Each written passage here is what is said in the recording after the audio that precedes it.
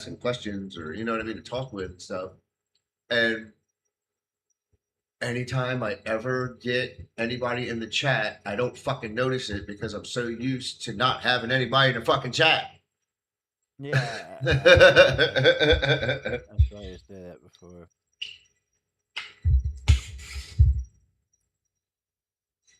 Yeah, I'm trying to like at least glance every once in a while. So it's up and on now. I got that fitted for the screen. This thing's awesome. It's called Restream. It's like I can for free. I can stream on two channels. It's pretty neat. Go ahead, share. Oh, I need to change this into this. Done. Save. Back. So change this one.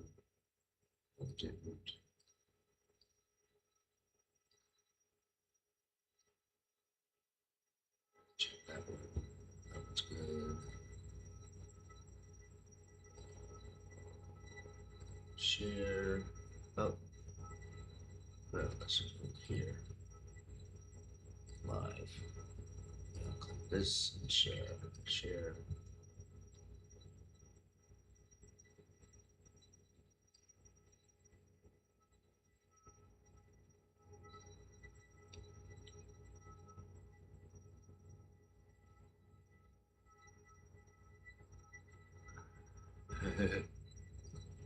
uh, Post and X and reload and share. Share.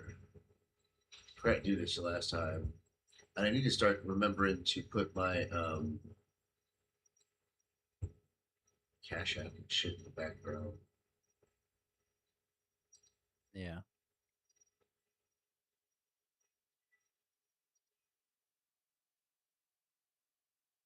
But why is my website not working? Fuck's going on? Oh, so that's what I clicked on.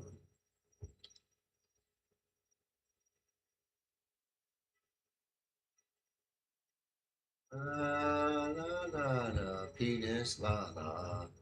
Okay. Good. Palworld. I'm hopefully gonna get out of this fucking dungeon soon. Hmm.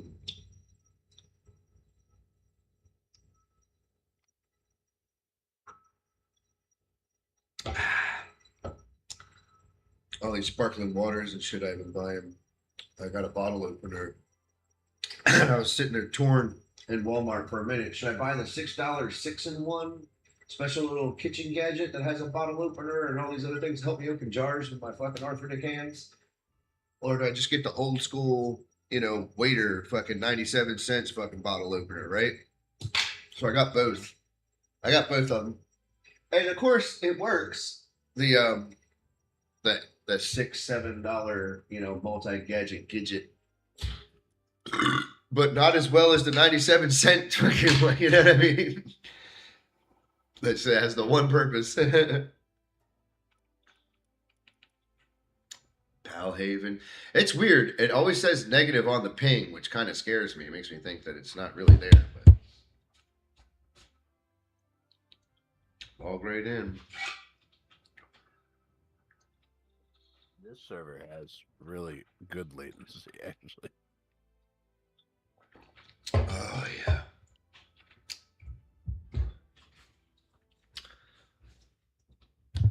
Because I guess it costs money to keep the server going, like $10 a month or something. So like they probably have like I think it's like Yeah, I think it's like a community of people that all pitch in money together to do this or something. yeah, and I hope this one doesn't go away because I'm fucking sick and tired of starting all over. Have I you get tried better at it. I better at get what? better at it every time, but Have you tried incubating any eggs? not yet. Do it. Do it. Let me see if I have any. It was Oh, incubating them instantly. Like I didn't have to wait for them at all. oh, you mean just grabbing eggs? Okay, yeah, I've done that. I haven't tried breeding. No, incubating. Yeah, and the incubators. Yeah, they were getting done instantly because you got those two over there. Yeah. Did I make that armor and never equip it? I think no. I'm wearing it. Yeah, the epic pelt What armor. was the name of that big motherfucker that you said you tamed? I was like, it's not in the PAL box. He's Uh, probably in your party. it's not. Let me It's not sort. Palpedia. because I ran into that motherfucker and I couldn't even hurt him.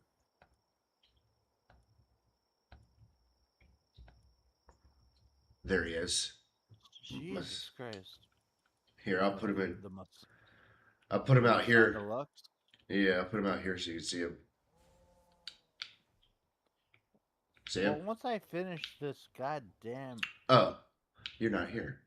yeah, no, I'm in this fucking dungeon that just does not seem to ever fucking end. I'm gonna collect the stuff you got from this run here, and I'm gonna go ahead and set up an auto assign. Man, my one thing was so awesome. I got like 133% reward back, like when I was on that first area, man. Oh man, we were killing it in that first area, man. That first server. Yeah, I'm grabbing your ignet, and I'm just grabbing like the stuff you got cooking and stuff, and putting it away. yeah, no,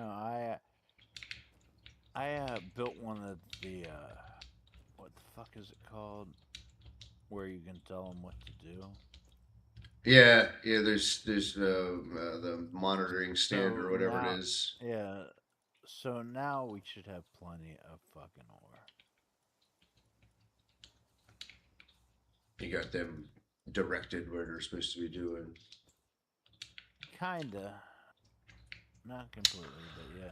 I was gonna build more storage things, and I was like, I build them next to each other, and I tore them apart and stuff. The metal chests seem to be the biggest ones. They are.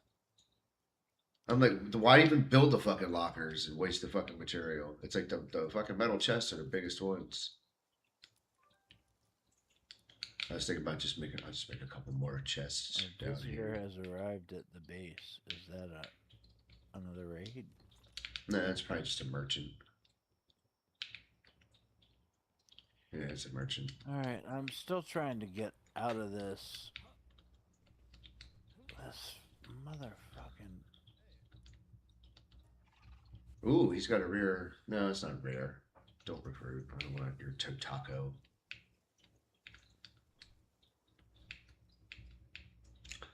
I was just thinking of something else though. I need to build. Oh, I want to make the other fishing rod. Oh man, you got some rings and stuff too. Oh, Petted of Diligence. The intermediate fishing rod, I have that now. Oh, did I not tech it up yet? Or am I not there yet? Where's the next? I thought I clicked on it the other day. Intermediate fishing rod. Yeah, I should have it. Fucking hell. Where the fuck is it?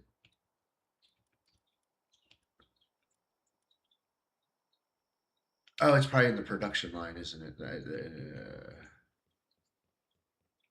Is this the production line? Yeah, is that? I was thinking about getting that, the V1 armor. Is it worth it? I mean, it gives you a lot of. It does give you a lot of health.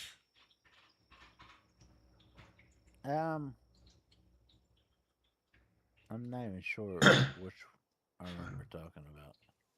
I'm still just wearing basic clothes.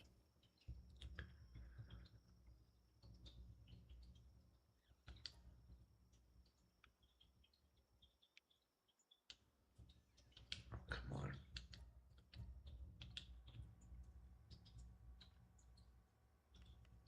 I'm gonna build one because I'm gonna try it out.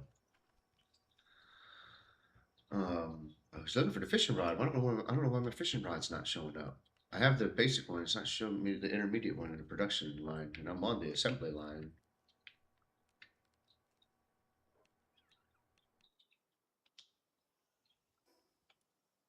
All right, I'm. I think I'm getting close to the end of this fucking dungeon, so I'll be back there with you in a minute. Let's see what the fuck we got here. Oh, it's a depresso.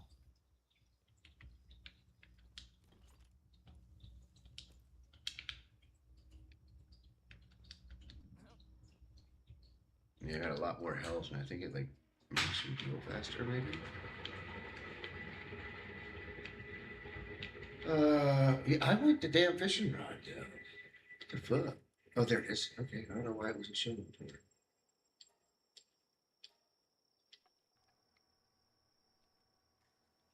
I don't like All how right, I don't like how it I, looks. It like messes with my eyes, but I'm gonna try it out anyways. so anyway, It's over here.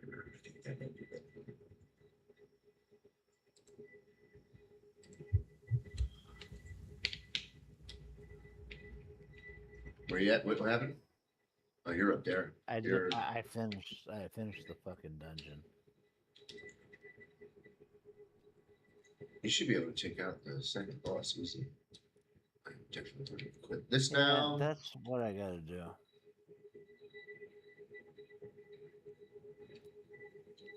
and I'm just going to discard the old fishing rod.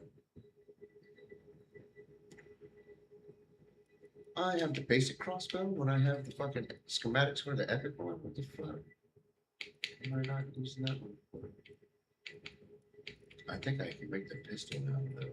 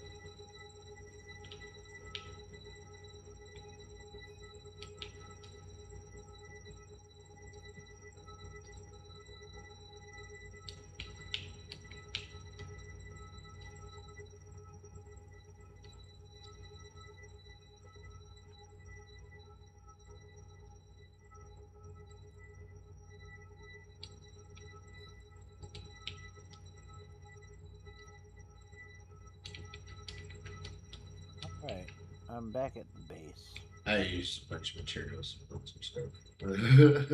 I needed it. Oh, I need to make this too because I don't have it. Wait, let me look at the guns because I should be able to make a pistol now. Yeah, you can make a pistol now. I don't know if I should make the pistol or the crossbow. I mean, I can probably fire the pistol a lot more.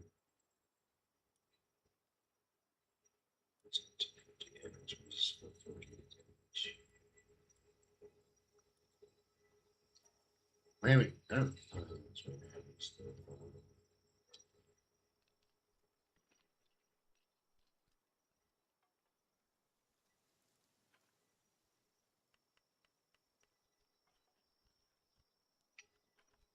Are you back at the base? There you are. Yeah, I'm at the base. I was gonna say, let's go to sleep so we can wake up and get daytime. It's almost daytime already. Yeah, almost. See him? He's right behind you. He's right behind me now. He's actually helping me make the rest of this crossbow. What's right behind you? Turn around behind you. I'm at the workbench. The weapon workbench. No, the big fish. Yeah. Yeah, it's on the Lux. Or whatever. Yeah, it was just a dungeon. When you said you caught that guy, I was like, he's not in the base. I assume he's in your party. No, he was in the base. He was in the PAL box, anyways. Unless it doesn't let us see the same guys that we called or something. I don't know. I didn't see him. He might have been running around here the whole time. No, I just did bring him out. I was like, here he is. I looked him up in the box when I came back in here, and when I just logged in, I looked him up in the box. I found him and I brought him out, so you can see him. And you Okay. weren't here. Which I can't remember where I That replaced bitch him. killed my ass. Where I replaced him. These bunnies. No, it wasn't a bunny. Should have a bunny out though. Where's bunnies? No. Andy working for the base.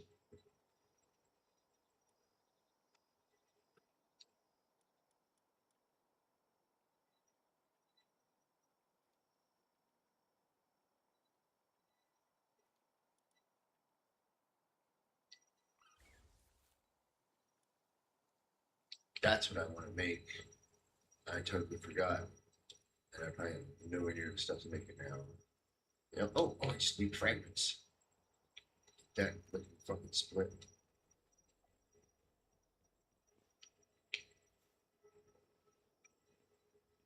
Yeah, I just built this armor just to see what it was like too. Oh, I don't need this stuff. I don't need this stuff.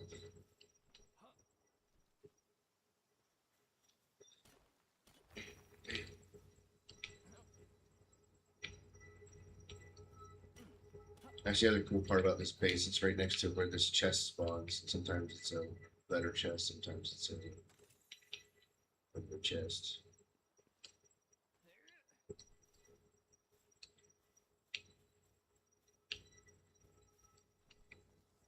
Man, I can't wait to get my speed up a little more. It feels like I'm not quite to the speed where I was before too. Catch some more boogers. Catch some more of these boogers.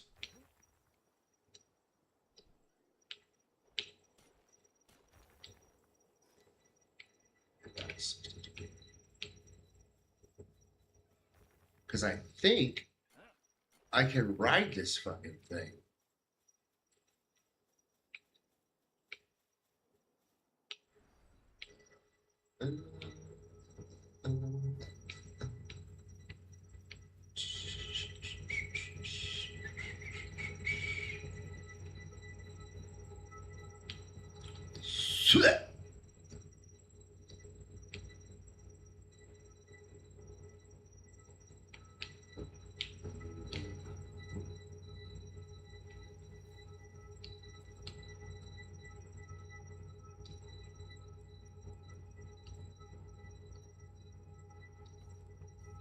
And then there's that lab. Yeah, not lagging too much. We need a high quality hot spring and weapon assembly line. I built the production assembly line. Yeah. Yeah.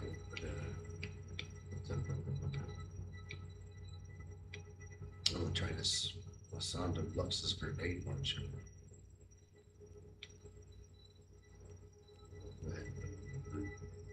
Try it out. I'm gonna go do this boss fight. You want to come do it with me, or Yeah, I'll follow it. What was it? It's not just, was it? Oh yeah, I wanted to check that lab. Did you see? Did you look at that lab up there at the top? I'll show you when I'm done fixing this. This is almost done. Awesome. Lux's grenade launcher. Up here.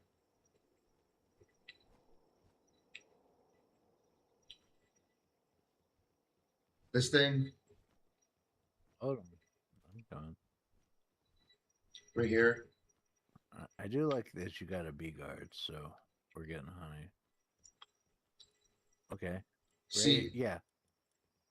I'm working on this. I'm working on the planting. but yeah, like this Oh, thing here though, we got like enough. click on it and you can see like you can upgrade the handiwork, kindling, water, plant, like the different types I of. can. I was working on the planting. We have enough now of the ancient manuscripts. I'm gonna go ahead and lock it in. Oh shit! If I stand on the outside of the base, it's show up material. That's neat. Okay, so that one is actually, yeah, it's moving. There's a lot of them just gonna build some cloth for. But yeah, you have to have the materials. I was looking at it. I wanted to get it further because I wanted to build a silo.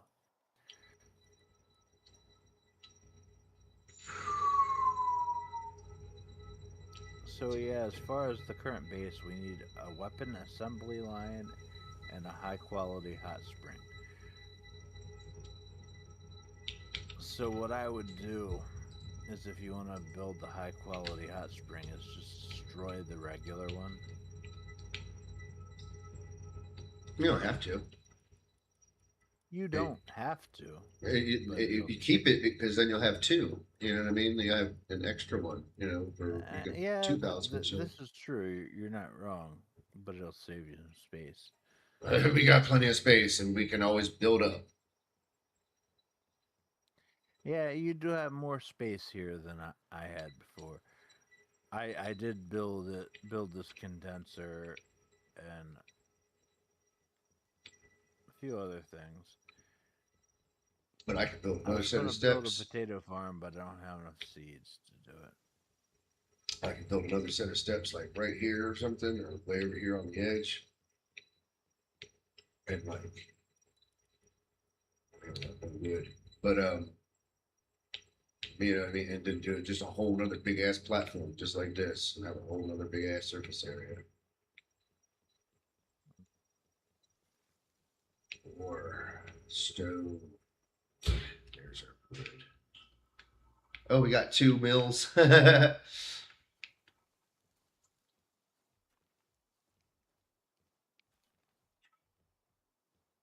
There was a mill I saw you got up at here. least like 2 or 3 fucking predator orbs or whatever.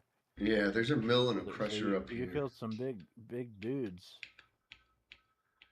Yeah, what were they? They were I think they were like just they're actually they were just like like the high like powerful like epic level, like they're only level 10 though, dire wolves. The dire house, which is my favorite fucking pal at this point. But yeah, that's those are the ones I've found.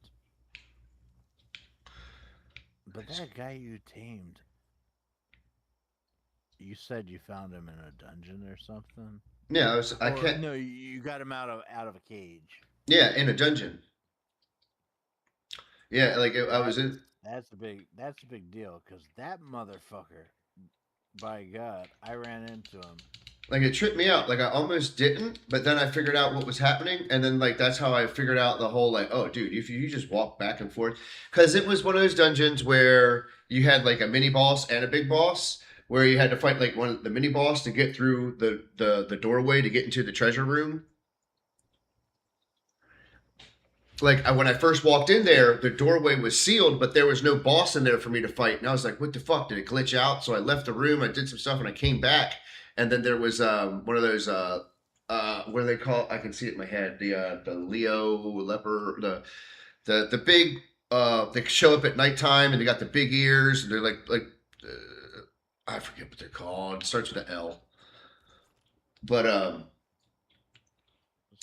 so I fought that, and I went through the sealed door thing. Like it was like one of those mystical sealed doors or whatever. And then I went through that, and um, he was just sitting in a cage next to a bunch of other pieces of treasure that I picked up.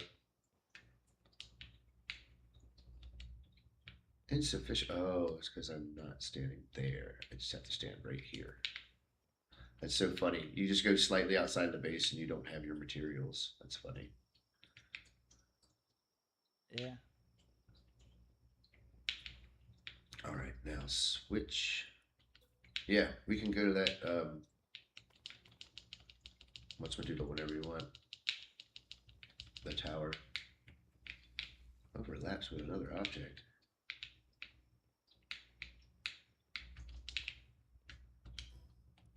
How?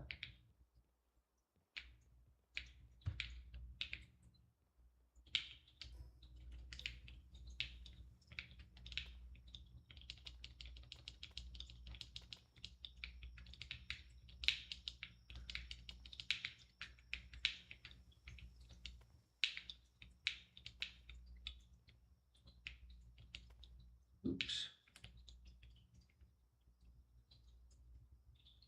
Yeah. If you want to do it.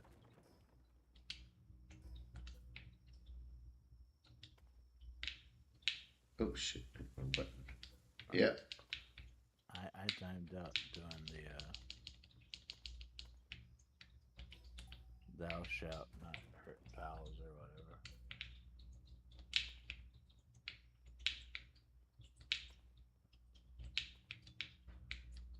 Probably strong enough to just finish it myself, but if you wanna come over here.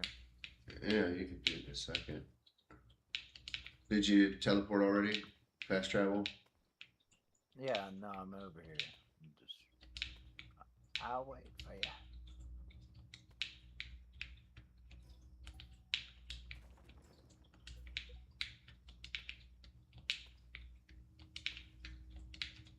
Oh, you're here at base still? Where you at? Let me look. No, I'm at I gotcha. place. The free pal alliance tower. All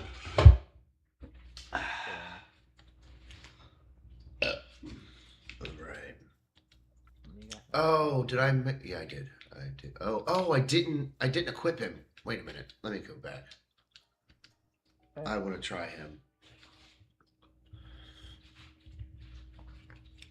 Oh, come on, come on, come on. How box? I know I'm gonna win this fight, so it's not a big deal. But if you want to come over here, Who do I want to replace him with, though? Katiba, fuck it. I'll just give up the carrying space. I'll get more carrying space eventually. Do we have any? Yeah, we have a couple. Let me take that, and I will do this and this. Oh, penis. Okay, and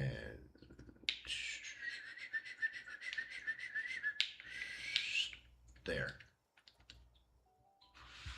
I'm gonna try him out. He's no good against her. I mean, obviously, you want to use a fire type against her, but I'm you gonna ready? try. You ready Yeah, for this? join, confirm. All right, let's kill this bitch. I went into a dungeon the other day, and there was nothing in there. I just walked straight to and it was short too. It was like one room, and then you're in the treasure room. Yeah, I've had a few of those too. That's just easy. Just walk through, grab whatever's there. But and that's what happens because they're just generated randomly. I wonder if she's harder if you have more people. I don't know because I almost finished this last night, and I just timed out. I think she probably is actually.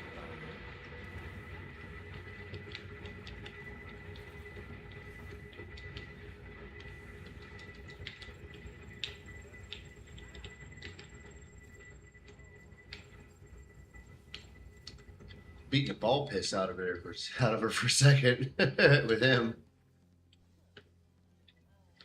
Bam! Shoot you in the head, bitch. All right, Foxfire. Burn that bitch to the ground.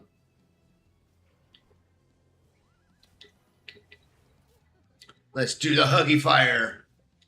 Huggy fire.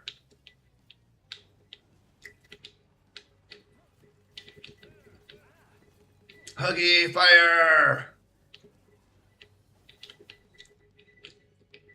Huggy fire. I think she is stronger.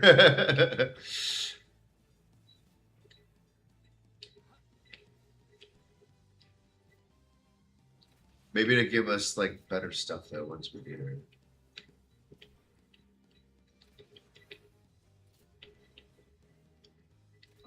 Oh, I almost shot that bitch. Got her. Yeah, 480. I'm hitting her with like 480 over here. 474. I saw that. Bam, 463. Oh, missed. I missed again. She just bobs her head slightly and you just miss her. Got you from the behind, bitch. You're going down, clown. Hey. I think she was a little harder. Yeah. Did you get your rewards and stuff? Yeah, I did. Sando Lux learned Tri Lightning.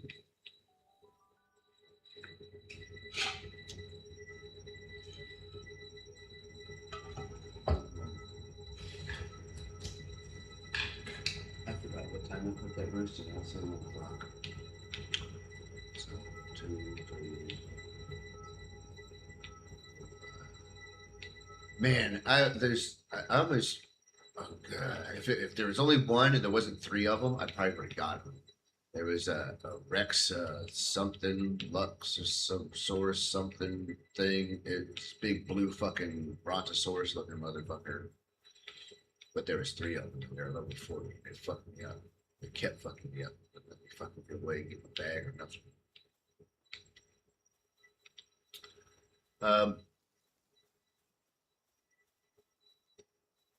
What do we want to do?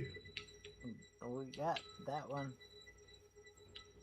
I got plenty of space left in my inventory. We don't have to go back to base right away. I got only have 121 Pokeballs and 9 Mega Balls. I got plenty, but I gotta go fucking report this for the next quest. Oh. Yeah, settlement. You got to go to settlement then, right? Not the original, the little settlement, but yeah. This one over here.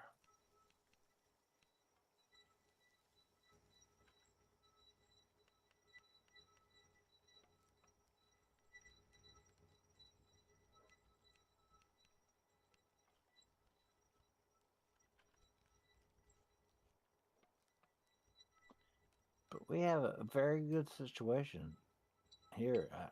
Oh, this fucking server doesn't just disappear. So, yeah, that's 6 predator cores. Yeah, I don't think so. I didn't know there's 4.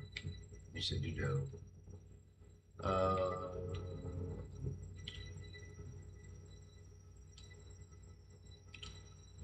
Try it. I want to try it.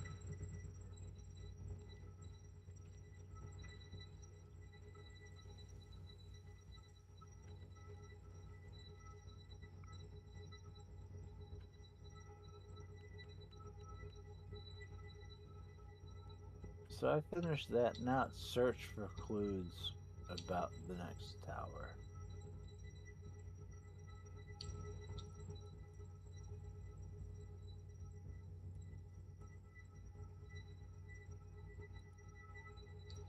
Yeah, I don't think we're doing that today.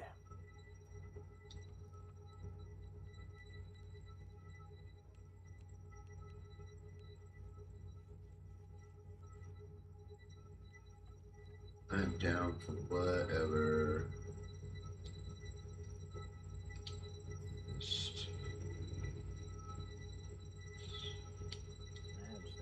I'm gonna take a drink and then I'm gonna go pee.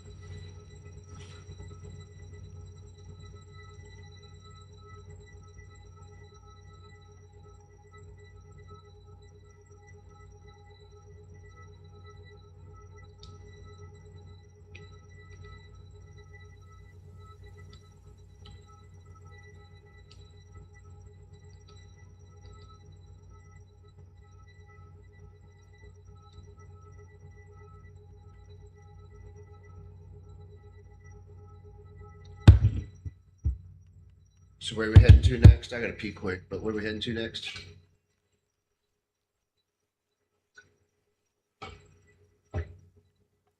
Hello?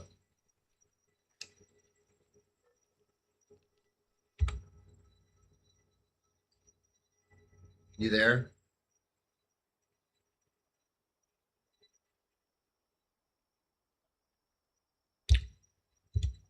I gotta pee quick. I'll be right back.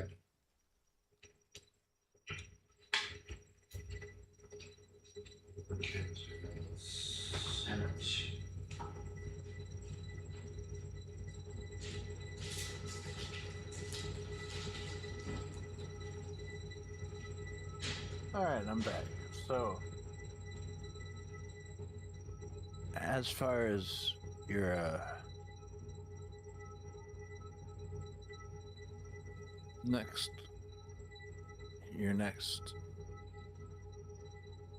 quest, what is it? Mine is search for clues for the next hour.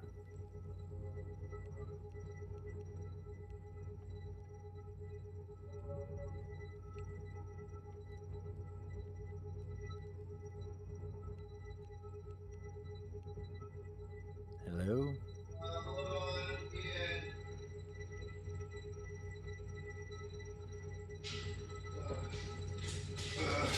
Had to pee.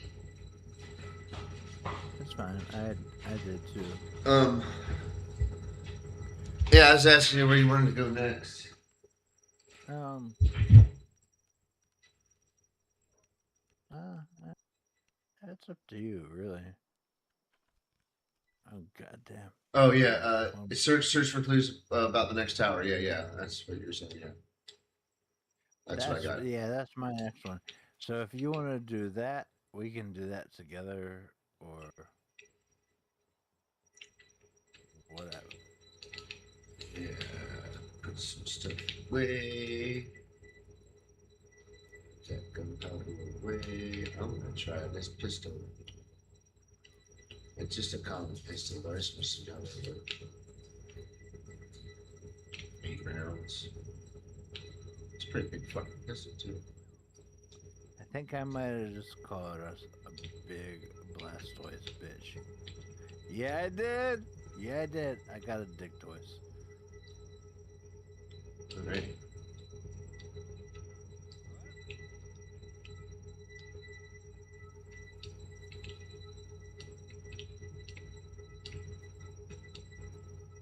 Oh, I want to put this right here. That way. We got a lot of ancient paladin scripts. Rampage diarrhea. What the fuck am I looking at?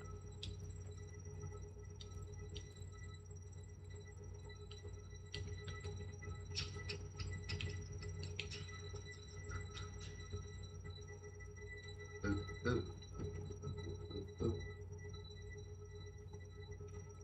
Start.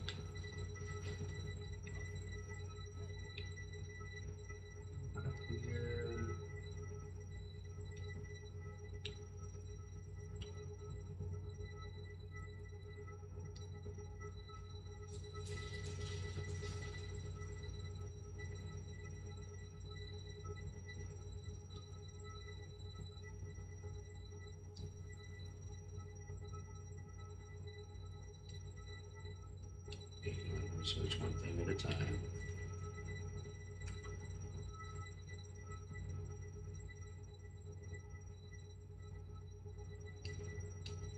Right. Hey, what? I don't know. Where's the next? Let's see. Where's the next little thing highlighted? Okay, it's south, west. You're way up north. Where do you want to? Do you have the Sea Breeze Arch Joe Church down south?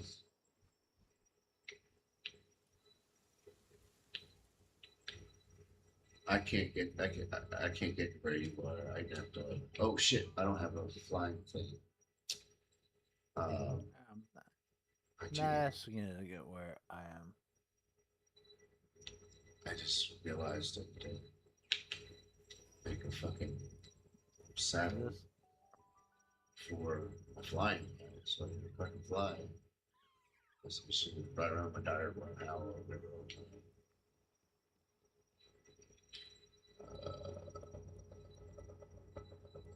Oh, do I already have it before I start making it? Let me look. Make sure. Make it twice. Okay.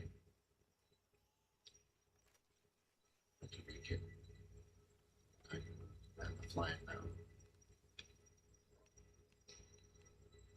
Nice.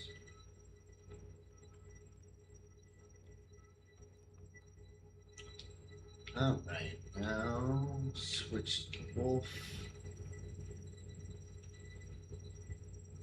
to Hell Zephyr. Please tell me Hell Zephyr. I didn't send it on the thing. I did. God damn it! I sent it on the fucking thing. It's not gonna come back for a fucking minute. Ah, fuck. Ah, damn it. I can't. Do you have a flying mount? I do. Fuck. I have to wait for that stupid thing to fucking complete before I can get mine, unless I find another Hell Zephyr or something. Do you need a flying mount? No, I was just gonna try to get to where you were faster, but do you have the Sea Breeze I, I, Arpeggio? ju- I just went back to the base. I know, I'm sitting right next to you. I saw you. Do you want to go to it's the Sea Breeze Archipelago Church? Do you have that one? It's direct. If you go directly west, pretty much from where we are, like slightly south, past the bone thing. I'm looking at the map, by the way. I don't know if you know that's what I'm looking at.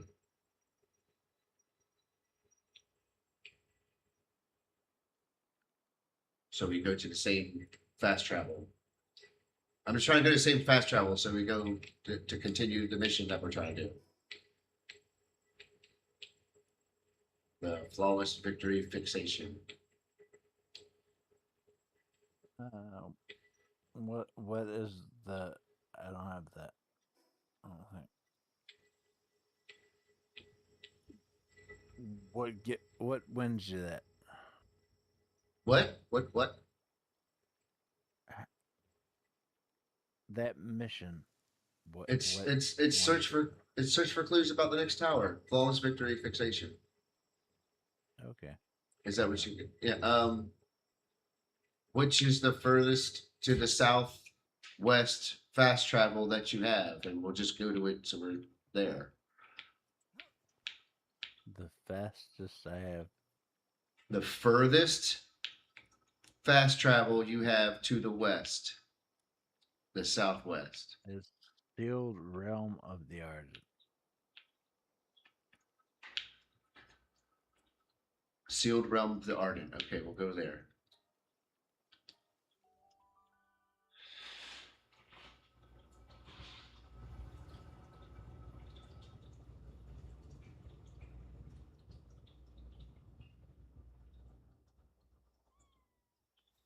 And we'll just start heading south.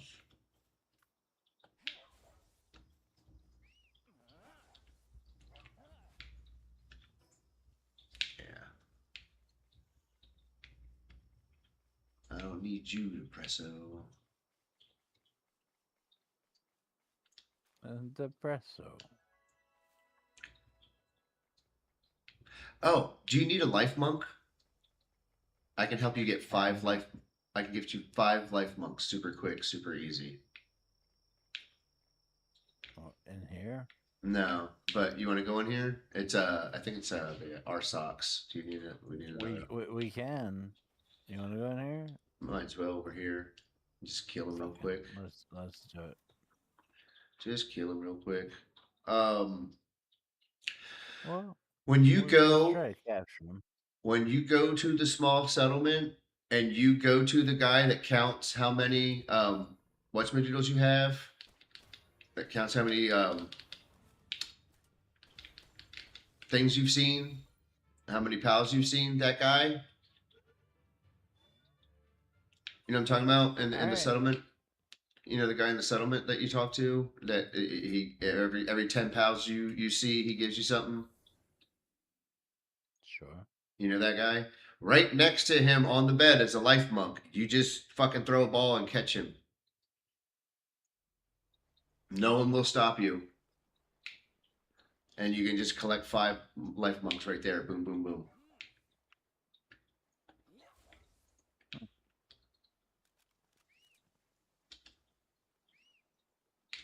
The hell? Get on the dog.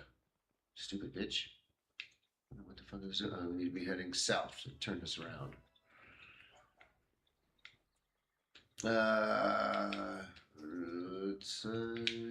Oh, this one of these things. Loopamoon. That's what I thought. That to get through the thing.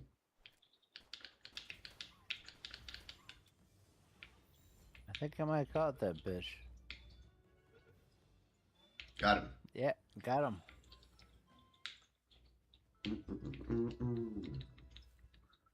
Oh, there's a treasure chest.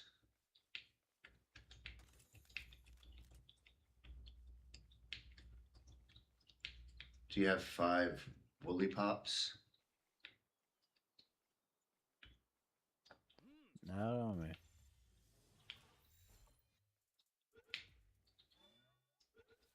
I think I already have 5. Condense some of these motherfuckers down and make a massive woolly pop.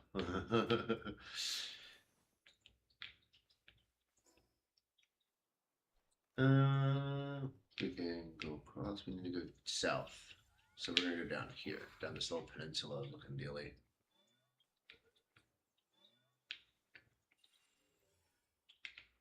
Get yourself a woolly pop. I caught one of them. Oops. That's good. Fragments. Alright. There it is. That motherfucker. Relaxosaurus. Oh, I'll catch that bitch. I don't give a shit. Shit. Hit the wrong button.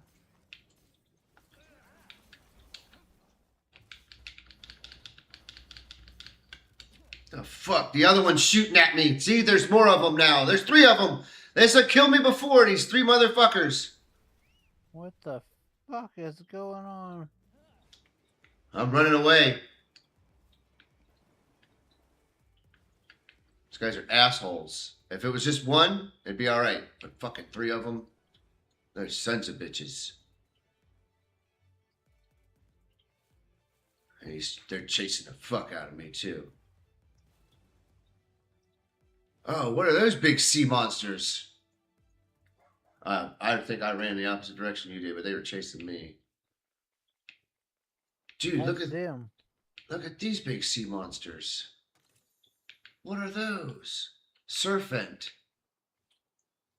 And they're much lower level. Still alive, but yeah, there were 3 of them.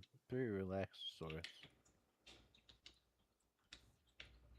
They're much lower level, these things over here where I'm at. These serpents. I've never seen them before. There's a whole fucking bunch of them. That one's flying away. Oh, what the fuck's hitting me? I thought something hit me.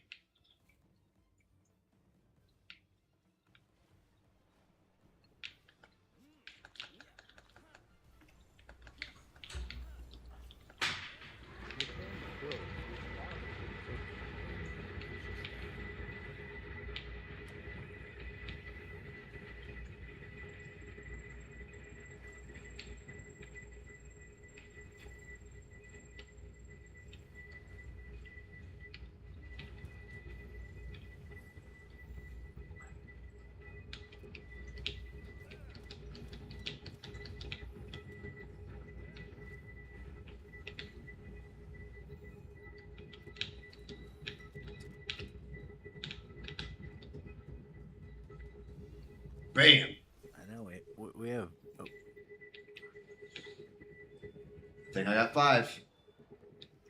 Is that 5? Yep. I got 5 serpents. Oh, you got some surfing bitches. That's cool. There's a bunch of pals fighting each other. Here's some dire owls and serpents fighting each other. Right. Now, where did you go? You made it down that peninsula. Okay. I'm still right in the same place. Trying to avoid those Rexosauruses. Yeah. Yeah. I'm going to go around them and try to meet you. Yeah, I'm going to meet you over here. I'm going over here. I see you. I see you. Yeah, I saw it. Stay the fuck away from them. They're alerted. They're all right. They're fighting something else.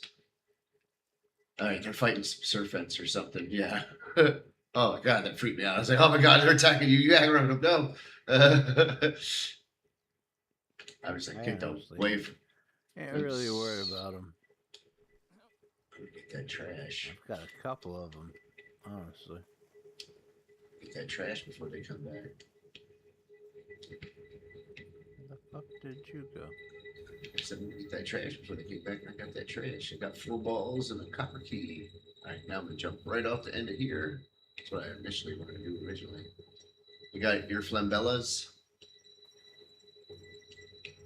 Where you at? Look, I got a lot of fucking pals.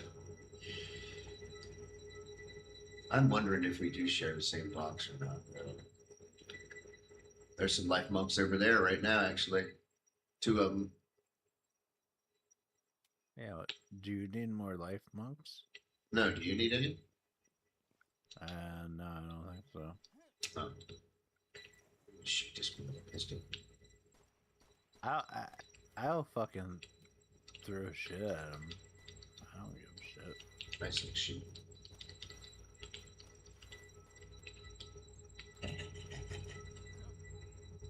What are they dropping? Drop. Wheat. How much of wheat? How many wheat seeds? Alright. Oh, there's a treasure chest.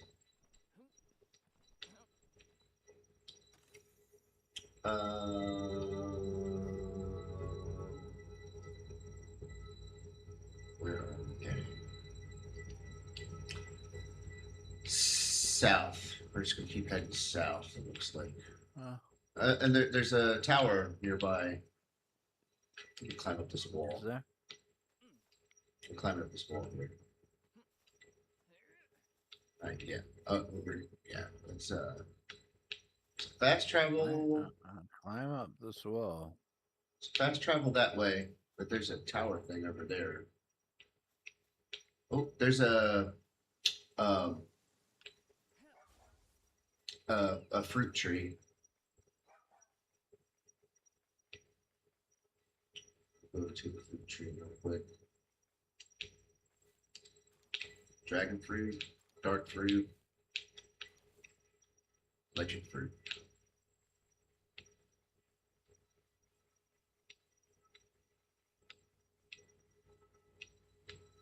Okay, now.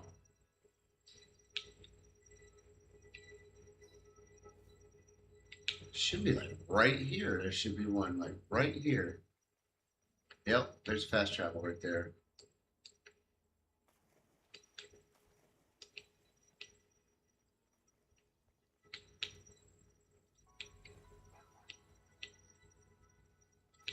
Need that fast travel. Alright, we got the fast travel, but I'm gonna zig and zag over to that tower over there.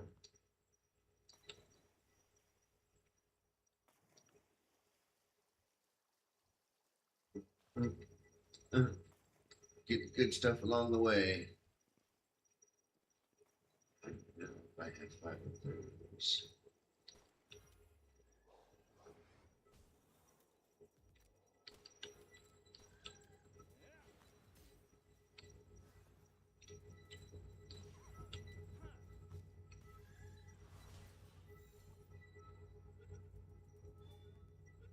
Yeah, 5 of those.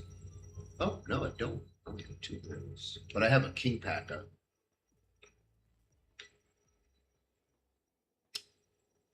Alright. Jump.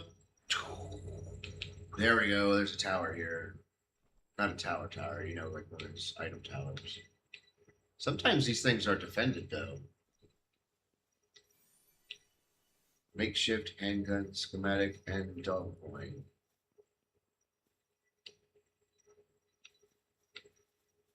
I need to go to that guy and get those actually, like dog coin. So I have the dog coins to go buy those accessories now, I think. Trying to get myself pointing in the right direction. I want to be pointing at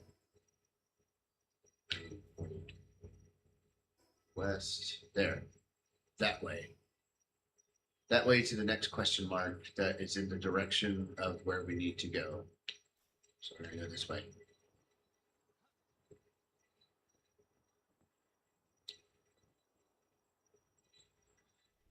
Boop. Boop.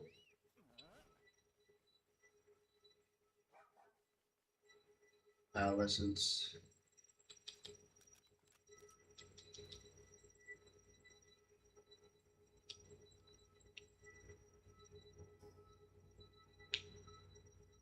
Whee!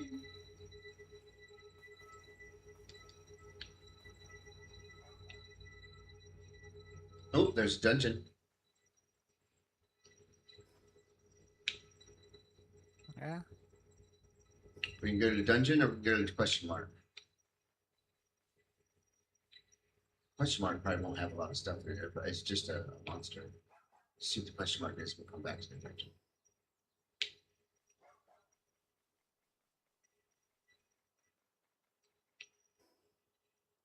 It's right here. Oh, yeah. Oh, is it the Sweepy or is it the fucking dire wolf? Get this Allison's up behind him.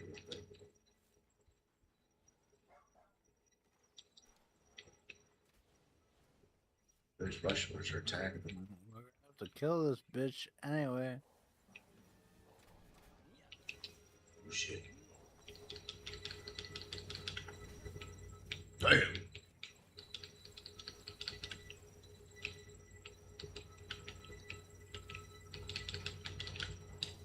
Damn it. Get me off of this fucking thing.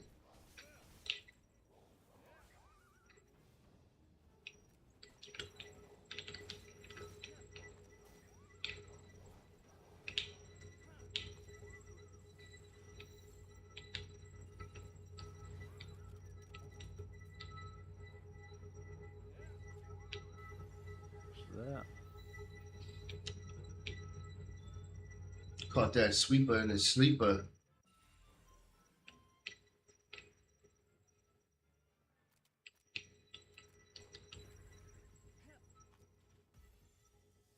I didn't even throw a mega ball at him.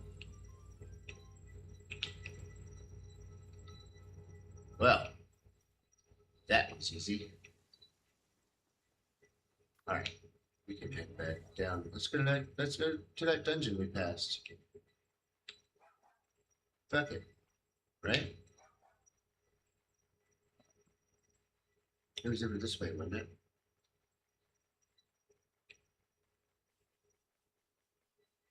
Wasn't it like over here? Yeah, it's over here. What you got? Ooh.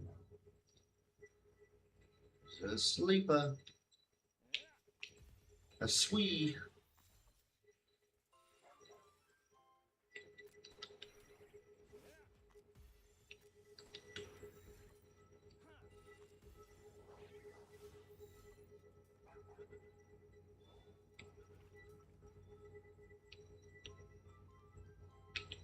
Where'd that sweet go? Oh. I almost got 5 speeds. It's within 5 speeds.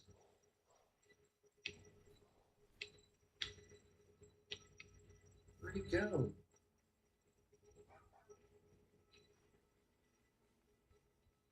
Dire now killed him. Where you at?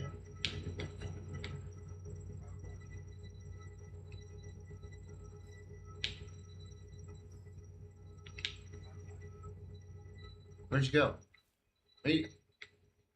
I'm still here. Do you want to go to the dungeon, or do you want to go? What? I ran back to the dungeon, and I noticed you were behind me, and I started catching squeeze. What are you doing? Oh, no? Huh? I ran down to the dungeon, and you weren't following me, and so I started catching squeeze, and then I realized you weren't doing anything, so I came back to see what you were doing, and see if you want to go to that dungeon or not. Not probably.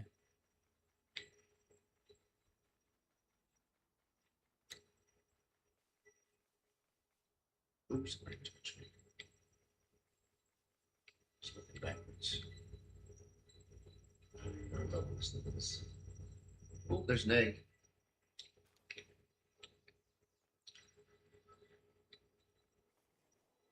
Level 13. Easy peasy. Do this dungeon? This one here? Alright, let's do it. That'd be quick. Just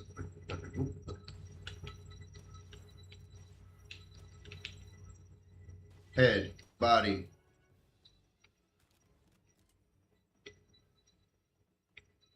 It's not super strong, but you can get a lot of shots off. And you get a critical, it's fucking just as powerful, if not more powerful than the fucking crossbow. Damn. Drop These bitches are just fucking firing off. Drop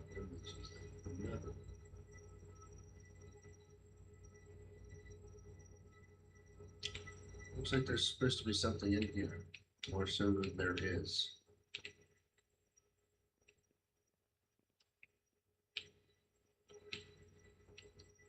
Doesn't it? Doesn't it look like there should be like a big fucking showdown in here or something? Or something like nice to be in here or something?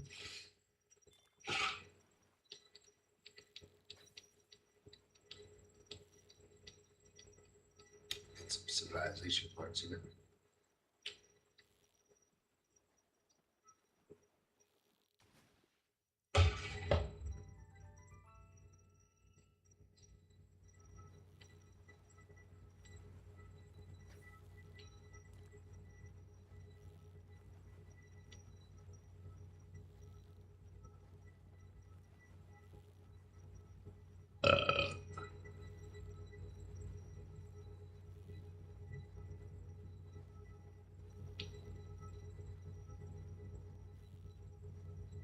Nothing's taking my bait.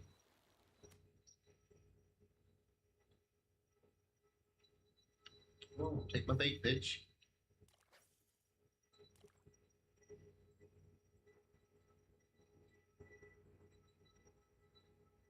Bitches are glitched out or something. They're not taking my bait. Yeah, it takes a bit. Usually it's pretty instantaneous. I got 12 simple baits. I don't have any special. Okay, well, we got two directions. We can go here. I have 5 of you. About to find out. Let's see. Oh, you got away.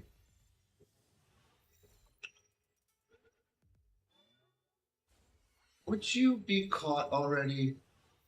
I don't want to shoot you. I'm going to shoot you. You're not going to go. I don't have the gun out. I didn't want to shoot you, dude. Let me shoot you. Ah, I caught you 100%. I was trying to do like. Here we go.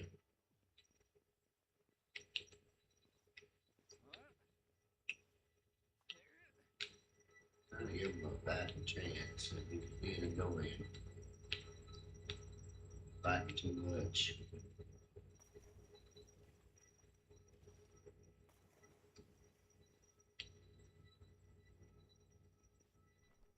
Dora the Explorer.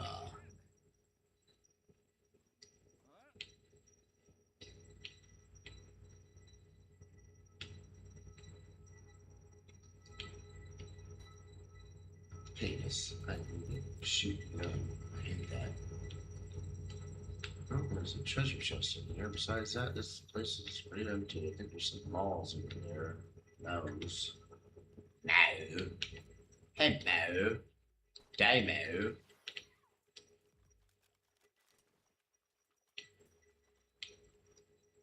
There's Lotus.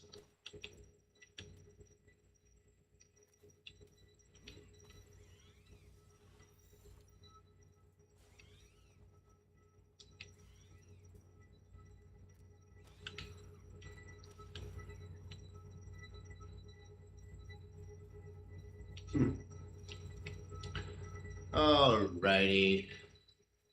So there was nothing in there. Where are you at? Where am I at? There was nothing in there. So move it this way.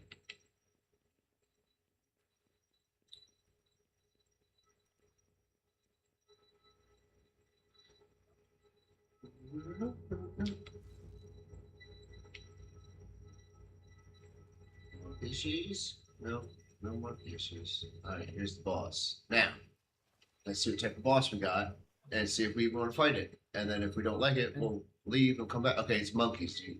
I can get that monkey. I don't have all 5 of those monkeys, I don't think. The tansies. But we could always leave and come back and it'd be something else. Or do you need tansies?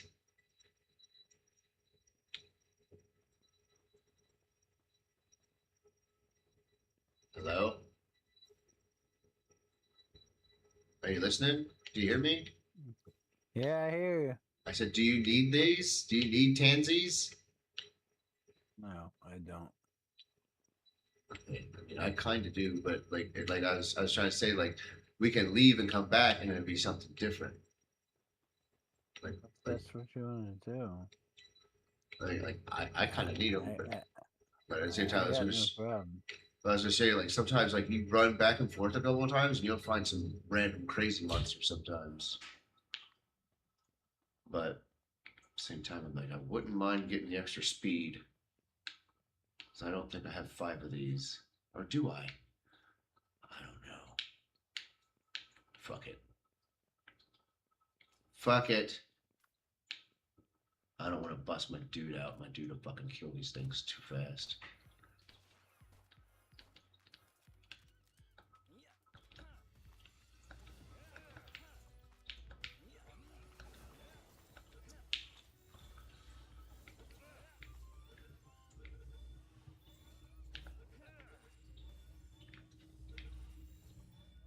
Yep, now I got all 5 chances I need. Fair. I said, I caught some weird, crazy ice water monster the one time. I can't remember what the villain was called at all. Oop, I grabbed the tech manual. I wasn't even thinking. I was about to run up and grab both of them, and I was like, oh shit, I grabbed one, and I was like, I better not grab the other one. I really wouldn't care. And you get the speed one next time. Alright, now I'm gonna keep running to where we have to run to. Oh, yeah. I still have a lot of stuff for my stuff. Okay. Wolf. We're gonna keep heading west. I'm gonna get some elevation though.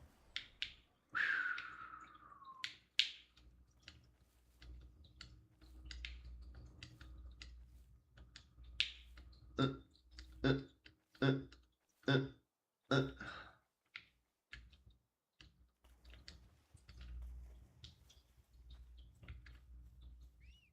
I don't think I have rush orders actually.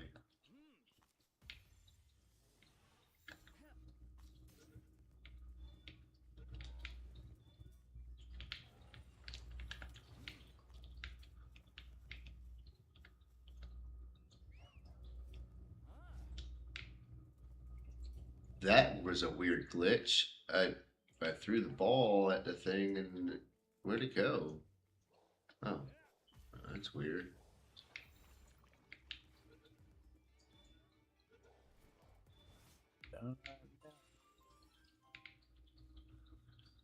Alright, one more rush order.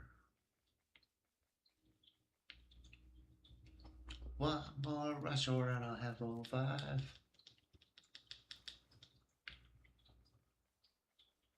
Oh, and there's a tower over here. It's being protected by something.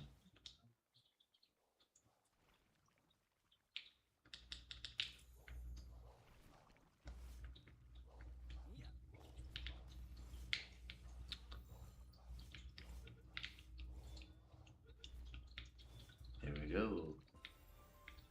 Rush order 5.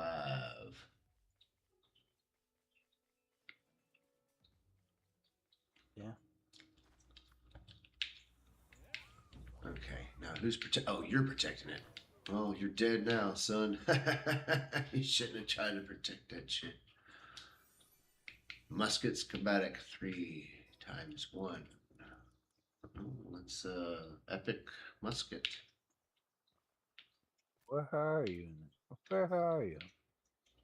Where are you? You're back at the base. I'm at the base, yeah. Yeah, I kept going towards our goal that we were trying to achieve.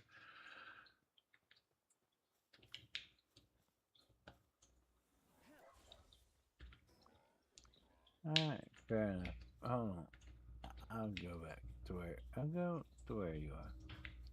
And you can fly too. Oh yeah, there's the. I kind of want to get my flying mount, but I'm nowhere near fast travel right now. I could run back and drop some of this stuff off and get my flying mount, but I was seeing if we could run into some more shit. Another dungeon. I have a running and a flying mount. I'm trying to catch up with you. I'm just running by foot right now. Maybe I'll run into another dungeon or something along the way we can jump on. Oh, there's a boss down here we can fight. A bunch of depressives here. A bunch of daydreams over here. This is the middle of the motherfucking night. Ooh. Dire House are fighting each other over here, but I see some good fishing. Oh god damn it. Oh, they scared the fish away. They were fighting around the fish so much they scared the fish away. These dire hounds are like fighting each other and they're scaring. Oh, now they're attacking life monks in their sleep. These guys are mean.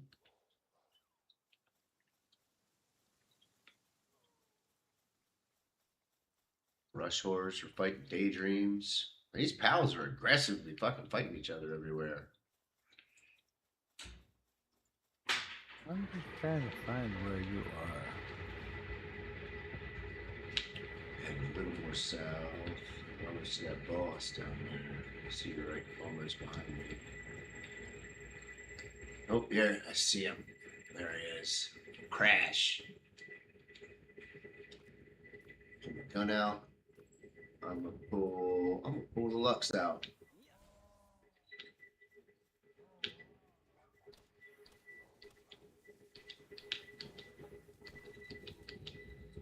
Drop that son of a bitch's pal quick. Oh, and he just punched the fucking shot the shit out of you. Fucking murdered that son of a bitch. You find that big bitch right now? Did he give you a boss? Did he give you a boss kill? Is that your guy or am I fighting him? Oh, I just killed something. Oh, they let you pick it up. I don't know what I was trying to pick up. So anyway, I'm here with you now. Yeah, I can see that.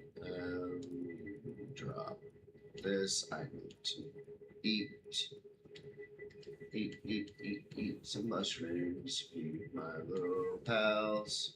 Make myself some room in my inventory of doom.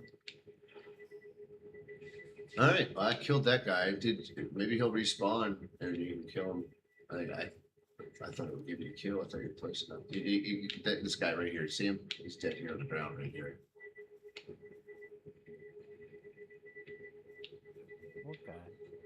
Right here, you got Devil Ground. You got that big Masanda Lux. That belongs to you.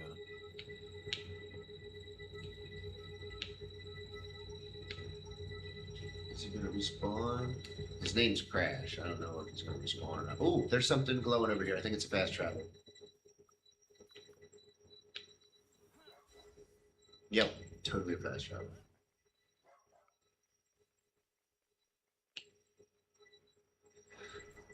I didn't need to hit the attack button. Fast travel right here. Cool.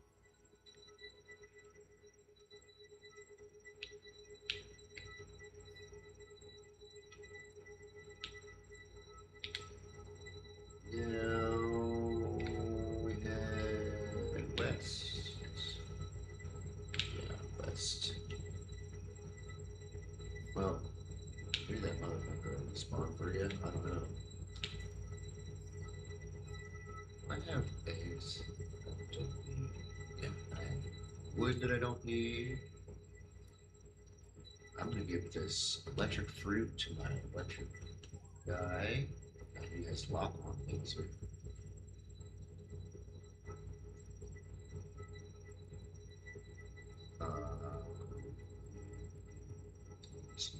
Eggs. Head a little more west. Life monks everywhere out here. Life monks and daydreams sleeping everywhere out here. I'm following you.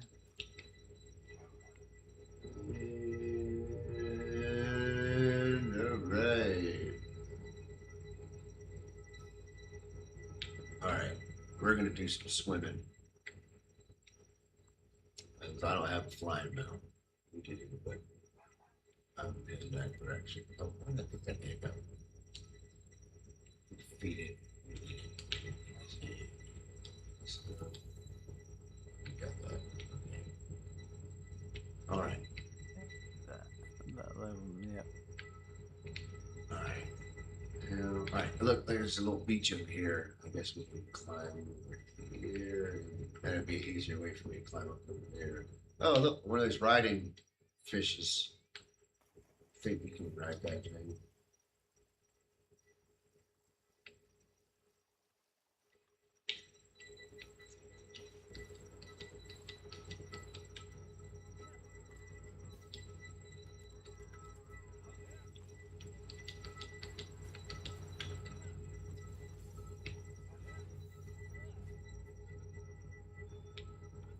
Gotcha, bitch. Demand. Yeah. We should really try to get a couple of those because they get the pal liquids or whatever. Oil. Maybe liquid and oil, probably.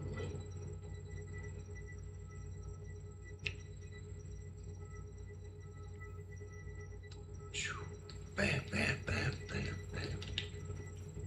Bam, bam, bam. Caught one. Bam, bam.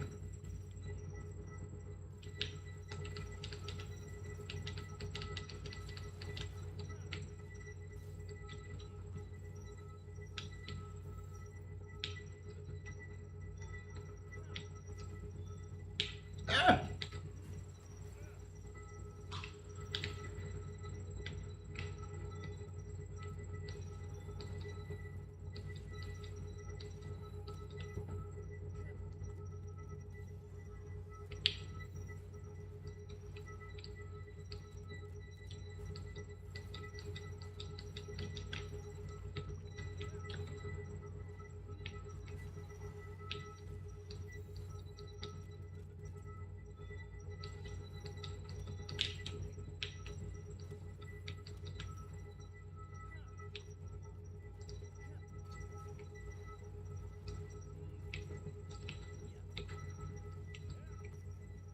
Get that bitch, for God's sakes. God.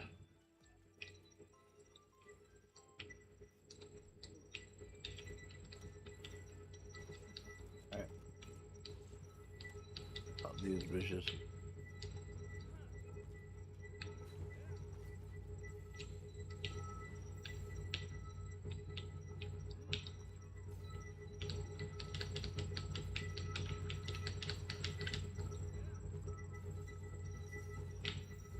Another one behind me? Yeah. How many's that? That's 5. I got 5. You want to try to collect some?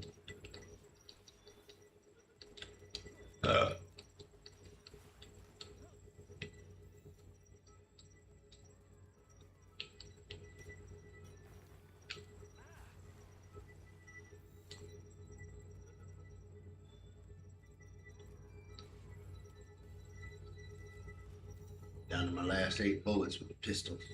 But I got my crossbow.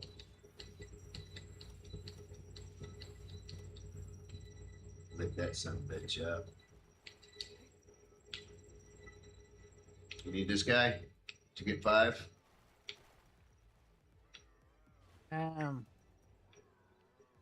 Try not to I kill don't him. know if Teach I don't know if I got 5 or not. your speed boosts.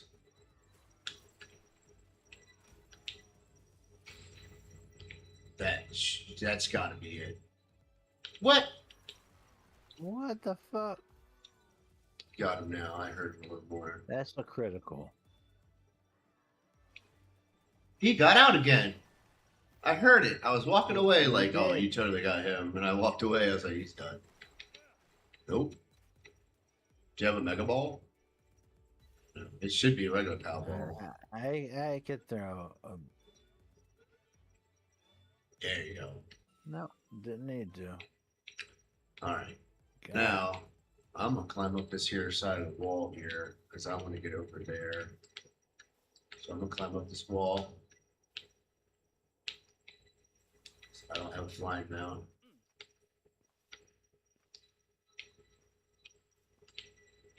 Right. That was easy. There's one of those trees that's like at the end of the dungeon. Oh, you're branching off things. I'm off of it. Right. Oh, oh yes! I've been wanting to get one of these motherfuckers. I almost caught one once before when they raided our base. But our fucking pals killed them too fucking fast. Try Mega Ball. Oh, he threw that stupid shit at me. Got his ass. It is bunk. Got me at least bunk. Sulfur.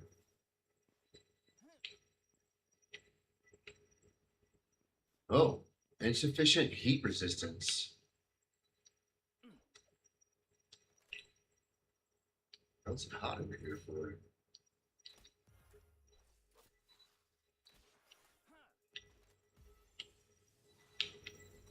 Why is it so damn hot over here? I don't know why it's so damn hot, but I know I'm going to get to that fast travel point. That's all I know. I'm going to die from the heat, but I'm going to get to that fast travel point.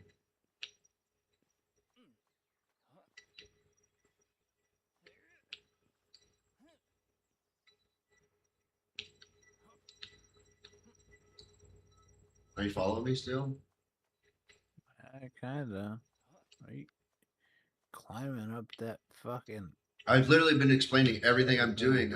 I've literally been explaining everything I'm doing.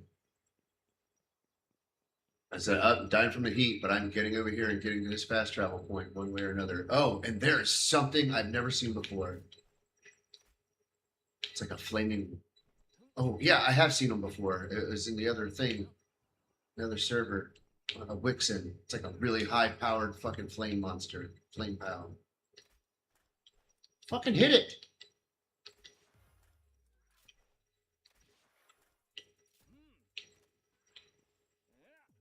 Hit him. One. Got him. Awesome. Now I gotta get to this fast travel point before I die.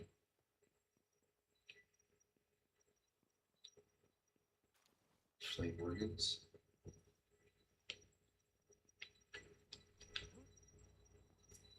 Grab some more along the way. Since I'm right here. Are you up here? I'm up here. I don't know where you went to. Run into the fast travel.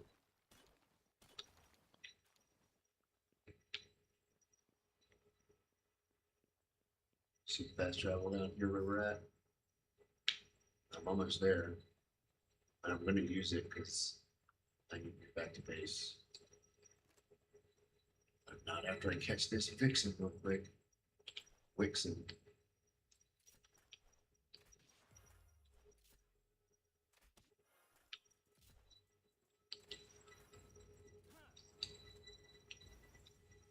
Get him.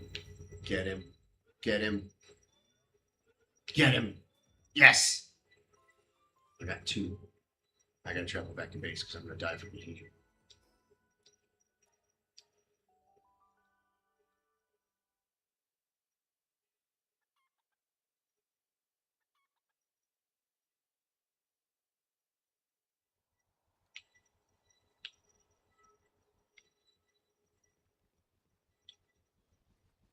Let's take that back. Wow, we're going to have a lot of ignorant. Speed increase. God damn.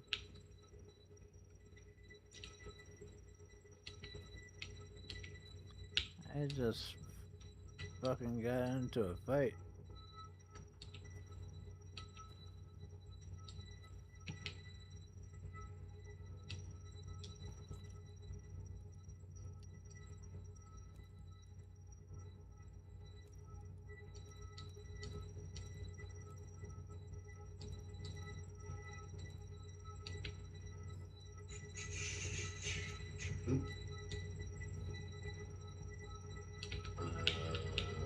Like this.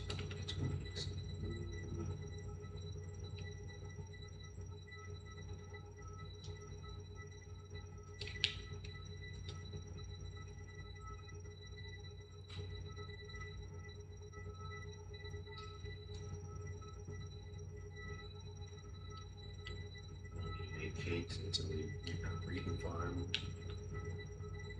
which I think I can make the breeding farm now.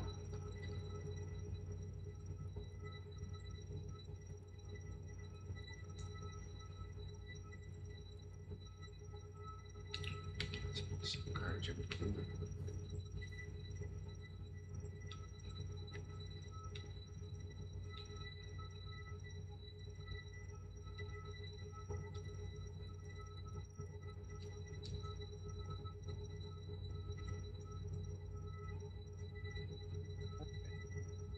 Made it back. You back to base now? Yeah. Back to the base. So did you make it to that fast travel, or you just went back to the other fast travel or something? What now? Did you find the new fast travel, or did you go to an old fast travel or something? No, I found the new one. Ooh.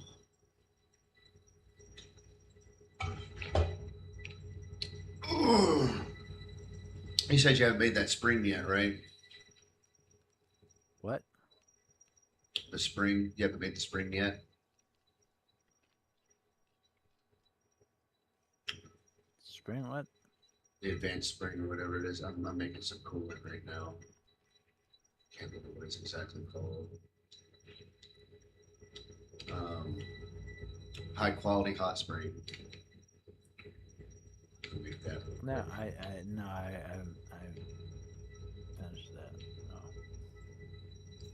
That real quick. Here. I got some god damn eggs.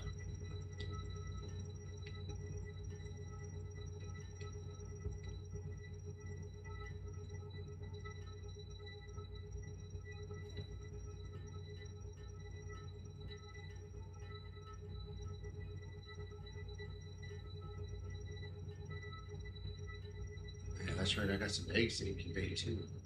Did it like incubate like right away? Absolutely, it did.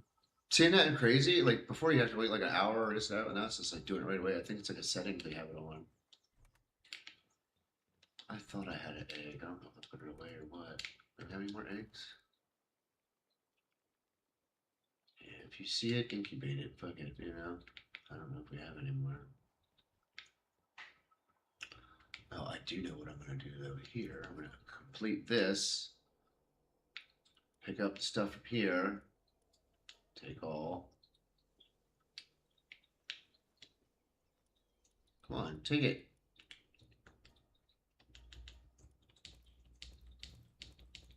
Oh, come on. Don't be glitching out. It's not letting me take the stuff. I wanted to take the stuff so I can fucking switch to my Hell Zephyr.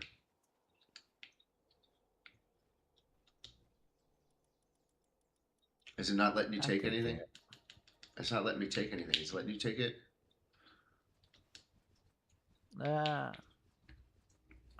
I'll set it. Hold on. Give me a moment.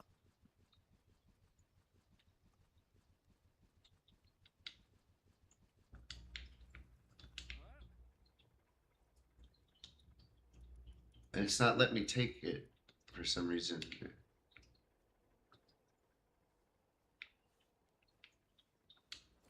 I wanted to reset it.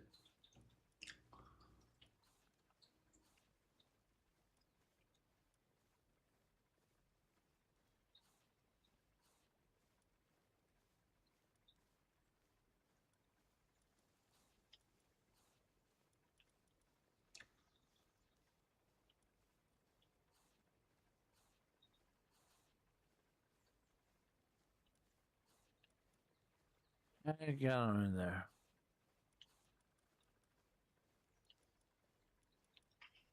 Uh,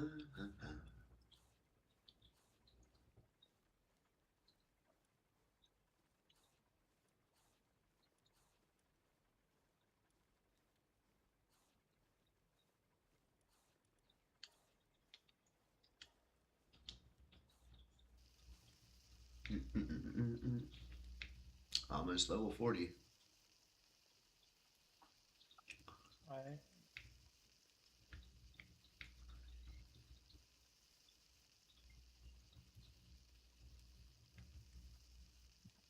Not quite that. Let's see.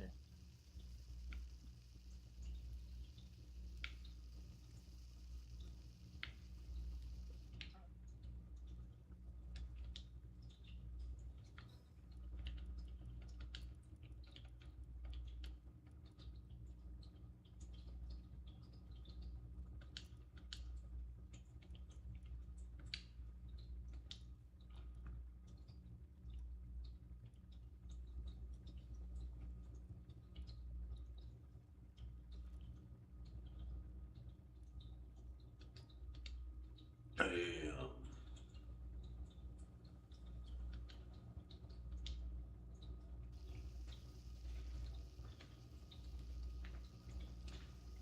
Oh, my neck.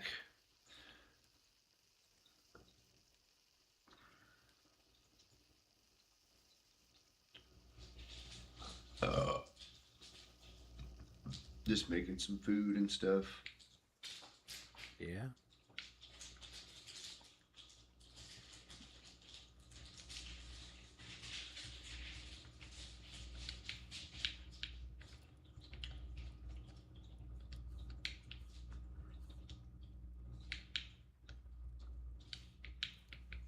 Holy crap.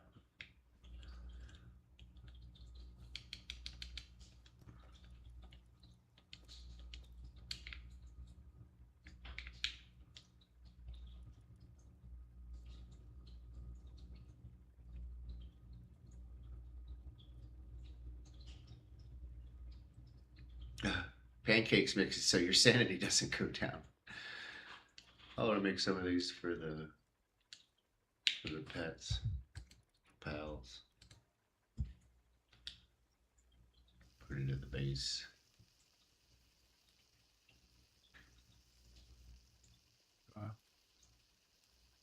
Did you get those things to clear out? What now? Did you get that thing to clear out? That I'll check it here in a second. Make these pancakes.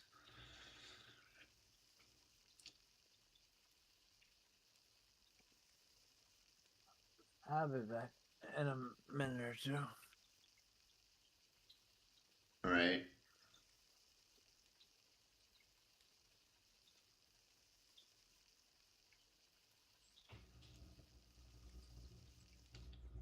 Acquire.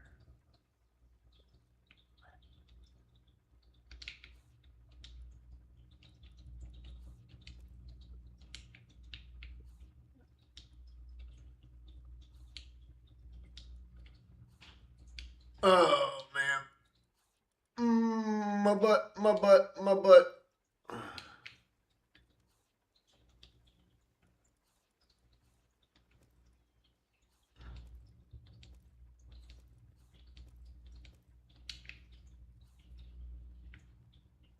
This needs to go in the frigitator. Put it in the frigitator. You stupid masturbator.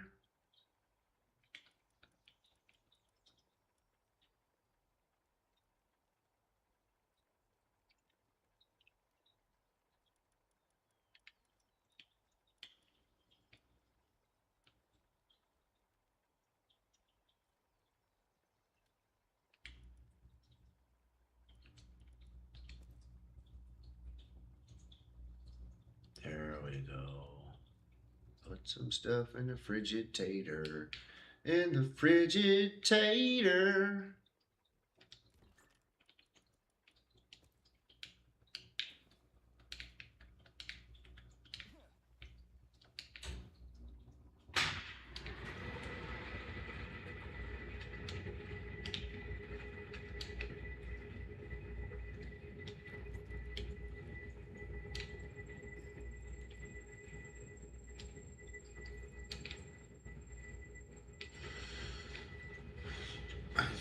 I need to make food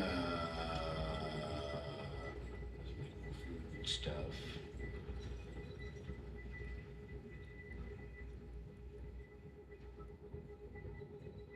Need that improved furnace, that's for sure.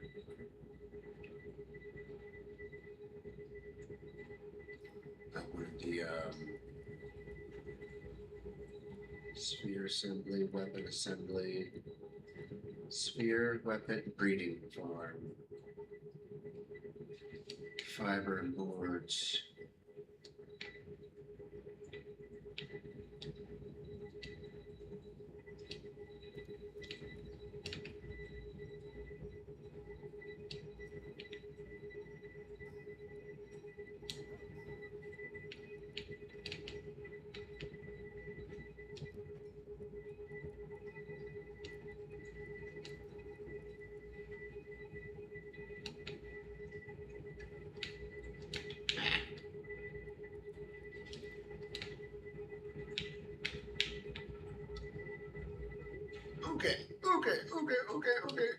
Okay. I need we need wood boards like crazy. Fiber. We need mad fiber. Oh! One way to get fiber.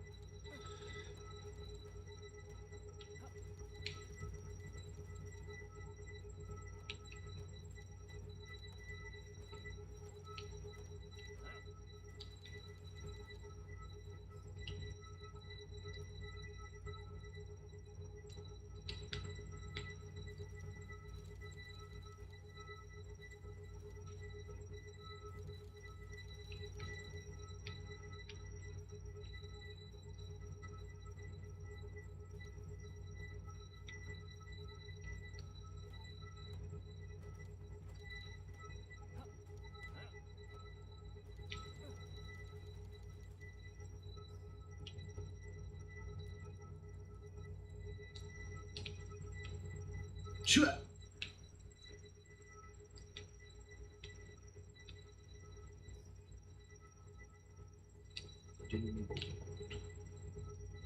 Wooden board.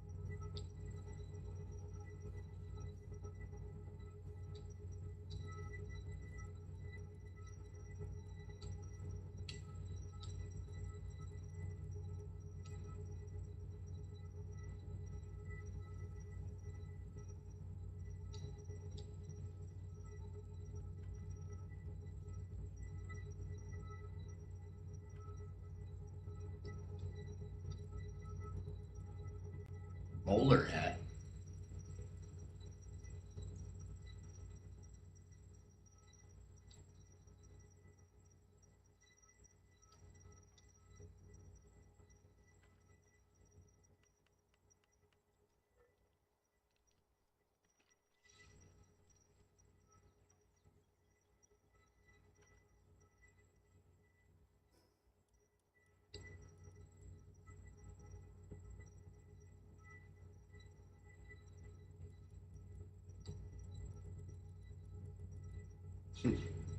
Very little, but it's something.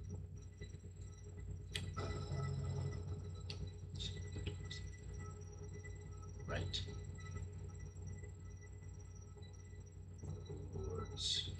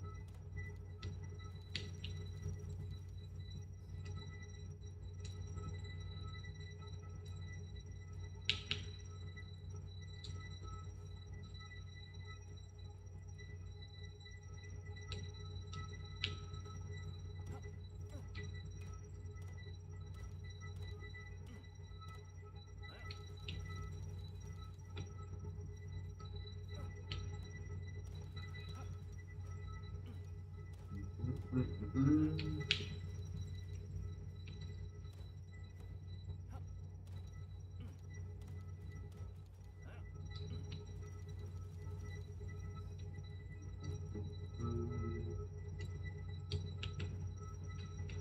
Oh, yeah.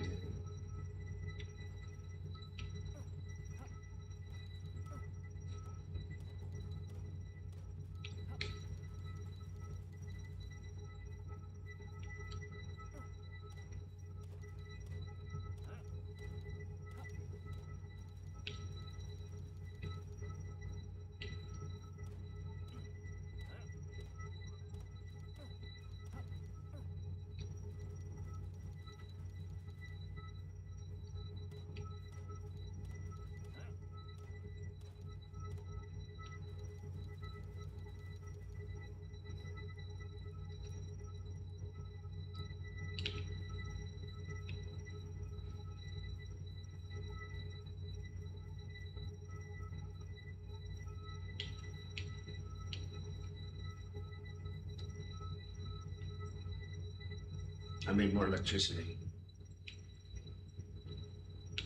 You hear me? What? I made more electricity.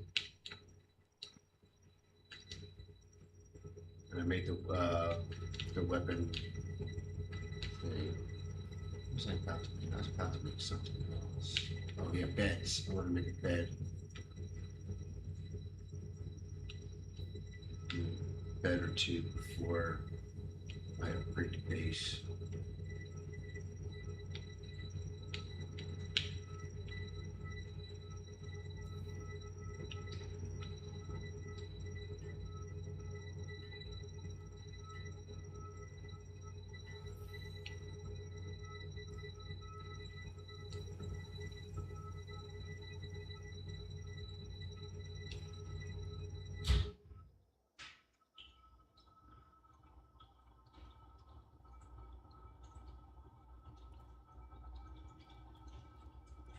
Hmm.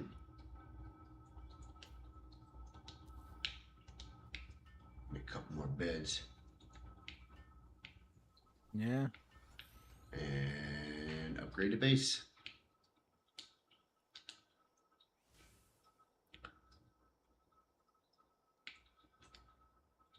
Okay.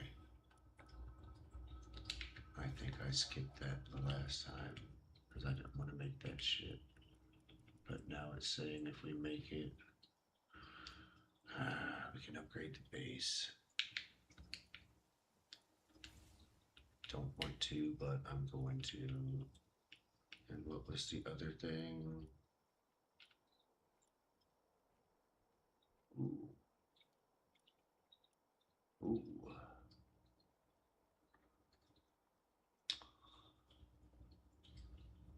2, 4.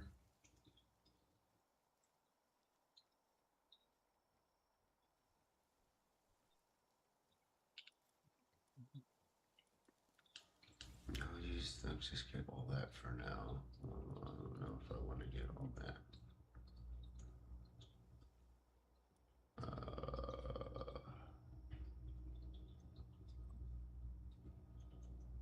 Oh, huge feedback. Definitely want that. Okay.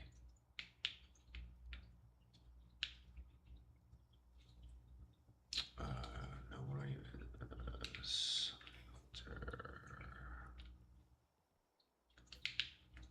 Make this stupid thing and never fucking use it. I just need to build it for the sake of building it for the fucking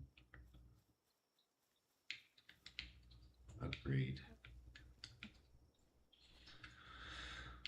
Build it far, far out of the fucking way, but we'll never fucking use it.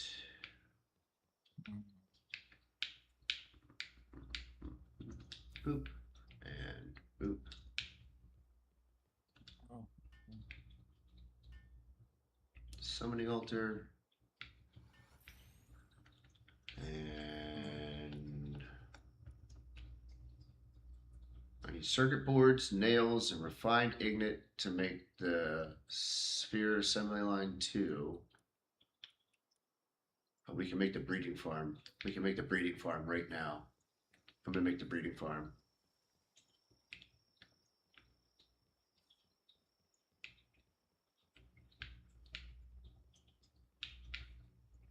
put it. Oh, perfect. Right there. It's nice. Nice. We have the breeding farm.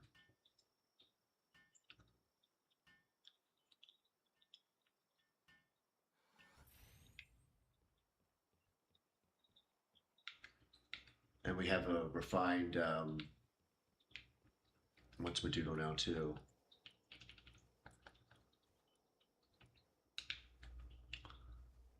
The enhanced, whatchamacallit, enhanced, fucking, furnace. And we need potatoes, carrots, and onions. I have onions.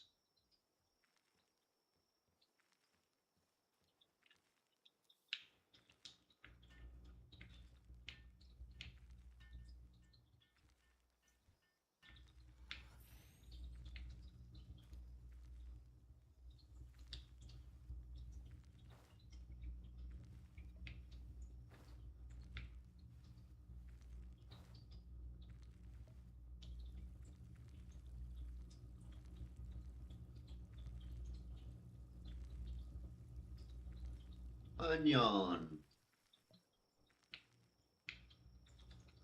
Hotter than a pepper sprout.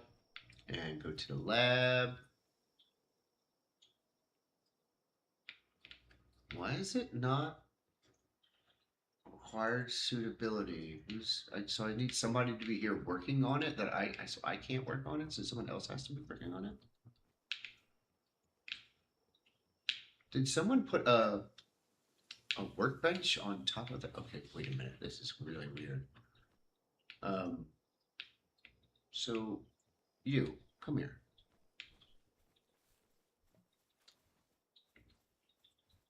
Stop moving.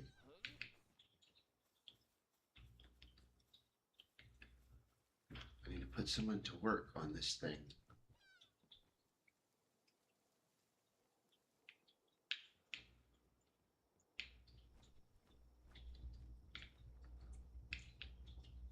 Okay, Google. What do I need? What PAL do I need to make work to make the handiwork speed level at the PAL lab to work? To research handiwork speed at the PAL Labor Research Lab, assign any PAL that has the handiwork work suitability to your base. The required handiwork level of your PAL depends on the research tier. Handiwork speed LV1 and LV2, level 1. So anybody should be doing this and should have had been doing this. Let me see Michael's thing here, if this changes anything.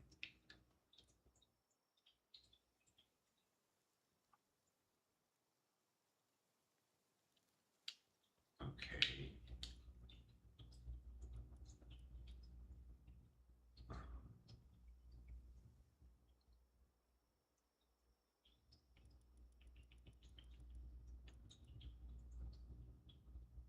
Okay, so somebody.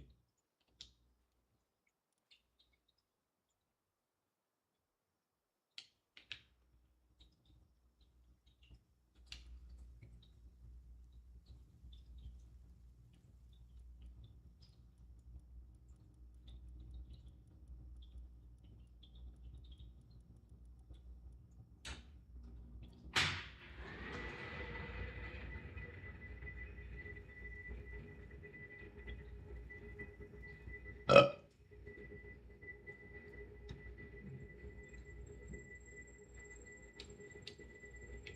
get to work on that shit, bitch.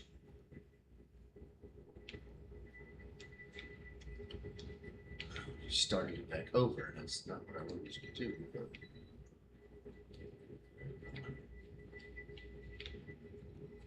Yes, he's fucking working on it now, finally.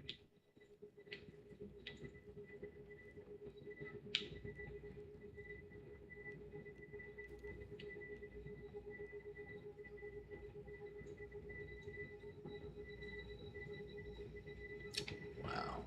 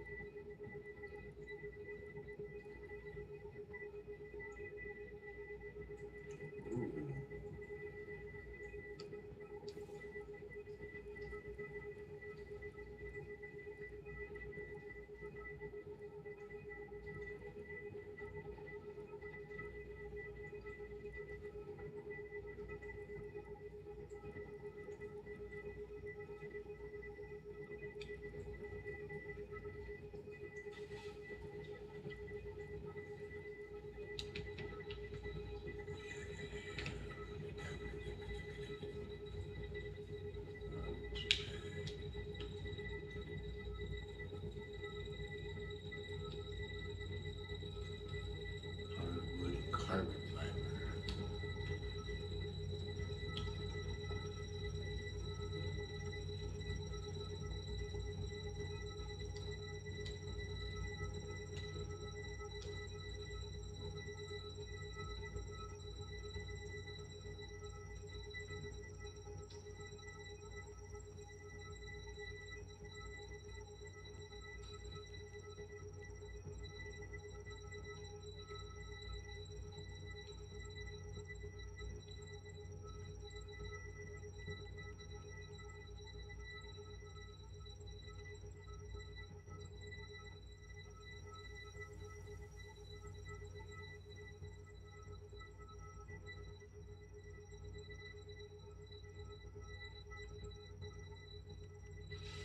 Kind of shit.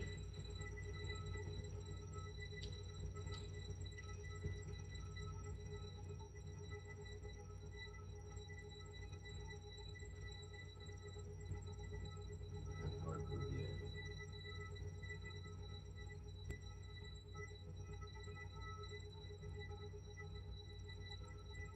Guess so. For sure.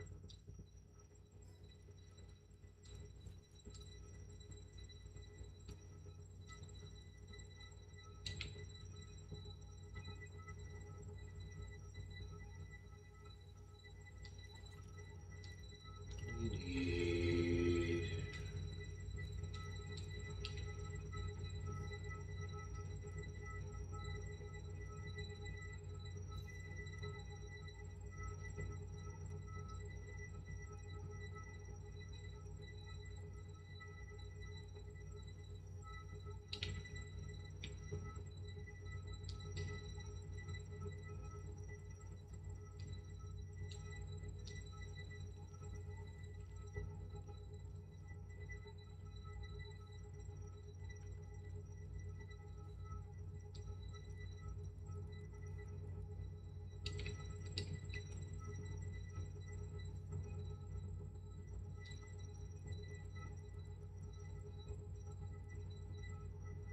Pure quartz polymer.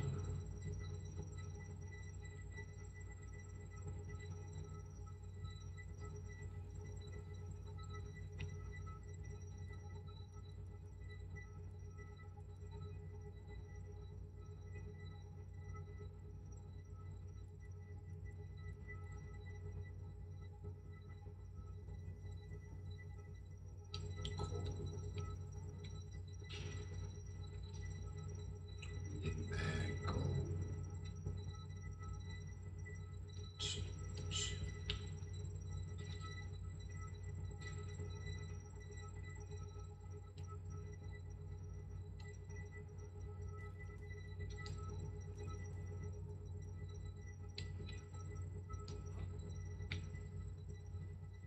I will give it all to you. Take it all. Okay. Now, put my fucking line out.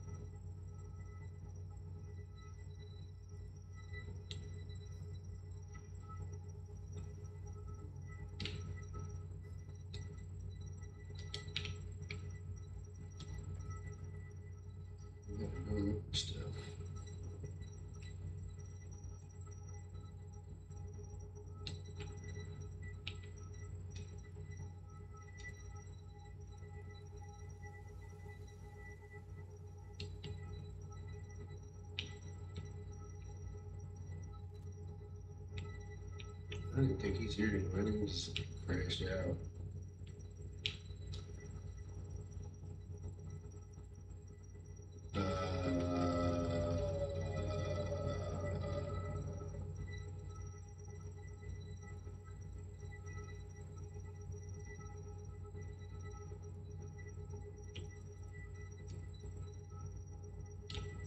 Wire sequence.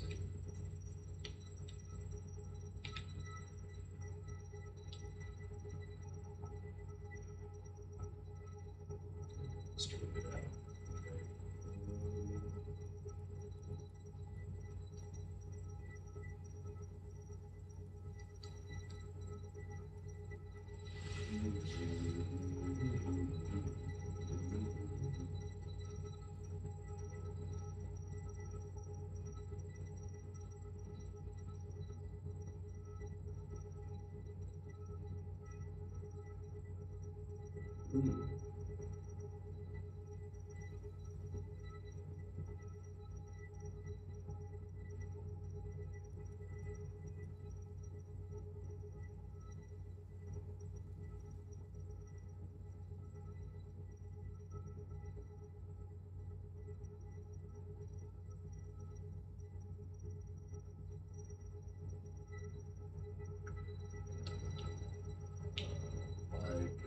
Why don't I have that?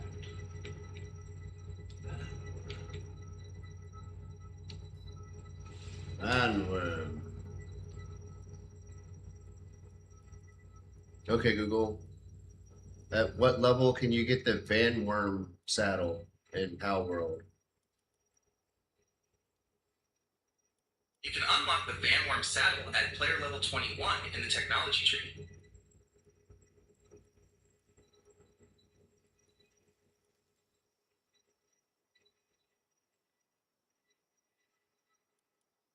There it is.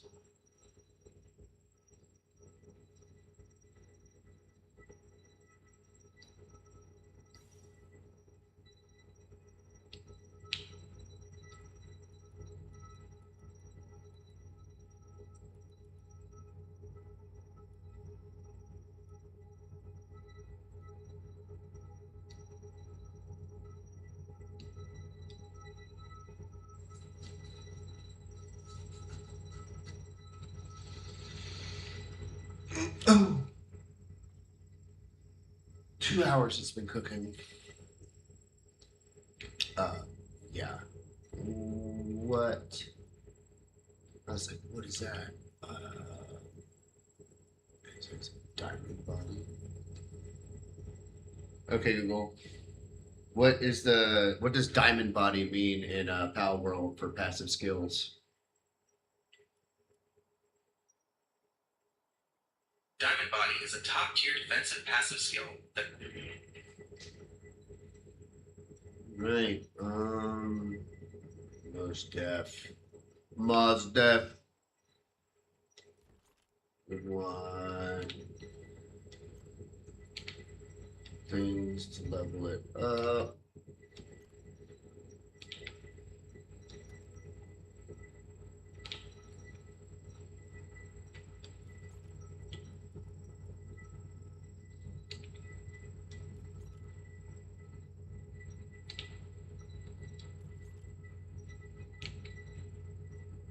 I have any. What was the other thing I just thought of? I just thought of something else.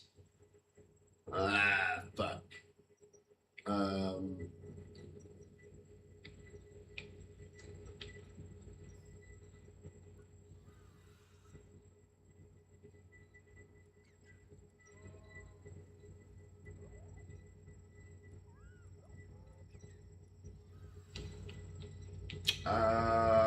it ran through my head and I forgot it that fucking fast what I was gonna do. Fuck. Fuck, fuck, fuck, fuck, fuck, fuck.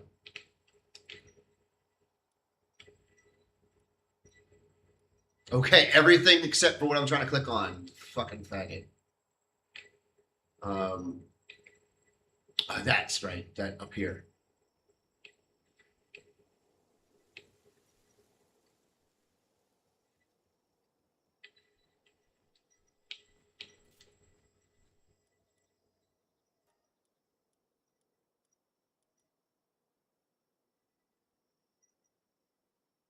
Research speed of handiwork.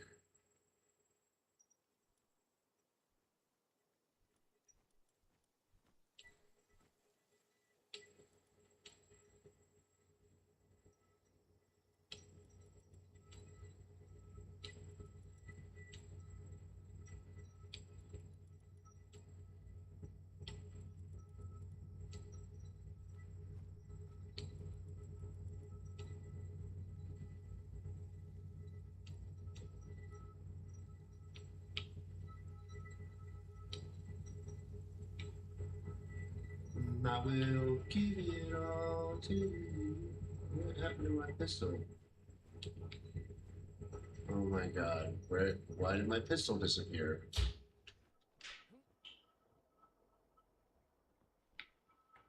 What the fuck, dude?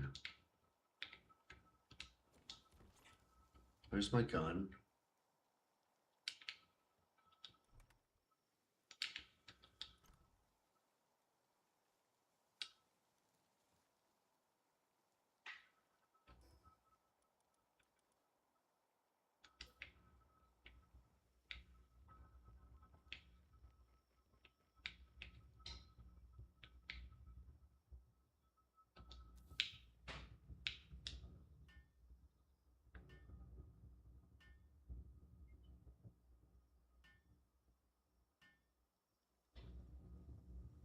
Where did my fucking gun go?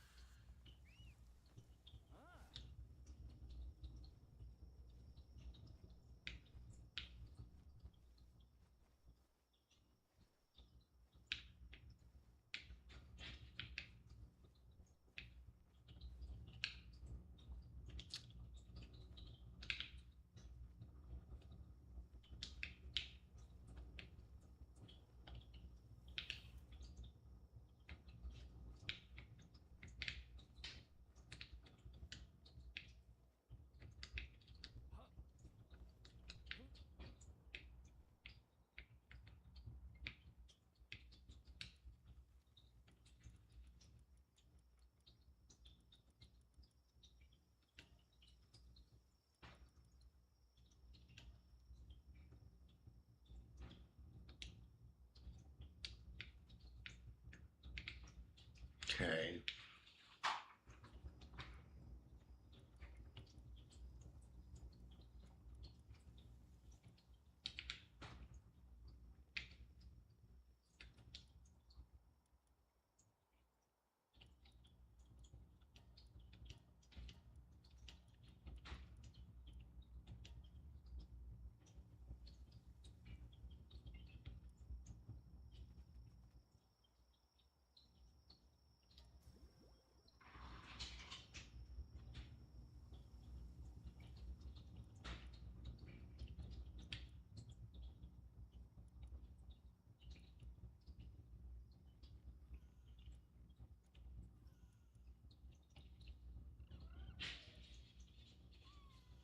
Hmm.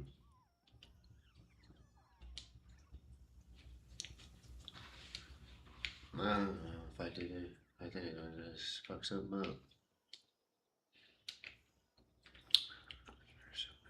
Two and eight. That stuff. think we're really advanced from where we are, like progressively for the thing. So let's just, you know what? Let's make some bait. Can I make some bait? I need bait. Did I make the deluxe bait now? Carrots. I don't have any carrot seeds.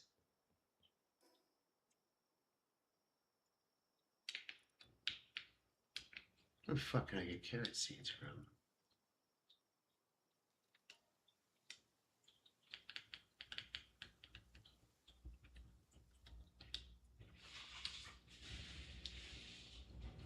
Holy shit. I don't think I need 200. I just wanted 20.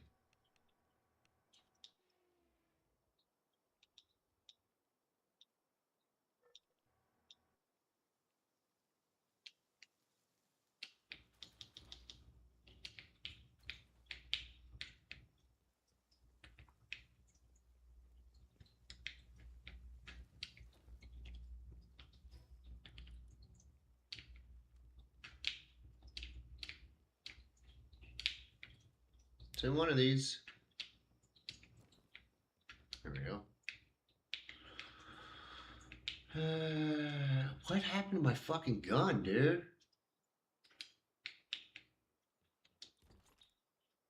There it is.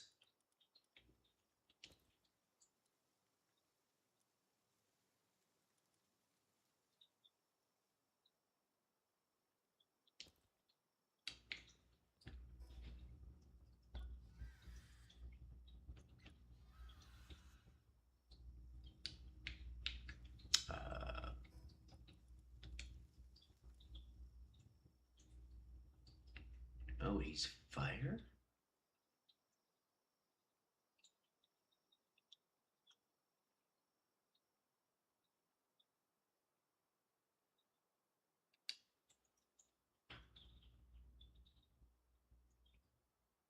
Okay, Google. What does dark do as like if I gave the dark skill fruit poison blast? Oh, that's what it says, poison blast. Okay, never mind.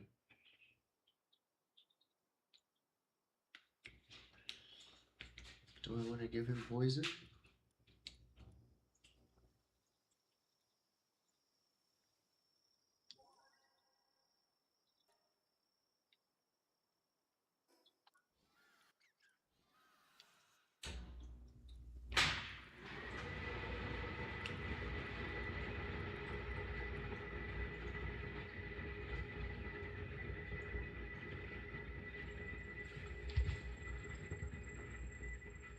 Okay, Google.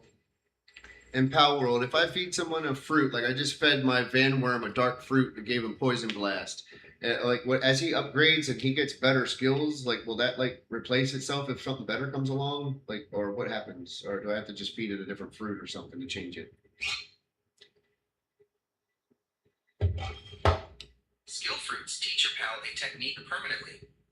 They never replace existing skills automatically. Your pal can equip up to 3 active skills at a time. If it reaches the maximum, new skills go into its skill pool. You can manually swap or assign any learned or leveled up skills anytime through the PAL stats menu. This is the stats menu. There we go. All right. Oh.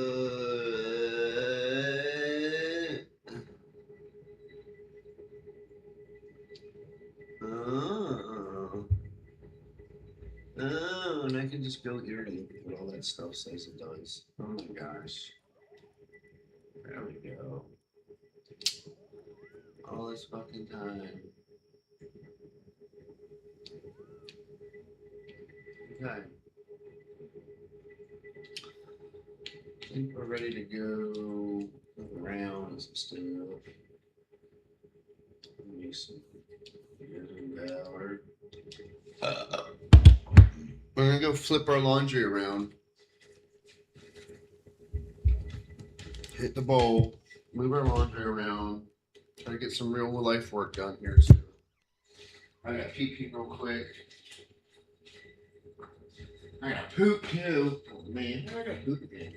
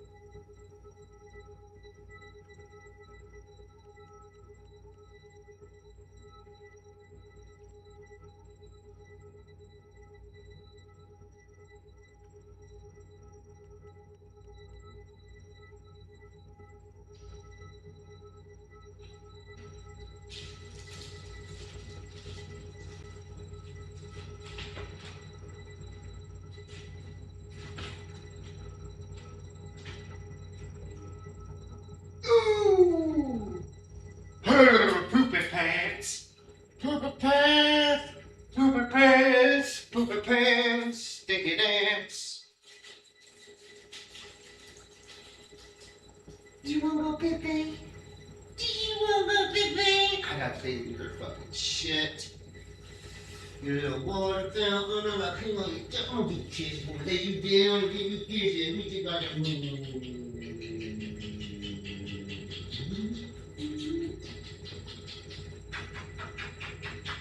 I'll lay you down and give you kisses, little buddy. Ooh, my belly. Oh, my belly, really good, Mr. Buddy. Oh, yeah. I'm gonna give you a bed today. You're gonna need a bed today.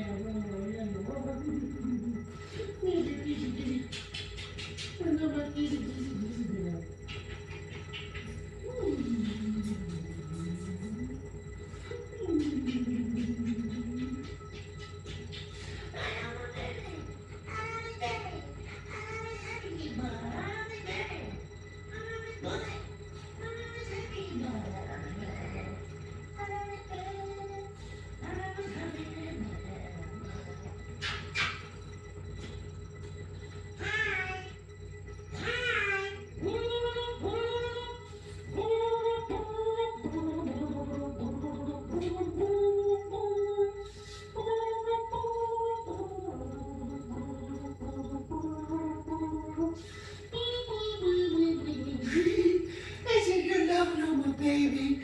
We need to get outside. I need to stop loving on you. Get outside. But the police are here. What's the police here for? Or is it ambulance? Oh, it's the fire department.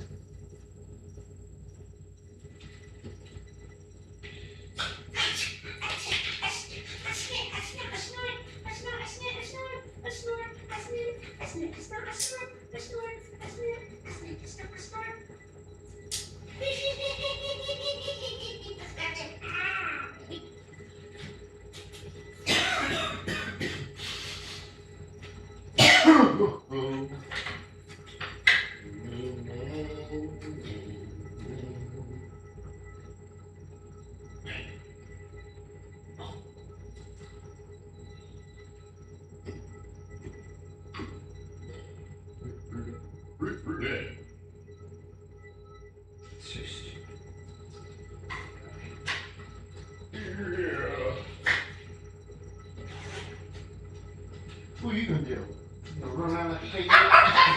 Shut your fucking mouth right now, boy. Let me open the door first.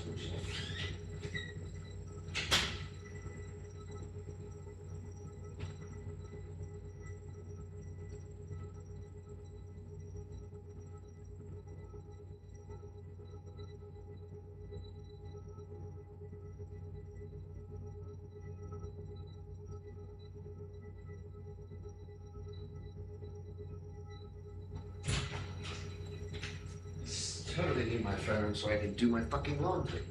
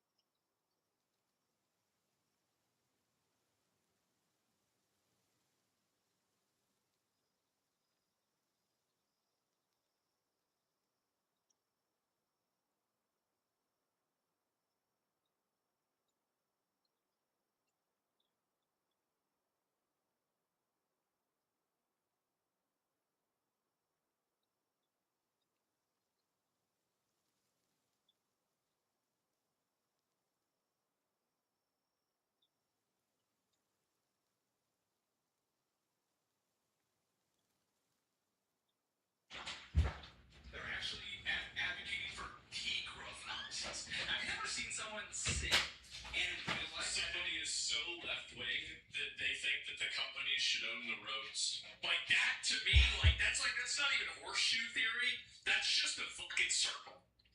Policy. That's one of the most impressive things I've ever heard in my life. No. To not build warehouses because the city can't keep. I'm not saying this is I'm saying they need to put the infrastructure around them so it doesn't. They do put the infrastructure around them because they pay more money in taxes. Like it's just not. It's not even true. Doesn't even make sense. What's it the warehouses? Whatever. Because it's a city. What's the name? They're building in rural areas. Yeah. This building road isn't an issue. New York City. Without the New York warehouse. City. We want them to add more housing so people can afford more, right? Yes.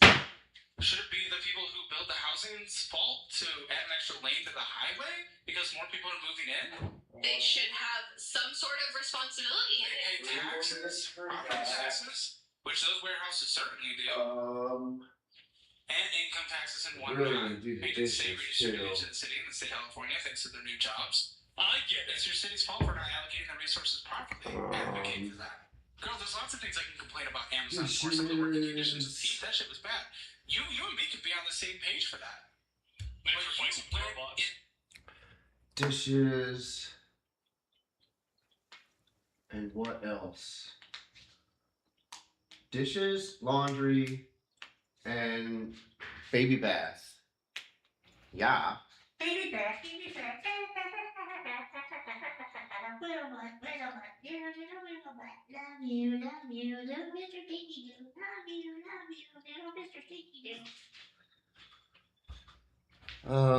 So that's what we gotta do. Laundry, dishes, cook and eat, whatever. Laundry, dishes, baby bath, me bath. Dishes, laundry, baby bath, me bath, dishes, laundry, baby bath, me bath, dishes, laundry, baby bath, me bath, dishes, laundry, baby bath, me bath, dishes, laundry, dishes, laundry, baby bath, me bath, dishes, laundry, baby bath, me bath, dishes, laundry, baby bath, me bath. Okay. Let's do the dishes now. And then it'll be done. All right. And then once the dishes are done and I have the laundry done, both at the same time, that'll be a big step. And then Lulu. So let's just do it now. Let's just fucking do it now. Let's just go to sleep in the game. And I'm going to and I'll make my window bigger for me, and I'll maybe move my camera to the kitchen or something. Or try to do like a wider shot somehow or something. What did I say I was going to do here real quick? The fuck did I just say I was going to do here real quick?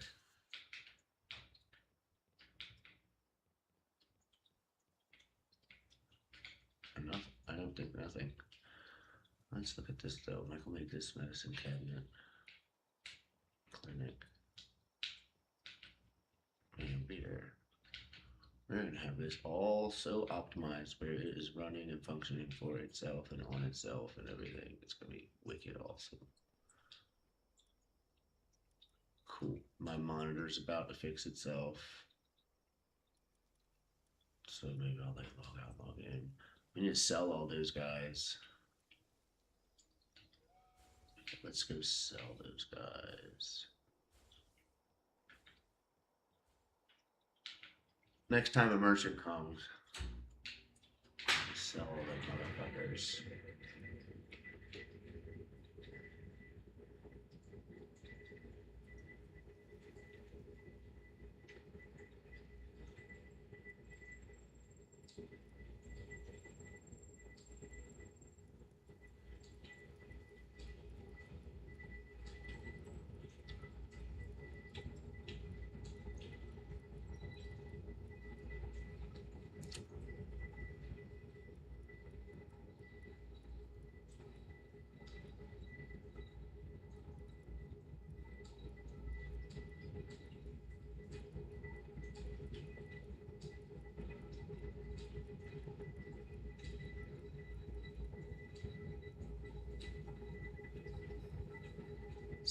these fucking bitches in the market.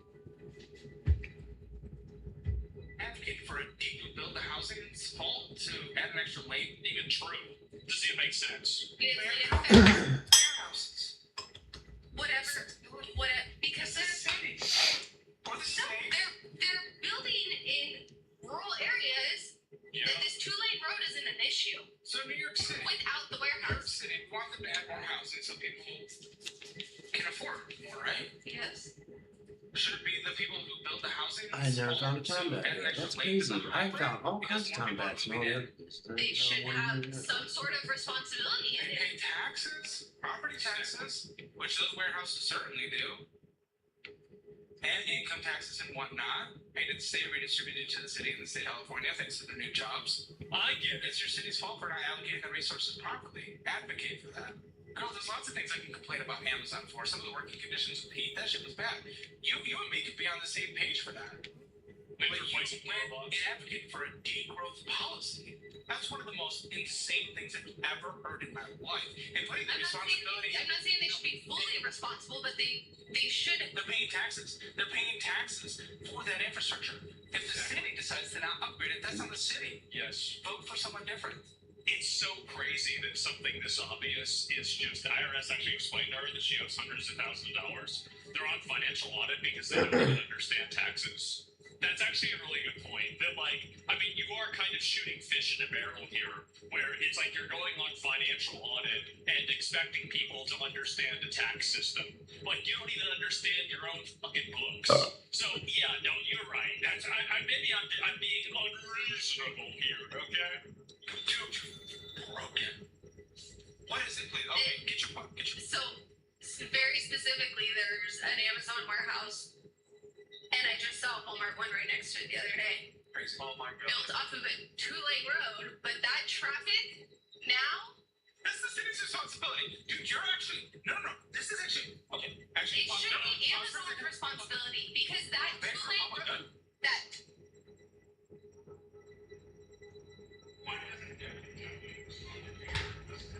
How do you know that answer? Yeah, it is. Very positive. Well, just so you understand what's happening. Look, South Korea has been protected by us for many, many years. And during my first term, they agreed to pay close to $3 billion a year for protection. Because we don't, they essentially weren't paying. And I asked them to do that at my request. I said, they weren't happy about it, but they agreed. I asked for $10 million. And they were very unhappy. But we agreed for a short term that it would be $3 billion. The next year would go up, and the next year would go up, so they started paying for their protection. Yes. When the election was rigged, and I ended up watching Dog for 4 coins. years, Do and this then right coming now. back. Dog coins. I watched Biden rescind that $3 billion for whatever reason. When I called recently, I'll play till 4 because that's when the roast comes out. So I'll take the roast out and I'll start doing the dishes. And then by the time I finish the dishes, the laundry should be done.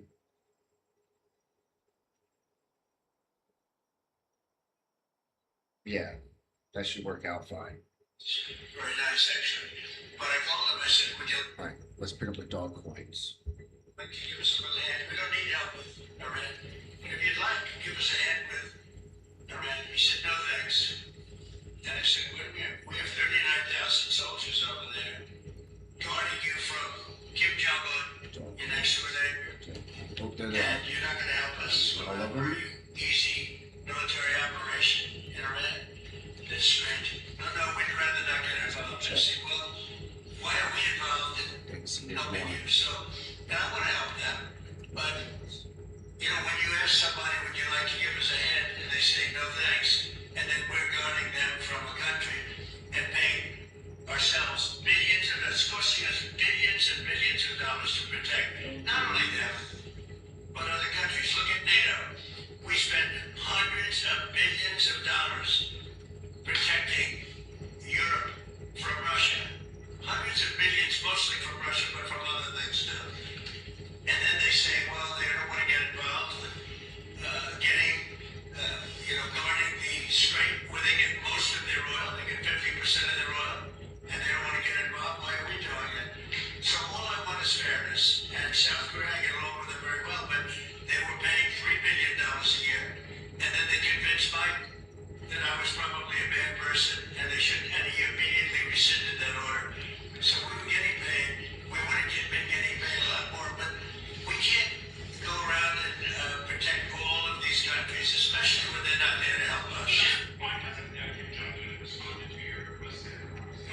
Yeah, it is. Very positive. Well, just so you understand what's happening. Look, South Korea has been protected by us for many, many years. And during my first term, they agreed to pay close to $3 billion a year for protection. Because we don't, they essentially weren't that. And I asked them to do that at my request. I said, no, they weren't happy about it, but they agreed. I asked for $10 billion, and they were very unhappy. But we agreed for a short term there would be $3 billion. The next year would go up, and the next year would go up, so they started paying for their protection. When the election was rigged, and I ended up watching for 4 years and then coming back, I watched Biden rescind that $3 billion for whatever reason. When I called recently, the president of South Korea, who I like, I think he's very nice actually, but I called him, I said, would you like to give us a little hand? We don't need help with Iran. If you'd like, give us a hand with Iran. He said, no thanks. And I said, wait a minute, we have 39,000 soldiers over there guarding you from Kim Jong-un, your next door neighbor, and you're not going to help us on a very easy military operation in Iran. They're selling these That's guys strange. and going No, we'd away. rather not get involved. I said, well, why are we involved in helping you? So, and I want to help them, but, when you ask somebody, would you like to give us a hand, and they say, no thanks, and then we're guarding them from a country and paying ourselves billions, and it's costing us billions and billions of dollars to protect not only them, but other countries. Look at NATO. We spend hundreds of billions of dollars protecting Europe from Russia. Hundreds of billions, mostly from Russia, but from other things too. And then they say, well, they don't want to get involved with guarding the strait where they get most of their oil. They get 50% of their oil, and they don't want to get involved. Why are we doing it? So all I want is fairness. And South Korea, I get along with it very well, but they were paying $3 billion a year, and then they convinced Biden that I was probably a bad person, and they shouldn't, and he immediately rescinded that order. So we were getting paid. We would have been getting paid a lot more, but we can't go around and protect all of these countries, especially when they're not there to help us. I didn't even have to have a little party. Stupid ass shit. Yeah, it is. Boys back up. Very positive. Well, just so you understand what's happening. Hey, piss again. South Korea has been protected by us for many, many years. Why would you like to give us a hand? And they say, no thanks. And then agreed. I asked for $10 billion. And very positive. Well, just so you understand what's happening. Look, South Korea has been protected by us for many, many years. And during my first term, they agreed to pay close to $3 billion a year for protection. Because we don't, they essentially weren't that. And I asked them to do that at my request. I said, no, they weren't happy about it, but they agreed. I asked for $10 billion, and they were very unhappy. But we agreed for a short term there would be $3 billion. The next year would go up, and the next year would go up, so they started paying for their protection. When the election was rigged, and I ended up watching for 4 years and then coming back, I watched Biden rescind that $3 billion for whatever reason. When I called recently, the president of South Korea, who I like, I think he's very nice actually, but I called him, I said, would you like to give us a little hand? We don't need help with Iran. If you'd like, give us a hand with Iran. He said, no thanks. And I said, wait a minute, we have 39,000 soldiers over there guarding you from Kim Jong-un, your next door neighbor, and you're not going to help us on a very easy military operation in Iran. That's strange. No, we'd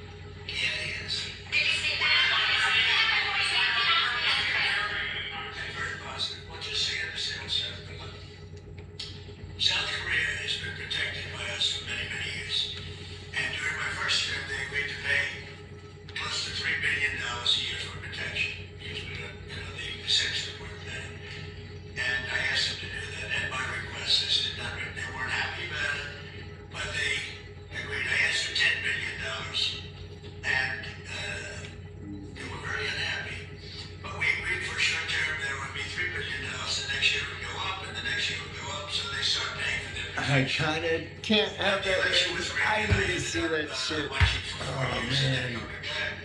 I watched Biden rescind that $3 billion for whatever reason. When I called recently the president of South Korea, who I like, I think he's very nice actually. But I called him, I said, would you like to give us a little hand? We don't need help with Iran. But if you'd like, give us a hand with Iran. He said, no thanks. And I said, wait a minute, we have 39,000 soldiers over there guarding you from Kim Jong-un, your next door neighbor. And you're not going to help us on a very easy military operation in Iran? That's strange. No, we'd rather not get involved. I said, well, why are we involved in helping you? So, and I want to help them, but, you know, when you ask somebody, would you like to give us a hand? And they say, no thanks. And then we're I guarding can them see, from a country. obviously. I can look at the color of the ball in my hand. Now Billions, and that, it's costing us billions oh and shit, I billions of just heard dollars to that. protect. Not only Damn that, it. but other countries, look at NATO. We spend hundreds of billions of dollars protecting Europe from Russia. Hundreds of billions, mostly from Russia, but from other things too. And then they say, well, they don't want to get involved guarding the strait where they get most of their oil. They get 50% of their oil, and they don't want to get involved. Why are we doing it? So all I want is fairness. And South Korea, I get along with them very well, but they were paying $3 billion a year, and then they convinced Biden that I was probably a bad person, and they should, and he immediately rescinded that order. So we were getting paid. We would have been getting paid a lot more, but we can't go around and protect all of these countries, especially when they're not there to help us. Why hasn't Kim Jong-un responded to your request? How do you know he hasn't responded? Yeah, he has. I'm very positive. Well, just so you understand what's happening. Look, South Korea has been protected by us for many, many years. And during my first term, they agreed to pay close to $3 billion a year for protection. Because we don't, they essentially weren't there. And I asked them to do that at my request. I said, done it. They weren't happy about it, but they agreed. I asked for $10 billion. And they were very unhappy. But we agreed for a short term that it would be $3 billion. The next year it would go up, and the next year it would go up. So they started paying for their protection. When the election was rigged and I ended up watching for 4 years and then coming back, I watched Biden rescind that $3 billion here for whatever reason. When I called recently the president of South Korea, who I like, I think he's very nice actually, but I called him, I said, would you like to give us a little hand? We don't need help with Iran, but if you'd like, give us a hand with Iran. He said, no thanks. And I said, wait a minute, we have 39,000 soldiers over there guarding you from Kim Jong-un, your next door neighbor. Damn. And you're not going to help us on a very easy military operation in Iran?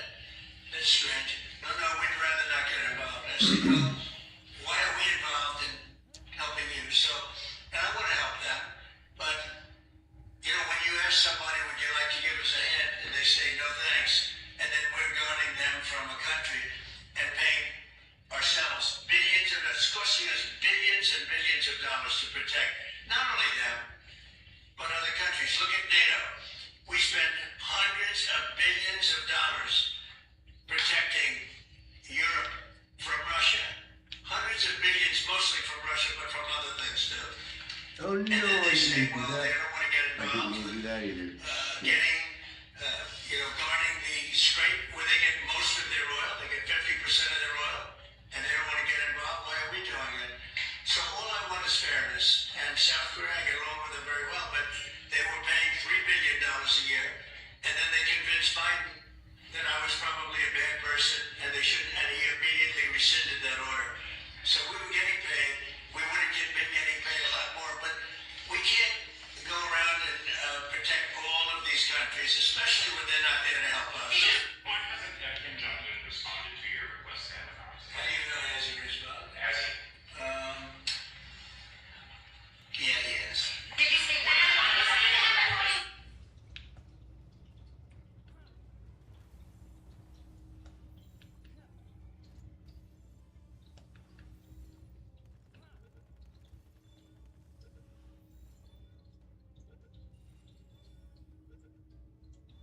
Gotcha, bitches.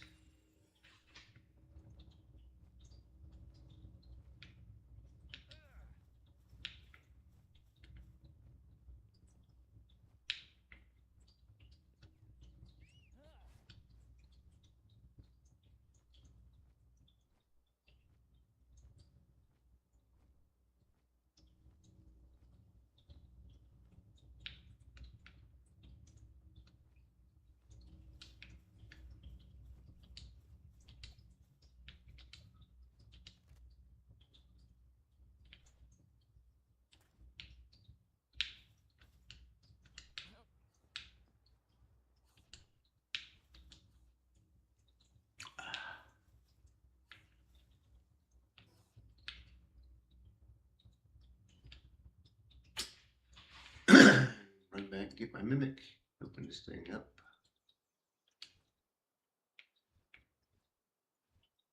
I thought I had a silver key. Did I use it? Man.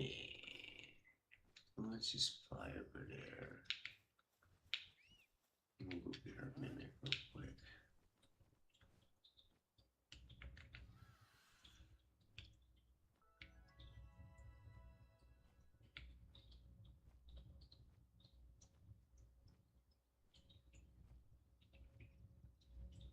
Oh no, I keep hitting the wrong button. I keep trying to descend and I keep just like jumping out.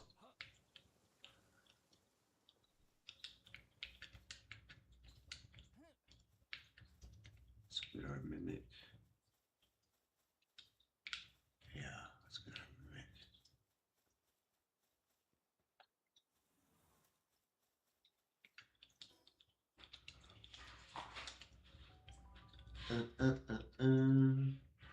Pick up that chest and that other chest. Shit.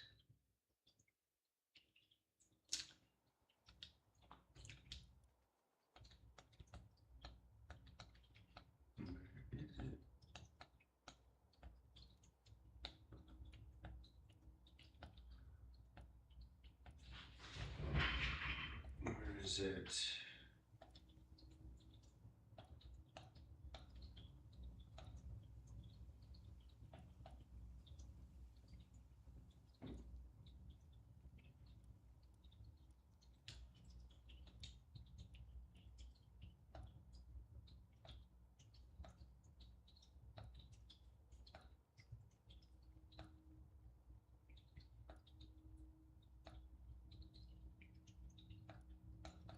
Where the fuck is it? Oh, is it working? No.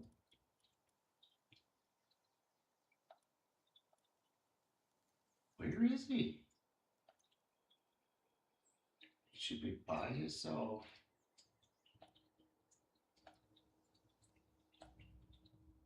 There he is. And he is on the thing.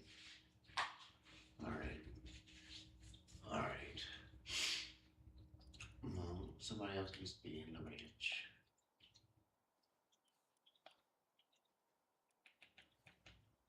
Another fire guy.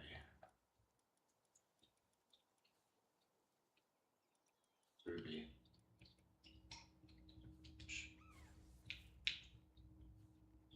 Oh, what about this guy?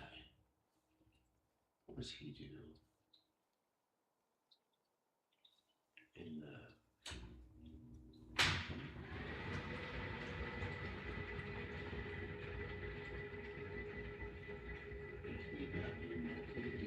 numbers.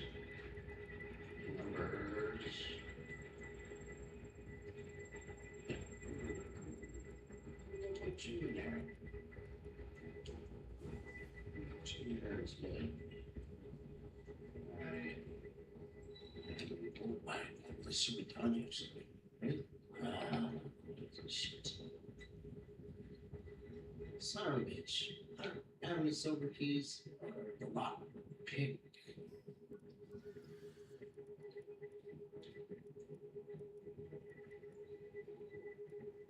Kind of like it.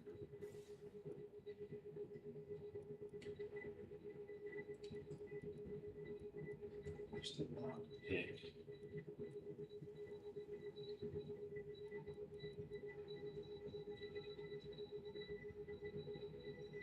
I already have it. I just have to make one.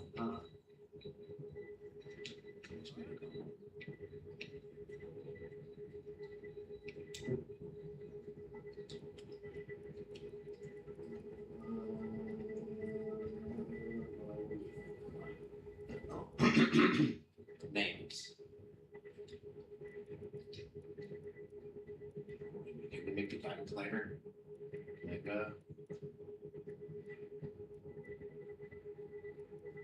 just start with some names.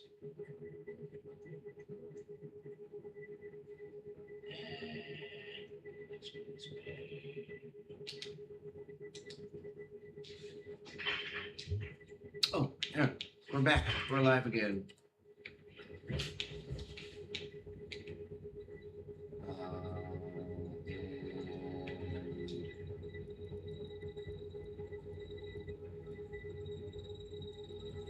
Feedback, huge feedback. What'd you say?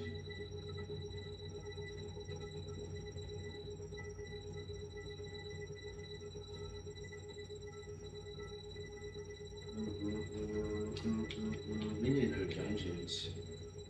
But I was going to unlock them things, and I guess we're not fucking unlocking them things. Let's go see if we got that fucking thing.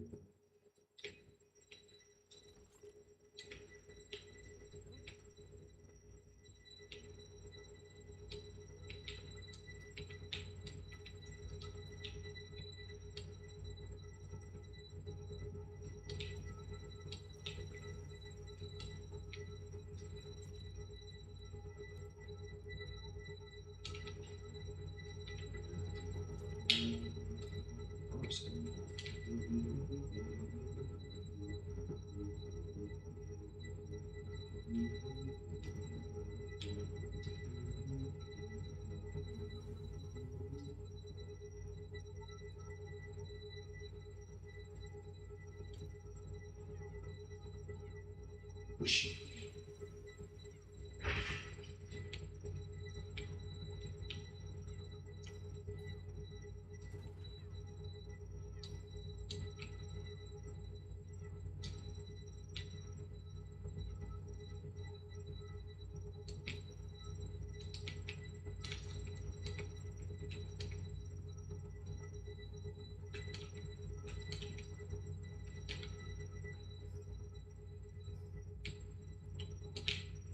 Places for stone.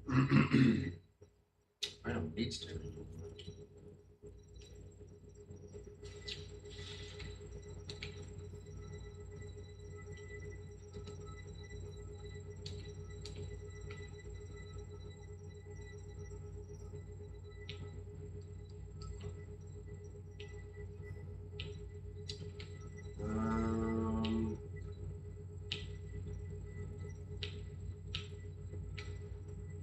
No. Damn, it's just way out there. Fuck it.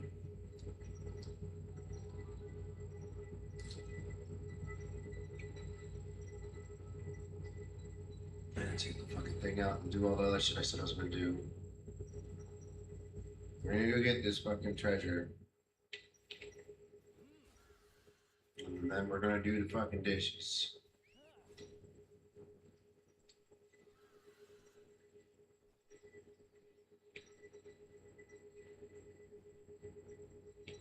I don't think I have cinnamon rolls. Yeah. Right.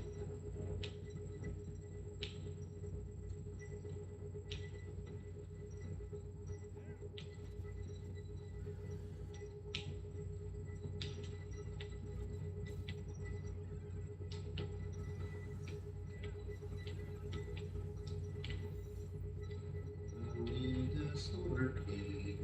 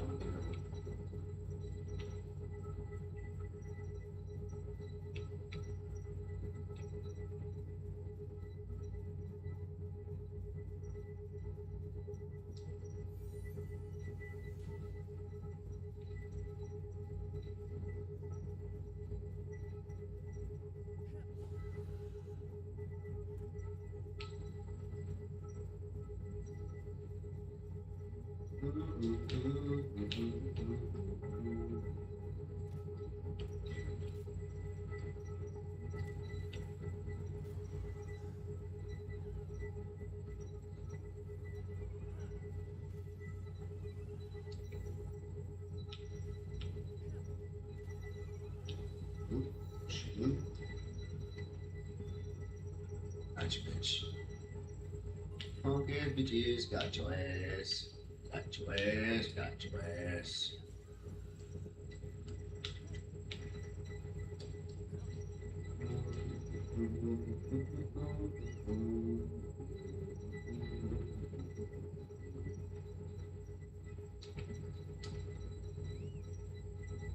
This bird ever gonna come or what?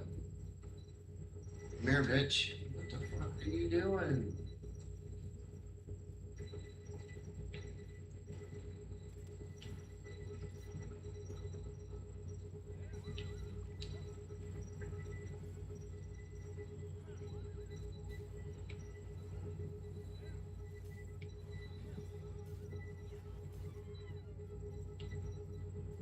Damn. Bird, Mr. Fox. Fox. Mr. Fox. Would you come to fuck with me, son of a bitch? I fucking need you. Yeah. What's this journal?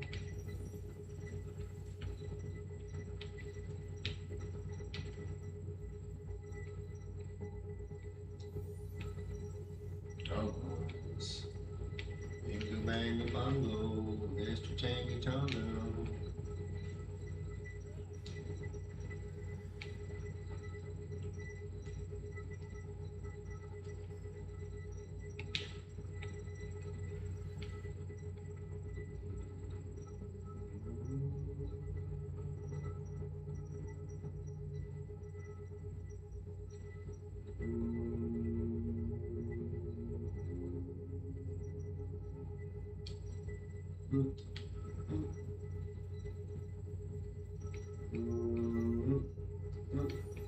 Yes.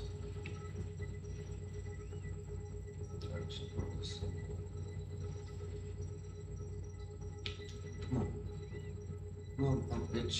What the fuck is wrong with this thing? I gotta re-fucking cast it every fucking time. It always happens with all the blind ones. It's so stupid.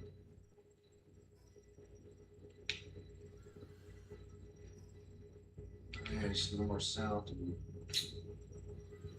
do fast travel. Just make it there.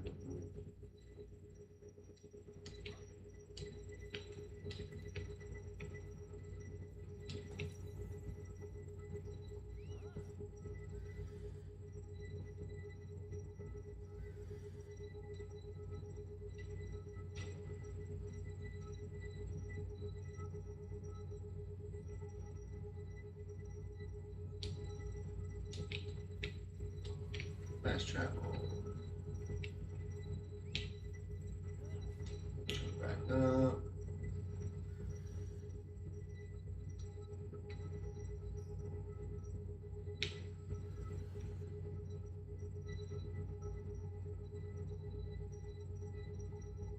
Doing too much more other exploring, so I'm going straight to that dig site. Take this first out of here a minute. Here.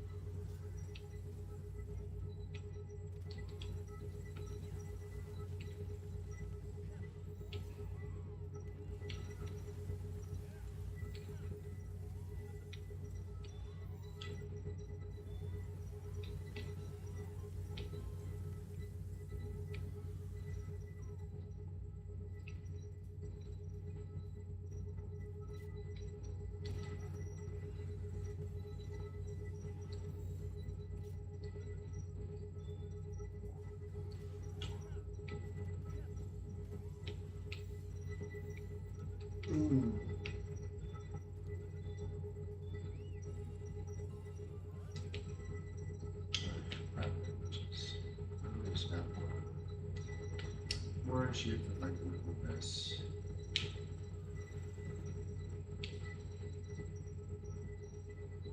See, fast travel I have to get it. It's experience and it's going to help me get fast travel later.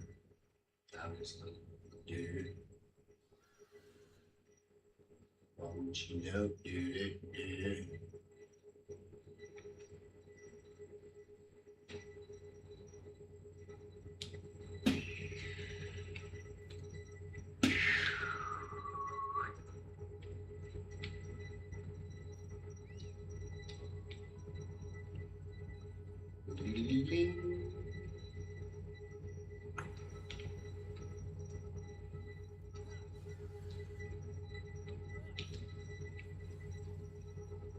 Spirit fire. Take this breath. Flame breath.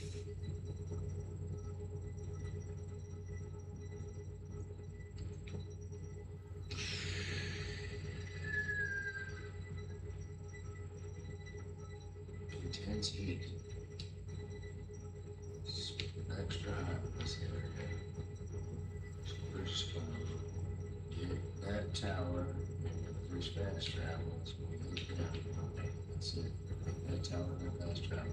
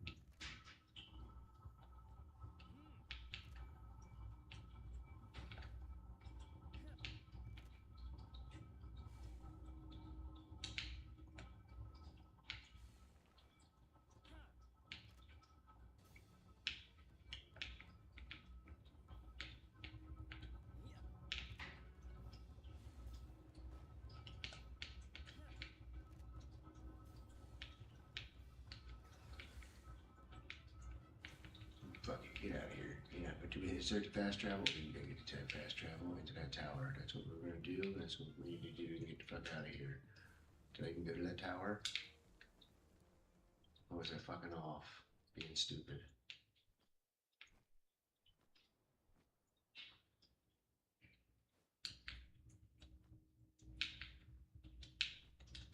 Okay, I grabbed it.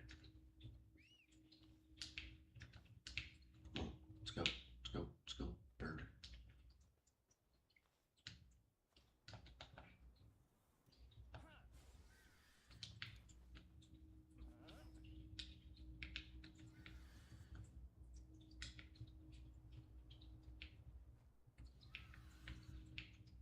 There it is.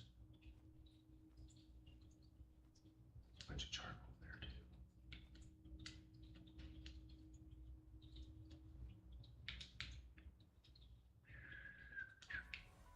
Alright, now we gotta get out of here before we start dying.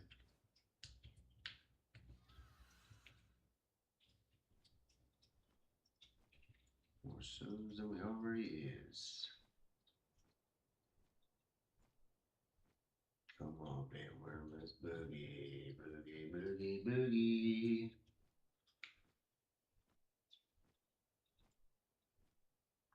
Should be out of intense heat now. No more intense heat. Come on. Let's go, booger heads. Booger head, booger head. Dive. Alright, here we go. Oops.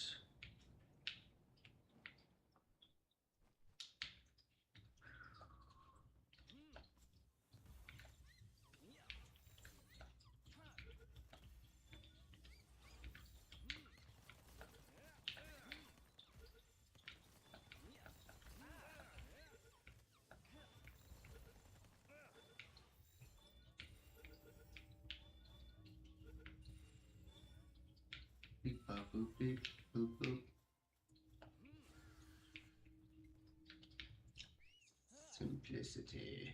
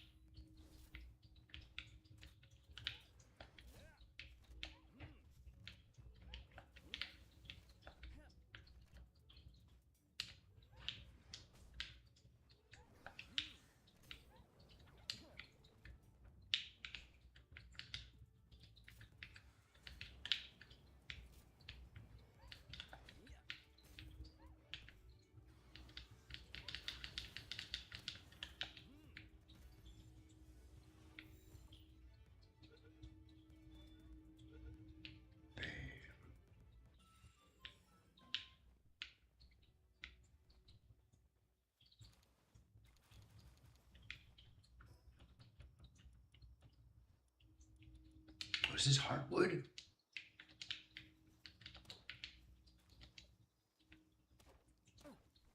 Fuck yes.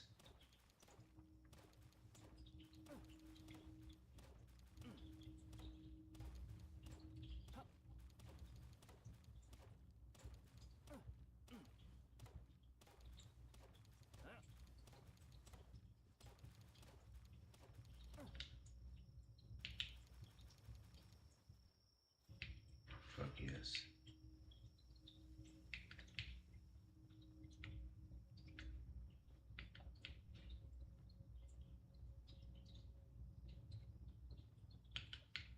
Oh, that's a big nasty.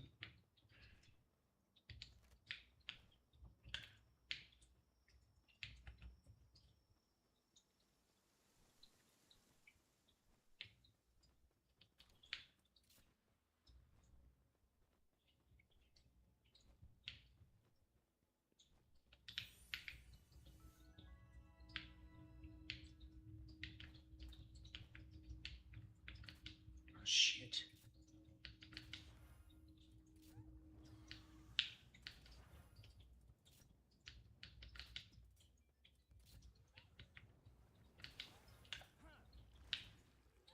Shit, dude.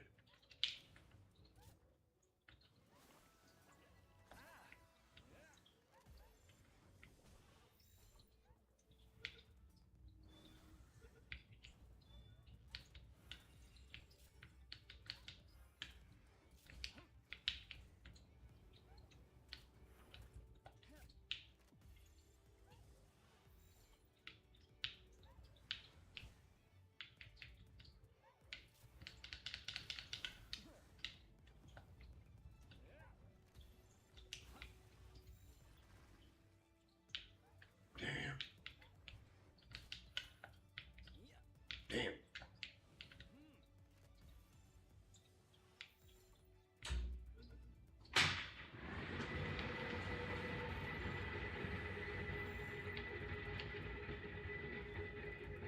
Gotcha.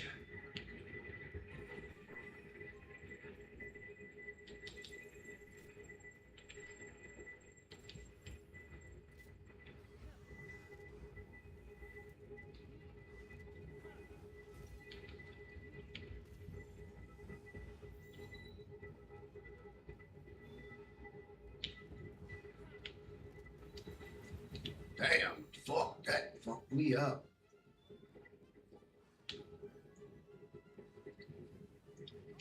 No. Son of a bitch. I gotta take this boost out. I gotta fuck myself time.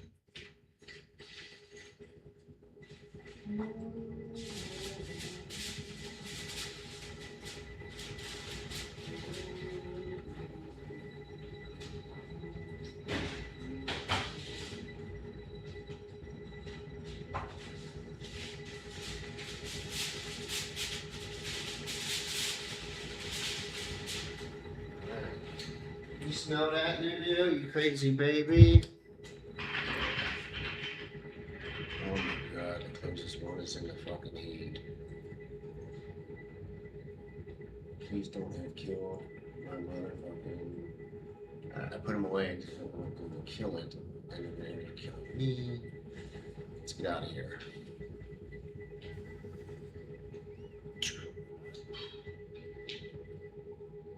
Why am I not fucking moving? You son of a bitch, you weird motherfucking faggot.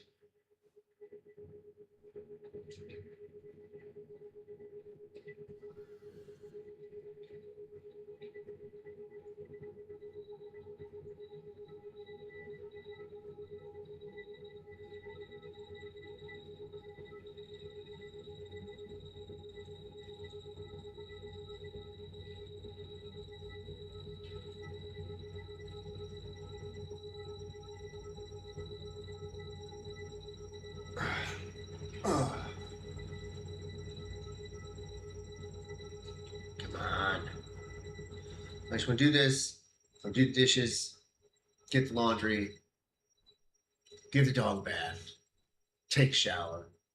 Then I can fucking play the game some more. I gotta change the bed. I have some stuff to do. We're gonna get it all fucking done now.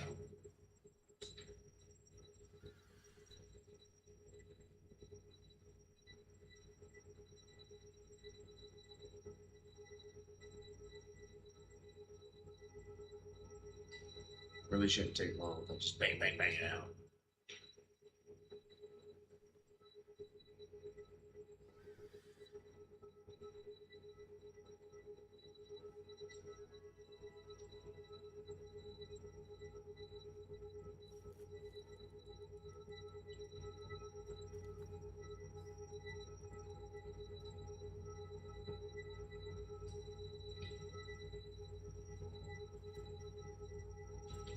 Son of a bitch. Alright.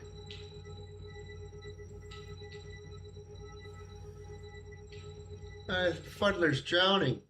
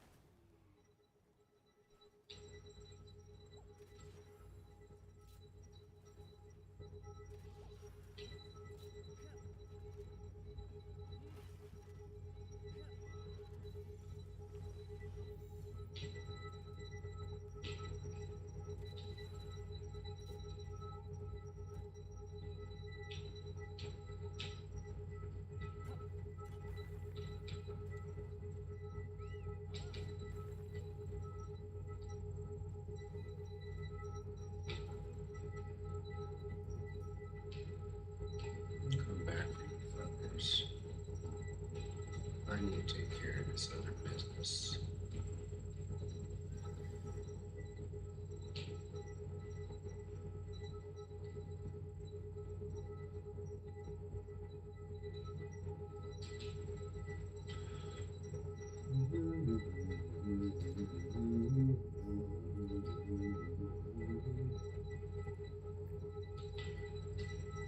Shit.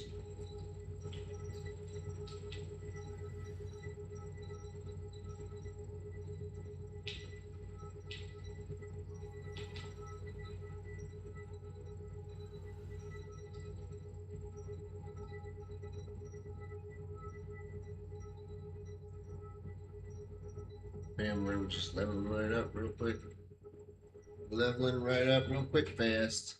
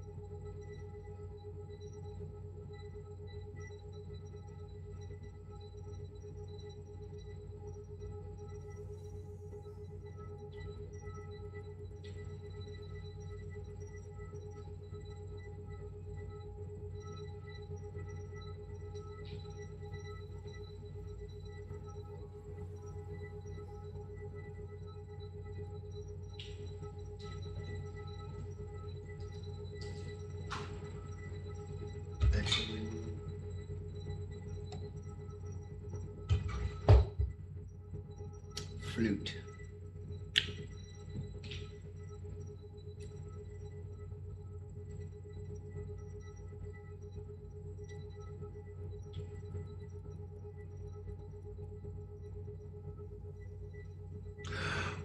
I was starting to find all those things at one point. I didn't know what they were. Oh man, you motherfuckers. Do I have the Geiger shield? I don't. Geiger shield. That too. Geiger shield.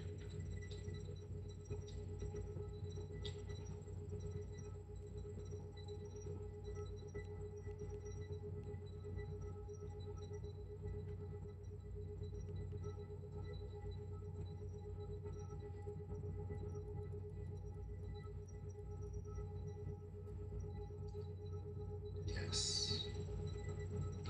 Huge bag. That's a couple solid ass upgrades.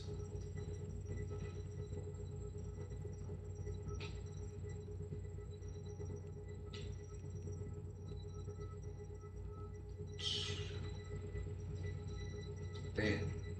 All right. So.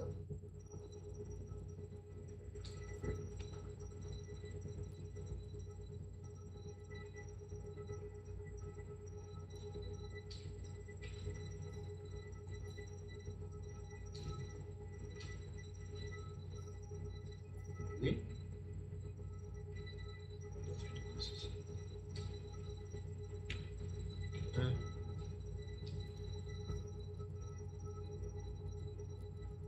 Discard. What? Discard this.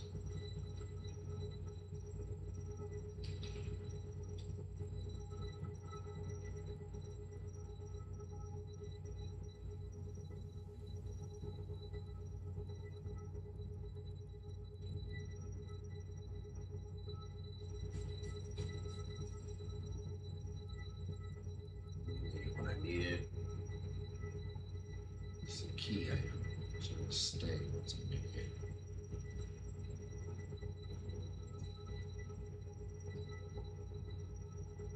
You build on the water, dude.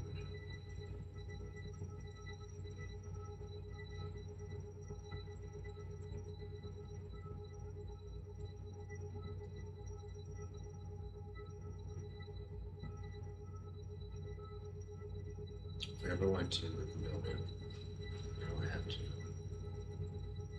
That's me. Make that. Don't need it. Need to put stuff away.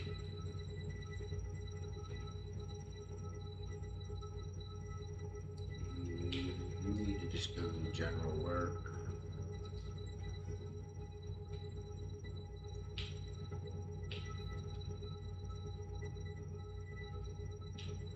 Let's collect the pallet you caught.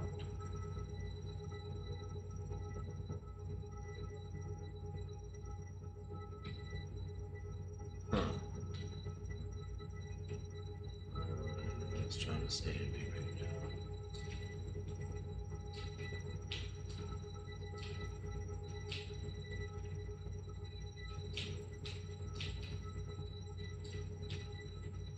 We have 300 of those now, though, right? Yup. This resistance, support.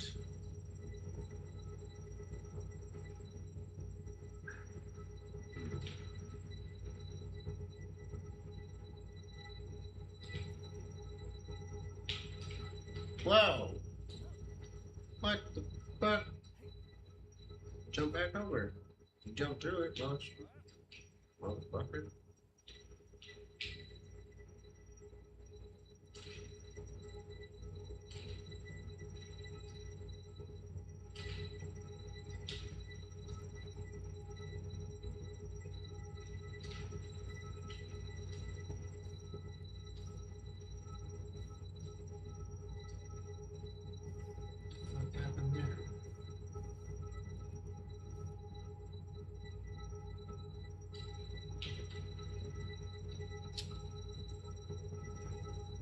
There's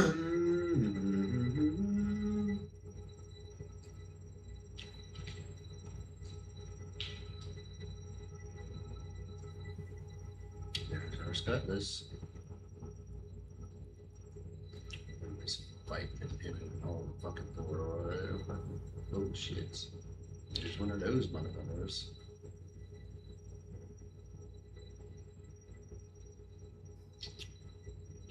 Let's go here.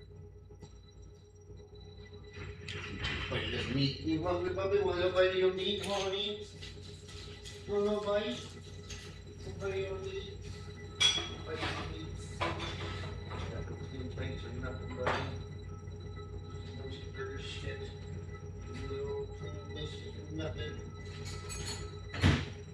I'm okay with works. I'm okay with works.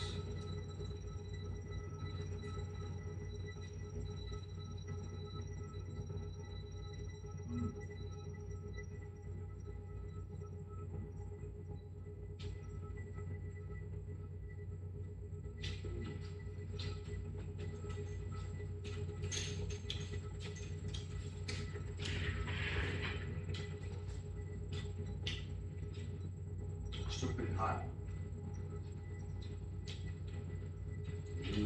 That's good stuff, that way.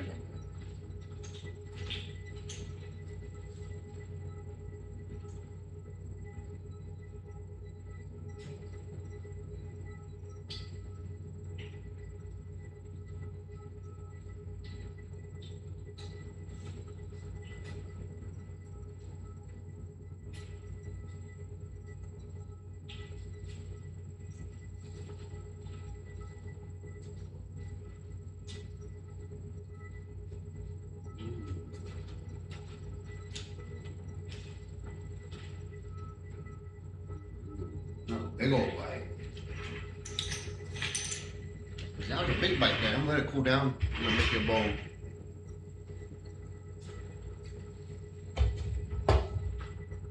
Before I start doing dishes. I still don't have a fucking Tom that. I don't believe that shit.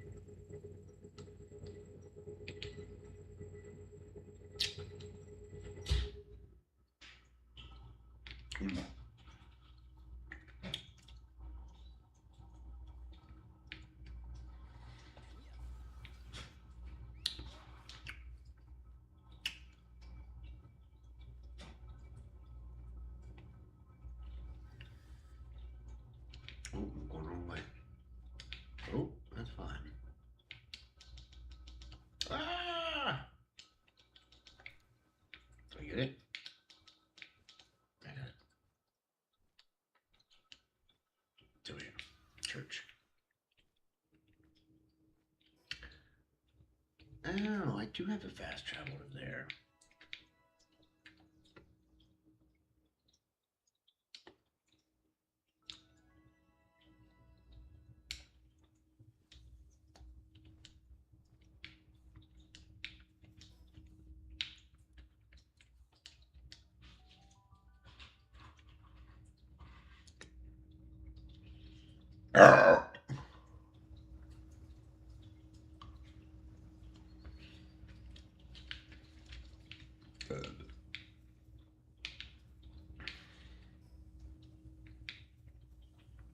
Step inside the eye of your mind.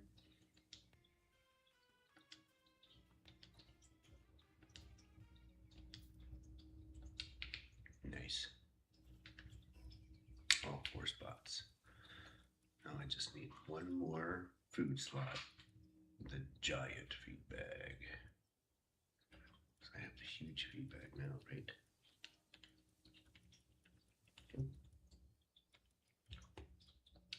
Damn. Them bones, dude. I was starting to fucking find them all at one fucking point.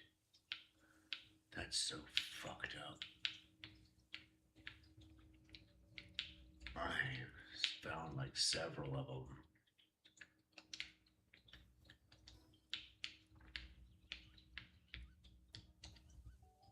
Oh man.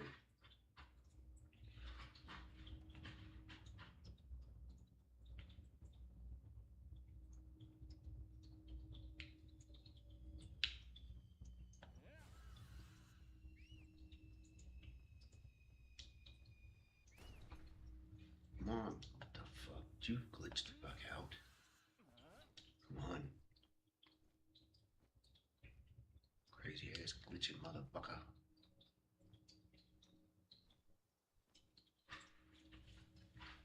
Oh, I'm waiting for more yum yum, daddy. I know you got the beefers.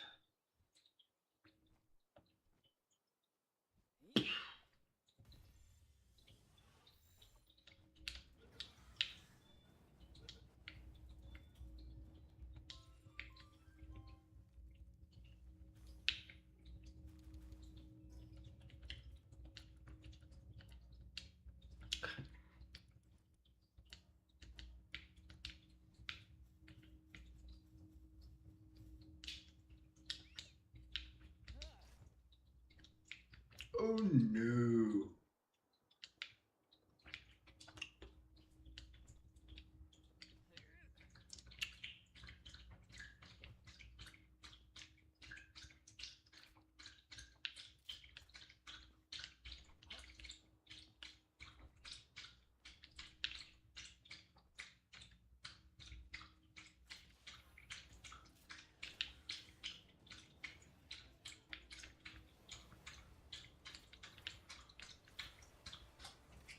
Oh, you dirty little bitch.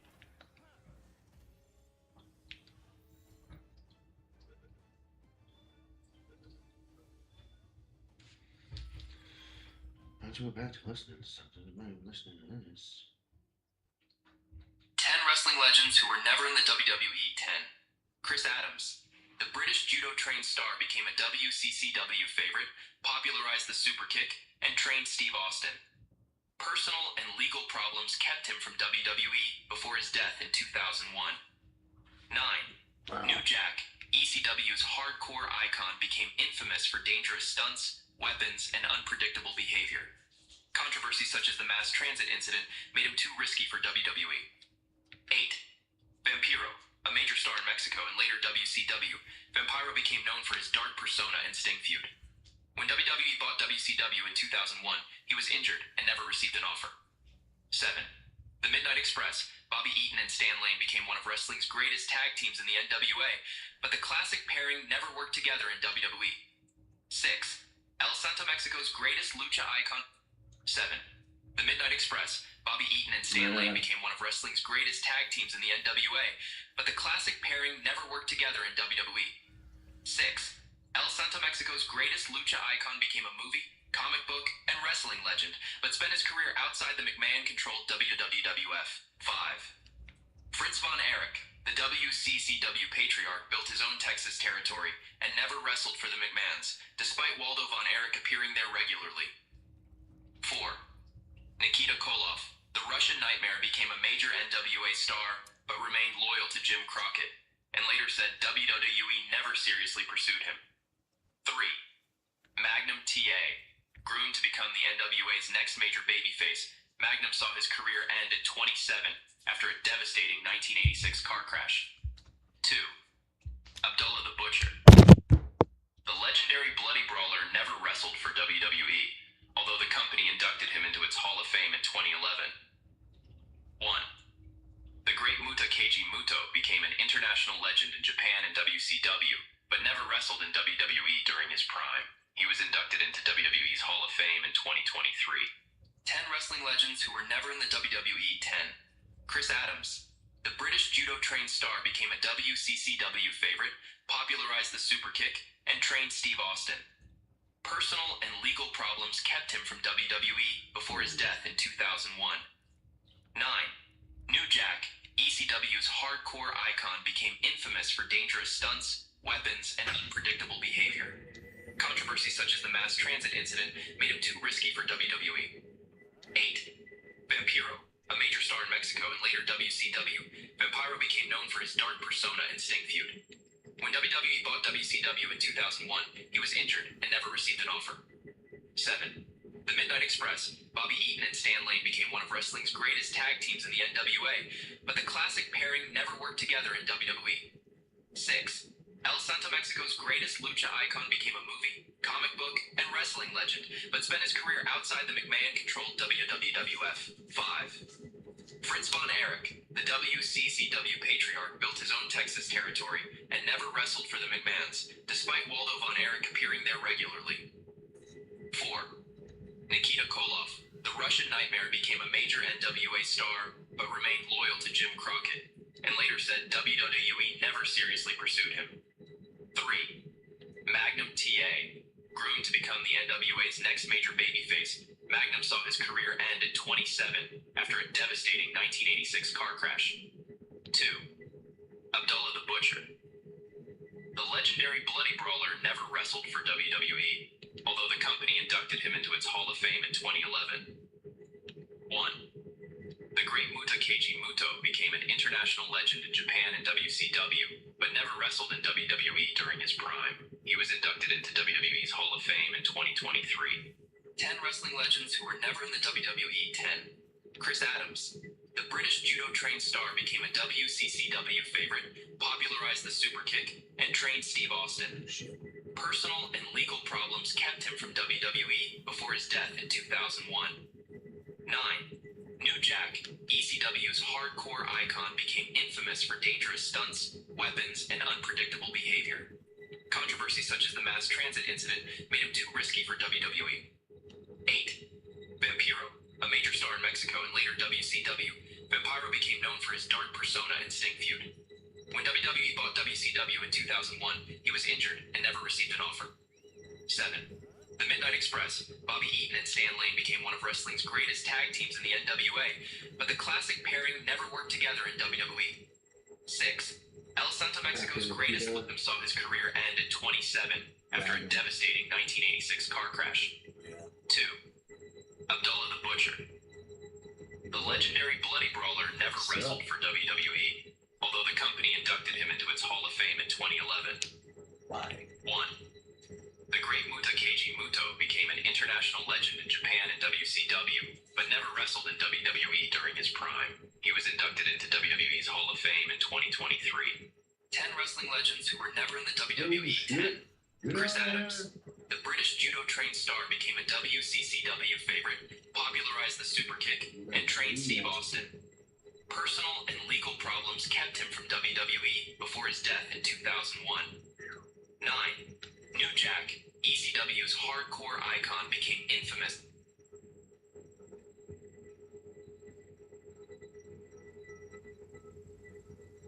So Elon Musk is thinking about buying.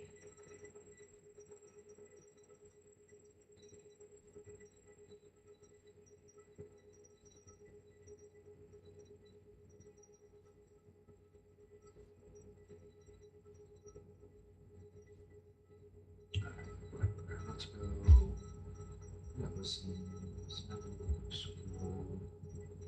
Guy has hunted down, arrested, and extracted a man back to the United States after stealing over $160 million from seniors and crypto enthusiasts.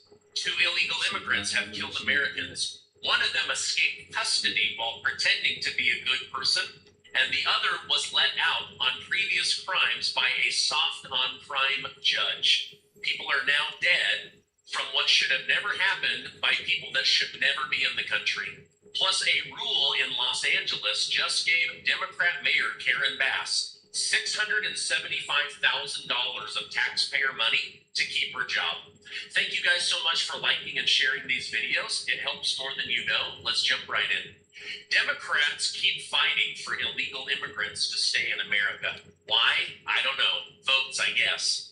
They tell their voters that Trump is bad and illegals are good. Well, sadly, an American woman is now dead at the hands of an illegal immigrant who came into the country multiple times, committed crime, and then was released by the Biden administration. He's now under arrest for murder. Listen to this. Thanks, Chief. On Monday morning at 6:43 a.m., officers from the McLean District Station responded to Difficult Run Park, where they located our victim, Carmen Pooch, deceased, and as the chief stated, she was suffering from multiple stab wounds and had been doused in gasoline. Detectives from our Major Crimes Bureau have acted very quickly to process the crime scene, collect evidence, and conduct interviews. Within 48 hours, and emphasize within 48 hours, our detectives were successfully able to identify the suspect, that's 19-year-old Alexis Cedillos Campos, and they learned that he and our victim were known to each other as co-workers and involved in an intimate relationship. We know that Cedillos Campos left work in the early morning hours on Monday. He left work after taking a large fixed blade knife, a pair of gloves, and the water bottle the chief described. He later filled that water bottle with gasoline, and he set off to murder Carmen Pooch. This morning, our suspect was taken into custody for second-degree murder in Maryland. I want to thank our detectives from the Fugitive Squad, the U.S. Marshal Service, and the Prince George's County Police Department for swiftly taking this violent killer off the street. So sad. I'm sure there are many good migrants that just want to come here and live the American dream, but there's also killers, rapists, gang members, drug dealers among them. And he didn't just kill her. This sicko tried to then burn her body and get rid of the evidence. But it gets worse. Another illegal immigrant strikes and kills, and then a soft-on-crime judge allows the man to escape the country. Abdulio Tashpuladoza, a Tajiki national who was found guilty of killing his landlord, has escaped from Virginia. He fled the United States while unaccompanied what for the 48 fuck? hours. Are you shitting me right now, you fucking son of a bitch, fucking faggot? What the Court fuck? records say he was still mentally ill. and Get he the had fuck been out of here, you hospitalization. faggot ass motherfucker, And days dude. later, he I was doing permitted to nothing leave the Northern near you Virginia motherfuckers. Had Medical nothing to do with Institution any of you alone. fucking faggots. Instead of returning You home, fucking son of a authorities say bitch. Tashpuladoza boarded a Turkish airline flight from Dulles Airport to Istanbul and then continued on to Tajikistan. The facility placed him on escape status after he failed to return back. While state police, federal authorities, and Custom and Border Patrol were notified, a CPB alert went out, but it was too late. He had already fled the country. This was not even his first unescorted opportunity to travel. In 2024, he was allowed to go to Washington, D.C. and obtain a passport. The case exposes a glaring failure on supervision. A man whom a court said still required hospitalization because he was so crazy that he killed an American was then allowed to flee the country. Fairfax County Commonwealth Attorney Steve Descano's office says independent experts concluded Tashpuladoza was legally insane at the time of the killing, making a criminal conviction unobtainable, and says prosecutors repeatedly argued that he should remain confined. If he's crazy enough to kill, he shouldn't be allowed on the streets. That may explain the legal finding, but it does not explain why they then allowed him out of a mental health institution to go home by himself. The victim's family is now saying we've got no justice. A killer is on the loose and has been allowed to escape and run from justice. The FBI has said that they will hunt him down and bring him back. The FBI just scored a major victory, again going after a financial predator Get out of here. who stole Get out of from here. everyday Americans and seniors and then disappeared overseas. Federal prosecutors allege that Edward Zimbardi, a 59-year-old Georgia man, ran a massive cryptocurrency Ponzi scheme that stole more than $165 million from thousands of investors. He promoted what he called the crypto program, promising people a supposed guarantee of 25% return if they would send the access to their crypto wallets. This should have been the first red flag. Never, never, never share your passwords or crypto accounts with anybody. Now, according to the indictment, the money was not being used for a legitimate advertised investment program. Prosecutors say Zimbardi poured more than $34 million into risky foreign currency trades, lost a substantial amount of the money, and then used new investor money to pay off old investor money. And spent about $10 million on a luxury lifestyle for himself. Luxury vehicles, alimony payments, and a house for his son. When the money ran dry and the operation collapsed, he grabbed a bag full of money and fled from the airport. Then came the attempted escape. After learning the FBI was investigating him, Zimbardi fled the United States, hiding in Fiji. He reportedly skipped his own son's wedding because he was worried the FBI would catch him. And the FBI did, but not before he was able to vanish and escape off the radar for about a year. Working with Fijian authorities and the State Department, the FBI located Zimbardi, arrested him, secured deportation, and he's been brought back to the United States. He faces 12 counts of wire fraud, 12 counts of money laundering, and 1 count of conspiracy for money laundering. These are allegations. He's presumed innocent, but come on, this guy's going to jail for a long time. Now, this is a big win for Americans who are tired of scammers treating their hard-earned money as if they are this person's personal ATM. The message is simple. You can run, you can hide, but not for long. The FBI under Trump's direction will hunt you down and bring you back for justice. And this is exactly what they did. As soon as they picked up on a trail, boom, they went and got this loser. As a dad, my number one goal with entertainment is simple. I want my kids surrounded by high-quality stories, not garbage. And for my wife and me, we love movies that walk you through a real person's struggle, failures, hard choices, the moment they decide to change, and actually leave you feeling inspired. That's why I've been spending so much time over on Angel. It's one of the few places where the content feels intentional. The kids' shows are safe, fun, and solid. The family movies give you something to talk about after the credits roll. And the films my wife and I watch together actually dig in to what it takes to grow, forgive, and become a better person. So I put together a watch list that hits all of that, and you can see it down below at angel.com/Steven to see what shows me, my wife, and my family like. Now, they've got great options for kids, powerful true stories that leave you feeling good, educate you, give you this sense of hope for humanity. I'm tired of all the junk. I want my children to have access to good quality shows and movies. And if you go to angel.com/Steven, you can check it out right now.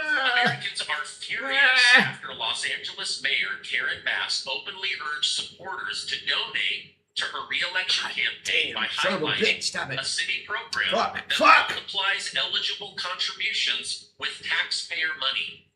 Bass told donors that a $5 contribution is worth $35 using the Los Angeles Supermatch program. In other words, for every qualifying dollar donated by a Los Angeles resident, the city contributes an additional $6 of public money. Karen Bass called on supporters to rush their donations in order to help her stay in power and keep Trump from taking over Los Angeles. Here is the part that should make taxpayers stop and think. This program is legal. It allows politicians to use public tax money to amplify political donations, including donations to their own re-election campaign. So it allows them to get a 6x return on up to $257. So if you donate that, then they pull $1,799 out of the program and they match that up to $1.5 million. Now, you can only do $257, but then they get that 6x multiplier. As of right now, this means that Karen Bass, with this 6-to-1 ratio, already has $675,000 of taxpayer-funded matching dollars. I think taxpayers deserve to ask a basic question. Why should city money go towards helping a politician, one who's done a terrible job and allowed billions and billions of dollars in fire damage to use taxpayer money to stay in power? And what's extra bananas to me is that a socialist Democrat today, or rather last night, beat a moderate Democrat who spent $16 million, and she beat him by only spending $975,000. Well, Mayor Karen Bass already has $675,000 of taxpayer money to keep this communist Democrat leader Killed in my office. motherfucking Al, you fucking punk Now, bitch. President Trump was asked today, based on how much bad policy comes out of Washington, D.C., how many people get into office and then stay for decades, how much of our taxpayer money is wasted, and the fact that Mitch McConnell, still to this day, shows no signs of life. Should there be term limits on Congress? Listen to what the president had to say. It's been about 59 days since we've seen Mitch McConnell. Sometimes when you look at Congress, it looks like the cast of his own. But I read a Cindy Adams column in the New York Post recently, and she talked about how we need term limits and someone needs to hold Congress accountable. Maybe you should be the person to do it. Would you support term limits for Congress or some type of cognitive testing? Because maybe if we had that the last 4 years, we wouldn't have ended up in some of these messes. So term limits are very popular with the public. I've seen it both ways. I've seen where people go in and they get termed out and they're very talented and they're at the height of their career, politicians, and you end up with total rookies in there, nothing gets done. And I've seen it the other way where people are there too. Oh, we see that all the time. I see both. I always like to say that a term limit is an election. The public's pretty smart. You see that last night. We had some great success last night. The Republican Party had tremendous success last night. But I like to say that term limits should be elections, but I'm okay with term limits. Remember, the people that have to pass term limits are the people that are going to be voting on them to get out of office. So it's a little bit tough. That's not the easiest vote to get, is it? Huh? But I'm okay with it one way or the other. I do think elections really turn people out. All right. President Trump, he makes a good point. Congress is never going to vote to put themselves out of work. There's too much insider trading. There's too much kickbacks. There's too much in it for them. At the same time, he reminds everybody, election cycles are term limits. You just have to be willing to vote someone out when they do a bad job. As they say, cut the fat and move on if somebody is dragging down the party. All right, I hope you found value in this shorter daily news. I just wanted to bring you guys a couple of big success stories, as well as what's really going on in the country and Washington, D.C. If you found value in the video, give it a like and hit the subscribe button. Otherwise, stay amazing, and I will see you on the next video.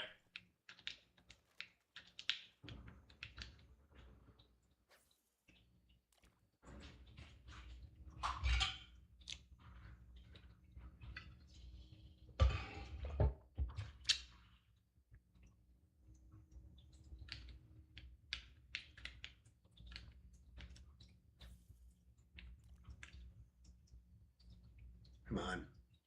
Yes.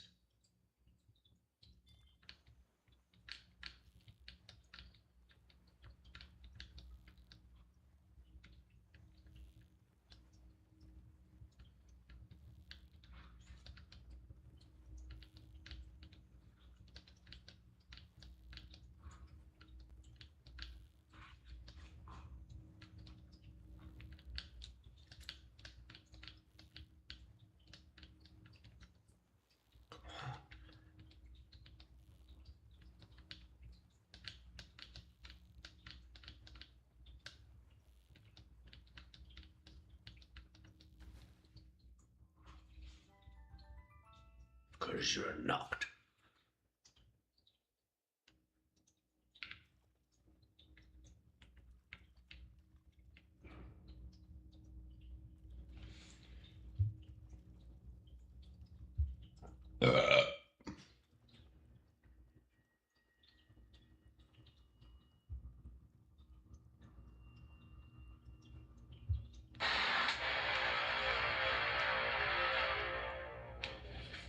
All right, well, let's get over to the actual, what she was actually saying here.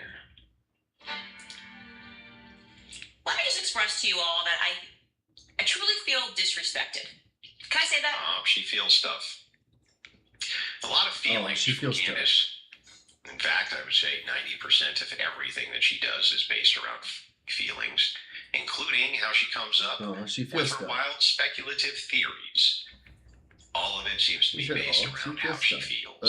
So since she went ahead and put in the disclaimer that she feels disrespected, I have a feeling that the next few things that come out of her mouth are just going to be total bullshit.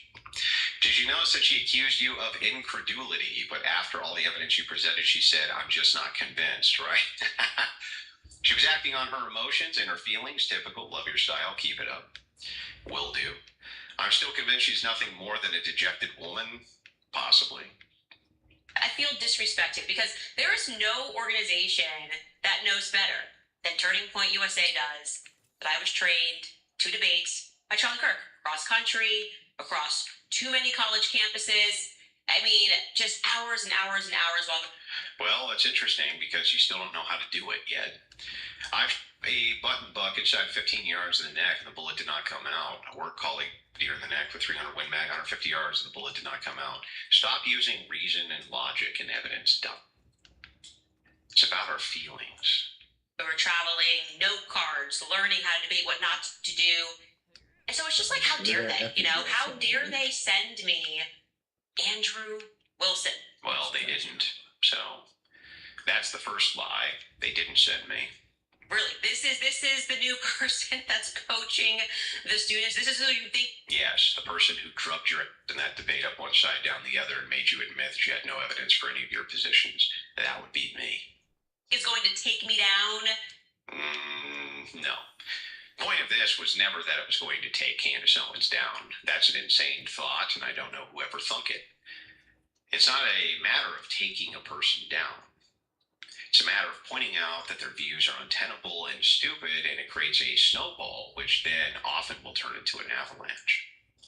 Candace walked into a debate saying Tyler was a patsy, then literally said, I'm not saying we should go with the idea Robinson's a patsy. I know. She lost very early on.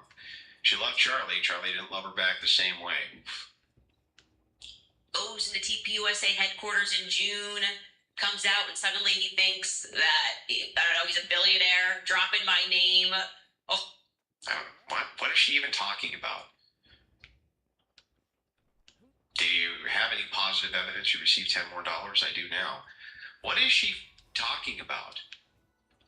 I'm a billionaire who's dropping my... What is she... Does anybody know what she's talking about? What is she talking about? she's too afraid to debate me. Okay. Yeah, okay, great. Under complete controlled conditions at your house and you still lose. Let me give you guys a little bit of backstory here. You should just... Oh, I can't wait to hear the backstory. This is why I love Andrew. Evidence first, anomalies investigated, no fake certainty, no pandering to his own side. He'd rather take the heat than lower his standards. Oh. Look, man, I got a DM from a guy today. He was like, bro, if you switch sides, you'd be more popular than everybody.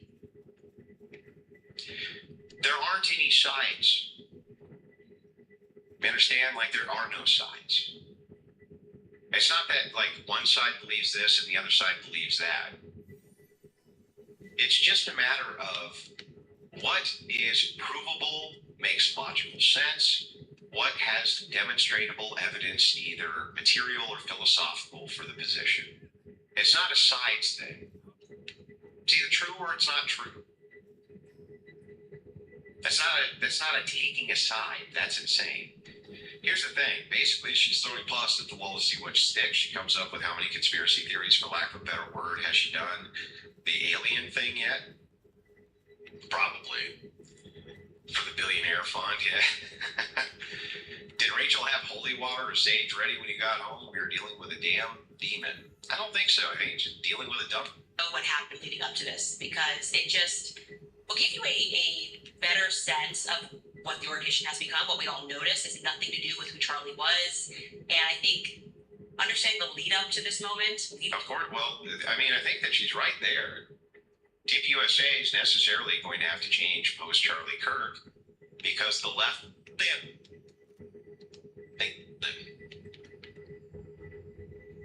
I don't know why anybody's confused about whether or not TPUSA was going to stay the same absent Charlie Kirk. I was never confused about it. Fuck. Ever. Fuck. She's been coping hard. She keeps undermining things she said before, almost in the same sentence. It's bad. It is bad. She's been freaking out for days. Shit. My favorite thing to do when Shit. I'm going to push her debate on my absolute crickets. Here's some beer money now. One step back. Can I get a small loan of a few $1 million, Mr. Billionaire? Yeah. Tried to send you $50, but it seems degraded. Up to the great debate. Yeah, I really do think that it will help furnish the answer of the strategy that Erica Kirk employs as the new CEO and leader. Now, I am not in any way exaggerating when I say that I have never in my life, amongst friend or foe organizations, dealt with a more unprofessional team than Andrew's team in my entire career, ever.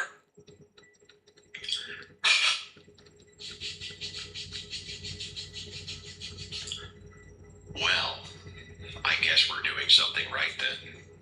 Our professionalism over here at the Crucible is in question. Ridiculous.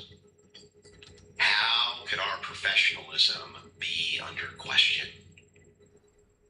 Just not being professional enough. Need to be more professional-like. Or anywhere leading up to them arriving at my house. So, foremost, just to back it up, you will recall that Andrew Wilson demanded that I publicly negotiate the terms of the agreement on X. Yeah, that's true. I did. I said, until we get a debate prompt, I don't want to have private conversations for you to then leak on your show. Just be public with it. Tell me what it is that you actually want. Let's get this thing negotiated out publicly. Which, by the way, I usually do with almost everybody because, as you might imagine, if it's done publicly, it's much more difficult for them to fib about it, isn't it? The wildest is all of the Charlie would be so proud, LMAO. Yeah, he'd be so proud of Candace tearing his widow to shreds and his company down. Showing appreciation for my favorite new billionaire. Well, thank you. I appreciate that. But let's get back to this. To me, it's quite childish, and we agreed, of course, that he could also bring a video guy because he was paranoid to ensure that there were no surprises, like we were going to do some sort of a gotcha here. Like, who is in his ear just telling him that any of this is necessary? I don't know, but I did find out. We also agreed, as you saw publicly, that he could bring his own fact checkers. Essentially, he's coming with a party of 4. We agreed that he could pick the moderator, etc., etc. We basically folded on everything because I just said, I'm down for this debate. And then once it was excruciatingly and publicly negotiated, we were finally able to move to discussions behind the scenes. We start an email chain. I am provided with no identity as to who I am communicating with. We're basically. So what? Who gives a shit? Who gives a who cares? You're talking to John Smith, who gives a shit. Why? Totally irrelevant. Totally irrelevant to anything. $300. Thanks for calling. All women regarded. That was really funny, I must admit. Pretty happy about that. She's mad because Rob clogged her toilet. That's funny. Basically emailing the quote-unquote Crucible team. I'm like, so what? Who is this? Who am I speaking with? None of your. Who cares? Who gives a shit? Why does any of this matter at all?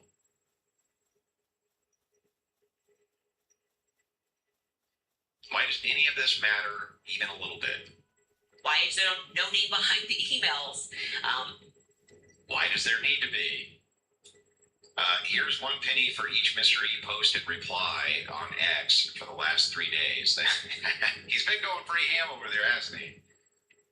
Great debate, Andrew. By the way, I think the kinetic energy of the round's impact has a much greater one than air displacement. Same result, but worth researching. Trying to have a much greater. What does that have to do with the air displacement, though? The air displacement was the explanation for why the shirt might have moved at the collar. Even when we asked, who am I speaking to? They're just being shady for no reason. It's like a faceless email chain. Why does it? I don't understand why any of this matters at all. We have all of our names on there, so they know exactly who's calling the shots, who's being looped in. We've got nothing. So whoever this anonymous email person or people were, they then declare that they would like a contract and an escrow account for the funds, okay? Not totally off the mark, but... No, duh. Yeah, desk and send it into, in fact, PPD even recommended that. It's like, yeah, do it like a real estate deal. Send it into an escrow fund for her attorney's account. And then once her end is complete, release them. And that's exactly what I did. It's going to be hard. Not exactly easy to find a bank that approves an escrow account, open it, get lawyers involved by Friday. That's what I'm thinking. They then indicate that That was her demand, though. She demanded it had to happen on Friday. Had to be this Friday. Couldn't be on neutral ground. It had to be this Friday. Like those were all her demands. okay, if it's my lawyer's account, okay, fine. I have my lawyer begin drafting a very simple contract, which basically spells out exactly what we've agreed to publicly. And suddenly we receive an email from the Crucible team, essentially saying, never mind, Joe Rogan has now made an offer to host this discussion down in Texas. So, and I'm quoting this changes everything. Yeah, it did change everything. Would have got way more viewership on it, would have been able to get it out to a lot more people, and it would have been neutral ground, would have been better for everybody. Of course, I knew that she wouldn't actually do it because the entirety of it was just to try to have it at her house with maximum control. That was the whole game. Let's just blow up the negotiations. Let's blow up everything that we made you painfully agree to publicly because Joe Rogan will reach more people than your platform. Yes, I'm sorry that logic and reason is so difficult for Candace Owens.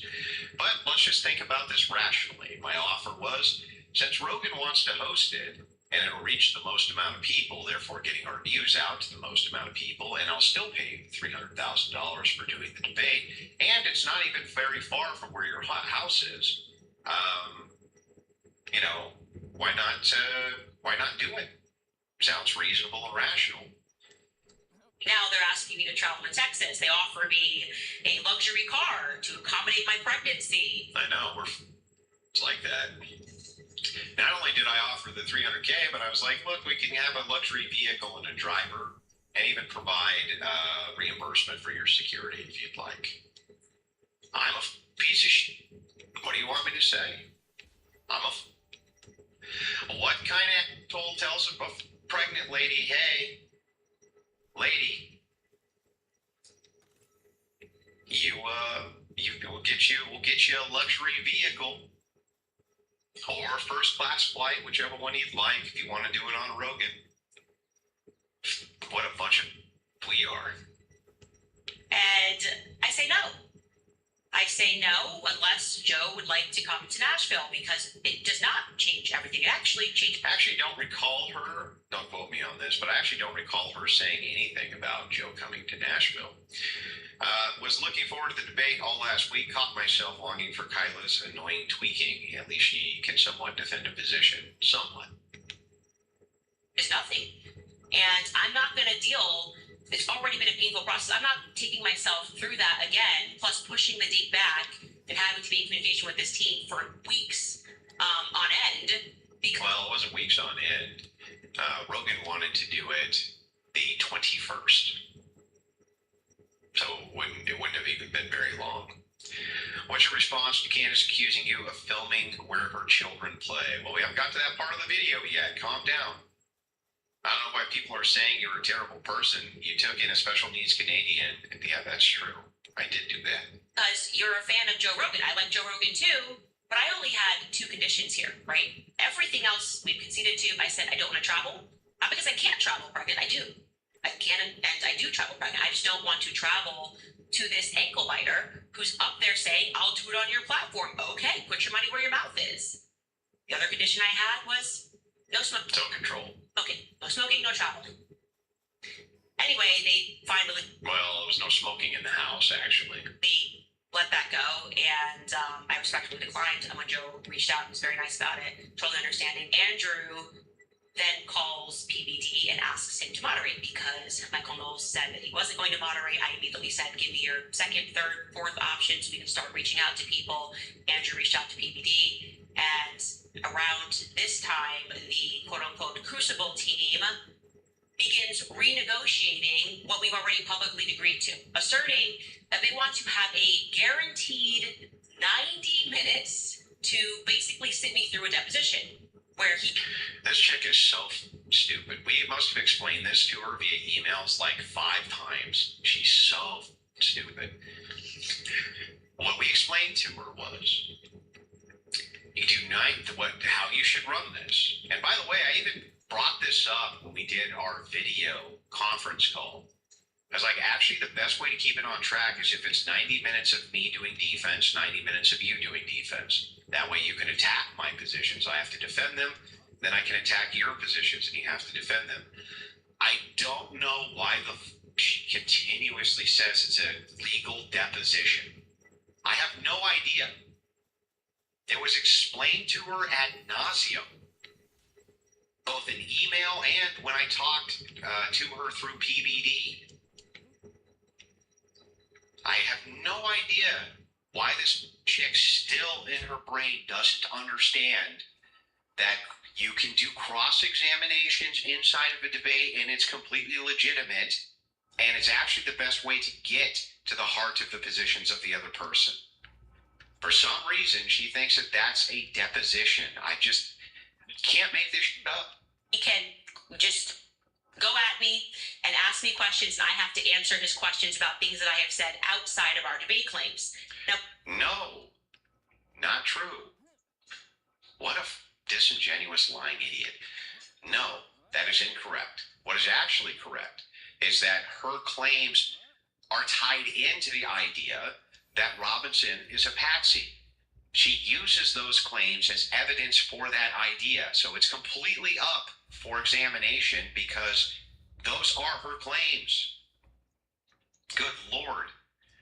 I've watched Candace one time for every 200 times I've watched you, and I'm still not as confident that Tyler acted alone as you are. I know you didn't like him much, but I really loved Charlie and want the truth. What do you say to those of us 80% in the middle? The same thing I said in the debate. Tim, if it was just a matter of you, first of all, I've never had the position that Robinson acted alone. Ever.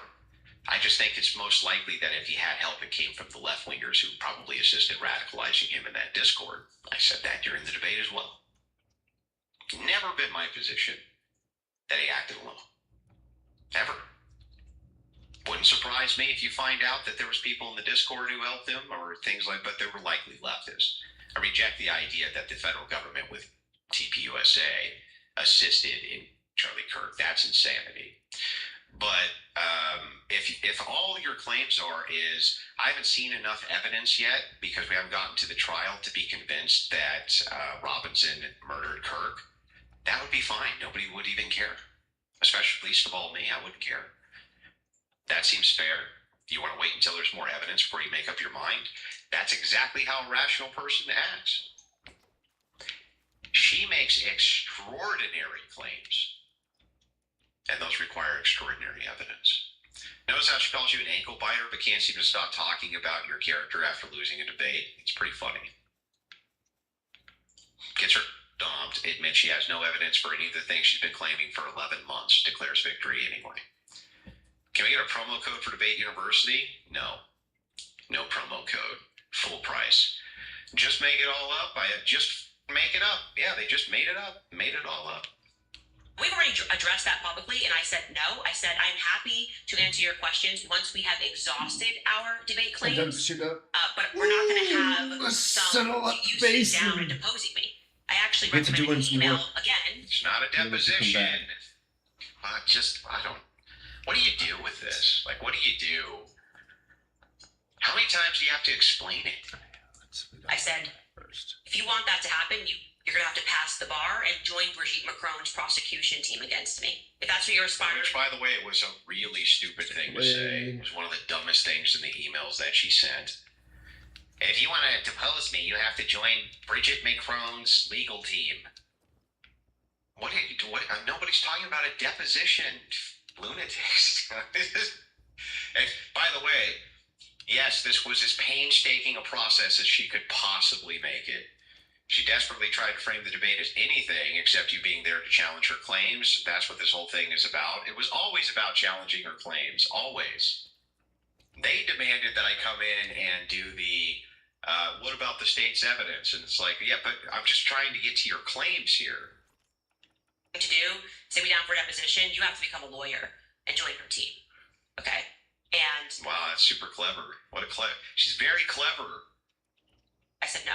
And PBD, I'm going crazy here. I'm like, he is the one that agreed to all of this publicly, made me do this publicly, and is now trying to change things. So at that point, Well, you're not changing anything. I always wanted there to be a cross-examination. I was very clear on that. that or add that to the contract. I just want to make sure that there will be time for me to address, generally speaking, some of her conspiracies. And I said over and over again, I don't mind answering your questions. We're going to be dialoguing. Like you're not sitting me down and questioning me. And I want to make sure we at first and foremost address the case.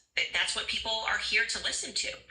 And I explained in detail on this call, and PBD has 2 members from his team on the call as well, Tom as well as his executive assistant. I explained in detail, thoroughly, that my house is very small. I explained to him why we are not... But demanded we do it there?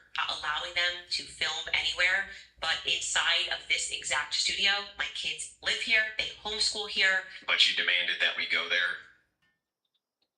Mm-hmm. Demanded that we go there over and over again. Just endless demands, even though we had plenty of viable alternatives, still demanded that we go there. Over and over and over and over and over and over and over and over and over demanded that we go there. And this is something that you just have to respect, but I understand you're paranoid. We have a very small, formerly HVAC closet control room. And you demanded that we go there. Do you think that she made the pastor at her wedding join Brigitte Macron's legal team before asking her for I-do's? No idea. We will create a spot to address your paranoia for your team. They will be able to listen. They'll be able to hear everything. And so that you know if there's no funny business going on, and you're welcome to basically record within the studio so that in the event that we try to trick you or do something, you will have captured it. And he's fine with that. He gets off, we get off the phone, everything is done. I think now that I've seen one Contract of these gets things, officially it signed makes more on Thursday. sense. Okay, what could possibly go wrong? You're thinking, Oh, plus right? I got Because those tomorrow's things in these Friday. areas too, so- Well, sometime on Thursday, my producer is like, it's kind of weird that we don't have a point of contact. We are still dealing with a faceless team. No one has reached out to ask for our address. We also need the name. That's because all that was supposed to go through PBD, who I specifically asked not to give these lunatics my phone number. And they did anyway. Awful nice of them, huh? Literally asked them, please announce that it's a burner number, but that's not the point. The point is, I literally asked them not to give any of these lunatics my number, and they did anyway. The bullet had mangled Charlie the way these kooks claim it should have. Candace would still claim it must have been an exploding mine because, yeah, I know. Bro, I know. The way she trashes you and gets all of her minions to try to deplatform you is so cringe. She's fooled so many people. Yeah, it's very clear that these people are going to be mass reporting, mass flagging my channel. There's several tweets that I've already identified trying to do that. Names, because we have security and we need to know who they're bringing. So the face... The people that you demanded come to your house. Now we have to have security and check their IDs and blah, blah, blah, blah, blah. Even though you didn't have to do any of that. You just demanded that it was at your house over and over and over and over and over again. Those people have to become real people. And we end up asking PBD's team to provide us a number for Andrew Wilson. Which they shouldn't have done, by the way. As I specifically told Patrick Bet David on the phone not to give these lunatics my phone number, that they could go through Patrick Bet David for any of this setup stuff as a point of contact. That's why we looped him in to begin with. She's trying to portray you as unreasonable and paranoid. That's rich. Yeah, we were completely reasonable. Why should Erica give you a text to read that CK said to have sent after saying she had his phone and he was not texting people in fear for his life? You all act oblivious to lies like this. It's not, the problem is it's a lack of charitability on your part. You just assume everything is a lie when it's not actually a lie. What Erica said was that when she went through and reviewed the text messages, she didn't see anything like that. And then she got to his Telegram. I believe it was Telegram. And then she found other messages. You guys just always act like everything's... there could be just no other explanation. It's like, bro, calm down. Someone should tell Candace this is all hearsay and she can't be trusted as a source. True. Candace gives me believe all women vibes. we get a number, and it's Andrew's number, and he says, reach out to this number, which seemingly belongs to no one. They will not identify themselves. So my producer is now texting an anonymous somebody. So what? We try to run the number to figure out who we're speaking to. Of course you did. Of course they did. Andrew's so paranoid. He said to reach out to my producer, and here's a number that you can contact him at. And so we immediately ran the number, trying to figure out who he was. Andrew's so paranoid. Andrew's so paranoid. People hear themselves. They don't even hear themselves. Yeah, fucking insane. Tyler was never on the roof. Do we really expect that he'd jump off of a roof, potentially breaking his leg and blowing the entire off? Good point. Appears to be a burner phone, and the person I guess they want to surprise us with who they're bringing to the house. I can't even imagine this. I can't even imagine this scenario where someone has expressed to you, my children live here, they sleep here. But you demand that we come there anyway. That's high IQ stuff. My children live here, and they sleep here. Then why don't we go do a third-party neutral platform that you already said that you can travel there and travel when you're pregnant, and it's not a problem. Of course, she told me that it was a problem, but fine. You're not going to travel. It has to be done at your house. It's like, then don't bitch and complain. There's going to be a bunch of strangers at my house. You insisted we do it at your house. Andrew, huge fan here. Did you see Dave Smith's reaction? He's also live on campus right now. In my opinion, he won the debate, but I wish the negotiation was better. God bless you and your family. Well, I appreciate that. It's very kind of you. This is our personal home. Like, we are going to, have a studio outside of this in the near future, but for now, this is what we have. Now, over the course of this conversation with this faceless individual, the person immediately begins getting rude with my producer and insisting, again, this is on Thursday. This is the night before. That they're going to need a desk. They're going to need a place to set up Andrew's live stream. Excuse me? Oh my God. It was so yummy. That unreasonable son of a bitch. I was sleeping, Daddy. Like a desk and a place to set up for the live stream. That unreasonable. Hey, Mr. E, you man, you unreasonable prick. Unreal. You asked for a desk and a place to set up your live stream? What the hell is wrong with this guy? What a nutcase. Our biggest dick so Wow. Sounds like they're being super fucking professional, you fucking retarded bitch. Like, we are going to, have a studio outside of this in the near future, but for now, this is what we have. Now, over the course of this conversation with this faceless individual, the person immediately begins getting rude with my producer and insisting, again, this is on Thursday. This is the night before. That they're going to need a desk. They're going to need a place to set up Andrew's live stream. Excuse me? Oh my God. That unreasonable son of a bitch. You're going to need a desk and a place to set up for the live stream? That unreasonable. Hey, Mr. E, you man, you unreasonable prick. Unreal. You asked for a desk and a place to set up your live stream? What the hell is wrong with this guy? What a nutcase. Our biggest dick so far is that you didn't know all the charges offhand. That's all I've seen. But that's because there's nothing else. Strangers in my personal home is the new I'm mad at the 2 minutes rule. They're saying they're now going to need HDMI cable that's going to run out of our studio into the control room so they can set up a computer into a camera and live stream. Oh my God.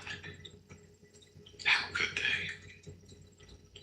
Those sons of bitches. They want a place where they can set up. Just make medical tapings legal that most people have to do.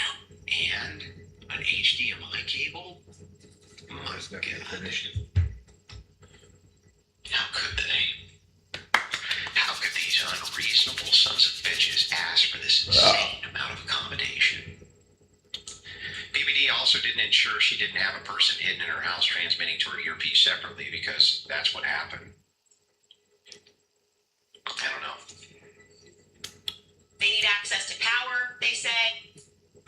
2? Man, let's get this long list of unreasonable that apparently Mystery asked for. He wanted a place where he could set up to live stream, an HDMI cable, and power. My God.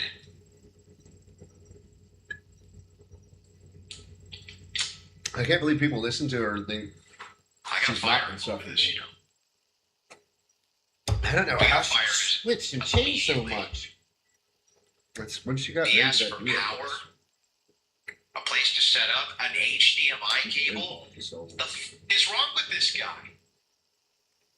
They being the anonymous people I don't know who we're speaking to, and I almost lost it. I just went like, this is. Those unreasonable. She almost lost her mind. What else do they want, huh? They want power for their equipment? These sons of bitches, what the hell is wrong with them? Power for their equipment? Holy. Enough of these people. I almost lost my mind. Sweet Lord, I just checked out our YouTube comments from the night. May God protect you and your family. Oh, these people are Looney Tunes, bro. Looney Tunes. Hey, Andrew, question. If you were to make Candace again, what would you change about your debate tactic-wise for the second? Let me start washing dishes. Probably nothing. Honestly. She doesn't have any. There's nothing to debate. She doesn't have any evidence for any of her claims by her own admission. What the hell are you even debating? Her feelings? That's all she said. It was like, so there's my feelings. I just feel this way, Andrew. You can't tell me how to think, Andrew, and how to feel, okay? I feel a way. I feel a way. You can't tell me how to feel a certain way, Andrew. That was the entirety of her arguments. Charlie Kirk trained me to debate about your feelings. I doubt it. Absurd. They still will not answer who they are bringing. And I said, we have never agreed to allow them to set up a live stream in our call to run a desk. And she's like, what are we even talking about? And the person replies that they thought it was implied because our contract says the debate will be live streamed. Yes. So the assumption there is that we also get to live stream it. Duh. Yeah, the debate's going to be live streamed like my show is live streamed every day because you thought we were going to trick you and put it behind a paywall. Why would you think that implies that you could set up a mini studio in my home after I've gone through such pains to express to both you and PPD's team how small the space is and how we don't have any room? That you demanded we go to. That you demanded that we do there. They want permission into my home that I demanded they come to. I'm about to lose my mind with these unreasonable demands, and it's just out of control. Brother, this was all by design. She knew demanding they could come to her home was something she could manipulate. Of course she did. But who cares? It's her own space. It's still proof that she had no evidence for any claim she's made.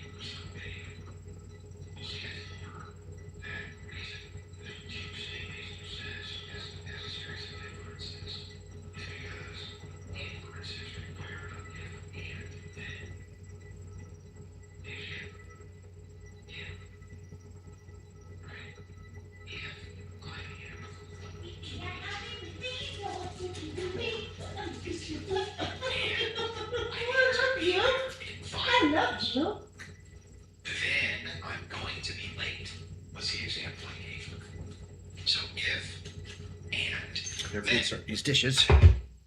If it's the case, work 20 minutes away, and I only have 5 minutes to get there, then I'm going to be late. That's an inference. What she would do is be like, Erica didn't answer a question, therefore she's complicit in the murder of her husband. Those are not valid inferences. The if and then made no sense, and so I pointed this out to her. Can you explain to me how you get to these series of inferences? And then she said, well, I can say it, but I can't understand it for you. Which is true. I actually can't understand a bunch of just mouth diarrhea nonsense. I can't understand it. That is, in fact, the case. Late day. We still get no answers, no identity of who they're bringing. They want to surprise us. That's very apparent. And I just want to say I cannot comprehend how degenerate and disrespectful you have to be to do that. I would never do that to anybody, no matter how I felt about them. So we just made sure they were not welcome through the front door. We normally just welcome everybody through the front door. Instead, they had to go through the back, through the basement door, because why would I allow anyone to be so unnecessarily disrespectful? We got to figure out. I actually don't think that this is the case. So it is true that we went through what she's calling her back door. It's kind of funny. That is true. But I think that that's because that was the closest area to the studio. Like there was just one turn and then you were in her studio. So that actually makes more sense than having people go all through her house in order to get there. That's why I think she did it. I don't think it has anything to do with her feeling disrespected or anything. By the way, she didn't bring any of this up at the time. She didn't bring none of it up. Nothing. None of it. So we may have one for even the first round. Why would you need a strong Our work was said the rock was overwhelming, meaning Andrew's preference, debate unbeatable. It's true. That's actually a good point. I've been doing nothing but posting shorts exposing the fact she literally conceded the debate prompt. No proof of a patsy. She didn't concede it. I can't believe she doesn't trust anonymous people when it comes to her house. But she could if you told her was coming for her. That's funny. Why? And then it starts to make sense because he shows up with Steven Crowder's team. Steven Crowder is producer, CEO, regular on-air talent, feature, who spends all day tweeting me. He's actually like the CEO of whatever it is. Well, I didn't show up with Steven Crowder's team. I showed up with my friend Gerald, who I've been friends with now for quite some time and who I like a bunch. So, crazy. Steven Crowder thinks he does anymore. If you don't know who Steven Crowder is, he's basically a child actor who never stopped being a child actor, 40-year-old man, and he just likes to prank people, and this is exactly his brand. Just lying her head off. He just pranks people. This is brand. If she was in any way, shape, or form, She's just painting everybody all kinds of wrong fucking colors. It's ridiculous. He has one of the largest, and had one of the largest on YouTube, now on Rumble, shows in existence in the political arena. And he does a daily show with political commentary that's tuned into and seen by millions and millions of people. That would be the honest answer. What does she give? He's like a child actor who never grew up. Grow up, Steven. Grow up and be an adult and accuse people with no evidence, Steven, like an adult does. You stupid. You. Logic beats feelings every time. While emotions are significant, Start they don't breathing. determine the outcome of court cases. Evidence does. You're amazing, Andrew. Thank you. She's pathetic. She's appealing to low IQ women, the ultra collective. This was not a debate about if the shooter's guilt is an exposition of the ultra collective cognitive dissonance. Of course you're going to scream it, of course. Of just doing something this disrespectful for no reason. And, I mean, when I say disrespectful, and I'm not even, like, Gerald Morgan is who he brought with him. I didn't... Like the nicest guy on planet Earth, by the way. One of the nicest, one thing, Gerald has the reputation of being, like the guy doesn't even cuss. Just has the reputation for being the nicest person ever. Could you imagine? Okay, this one's a winner. I can tell you lies, but I can't believe them for you, Andrew. I can't believe I used to like Candace back in the early Trump days. Thanks for showing us her true colors. Can't wait to see her on Legion of Goom. She's earned it. Yeah, she's nutcase, bro. Imagine paying $300,000 and wanting power. I know. Imagine pay $300,000 for a debate, and he asked for a place to plug in. That despite me detailing why we wanted no filming outside of this studio. Inside of the place he demanded we go to. Saying you can film in the studio. Gerald decided to do a live call-in from my kids' playroom just outside the studio. It was one of the reasons we said no smoking. We made it clear to them my children's playroom, which is the garage area, is just outside, and you can... Very, very, very sneaky. It's a garage. That's what it was. It was a garage. Now, it's true there was kid stuff in the garage, but so what? Everybody who has kids has a bunch of kids out in their garage. Everybody. You ever been to anybody's house who has kids that doesn't have a ton of their kids out in the garage? Because I never have. Not even once. At least not that I can recall. The restaurant receipt was my favorite part. Do you have the receipt? No, but I talked to a guy once, so that proves enough. Yeah, I got tons. Listen, I got hundreds of DMs from people saying, I did not know that Candace added that to the timeline and it hadn't been verified. Hundreds of DMs from people saying that. Man, Gerald is the man. He tilted his hag raven just by being there. Now admonish me. And Gerald's great. When she said, I actually don't have to explain why I think, I yelled 300K says you do. Why are you even here then? Yeah, exactly.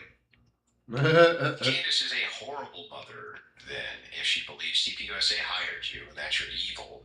Why the hell would she bring them near her children? This is the $1 million question. I don't know. If the concern is that you're going to be around where the children live and this and that, and we're all a bunch of nefarious evil doers, then why even have it? I don't even get it. It makes no sense. It's none of it's rational.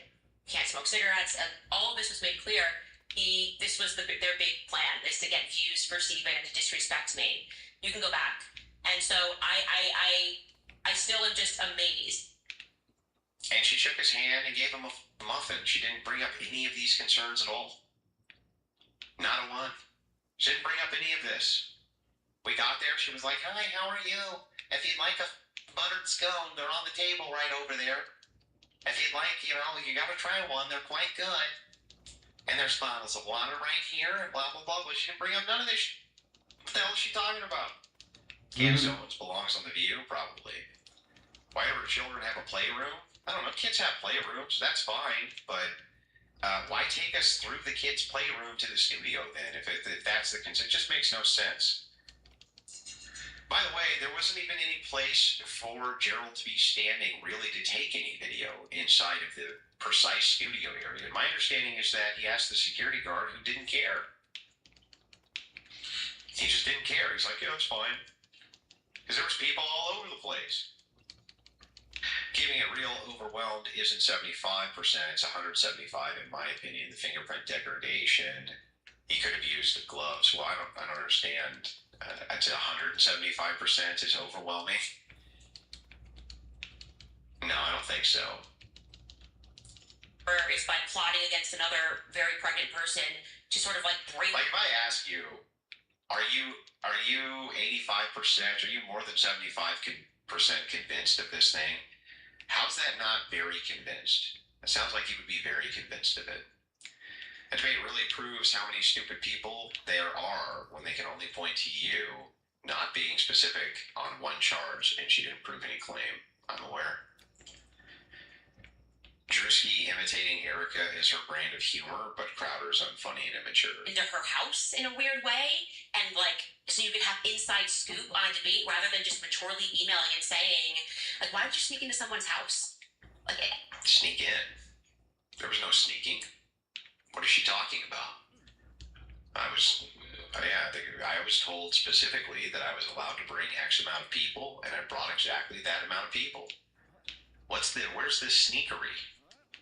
Where's the sneaking part of this? How did you not understand that? What I'm saying is, in the near future, she's going to claim that she has cars outside and imply you leaked her address in a desperate attempt to discredit you. Well, perhaps. There's nothing I can do about that, is there? It still boggles the mind. Why would you try to sneak into someone's house? Well, nobody snuck into anywhere. You opened the door wide open and then offered the guy a buttered biscuit. Like, what are you talking about? is she talking about?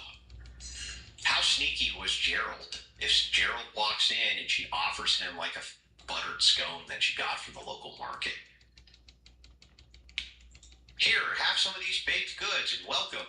Gerald shakes his hand. How is that sneaking? That's the opposite of sneaking. That's coming in, you're announcing yourself, say hello, you shake hands, then you get offered baked goods. Where? I don't even understand this. Officer, this guy snuck in my house. He did. Yes, you need to arrest him immediately. Well, tell me what happened. Well, he knocked on the door, and he said, hey, you were expecting me here today. And then I walked inside after they told us to come on in, and then I offered this guy some drinks, and we and breakfast, and then he sat down and ate the sneaky. What the is she even talking about? Just that crazy diarrhea of the mouth, just stuck in. It's all just adjective laced. Stuck in. Sneaky. You sneaky sneakers, you. Because you want clicks and views. Because you don't have the manhood or the decency to say, hey, look, you said I could bring 4 people, and I'm going to bring someone that you don't like and someone who's been nasty to you online, but that's my prerogative. I would have said, yeah, you're right. It's your problem. Then what's the problem? Then what's the fucking problem? What, I have to tell you things that I'm going to do already? I'm doing them. What is she talking about? That would have been okay. I would have said, you're right. You can just have whoever you want. Okay, great. I did. What's the problem? I can roll out the red carpet for you, but I can't sneak in for you. It's how she feels about it, though. Gerald snuck the scones into his stomach. Is that what she means? I don't know. Gerald was crawling through her vents, and she only noticed him when he ran barefoot through all the broken glass. Yeah, Gerald McLean. There's not a single thing that just came out of your mouth. That is true. Any thoughts on Dave Smith stating that Candace won the debate? Well, if Dave Smith was any good at knowing how to win debates, he would have won his debate with me, wouldn't he? Mike says, fingerprint thing is easily explained. His oldest fingerprints could have been from a past hunting trip. He could have wiped down the gun with a towel and only prints on the side back of the trigger guard. There's a million other viable explanations. She admitted that herself. ChatGPT gave the debate 55 Wilson, 45 Owens until I posted the transcript, and it shifted 80 Wilson, 20 Candace after it saw that she couldn't back up a single claim. She wanted rhetoric and command presence, aka pontification. You need woman prattle. She wanted woman prattle. Candace, I'll take the Mont Bailey again for 500, Alex. Yeah. Must be hell being married to this woman. He probably wears headphones a lot. Who knows? But could you just make sure this person doesn't, film here, whatever? They did not do that. And it was actually a complete violation of what we agreed to, because one thing the contract did stipulate was no filming outside of this studio. Anyway. It's all areas that they told us we could be in, by the way. Like, all of these were areas they told us that we could be in. So I don't even know what the fuck she's talking about. I kept professional. We were kind to everyone because, if nothing else, it did give me the confidence to know that Andrew was surrounding himself and taking advice from very unserious people who like to play pranks, essentially. And I think that we saw the fruits of that during the debate immediately. That was their plan, to sort of play tricks to win. And I do. Yes, using logic. I know that logical trickery. Hey, got any evidence for your claims? No. Snake, you trickster. Trickster. Andrew defined overwhelmed at the beginning. She acknowledged and accepted the definition. Correct. I just mean very convinced. That's what I mean by that. I enjoyed meeting you and your team at DebateCon.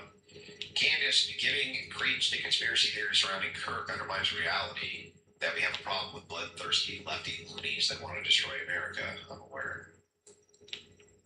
I want to say, just to be super fair here, the team, particularly he had in the control room, Rob, he was very kind and very professional.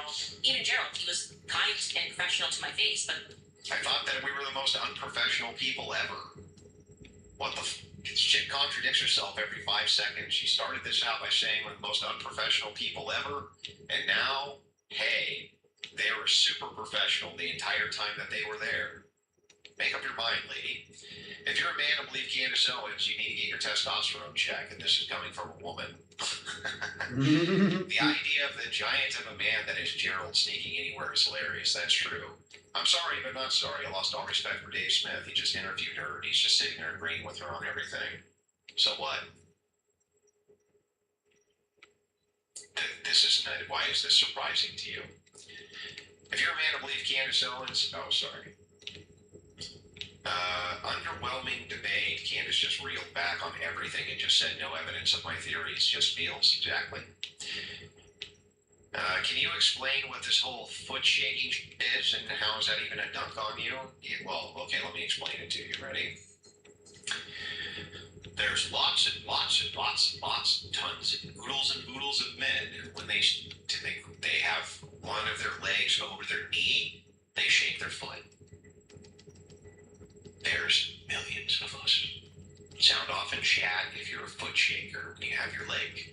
When you have your leg balanced on the other leg, put a 1 in the chat if you shake the foot. I know that there's other foot shakers in this chat right this second. I know it for sure. 1's in the chat if you shake that foot.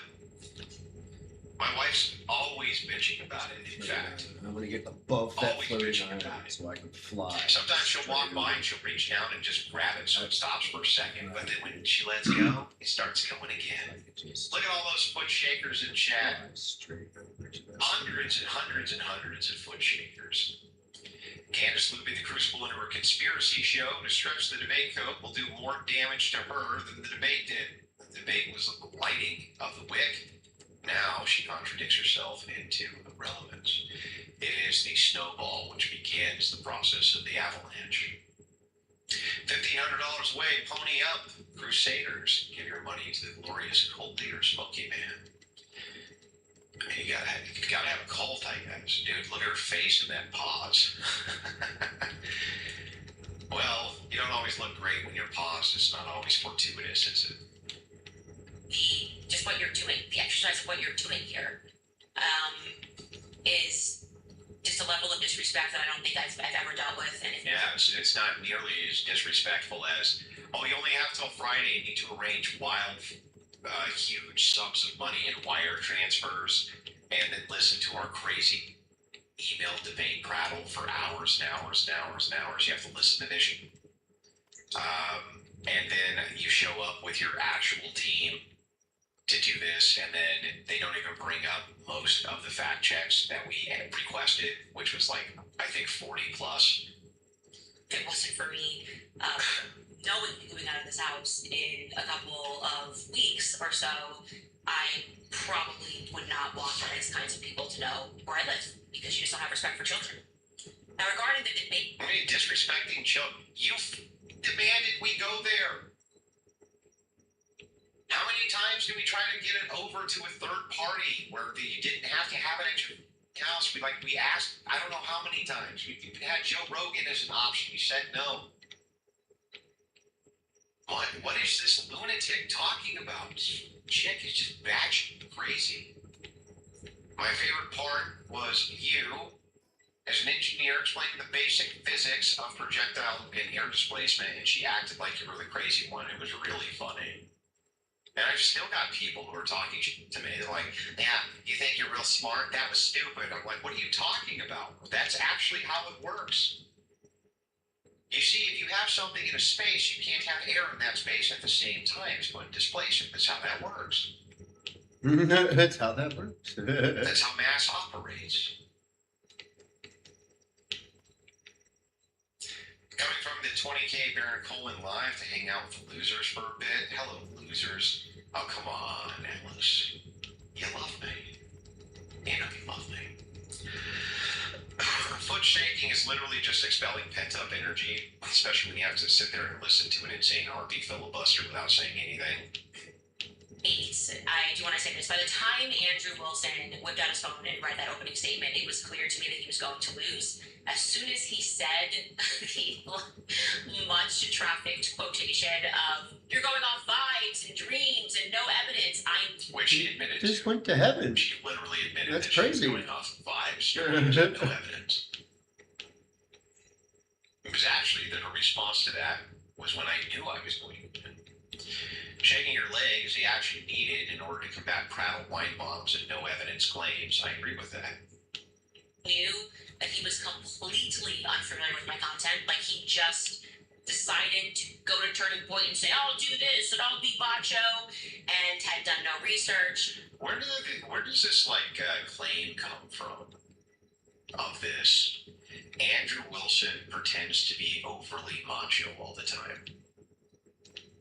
I don't actually know where that claim comes from. I think that maybe, do they just perceive me that way, maybe? Hey, Andrew, I'm a long-time watcher. I also have watched Rob Nor and Steven Crowder for quite some time. I'm not a wealthy man, but I feel led to donate to you. I thought you did well in this debate. N1SB. Sure, I may be a little disrespectful in convincing the world that widow for her husband and then some random politician's wife is a man, but I draw the line at Gerald, saying, like, "Hi, how are you?" Yeah, Gerald was just way out of line. Longtime supporter, first time dono. She's playing the ultimate victim card. It's one of the many cards she plays. It's hard to listen to her without screaming at the screen. Look, I don't even take it personally.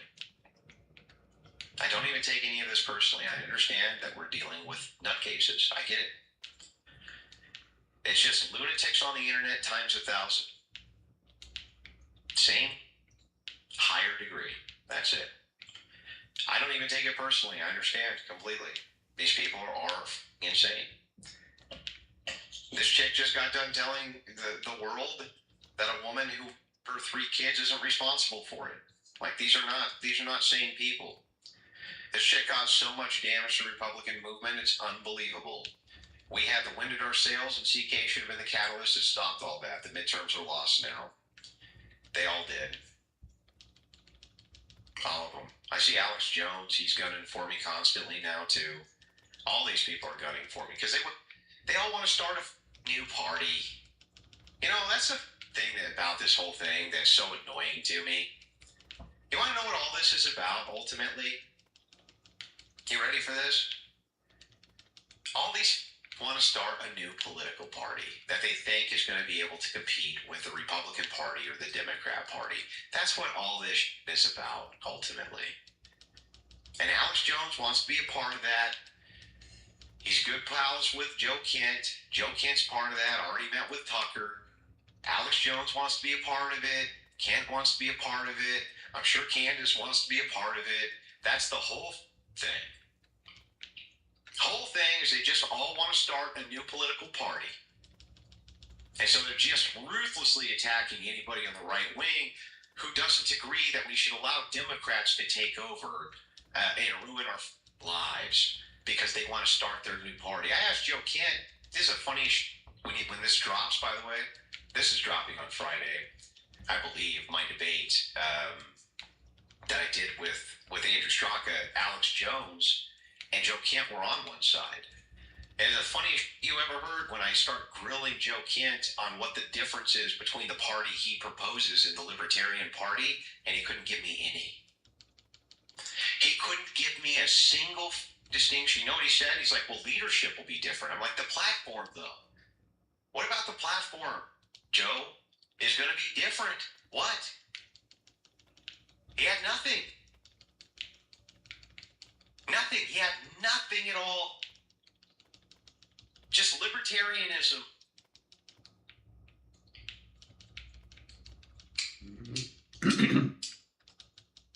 So what's the difference going to be? Nothing. I remember when we left Kai Schwimmer. It was Kai Schwimmer and John Doyle. I took him out to dinner, right? John let me do most of the debating, actually, but when he chimed in, he had some epic points. And I remember Doyle was like, that was insane watching that, man. That was crazy watching you grill him on him, Alex Jones, both of them. What's the difference between this proposed party and the Libertarian Party? Nothing. Nothing.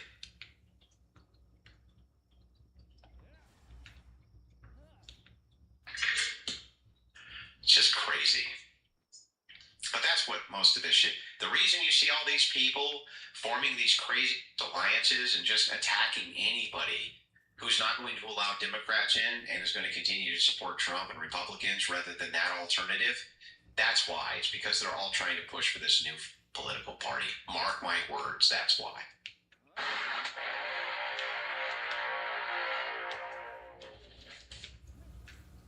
I could probably do it from here.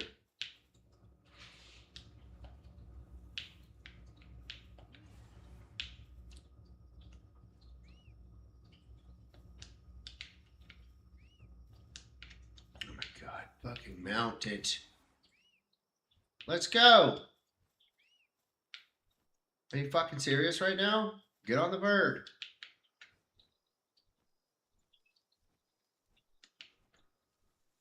How about those apples?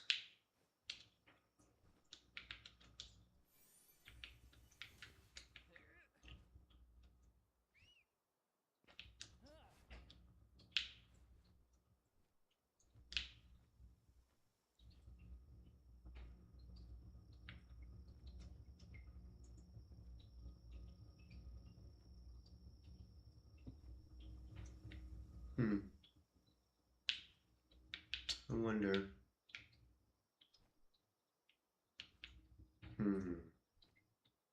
Not today. Not right now, anyways. We gotta do these dishes. Check this shit out, though, motherfucker. Levels and levels and levels.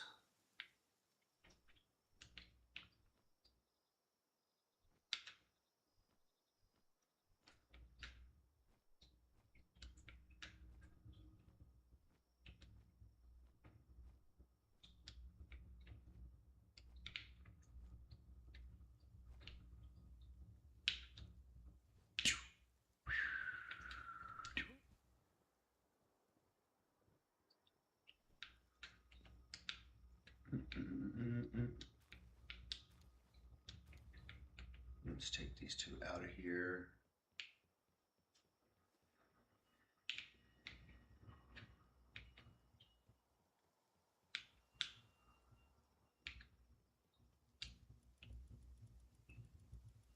Red bean farm. Let's put you. That's a female. Ah. You.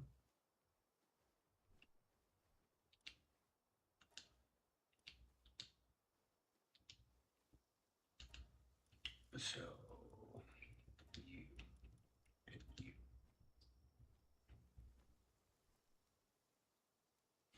And I'll try to win the jolt.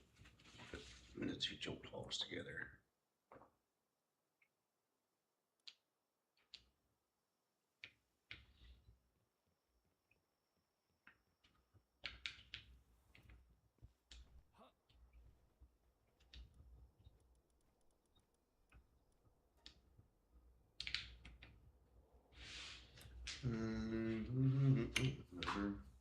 Overwhelmed.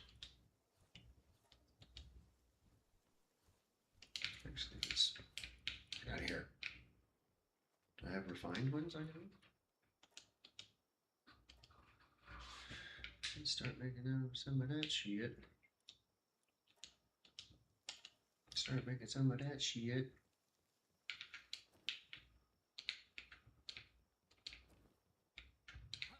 Yeah.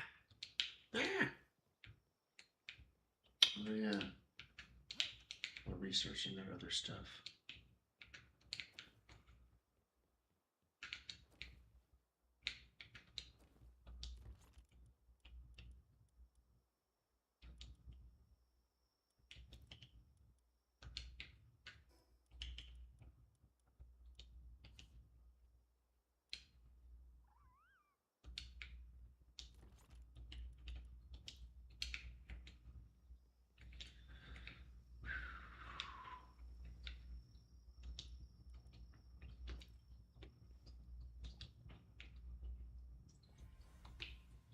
Yes, combat.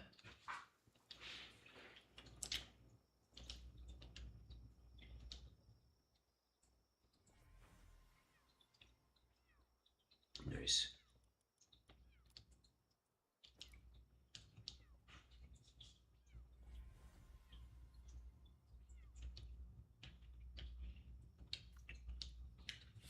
Fuck is happening? You fuck. The hell are you fucking doing? You motherfucking faggot ass piece of shit. The fuck is happening? The fuck? Fucking weird ass fucking queer. The fuck are you doing? It just stops fucking working all of a sudden? What the fuck, nigger? The fuck was that about, you fucking piece of shit? Fucking weird ass motherfucking son of a bitch.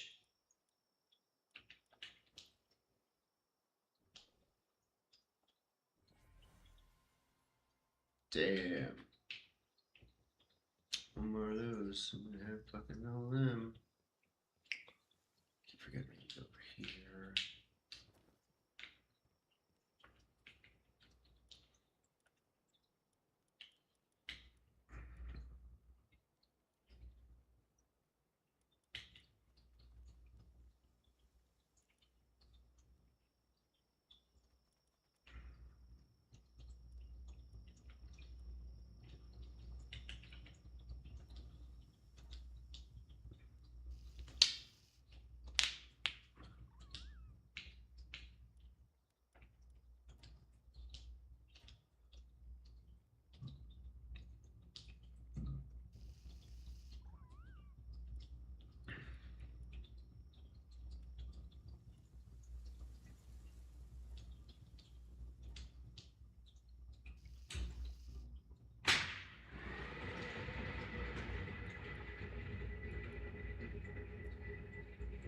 Damn!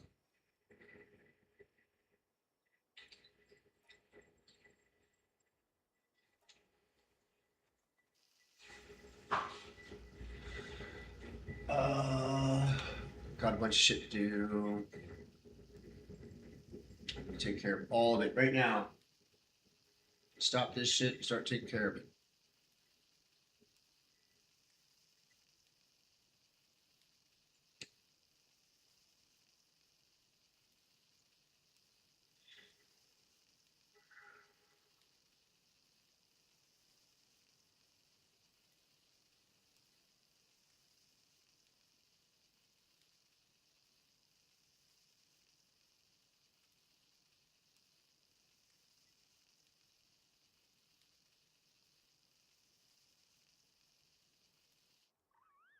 Oh, my,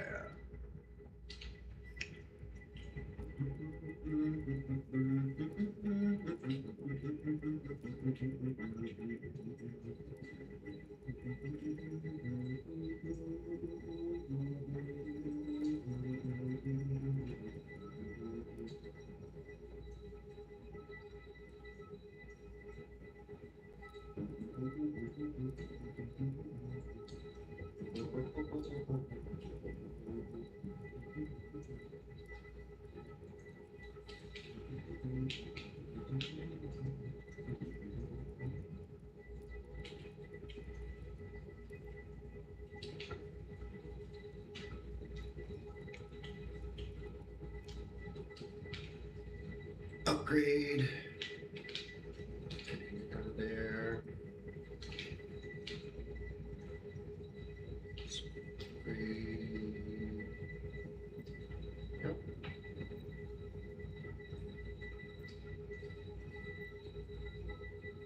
Nice. Yeah.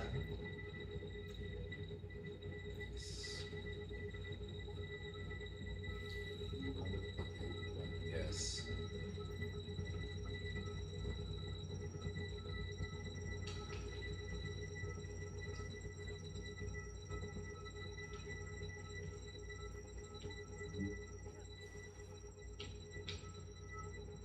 Shit, I have a bunch of pal stuff.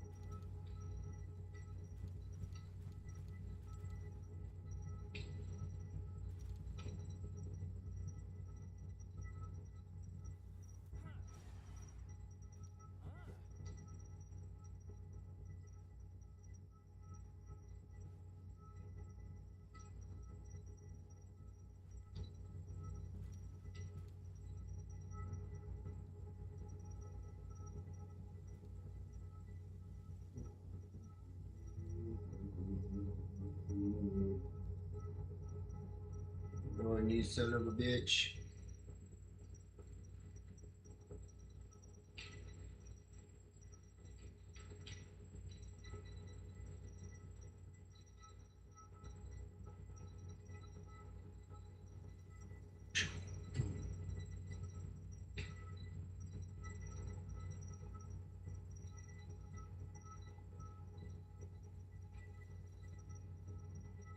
I'm gonna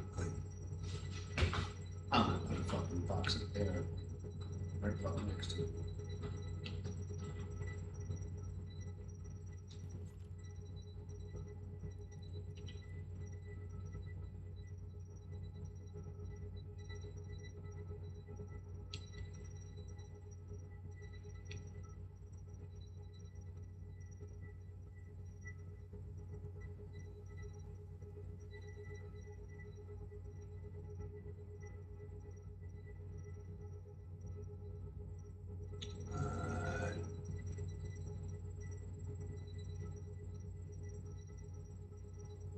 Storage stuff over there.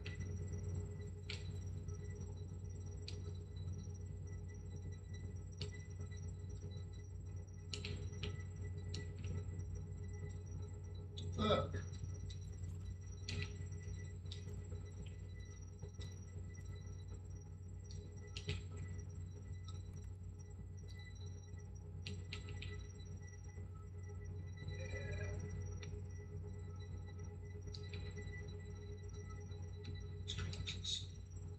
Right fucking here.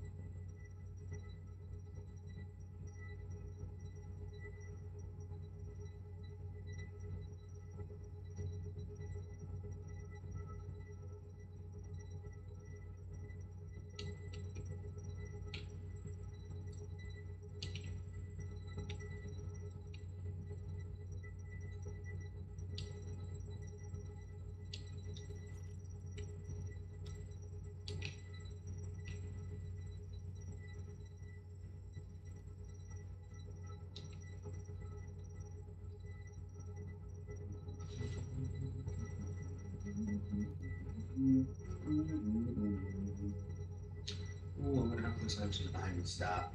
I do want to check how close I am to my next level up, though. I think I gotta wait till I get a whole bunch of other material for things.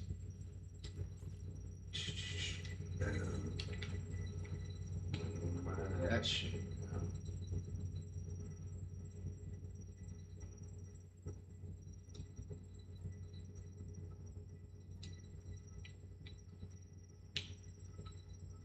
What was I about to check? I was gonna check. Oh, this one here.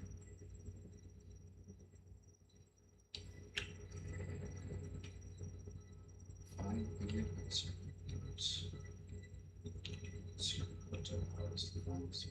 Shoot them.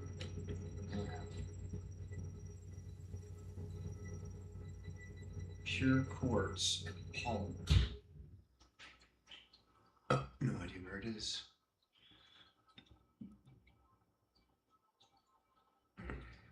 Ancient lava.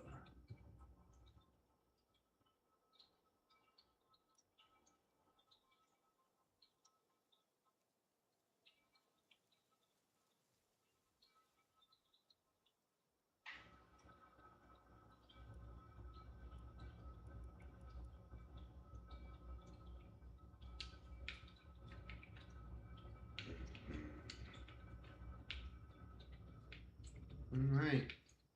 Let's start one of these missions and we're gonna go do dishes.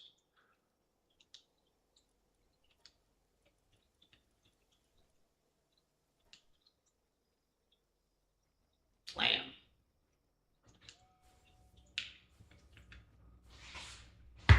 Time to do dishes.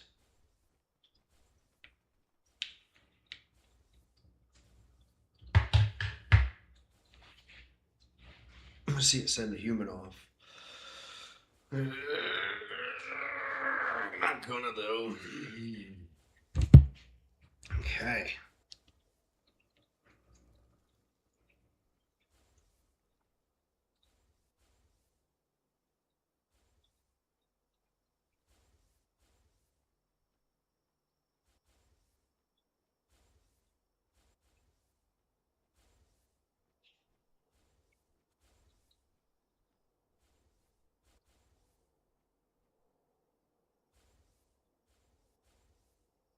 We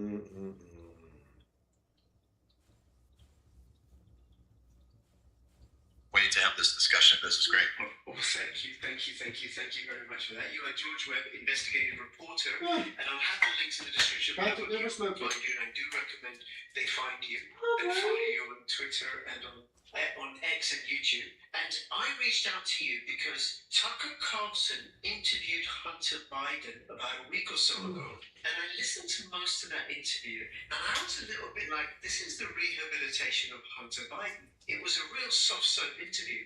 And then you posted something on X that the real issue wasn't in the laptop, which Hunter and Tucker talked about. It was in Hunter's BlackBerry. Yeah, it's a story, Rich, that I've worked on for 10 years, and I'll get into the person who was in the Senate for 30 years, who said he was very good friends with Joe Biden when he was in the Senate, and then 8 years Joe Biden as the vice president, and they were using these BlackBerries for encrypted communications. And so BlackBerry is a encrypted communication device that's used by our military, NATO, other State Department for when they don't want to have the foreign adversary break the code. So it's the best, strongest encryption. And this device was literally dropped in my lap. And with the intimation, but not directly saying that this is Hunter Biden's laptop, it was from this group in the Congress. These laptops, some kind of chicanery, some kind of covertness going on for over a decade on Capitol Hill. This group configuring them out of the Senate Sergeant of Arms office, right? And that's how I got the story. Literally, the BlackBerries dropped into my lap. Hi, bud. You just said the laptop got dropped. Hi, buddy. Excuse me. Somebody lost on the BlackBerry. The BlackBerry was the story. That story was dropped into my lap, and that's why I say the laptop is a little bit of a diversion because it rolls off the story of just Hunter Biden, and now we're just looking at Hunter Biden's crack smoking. We're just looking at the Russian prostitutes in the hot tub, and it's all walled up to Hunter Biden. What the BlackBerry allows, the story allows is it connects to a server, and then there are other people, hundreds of people on that same server. And once you go get that server, the one that in the Senate Sergeant of Arms, you get the whole network. You get what was really happening. For instance, we produced the IP addresses. Just so I'm understanding you, Ray. So the BlackBerry by a group of politicians in Washington, D.C. somehow magically, one day that you were having a cup of coffee and there was this BlackBerry on your lap and you opened it up and it was purported to be Hunter Biden's BlackBerry. You were able to get into it, wouldn't it be password protected? And then through the BlackBerry it links to a server in Washington. Is that what you're saying? Well, and all the materials on this server. The person I contacted, or that contacted me actually, worked in the Senate Sergeant of Arms office in the on Capitol Hill. And we had about, it was supposed to be a 25-minute discussion that turned into a 3-hour long discussion about the DNC and what these BlackBerries were being used for. Libya was planned with these things. Syria was planned. The Iran nuclear deal was used for negotiations with these devices. Libya, Syria, Sudan, Yemen, Iraq, the overthrow and coup in Ukraine. This is where the Hunter Biden connection comes into Ukraine. So this is a big story. This is all of the Hillary Clinton overthrows in the Middle East and North Africa. So it was a big story. And this was before the Hunter Biden laptop was introduced. So we're on this story. We're looking at I didn't go into the laptop. It was the BlackBerry. I didn't go. So keep saying that. I didn't go into the BlackBerry, but I named the person person who was the informant, Deep Blackberry, like Deep Throat, this is a person. And we returned it with the person I worked with the next day to him, right? So there's this independent third party that verified that I returned it. Then we went out and found a bag of Blackberries that were encrypted. Actually found a whole bag of 10 to 20. I don't know the exact count. We have a witness who says that they had Senate markings, government markings. And we found this later. So the two pieces of evidence together show that indeed there was a spy ring using covert communications. That's not Federal Records Act. There was something going on internet scene below the surface for communications, and it turned out to be 35 Democratic congressmen, all DNC people. And the key consultant that was configuring all these things, the key consultant, was working for Debbie Wasserman Schultz, who was running the DNC. So this was a DNC type spy ring, and there was 35 of these congressmen associated with it. So my theory of why they introduced the laptop is because the BlackBerry story. Okay, so the reason why they introduced the laptop later on is to get away from this connection to the server. If you look at all the Hunter Biden messages, they all say sent from my BlackBerry. If you look at Joe Biden's messages, they all say sent from my BlackBerry. Obama, sent from my BlackBerry. Dick Cheney, sent from my BlackBerry, etc. That shows you that the BlackBerry is the monkey paw, if you will, or the connection to the server. And the server gets you everyone in the call. Here we go. Right? That's the investigative method that we're using. And the reason why I believe they introduced Hunter Biden's laptop is to wall it off and say, okay, we're just going to put videos, we're just going to smear Hunter, we're just going to have him with the Russian prostitutes in the hot tub at Chateau Marmont on Sunset Boulevard in Los Angeles. It's not going to be about us. It's going to be about how Hunter is, an unreliable, wacky person. And that's the nature of the whole story. That's really 10 years. We had corroborating evidence. We had corroborating evidence of this spy ring. It's the Awan spy ring with a guy who actually rented a room to this Debbie Wasserman Schultz aide. And he's the one who found the congressional Blackberries in his house that he rented to this aide to Debbie Wasserman Schultz. We have a second piece of corroborating evidence that showed that this did exist. And that's the gist of the story. It's the BlackBerry versus the laptop story. Right. That's incredible. And I love what you've said. I can remember looking into Russiagate and Bleachbeer and Debbie Wasserman Schultz and then rigging the primaries against Bernie Sanders so Hillary Clinton got the nomination. And this guy was Imran Awad, who was Pakistani national, and he went back to Pakistan. Is that right? That's right. We kind of studied into Pakistan. And the key point, I was at that time a Bernie supporter. I worked phone banks for Bernie. I gave money to Bernie. I raised money for Bernie. So I flipped. This was my red pill moment. Like the DNC is the Chicago mob, basically. That's when I realized that the corruption was just unfathomable corruption. And I had some other evidence to show that. But this Imran Awad, that the key moment of all the money being swept from the Bernie accounts, from the Bernie cracks, if you will, the people that Bernie supported, the key moment when it was all swept into Hillary's accounts, that was when Debbie Wasserman Schultz and everyone is asking, where's Imran? Where's the password to the BlackBerry? And she's here in LA making sure she's not around for the sweeping of that money. And so the original lawsuit that I filed against the DNC was on the behalf of people who donated money to Bernie Sanders. Right? And that led into the folding of the Podesta Group and the DNC shutting, or the Clinton Global Initiative and the Clinton Foundation kind of being shut down and mothballed my lawsuit, my second lawsuit. So it really is the story of DNC getting to the core of the corruption. And that's why I think they introduced this Hunter Biden laptop to wall it off and make Hunter the story rather than the DNC the story. Where did you get me? I just reached out to you to talk about this BlackBerry, right? It's like, oh my God, this cesspit. All these avenues we can go down. Oh, geez, here we go. 2016, 2017, all over again.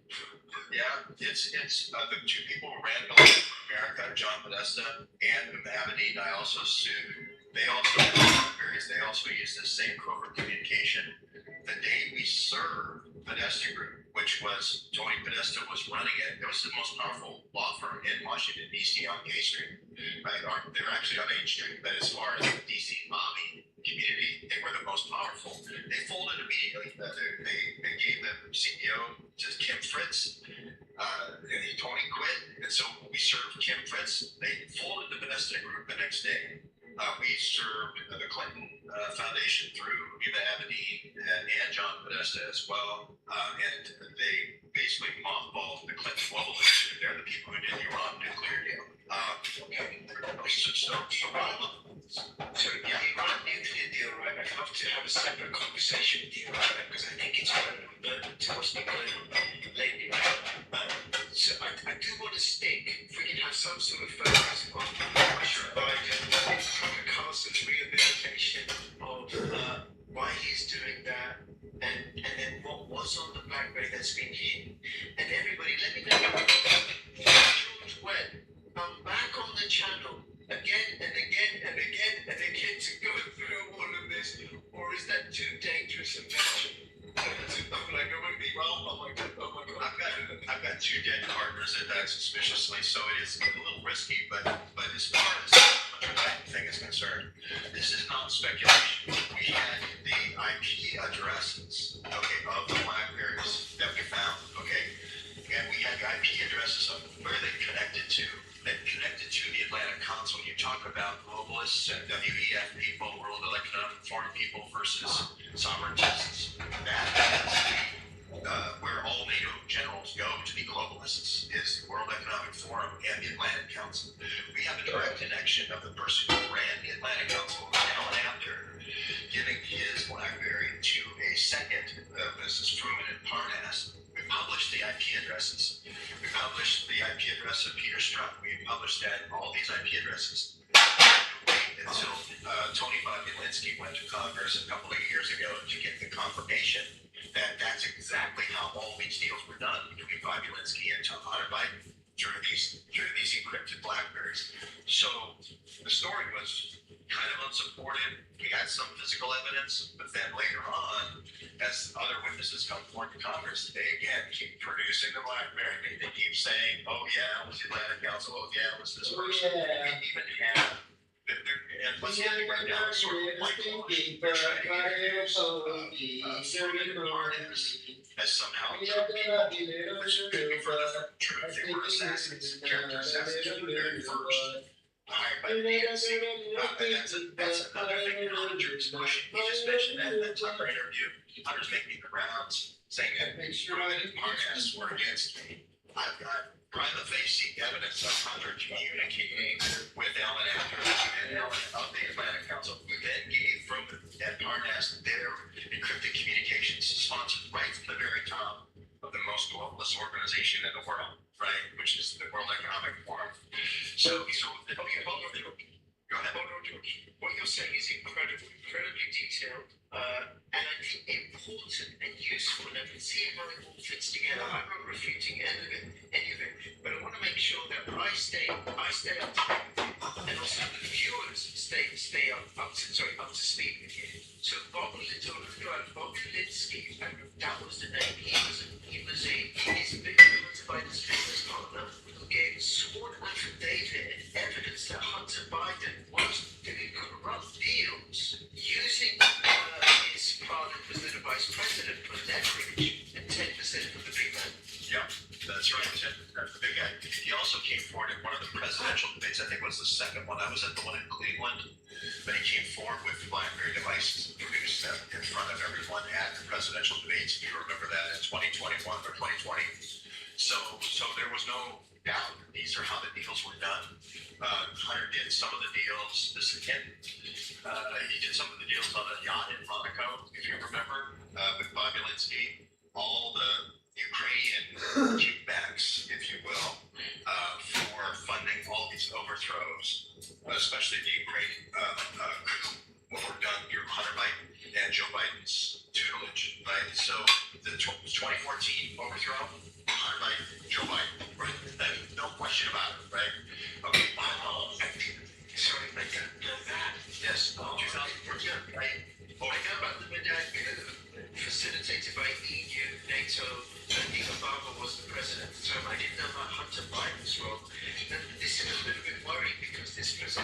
quite as far more capable and sinister than they don't have as money.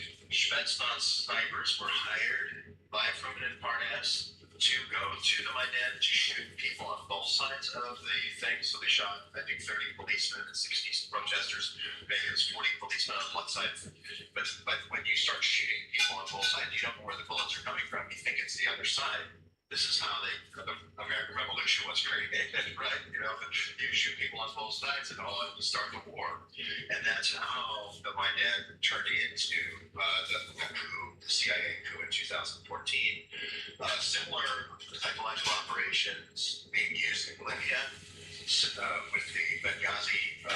They were caching weapons there, and then they tried to take the weapons cache after they overthrew Riyadh and get moved to Syria. Again, these two, Libya and Syria, were not part of the Hunter-Biden negotiations, but they drew Hunter in for the Ukraine overthrow. Right, and they're going to blame everything on Hunter-Biden and Hillary and the gang, the rest of the gang in Libya and Syria were going to wash themselves and just let Hunter run dry. That was the plan.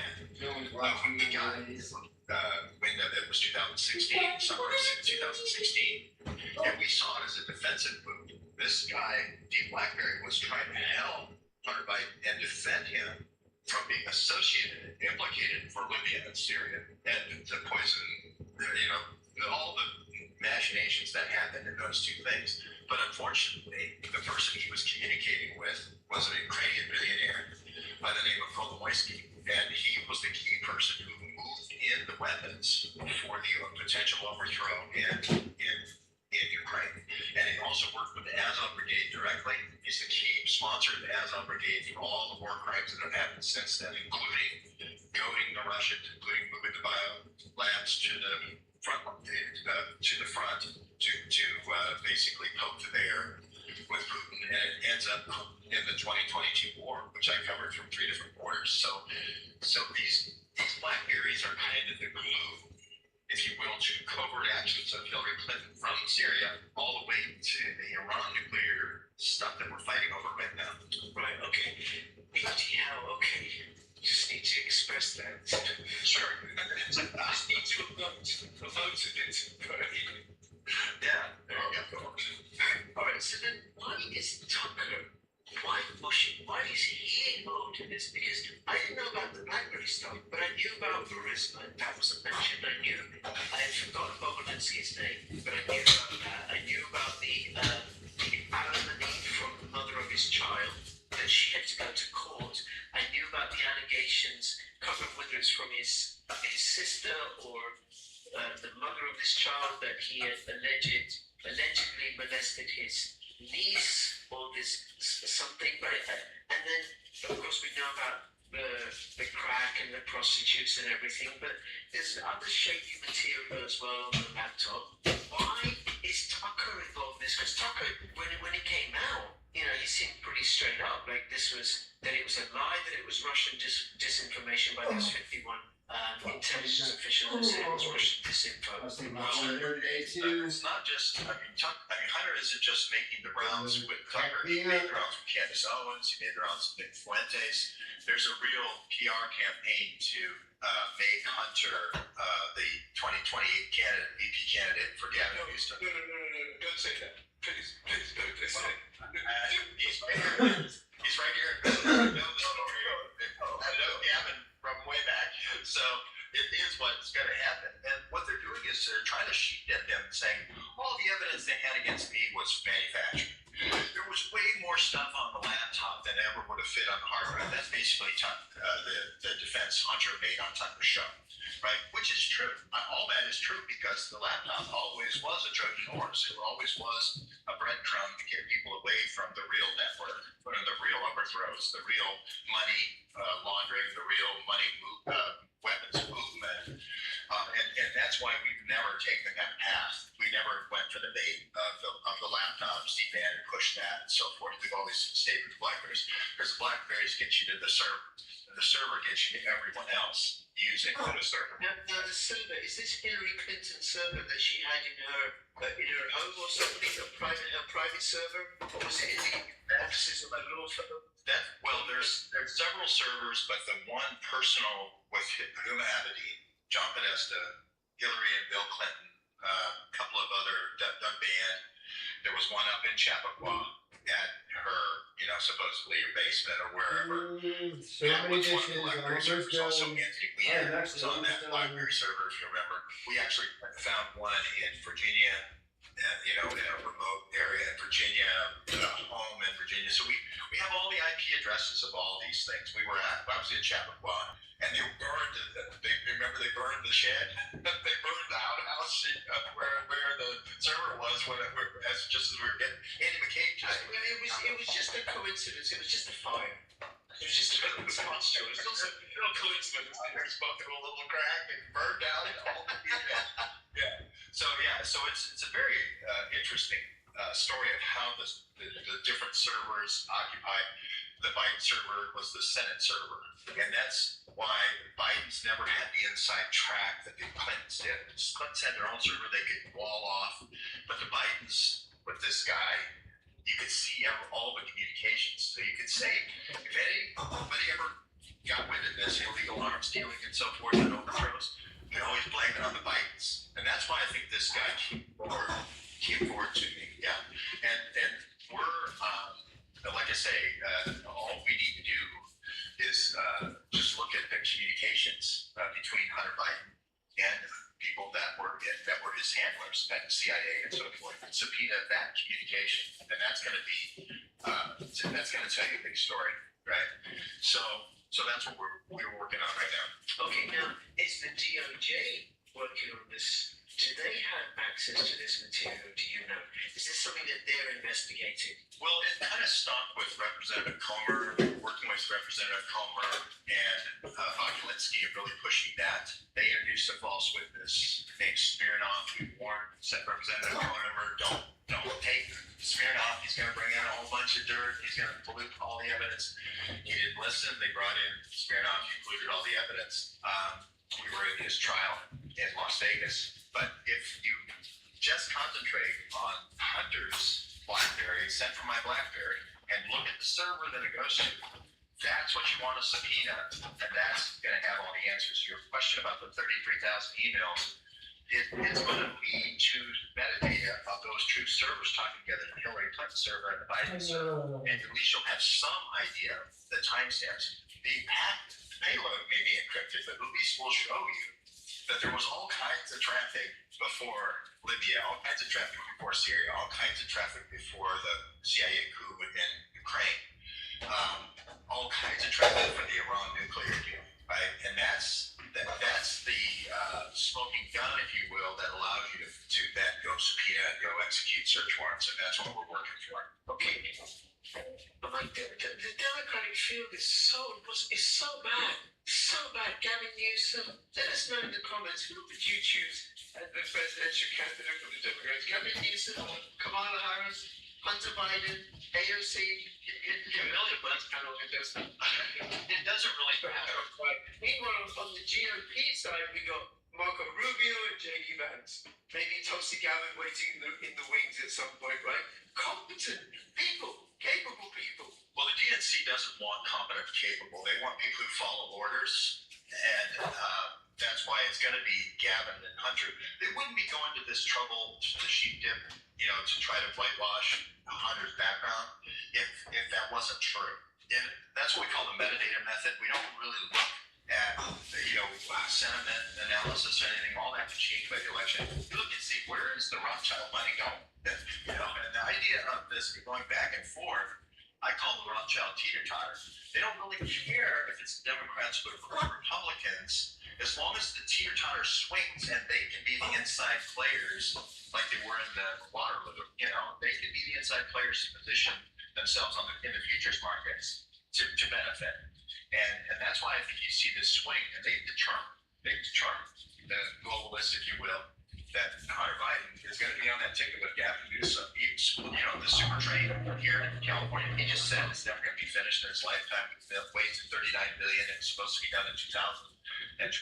It's not even close. It doesn't even have 13 miles of track, and the track is between Merced and some farm, garlic plantation. There's the corruption is mind-boggling in California. So it has nothing to do with competence. It has nothing to do with anything other than being the chosen one. And we feel the Rothschild vote is for Hunter as VP and Gavin as president. Wow. In terms of incapable, incompetent, pliable, corrupt leaders, I see plenty of that in the European Union. And just a little slight aside, I don't know if you're aware of this, but this week Ursula von der Leyen, remarkable, intelligent, insightful leader that she is, said that Russia was going to use nuclear weapons again. The first time being when they bombed Hiroshima and Nagasaki. The Russians. Well, think again now. Bye, everybody. Good luck. Well, there are people who will believe it. That's the tragedy. Belushi saying, you remember when the Germans bombed Pearl Harbor? Yeah, I guess, if you say it enough times, the DNC believes if you say a lie enough times, people will believe it, so. Yeah, that was from Goebbels, and they said that's his methods, right? Okay, now, but what's the relationship between Tucker Carlson? Because Tucker Carlson and Candace Owens and Nick Fuentes, I thought they were Republicans. They were pro-MAGA. What's happened that they've turned? Or is it that they've never turned? They've been captured? Or were they always saboteurs waiting to be primed and launched? Well, I love Tucker, and I gave one of his producers some critical information about J6, about how it's always meant to be an entrapment scheme, sort of a slaughter pen.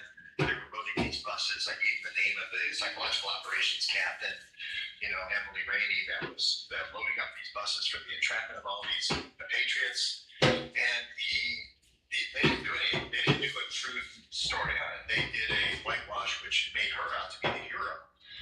Which that was not the case. They were leading all these people to the slaughter. They were trying to get them into the Capitol to arrest them so they could build their narrative of, insurrection. So that's when I kind of lost a lot of my trust in Hunter. And you can just see the TDS. Tucker and Hunter. Tucker, yeah. That's when I lost a lot of my faith in Tucker. This Hunter thing just confirms it. Same thing with Candace. Kind of confirms it. Nick Fuentes kind of confirms it. It's just they're not watching political beliefs. They're watching the Rothschild teeter-totter. Which way is the Rothschild teeter-totter going? That's the way. Tucker was in favor of the Iraq War. If you remember, he was a big George Bush fan at one point. He was a Democrat before that, if you remember, with the bow tie.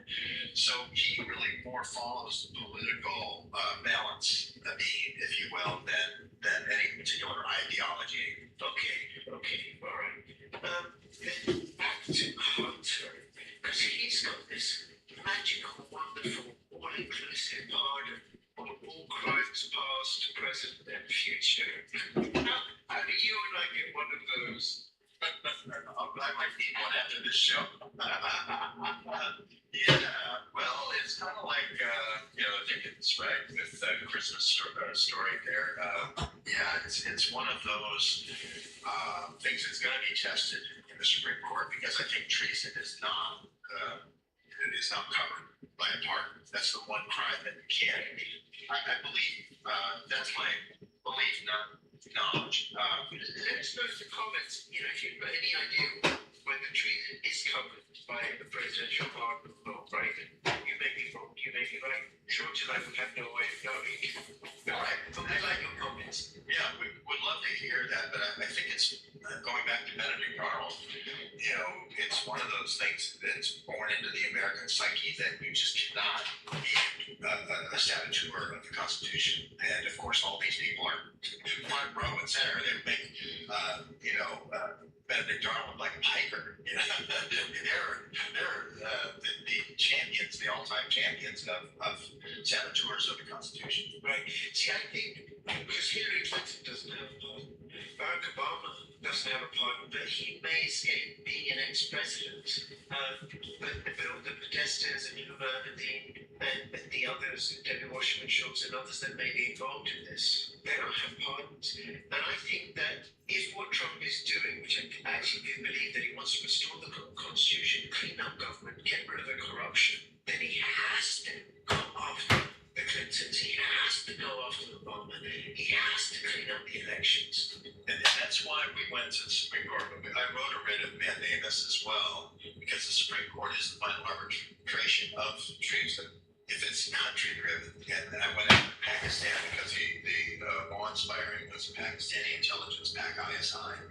But when went that direction and that really never got exercised, it wasn't heard by the Supreme Court. But if Trump wanted to go that direction, he could.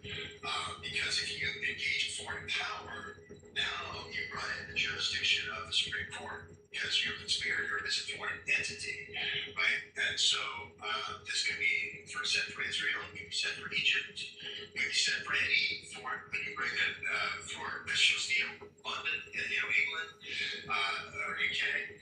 So that is around here, even though the statute of limits is gone for 7 years, but like you mentioned, Obama, the Clintons and so forth, treason, again, you constitutional experts check me on this. I don't think there's a statute of limitations for treason. Okay, now what about you, Barack Obama being ISI? Now, is this just an assertion? Oh.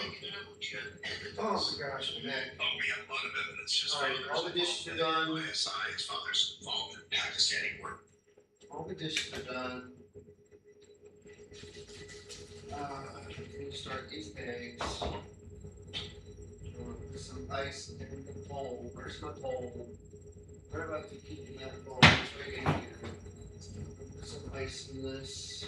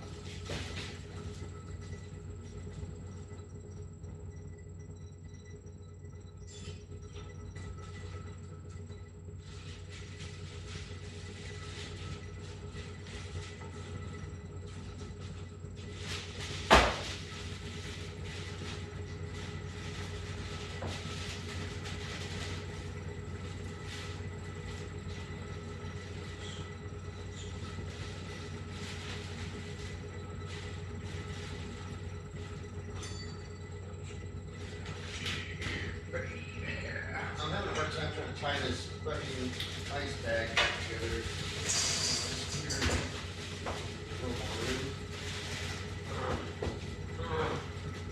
First, I tried cutting the rope on it. I just on it a little shorter, and then I'm like, fuck it, I'm gonna try to cut the bag, and it did not into it. That's too much. Crazy. Alright. Don't spill everywhere, please. That was the point. Please don't spill everywhere. Okay. Okay. Alright. Alright. Oh, goodness. Alright, this. maintenance factory. Kevin Wasserman Schultz was, we looked at 20 different companies that they were feather bedding for small business set aside, 15% small business set aside contracts for the DoD. So they were feather bedding all of Enron's companies. We looked at, we went and visited all the companies, knocked on all the doors, right, for arms dealing and so forth. We looked at the whole cabal and all the IP addresses, 5 Pakistanis and 1 Ukrainian, right? Looking at moving weapons from the Ukraine theater through this Kolomoisky and this Azov Brigade to all sorts of theaters for overthrow. So again, he had a presidential parade-like security detail when he went back and forth to Islamabad, when he went back to Faisalabad as well. We were talking about armed guards and so forth. All of the metadata associated with somebody with diplomatic immunity and diplomatic credentials. So I don't have his ISI card that I can show you. Do you want to see mine? Do you want to see my ISI card? My MI6 card, my CIA card? That's the problem with this. Is Gary Webb used to say this, that it's you have to do a lot of circumstantial evidence. You have to do a lot of metadata evidence, and it is a mosaic method. It is putting together all the pieces rather than just one smoking gun. And ISI, for people who don't know, is the Secret Service of Pakistan. It's an incredibly competent and capable spy agency. And as you were talking, I was thinking, why would ISI want to spy on the DNC? Except, I believe that ISI is a proxy of MI6, so that it's how City of London maintains control over the DNC.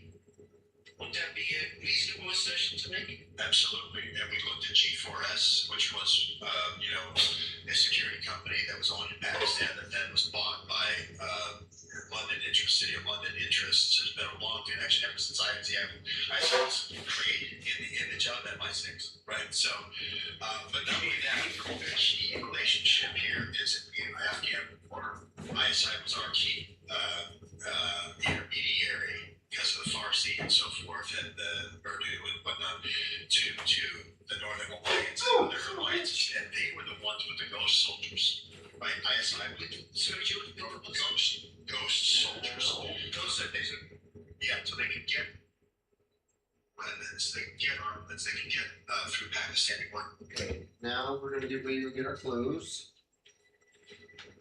Let's check in on this real quick.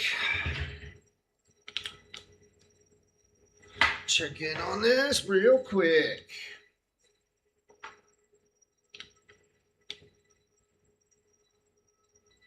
Stop.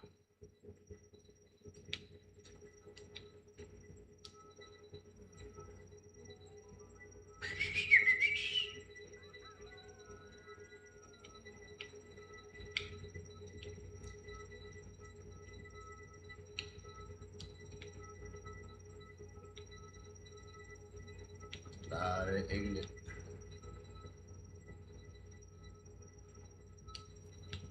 Now we're gonna try to look at our things. I don't need your fucking sweetie. So sweet out of here.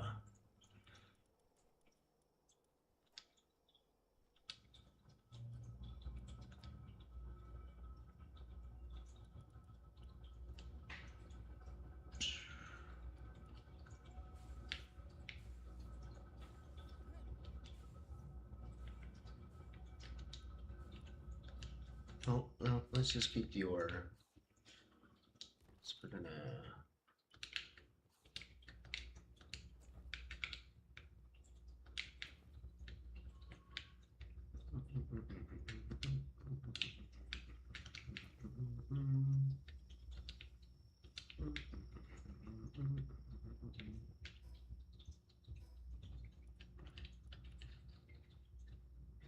Ancient PAL manuscripts are over here.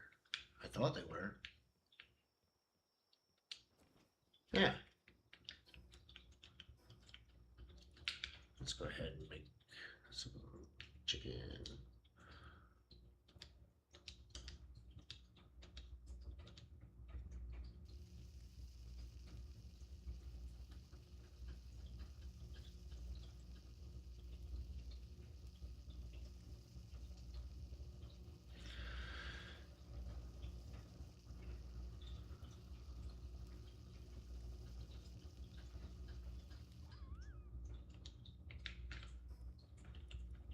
Oh, come on.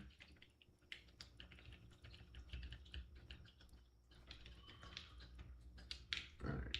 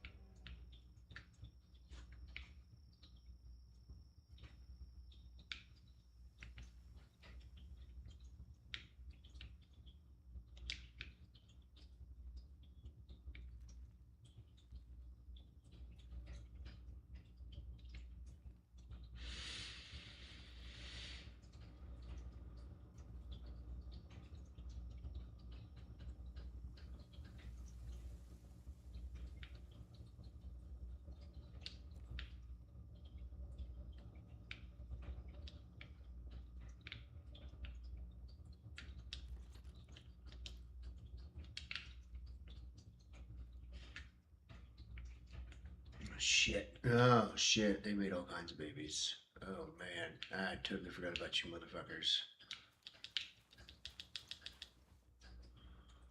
Let's get you guys out of there. Shit.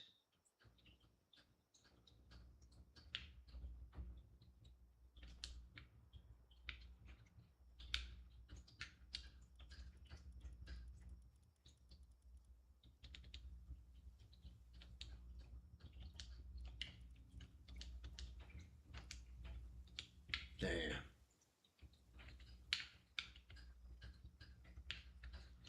Let me. Oh, I ain't got no more mushroom soups. Or mushroom cakes. What do I need for mushroom? I need mushrooms. No mushrooms. Damn. Damn, ain't got no mushrooms. Mushrooms don't just grow around here anywhere. Fuck. Wait till I find some more mushrooms. Just make some regular cakes.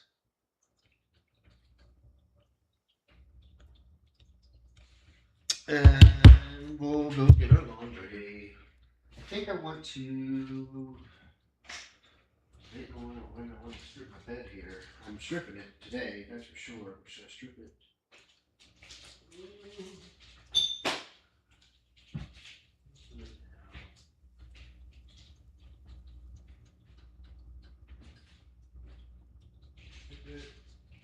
I'm gonna have to put it in the trash.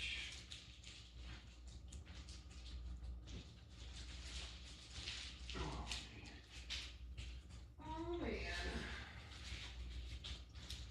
Night breed. It's the night breed, baby.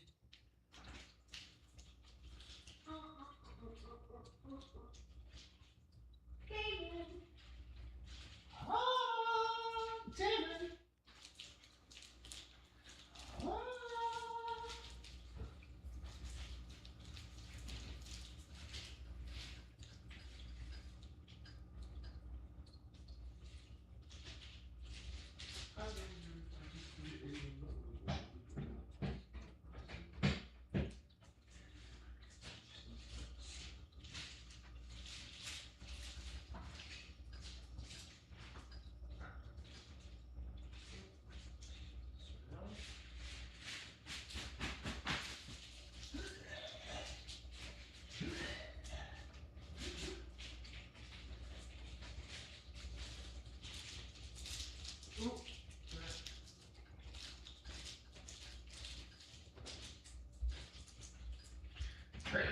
Don't be here.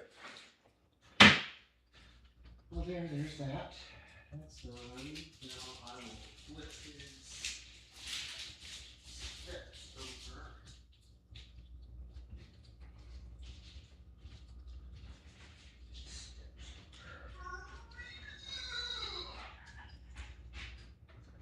Yes.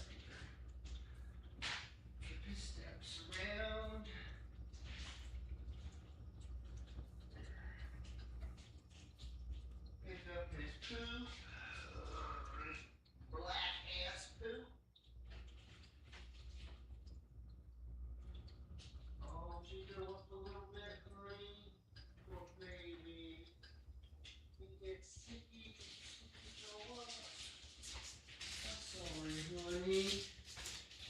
get circulating.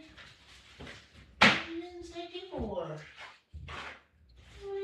Second more. Shit, these fucking things are gonna be done before I fucking walk out of here. Do laundry. Oh, little buddy, oh, right there. Oh, a special pumpkin. Oh, a special hair. Oh, my boy's open. Oh, my boy's there. Oh, it's Beatsy Beatsy. Oh, it's just a sweetie black bear.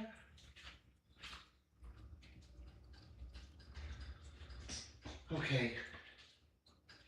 Let's go get our shit.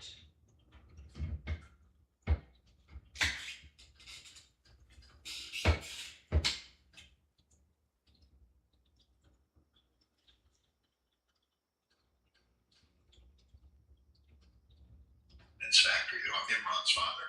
They can outfit whole ghost divisions with rocket launchers and troop carriers and so forth. And that's created in the image of MI6, right? So, but not only that, the key relationship here is Afghan war. ISI was our key intermediary because of the Farsi and so forth, and the Urdu and whatnot. I'm not. To Why am I not working? And other alliances, and they were the ones with the ghost soldiers. Right? ISI was so Get your ass to work, boy. ghost soldiers. Those are things. Yeah, so they can get.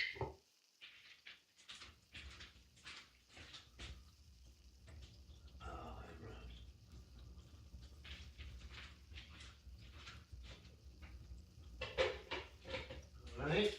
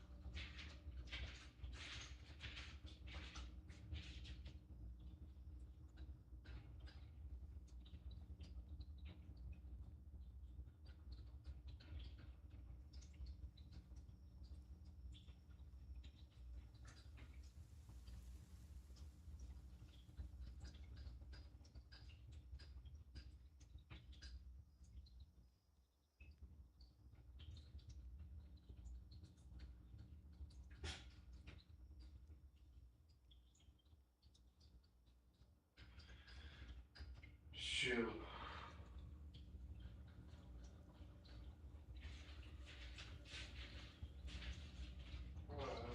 Has it been 15 minutes of boiling?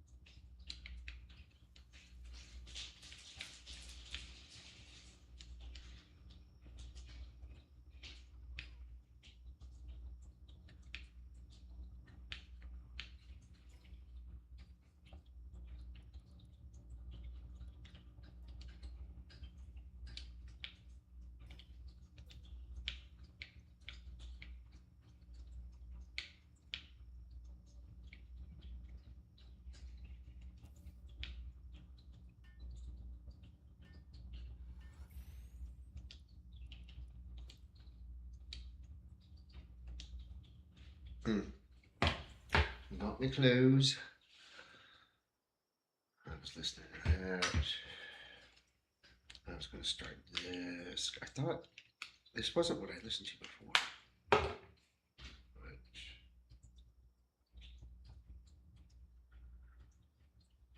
where's the other thing I saw? I can't believe it's not. I remember the thumbnail for it and everything.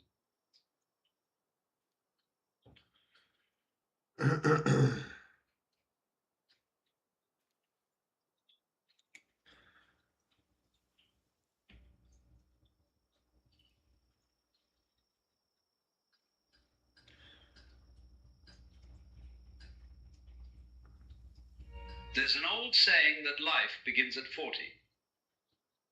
Most people think it's just something we tell ourselves to feel better about aging, a consolation prize for losing our youth. But what if it's actually true? Not for everyone, but specifically for awakened souls. What if everything before 40 was just preparation, just the opening act, and the real show is about to begin? If you're approaching 40, or you've already crossed the threshold, and you feel like you're finally starting to understand something essential about life, you're not imagining it. There's a profound reason why awakened souls come alive at 40 in ways they never could at 20 or 30. Today, we're going to explore why 40 is actually the beginning, not the middle or the decline. Why everything you experienced before was necessary groundwork, and why the best years of your life might be right in front of you. Let's start with something raw and real. By the time you reach 40, you've experienced enough failure, disappointment, and shattered expectations to finally let go of who you thought you were supposed to be. When you're 20, you're full of dreams and plans. You have a vision of who you'll become.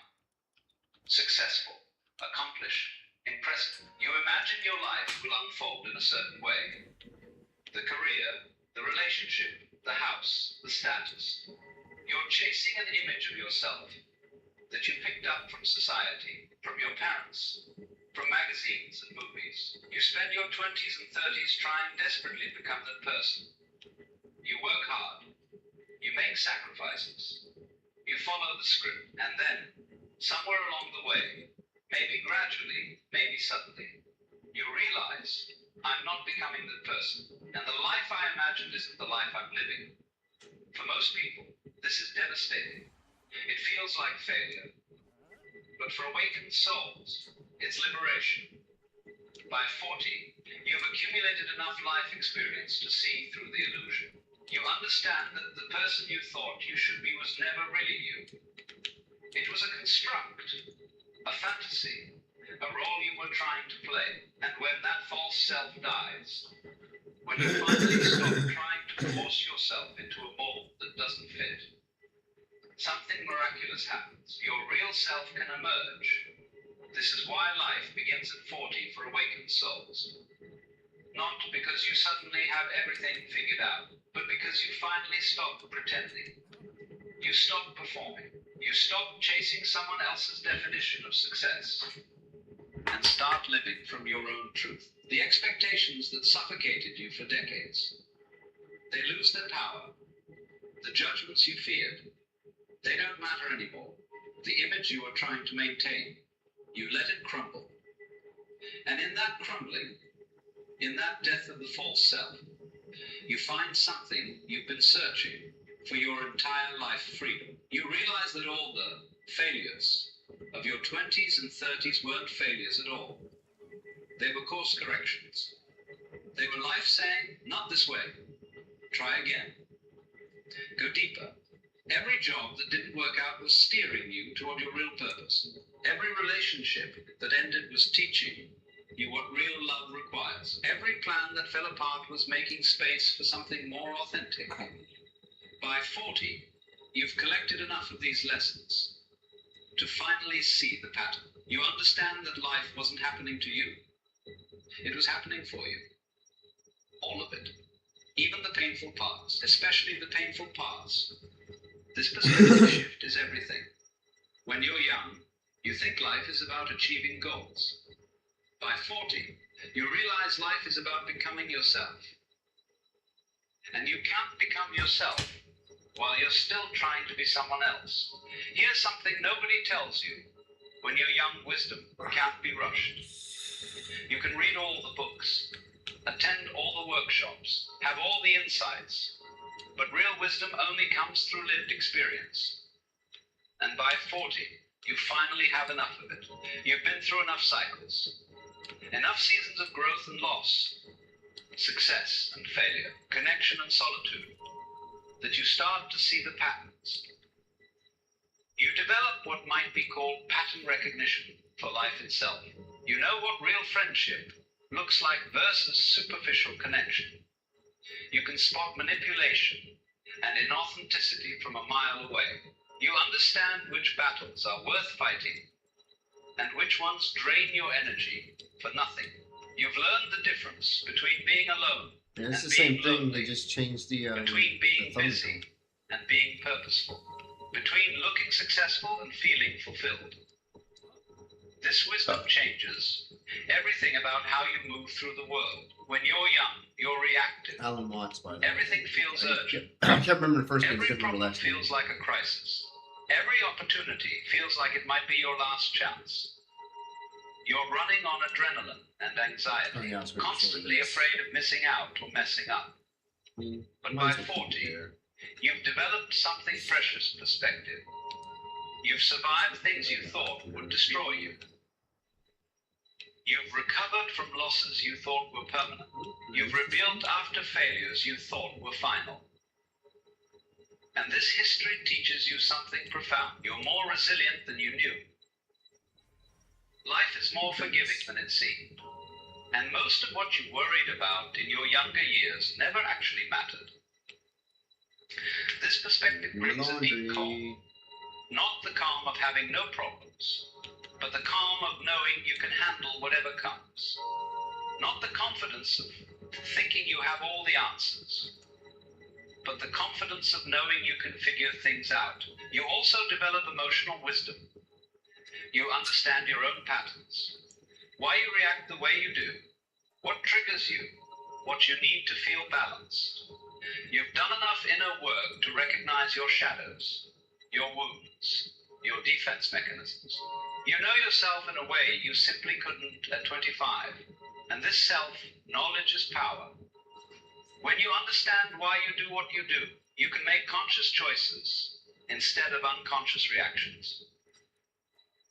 You can break old patterns instead of repeating them. You can create your life instead of just responding to it. There's also a hard, one wisdom about what actually matters. You've chased enough empty goals to know which pursuits are meaningful and which are just distractions. You've accumulated enough stuff to know that possessions don't bring lasting happiness. You've achieved enough status to know that external validation is hollow compared to inner peace. By 40, your values have been refined by experience. You know what you actually care about, not what you think you should care about. And this clarity allows you to invest your time, energy, and attention in ways that truly nourish you. One of the most liberating shifts that happens around 40 is this: you stop caring so much about what other people think. Not because you become callous or selfish, but because you finally understand that their opinions of you are none of your business. When you're young, you're so concerned with perception. How do I look? What will they think? Am I impressive enough? Am I fitting in? You constantly adjust yourself based on who you're with, performing different versions of yourself for different audiences. It's exhausting, but somewhere in your late 30s and early 40s, something shifts. Maybe it's hormonal. Maybe it's neurological. Maybe it's just the accumulated weight of experience finally tipping the scales. But you start to think, why am I working so hard to impress people I don't even like? Why am I dimming my light to make others comfortable? Why am I living according to someone else's standards? And you stop. Not all at once, perhaps, but gradually. You give yourself permission to just be yourself. The real, messy, imperfect, authentic you. And you discover something amazing. The right people appreciate you more when you're real. The wrong people disappear. And you're okay with those outcomes. This freedom transforms everything. You dress the way you want to dress. You pursue the interests that genuinely call to you, even if they're unusual. You speak your truth, even when it's unpopular. You set boundaries without guilt. You say no without over-explaining. You finally understand that people's judgment of you is about them, not you. Their opinions are filtered through their own wounds, fears, conditioning, and limitations. What they think of you is really just a reflection of their own inner world. So why would you contort yourself to satisfy their projections? By 40, you also realize that most people are too busy worrying about themselves to spend much time thinking about you anyway. That spotlight you thought was constantly on you. It's mostly in your head. Everyone else is the star of their own movie. Red You're just a supporting egg behind character me, wasn't there? Like when I picked up that. This realization is incredibly freeing. Once you understand that you're not being watched and judged nearly as much as you thought, you can relax into being yourself. Reanimate. There's also a beautiful self-trust that develops. When you're young, you're constantly second, guessing yourself, seeking validation, asking others for advice about decisions only you can make. By 40, you trust yourself. You've made enough decisions, good and bad, to know that you have wisdom. You don't need a committee to approve your choices. This doesn't mean you become closed off or arrogant. It means you become your own authority. You listen to others, but you listen to yourself more. You consider input, but you trust your own inner, knowing above external opinions. Here's where 40 becomes truly magical for awakened souls. You finally have the clarity, courage, and conviction to pursue your real purpose. Not the purpose someone else assigned to you. Not the career path that seemed safe or impressive. Not the life that looked good on paper, but the thing your soul actually came here to do.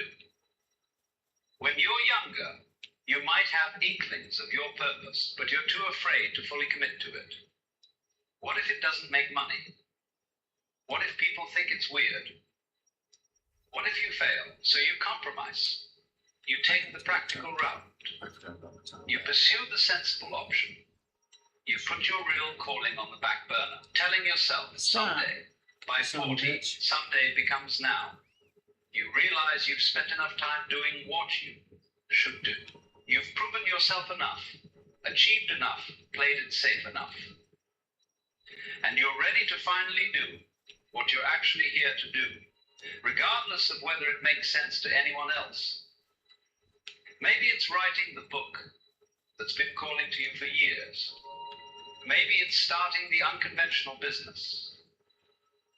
Maybe it's leaving the career you've built to pursue something that lights you up. Maybe it's dedicating yourself to a cause, a craft, or a calling that doesn't fit neatly into society's categories. Whatever it is, by 40, you're done making excuses. You're done waiting for permission. You're done playing small. This doesn't always mean dramatic external changes. Sometimes the shift is internal. You stay in the same job, but you approach it differently, infusing it with purpose and meaning.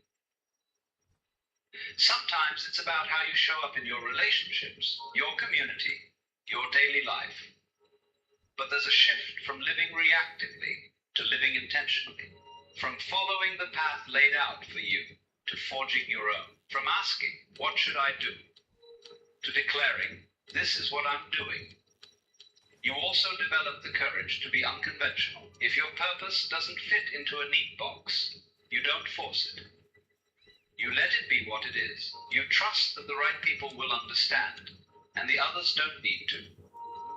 By 40, you've also accumulated enough skills, experience, and self-knowledge to actually execute on your purpose.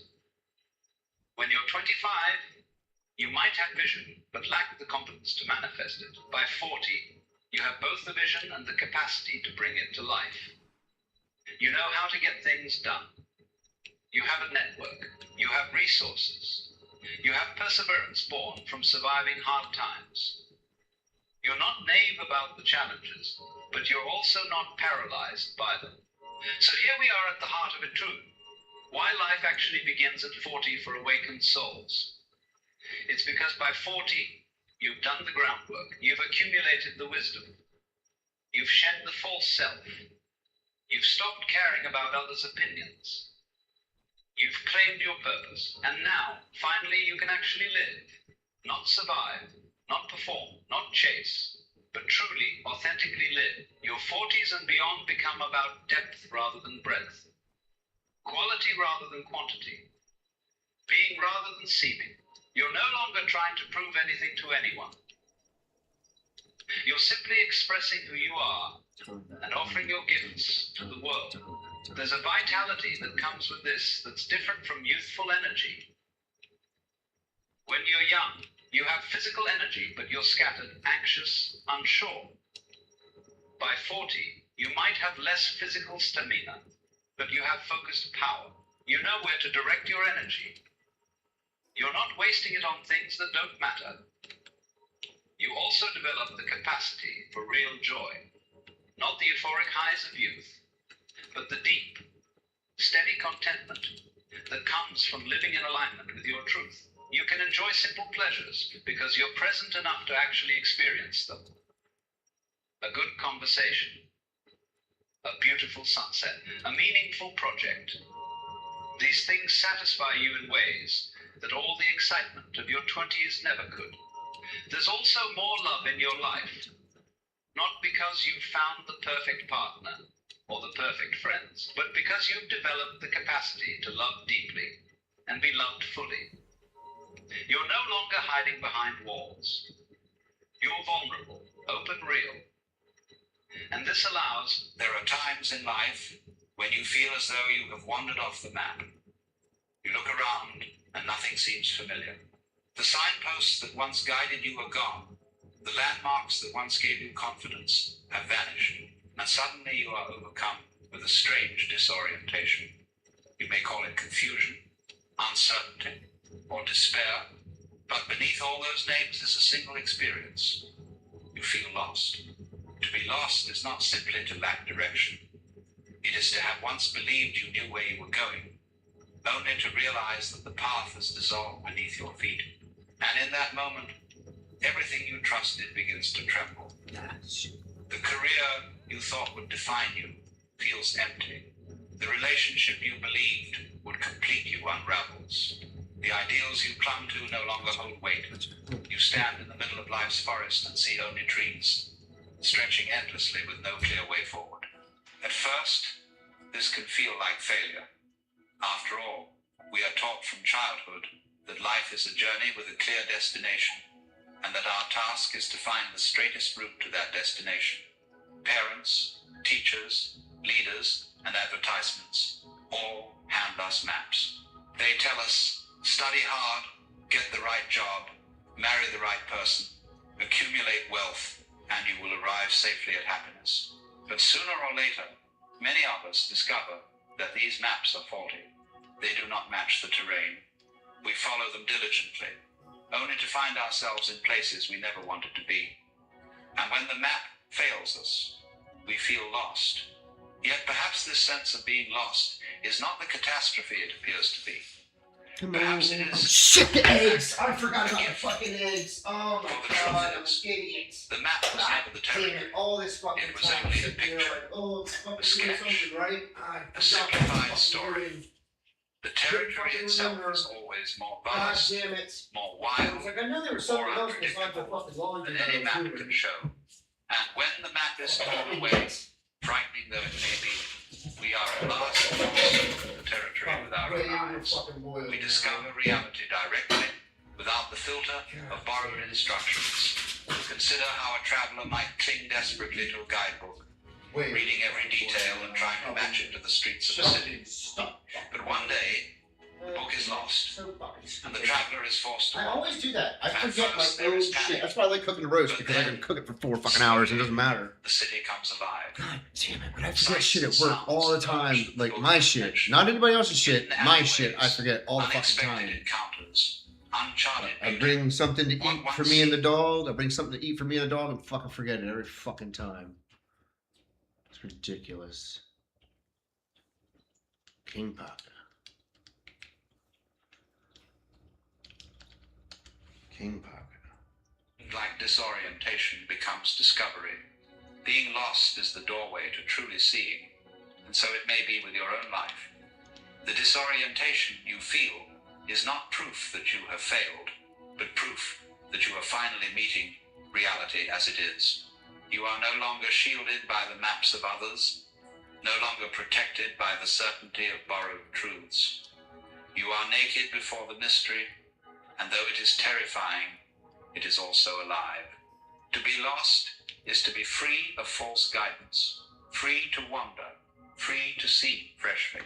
Yet notice how hard it is to accept this. The mind clings to certainty like a child clings to a blanket. We would rather have a false map than no map at all. We would rather pretend we know than admit we do not.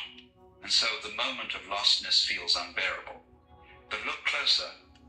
The discomfort arises not from being lost itself, but from resisting it. The trees are only frightened because you demand a clear path. The silence is only heavy because you insist on constant noise. If you let yourself rest in the lostness, something begins to shift. Have you ever noticed how silence deepens when you stop straining to fill it? At first it is uncomfortable, but then it becomes rich, almost musical.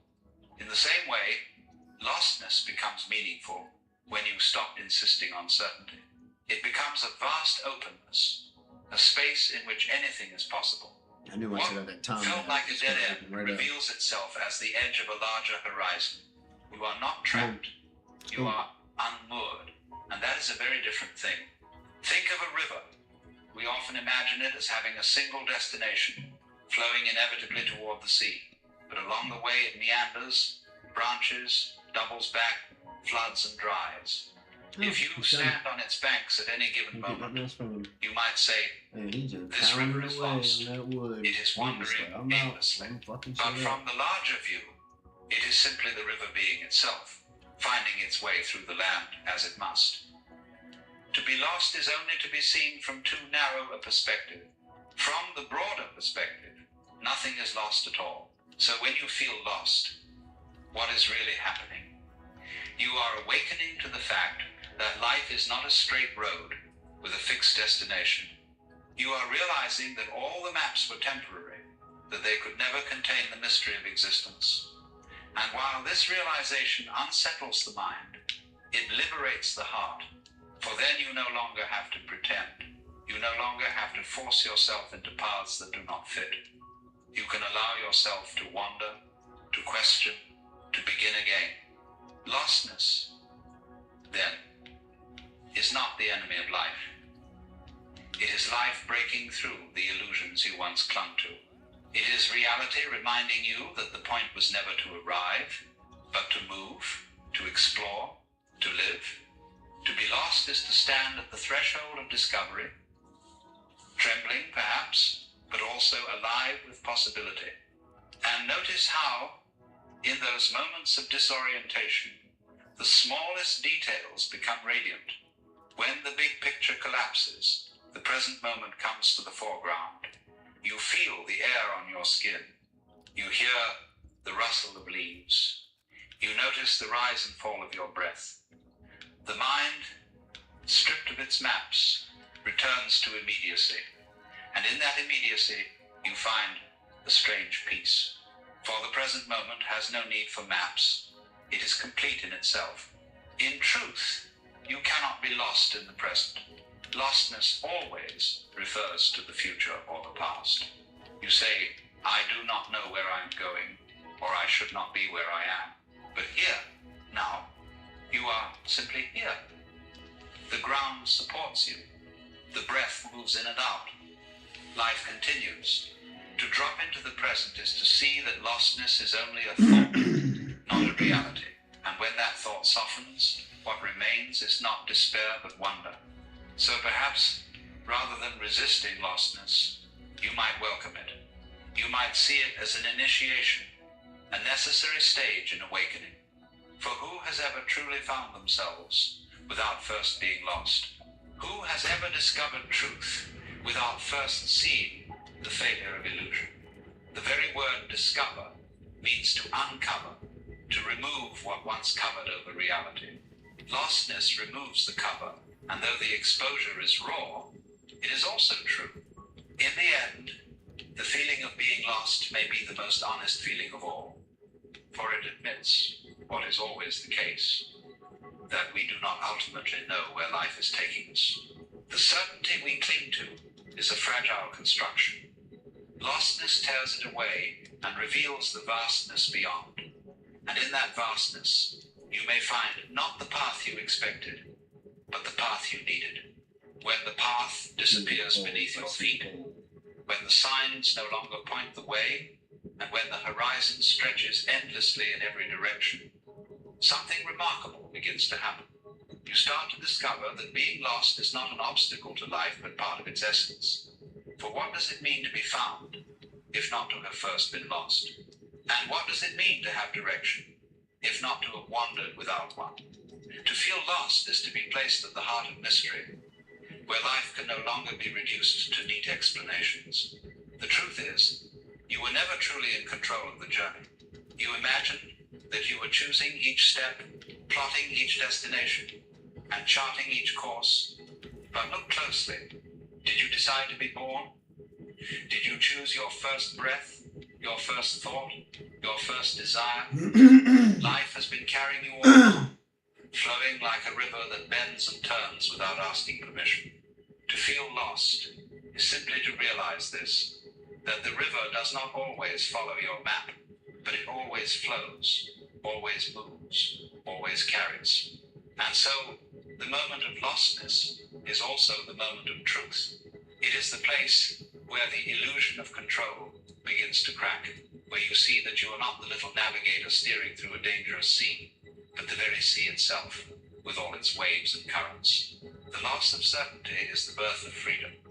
For now you no longer need to force life to conform to your plans. You can begin to move with it, to surrender to its rhythm, to trust that it knows more than you ever could. This is what the ancient sages called wu wei, effortless action, flowing with the grain of things instead of against it. Imagine a dancer moving to music. The dancer does not plan each step in advance, nor does she fight the rhythm. She listens, responds, allows the body to be moved by the sound. In the same way, life invites you to dance with it. Lostness is the silence before the music begins, the pause that invites you to listen more deeply. And when you do, you may find yourself moving with a grace you did not know was possible. Think of how a bird flies. It does not calculate each gust of wind. Each eddy of air, it spreads its wings and trusts the sky to hold it. Or think of how a wave rises on the ocean. It does not know where it will crest, nor when it will fall, yet it belongs perfectly to the movement of the whole. To feel lost is to realize that you, too, are like the bird and the wave carried by something larger, included in a pattern beyond comprehension. You do not need to know the way, because the way is already unfolding through you. And here is the paradox. It is often when you stop searching desperately for direction that direction appears. Have you noticed how solutions come most easily when you stop trying to force them? How clarity arises not in the frenzy of thought, but in the quiet of letting go. To be lost is to be emptied of old certainties, and in that emptiness, new possibilities emerge. The openness of lostness is the very ground in which discovery grows. But what is it that we discover in lostness? First, we discover that the self we thought we were, the one who must always know, always plan, always control, is not as solid as it seemed. You believed you were the driver behind the eyes, the thinker of thoughts, the chooser of actions, but in lostness, that image crumbles. You see that thoughts arise on their own, feelings come and go, choices present themselves like waves breaking on the shore. The you who was supposed to be in charge is nowhere to be found, and though this may seem frightening, it is also liberating. For if the little self is not in control, then the burden is lifted. Life can flow as it will, and you can rest. Second, we discover that lostness is not separation, but intimacy. When the map is gone, you are no longer looking at life from above, as though it were an object to be controlled. You are inside it, immersed, woven into every detail. The rustle of leaves, the sound of rain, the rhythm of breath, all of it surrounds you, includes you, moves with you. Lostness dissolves the distance between you and the world. You realize you were never a separate traveler moving through a foreign land. You are the land itself, the path itself, the very movement of the journey. And third, we discover that lostness is not permanent. It is a season, like winter, cold, perhaps harsh, but also necessary. For in winter the ground rests, the trees shed their leaves, and what seems like death is preparation for spring. To be lost is to enter a season of dormancy, of waiting, of gestation. It is not the end, but the pause before renewal. And when spring comes, when new paths open, you may see that the lostness was not wasted. It was the soil from which new life grew. So rather than resisting lostness, we might honor it. We might see it as part of the great rhythm of existence, the ebb and flow of knowing and not knowing, of clarity and confusion, of direction and wandering. Just as day and night belong together, just as tide and trough are inseparable, so too do foundness and lostness belong to one another. Without lostness, foundness would have no meaning. Without confusion, clarity would not shine. This is why many traditions speak of the dark night of the soul, a period of disorientation and emptiness that precedes awakening. It is not punishment, but preparation. It is the breaking open of the old, so that the new can enter. And so when you feel lost, you may trust that something is ripening beneath the surface, something that will emerge in its own time. You do not need to force it, any more than you can force a seed to sprout before it is ready. You need only wait, trust, and allow. And in that waiting, you may find a peace you did not expect. For when you no longer demand that life provide answers, you are free to rest in the questions themselves. To live without knowing is not a failure. It is a kind of faith, a willingness to let life unfold without clinging. And in that faith, you may find that you are never truly lost at all. You are always here, always part of the unfolding, always held in the great embrace of existence. Look around you now. Notice the space in which these words appear. Notice the sensations in your body, the rhythm of your breath, the subtle sounds in the room. In this immediacy, there is no lostness. there is only presence. The feeling of being lost arises only when the mind insists on a map, on a certainty about the future. But here, now, there is nothing missing. The ground holds you. The breath moves. Awareness shines. In this presence, the idea of being lost dissolves, and what remains is wholeness. And so, when you feel lost, remember this: it is not a mistake. It is not proof that you are broken or that you have failed. It is life guiding you away from false maps, away from borrowed truths, toward the discovery of something deeper. Lostness is not the absence of path, but the opening to a greater path, one that cannot be charted in advance, but only walked moment by moment. You are not lost. You are the universe playing at being lost, See if I only have to go a little. so that it may discover itself anew. You are the wave that rises, not knowing where it will fall, the bird that soars without a fixed destination, the traveler who finds beauty only when the guidebook is forgotten. You are the dance itself, and the music, and the silence between the notes. And when you see this, when you feel it, not just as an idea, but as a lived reality, then lostness becomes something altogether different. It becomes freedom, intimacy, and trust. You no longer cling to certainty, for you see that certainty was never real. You no longer fear confusion, for you see that confusion is part of the dance. You no longer resist lostness, for you see that lostness is the doorway to being found. So let yourself be lost. Let yourself wonder, question, doubt, and stumble.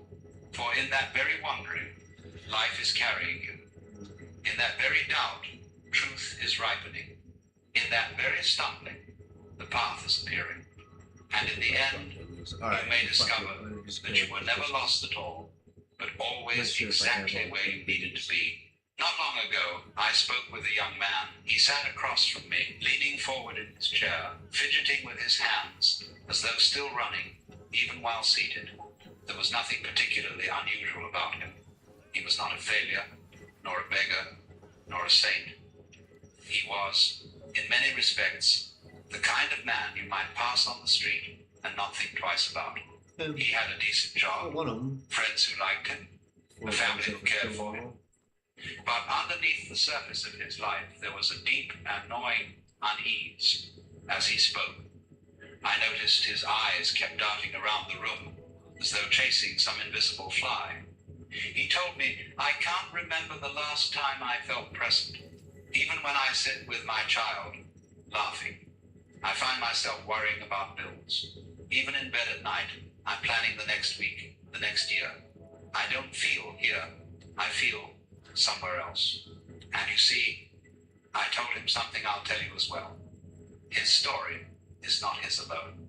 It belongs to every one of us. In fact, I promised him that I would share it, not because his story is dramatic or unique, but precisely because it is ordinary. It is the common story of human beings in the modern world. But I won't tell you the ending just yet, because the part that matters most can only be understood once we take the journey together. The ending only makes sense if you walk with me through the questions that haunted him, and perhaps haunt you as well. So let us set his story aside for now, like a bookmark placed in a well-worn book.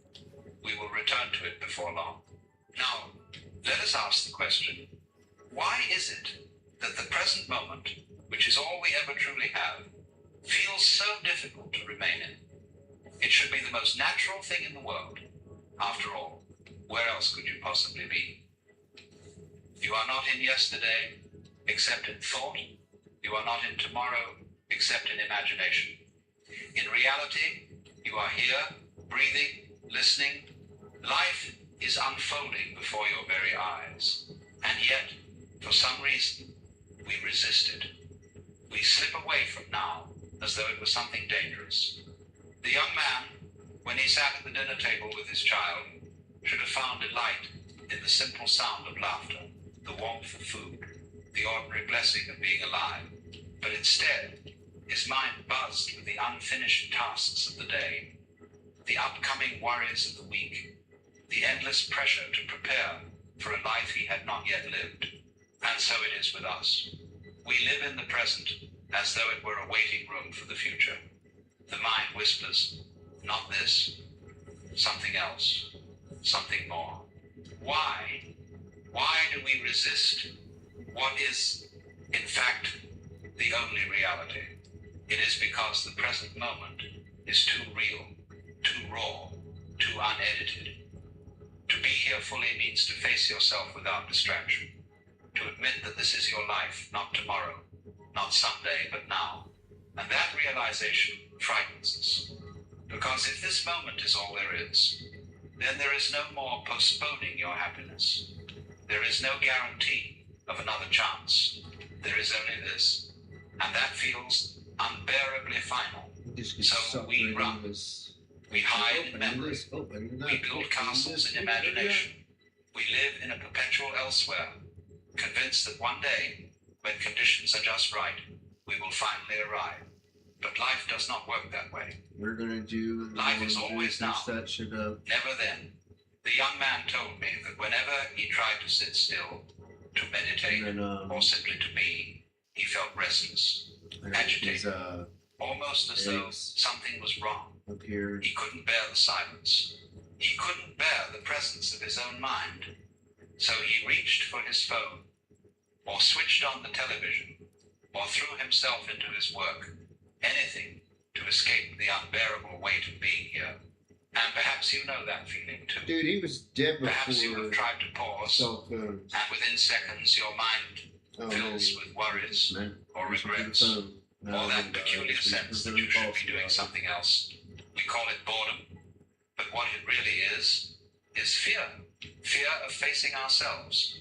This is why so much of our culture is built upon distraction, endless entertainment, constant stimulation, a new headline, a new message, a new piece of information to devour.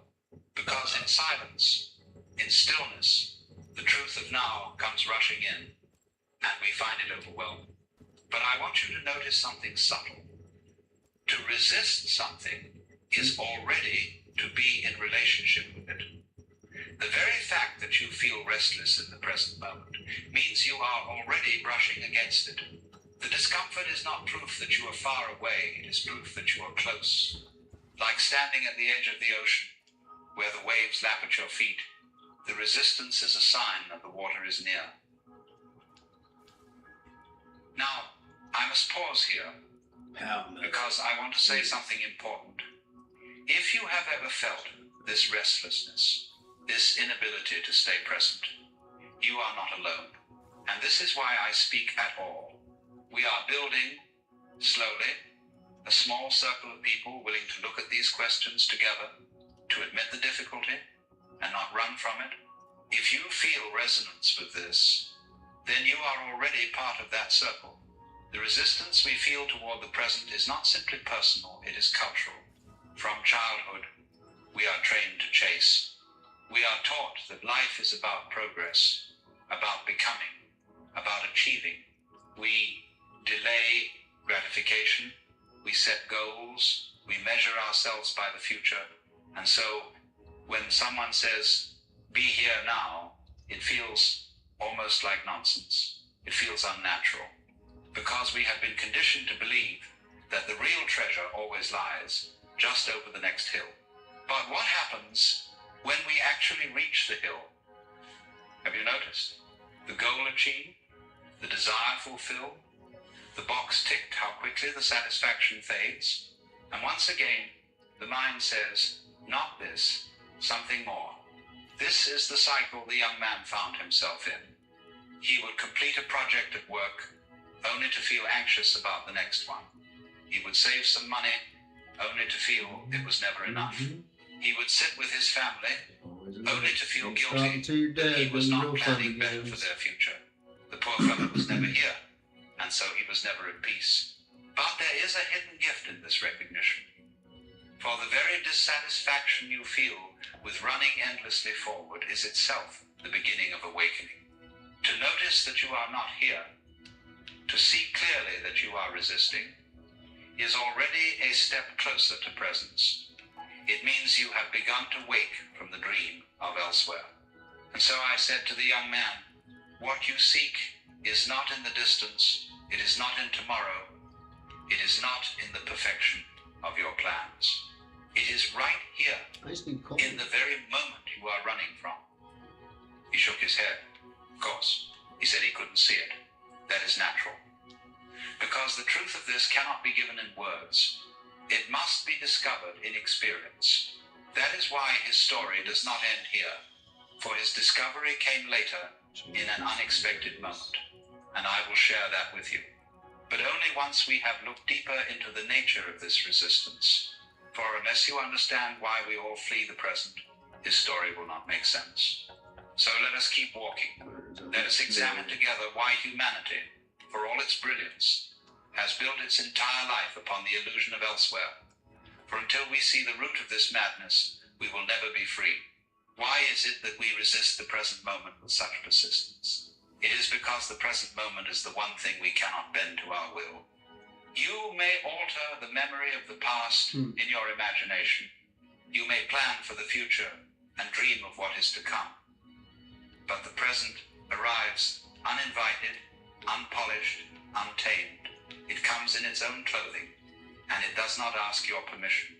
To surrender to it is to admit that you are not in charge, and this, more than anything else, terrifies us.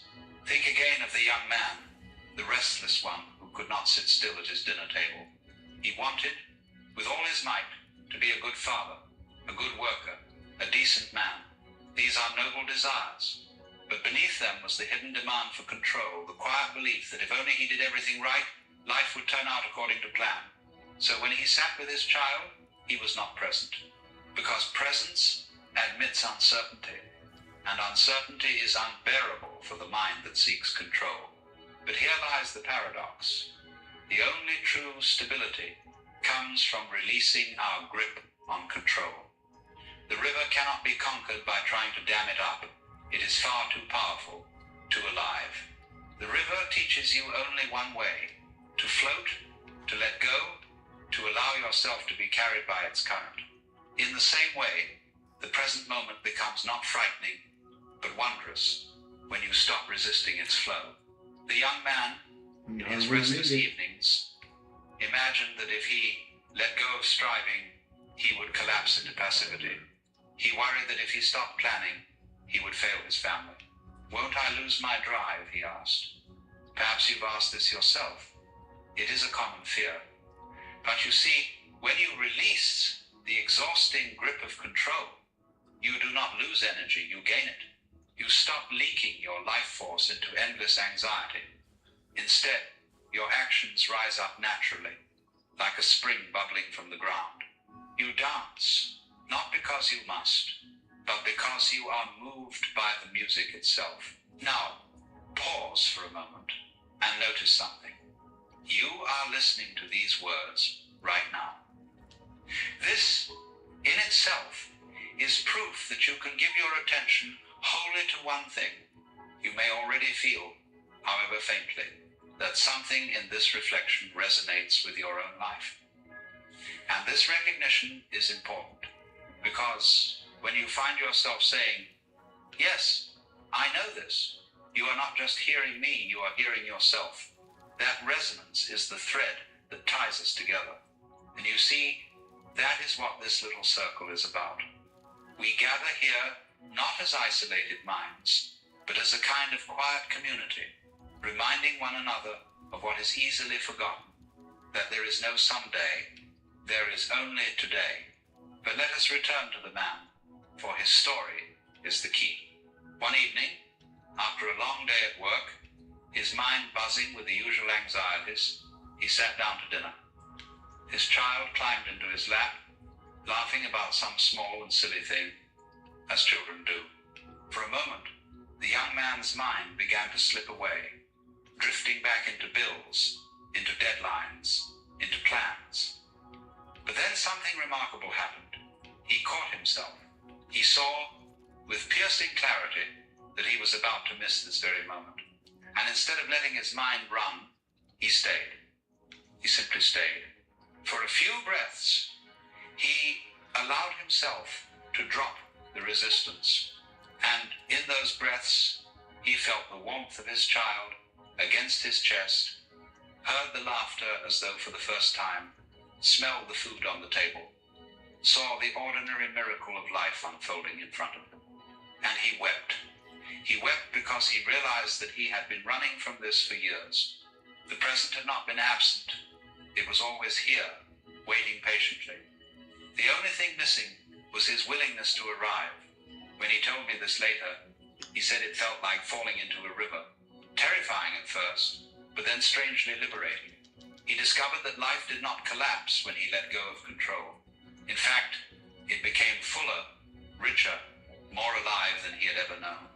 He discovered that the very thing he had been chasing, peace, contentment, joy, was not in the distance at all. It was in the simple act of being here. And this is where the teaching comes alive. For the resistance you feel toward the present moment is not an enemy. It is a teacher. The restlessness, the agitation, the endless chase, these are not signs that you are broken. They are signs that you are human. They are the invitation to awaken. So I say to you, do not condemn yourself for resisting. Notice it. Hold it gently. Realize that in the very act of noticing, you have already stepped closer to presence. The resistance is like the ringing of a bell, reminding you that now is calling. And here is the secret the young man discovered. Once you begin to allow even a sliver of the present in life, rushes in to meet you, you need not force it. You need only stop running. Now, you might ask, what does it mean to live this way? It does not mean abandoning plans or refusing to care for tomorrow.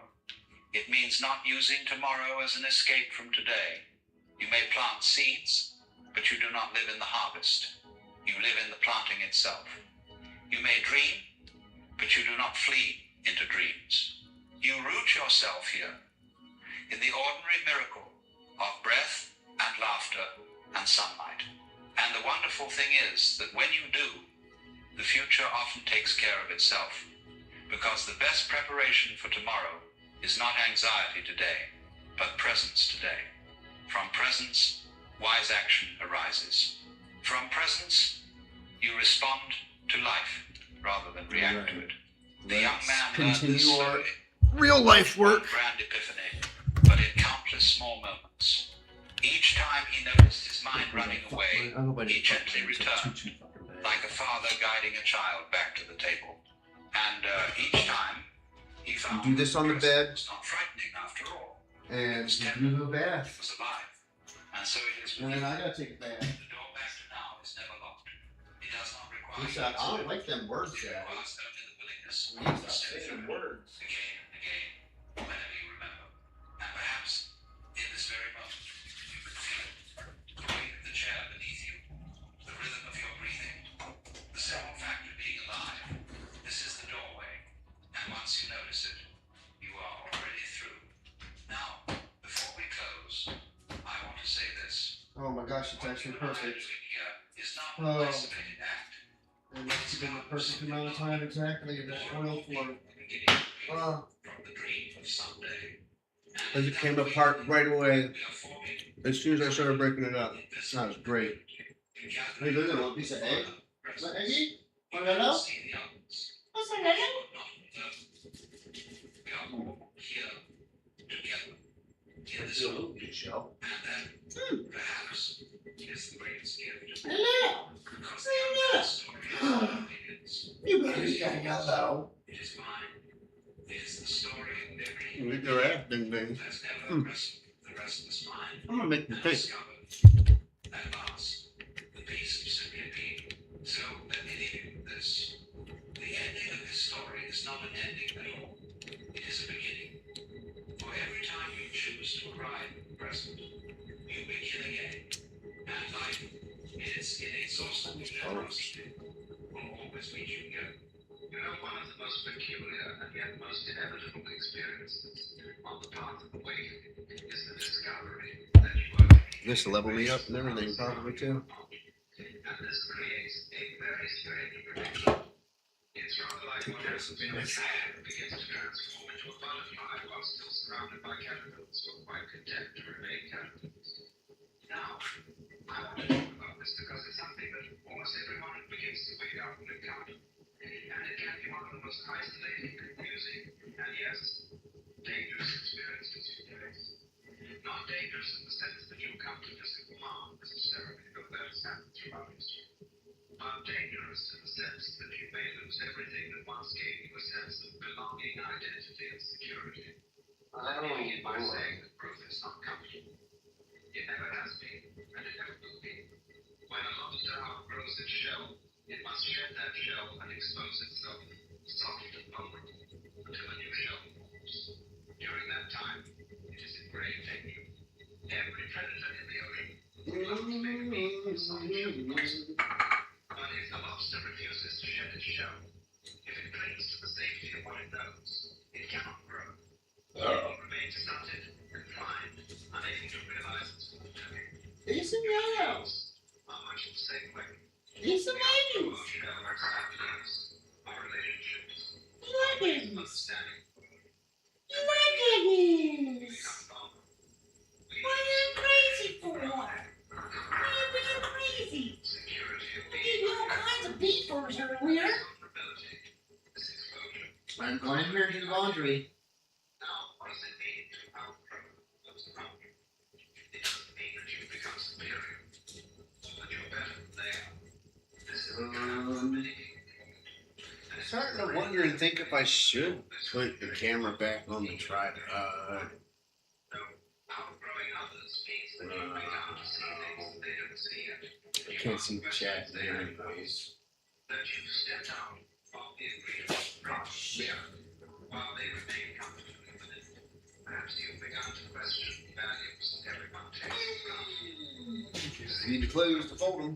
Status, security, accumulation of possessions, the endless distractions and entertainments that fill up our lives. Perhaps you've begun to see that these things don't lead to Real super cheap. their empty promises. $890. That's including everything. I mean, obviously it's not my electric bill, but wow. You've had experiences through meditation, through contemplation, through crisis, through psychedelics, through some spontaneous opening that have shown you that reality is far more mysterious, far more fluid, far more consciousness dependent than the solid, objective, external world that everyone believes in. You've seen through the illusion of separate self, or at least caught a glimpse behind the curtain, and now you can't unsee it. When this happens, you find yourself in a very odd position. You're living in two worlds simultaneously. There's the conventional world, a world of commerce, politics, and daily routine, a world where everyone is playing their roles and taking it all very seriously. And then there's this other dimension, this deeper reality, that's always present, but that most people are completely oblivious to. And you must learn to navigate both worlds. You must learn to speak two languages, the language of the marketplace, the language of listening. You must learn to be in the world but not of it, as the old saying goes. And this is extraordinarily difficult because the two worlds have different rules, different values, different ways of making sense of experience. People around you, family, friends, colleagues, they're still operating entirely with conventional frame. They're concerned with their careers, their mortgages, their social standing, their plans for the future. And these concerns, which once seemed so important to you, now seem rather trivial, rather beside the point. Not because you've become callous to it, but because you've seen that there are deeper questions, more fundamental issues at stake. But you can't simply tell them this. You can't sit down with your family at dinner and say, I realize that the self is an illusion, that we're all manifestations of one universal consciousness. They'll treat you as if you lost your mind. And in a sense, you have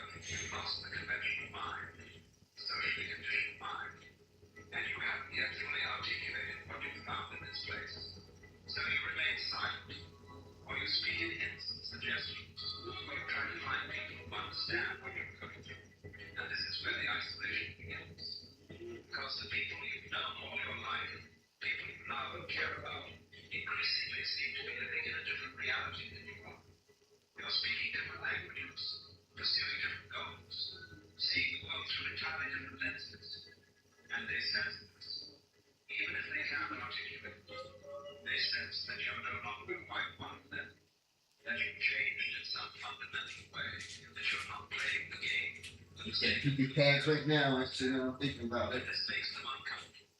It threatens them.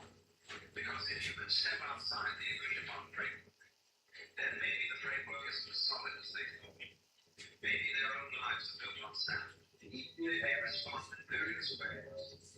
Some will try to pull you back. Keep your pads, keep your pads. Come on, little baby, good to be on the pads. They'll accuse you of becoming strange and pregnant. Irresponsible. They'll remind you of your duties, your obligations, your place in the system. They'll do everything they can to squeeze you back into the box you've outgrown. Others will simply distance themselves from you. They'll find you boring or preachy or incomprehensible. The conversations that once flowed easily now feel forced and superficial. You have less and less in common. The friendship or relationship gradually goes. Not through any dramatic break, but through a slow, sad, drifting apart. Still others may become hostile. This is particularly true if you've outgrown a religious or ideological framework they're still invested in. If you were raised in a particular faith and you move beyond it, if you've questioned the dogmas and found them wanting, your very existence becomes a threat to those who still believe. You are a heretic, an apostate, a lost soul that must be saved or shunned. This is the danger I'm speaking of. Not that you'll be physically harmed necessarily, though that can happen, but that you'll lose your community, your tribe, your sense of belonging to something larger than yourself. Human beings are social creatures. We need connection. We need to feel that we're part of a group, that we're understood and accepted. And when you outgrow those around you, you risk losing all of that. Now, you might say, well, why not just keep quiet about it? Why not simply maintain the facade, play along, keep your insights to yourself? Many people do exactly this. They live double lives. They maintain the conventional appearance while privately knowing that it's all a game, all a performance. And there's a certain wisdom in this approach. As I said earlier, you don't shake someone away from a pleasant dream unless the house is on fire. But there are problems with this strategy as well. First, it's exhausting. Living a double life, constantly monitoring what you say, editing your thoughts, pretending to care about things that no longer matter to you. This takes a tremendous toll. You become alienated from yourself, split, fragmented. The very integration of wholeness you can see in your spirit becomes impossible because they're constantly betraying you. Second, it's inauthentic. And authenticity, being true to what you discover, is essential to the spiritual path. If you see something true, something real, and you hide it, deny it, refuse to confide in what you see in the first place, you become like someone who's discovered a treasure but is too afraid to spend it, so they bury it in the ground, continue to build poverty. Third, and perhaps most importantly, your very presence, even if you say nothing, communicates something. People pick up on energy, on vibration, on the unspoken. If you genuinely transform, if you genuinely outgrow the conventional framework, it will show in 1,000 subtle ways in the quality of your attention, in your responses to crisis typically, in what you laugh at, what you take seriously, the way you think the world. So you're faced with the dilemma. You can't go back, you can't unsee what you see, unknow what you know. You can't fully go forward either. At least not without consequences, without losses, without a period of profound loneliness or disorientation. This is what the mystics have always called the dark night of the soul. It's the passage between the old life and the new, the death, the caterpillar before the emergence of the butterfly. And it's dark precisely because you left behind the familiar landmarks, the comfortable surfaces, but you haven't yet arrived at the new dispensation. You're in between, in limbo, in the wilderness. During this time, you may wonder if you've made a terrible mistake, if you've thrown away everything valuable for some nebulous spiritual fantasy. You may long for the days when life was simple, when you fit in, when you didn't question everything, when you could just go along with the program like What do you mean? But I here's what you fucking did all this shit. This sense of isolation is not a sign that you've gone wrong. It's a sign that you're going right.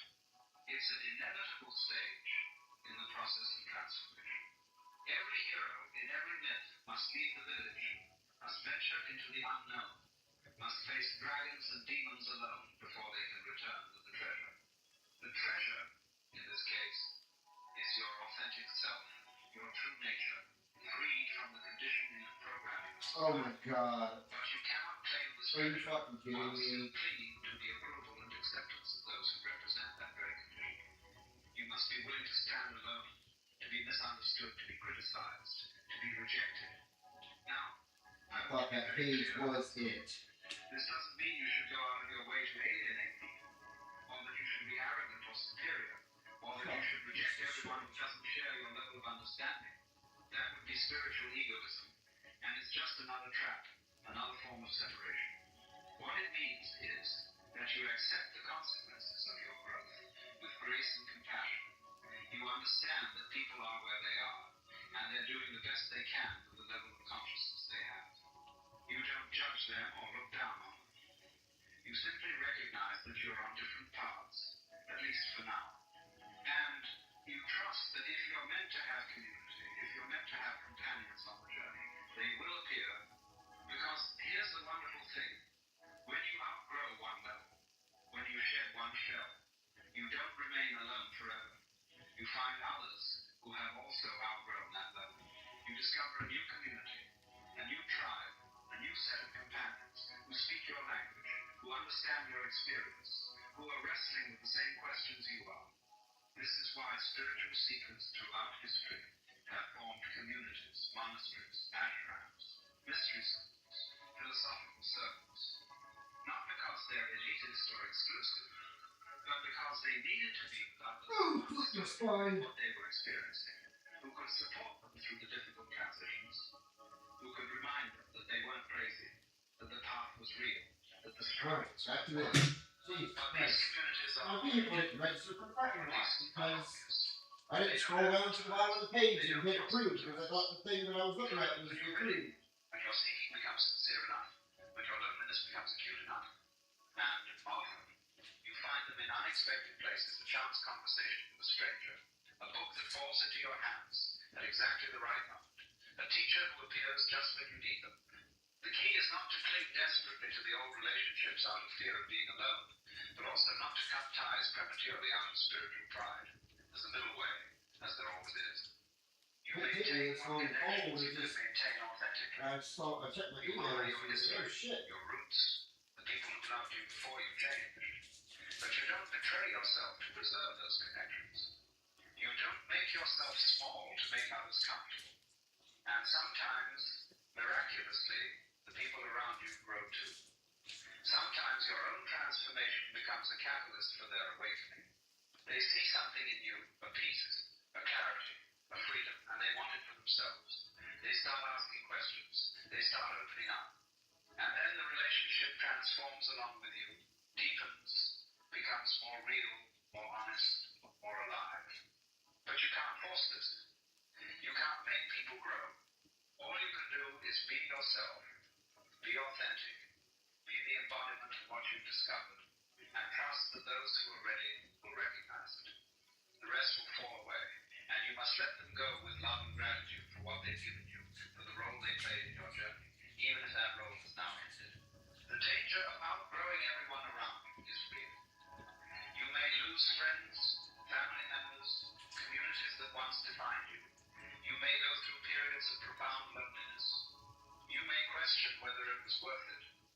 But I can tell you, from my own experience, and from observing countless others on this path, that on the other side of this danger is a freedom, an authenticity, a depth of being that makes all the losses worthwhile. Because what you gain is yourself, your true self, not the self that was constructed to fit in, to please others, to meet expectations. And once you've found that, once you've tasted that freedom, you realize that you were never really losing anything real. You were only losing illusions, masks, false identities. The real connections, the real love, the real community, these remain, or they appear anew, deeper and truer than before. So if you find yourself outgrowing those around you, know that is part of the process, part of the path. Know that it's temporary, this loneliness, this sense of being between worlds. And know that the courage it takes to keep growing, to keep being true to what you see, even when it costs you everything familiar, this courage is the mark of a genuine spiritual warrior, a true seeker of truth. The caterpillar must die for the butterfly to be born. There's no way around it. But what emerges is so much more beautiful, so much more free, so much more alive than what was lost. Trust the process. Trust your growth. And trust that life, in its infinite intelligence, is guiding you exactly where you need to go, even when the path leads through darkness and uncertainty.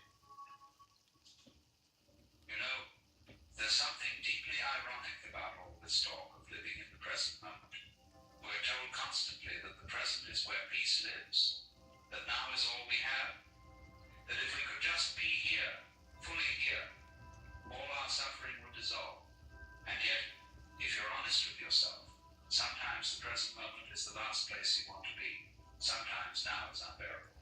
Sometimes the present hurts so much that escape feels not like avoidance, but like survival. We've created this strange mythology around presence, haven't we? The idea that enlightened people, awakened people, conscious people, they simply rest in the now and everything is beautiful. They've transcended suffering by being present to what is. But what happens when what is painful? What happens when the present moment contains grief, or loneliness, or physical pain, or the sharp edge of anxiety that makes your chest tight and your breath shallow? Are you supposed to just be present with that, just accept it, just sit there in the fire, call it peace? Here's what nobody tells you about the present moment. It's not always pleasant. In fact, sometimes it's absolutely terrible. And all the spiritual teachings that tell you to be here now, they often skip over this inconvenient truth. They make it sound like presence is the solution to suffering, when sometimes presence is precisely what makes you aware of just how much you're suffering. When you're distracted, when you're lost in thought, when you're anywhere but here, you can avoid feeling what you're actually feeling. But when you come into the present moment, when you really land here, you have to feel everything. And sometimes everything hurts. Think about the times you most want to escape the present. When you're in physical pain, your mind automatically goes somewhere else. You think about when the pain will end. You remember times when you didn't hurt. You imagine a future where you're comfortable again. This is not weakness. This is your system trying to protect you from the full intensity of now. Or when you're heartbroken, when you've lost someone or something precious, the present moment contains that loss in its rawest form. So you think about the past, when they were still here. Or you think about the future, when maybe the pain will have dulled. Anything but staying with the actual feeling of absence right now. And here's where it gets tricky. Because you've been taught that this escape is the problem, you've learned that living in the past or future is what creates suffering. That if you could just be present, just accept what is, you'd be free. So now you're not just in pain, you're also judging yourself for trying to escape the pain. You're suffering, and then you're suffering about suffering. You hurt, and then you feel guilty for not being able to just be present with the hurt. You're anxious, and then you're anxious about being anxious, instead of peacefully accepting your anxiety. This creates a terrible double bind. The present moment hurts, but you're not supposed to try to escape it. You're supposed to be with it, accept it, allow it. But when you try to do that, when you force yourself to stay present with something that's genuinely unbearable, you're just creating another form of suffering. Now you're in pain, and you're also straining to accept the pain. You're anxious, and you're also efforting to be okay with the anxiety. The acceptance itself becomes a new kind of resistance. Let me tell you something that might surprise you. Sometimes the most compassionate thing you can do is leave the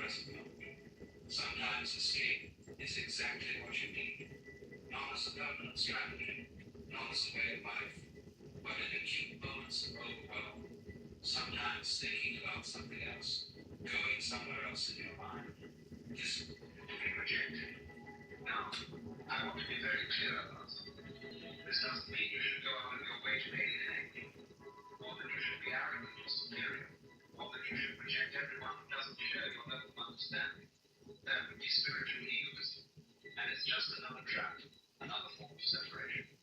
What it means is that you accept the consequences of your growth with grace and compassion. You understand that people are where they are, and they're doing the best they can with the level of consciousness they have. You don't judge them or look down on them. You simply recognize that you're on different paths, at least for now. And you trust that if you're meant to have community, if you're meant to have companions on the journey, they will appear. Because here's the wonderful thing. When you outgrow one level, when you shed one shell, you don't remain alone forever. You find others who have also outgrown that level. You discover a new community, a new tribe, a new set of companions who speak your language, who understand your experience, who are wrestling with the same questions you are. This is why spiritual seekers throughout history have formed communities, monasteries, avenues, mystery schools, philosophical circles. Not because they are elitist or exclusive, but because they needed to be with others who understood what they were experiencing, who could support them through the difficult transitions, who could remind them that they weren't crazy, that the path was real, the struggles were quiet. But these communities are often hidden. Gotta fold these other shirts. Took me a minute because I was fucking making doing my email. I had to check my email and I had a fucking my car from the parking lot out here. I thought I did it the other day. I took pictures and everything and sent it, but I didn't actually like hit the last button. I guess I signed. I didn't know I even had to sign because I looked at the thing. I scrolled down. I was like, okay, it says it's done. I scroll all the way down. All right. Thanks, cakes. You maintain what connections you can maintain authentically. You honor your history, your roots. People loved you before you changed. But you don't betray yourself to preserve those connections. You don't make yourself small to make others comfortable. And sometimes, miraculously, people around you grow too. Sometimes your own transformation becomes a catalyst for their awakening. They see something in you, a peace, a clarity. Oh man. They start asking questions. I think that's all I needed. Oh man, I got to do it. I need to go to the chiropractor. I just did it. My next. That fucker's retarded.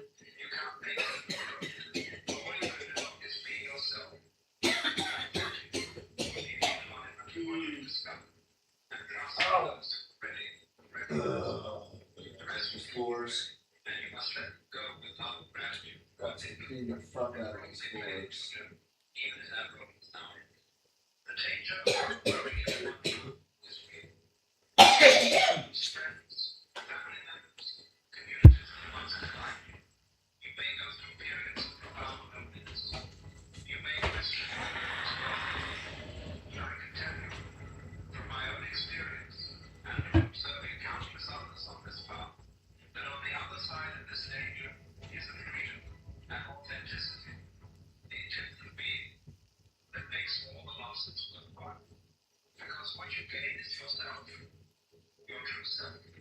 Not the self was constructed to fit in, to please others, to meet expectations.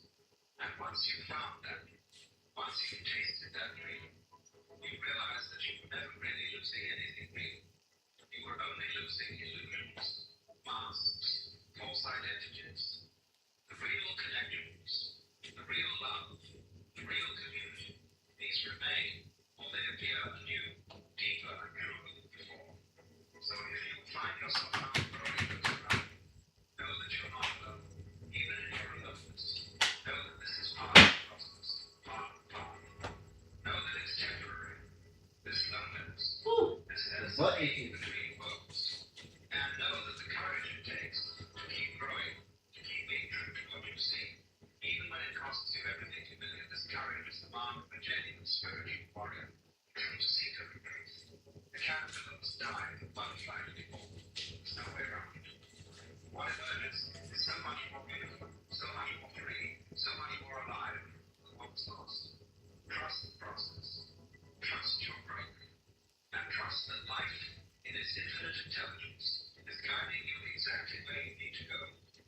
the dark days of darkness and uncertainty. You know, there's something deeply ironic about the storm living in the present moment.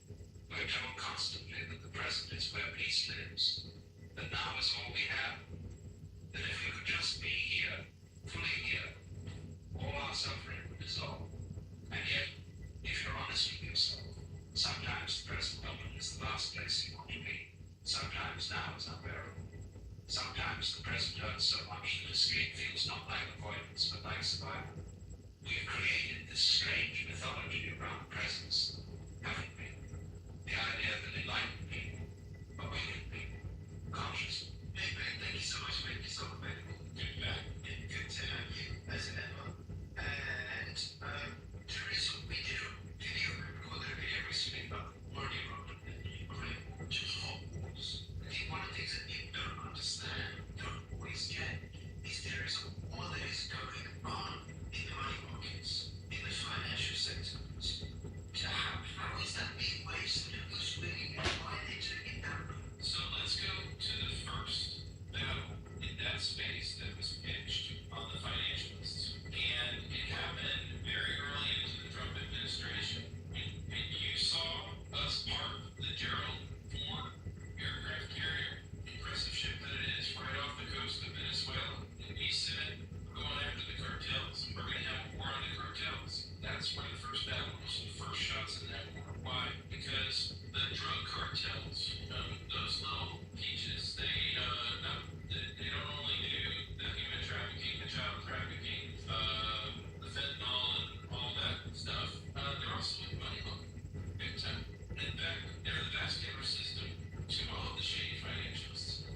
And so when you park the Ford off of Venezuela, who was the first shockingly surprising entity to cry foul and to say, oh no, you're not going to do that, America. You get that ship away from Venezuela because we're not going to share any more intelligence with you in the Caribbean, says MI6. I do remember that. Actually, I remember a video that I had a conversation with you and Ian, and you were saying all this stuff, what the USS Ford was doing in the Caribbean, gathering information, and it's just mind-boggling. And I was like, how do you know? And he's going to tell me. Scared the living crap out of the bankers. So if you think cool kids at HSBC and insurers like Lloyd's weren't eyebrows raised, what the hell is the United States doing? And in Dubai, and the IFC, all those really great places, all the great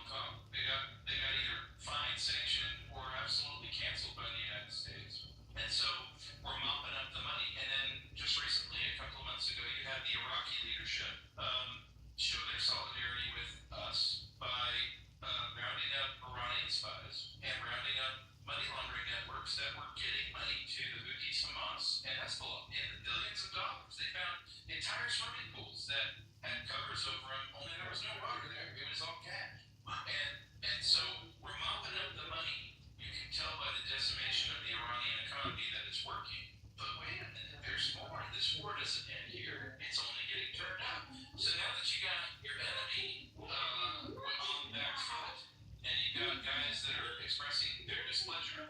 Former Governor of the Bank of England, Mark Carney, in his book, saying nasty things about the United States, along with Ursula von der Leyen and Margarita and the rest of them. Come on over to a racket that has kept the bankers on solid ground forever, and that is the reverse, or the yen carry trade out of Japan, which has been the scam arbitrage forever, which is bankers roll in, they buy yen for free, they convert it to dollars, they loan that all out. These loans, they cover the spread, they take the spread, life is good, they pay their cash. Meanwhile, the Japanese people suffer, Japan suffers, but the banks are capitalized, and then that builds up a whole lot of cash, and those loans can be made in the form of private credit loans through the private equity firms into things like data centers, surveillance cameras, and all kinds of things, because that's where the financing comes from. If you want $1 trillion in construction funds to make data centers so that we can have these soul cages, get a lot of money out. Well, because of banking regulations, if you have depositors, direct depositors, you can't loan that money out this way. How do they get around it? Well, they go get Fred's Bank in St. Mark's, and Fred's Bank loans that money out. Here's the problem. Any of the AI companies make any money? Any profits? No. Just running at a loss. Well, so how are they going to pay those loans back? They don't. What they do is they get real fancy real quick. They say, hey, Fred's Bank and St. Mark's, we can't really pay you. And Fred's Bank is like, well, we can't report to the private equity company funding us that our collateral's not really worth anything anymore. Tell you what, why don't you give us a payment in kind, which means send us a paperclip or a dog named Rex or something, and we'll push the entire loan onto the back end of this term, and you'll pay us another time, and we're just going to report on our balance sheet that, oh, this paper is 100% on the dollar, and collateral's great, and we'll report that up to Jane, our balance sheet's all fine. Well, this is building now up into trillions of dollars. But I just explained to you that the liquidity faucet just got turned off. Because the money is getting clawed back via your collateral's not really worth anything, so you're going to have to pay these loans back. Private equity banks have been living on the Japan carry trade. So now we call that the reverse carry trade. And the money's changing again. So that's why you saw the central banker at the Bank of Japan scream, bloody murder, you can't do this. They're taking over Japan. They're destroying us. America's taking over the Japanese financial system. No, not really. We've just taken over all the corrupt elements of that. And Japan can have its monetary system back. So you're welcome. But if you look at this high stakes game in the trillions and trillions of dollars, who gets hurt here when you start talking about amassing these derivatives that aren't worth the paper they're printed on? All you have is paper, and then eventually all your paper gets called. You have to sell those assets for pennies on the dollar. So who gets to buy those assets if all the crooked bankers were the ones who have to sell them for nothing? So there is the concern of collateral damage in this war, because in between that is your insurance policies, your pension plans. They're all invested in this because they're forced to. You have no choice. I want to be with Billy's big private equity fund, and this is who manages my pension fund. Billy was invested in a lot of these little shadow banks. Billy bought a life insurance company and took the shadow bank paper and put it into a life insurance company, and now there's a ratings company that says this is all investment grade paper, but it's not, because the collateral's not working. So it doesn't look good for the globalists and the banksters.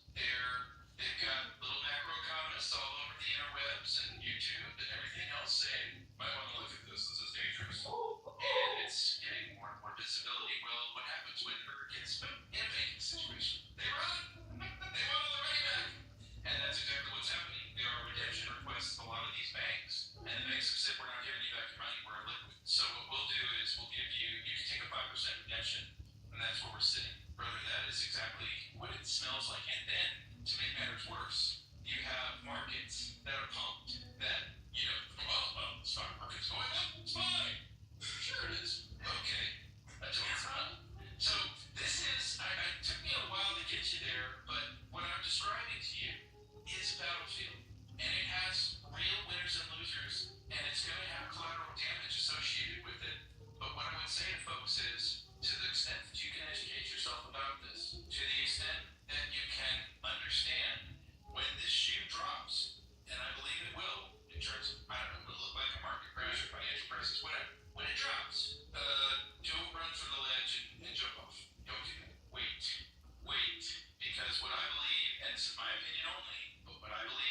side of that thing is a brand new monetary system.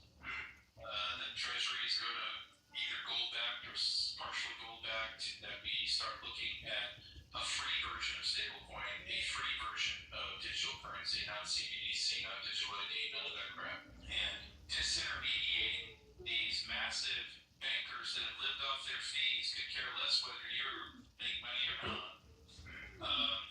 And then they get cut out, and they're the ones holding the paper, and we're moving on to something different that actually takes the handcuffs off of us.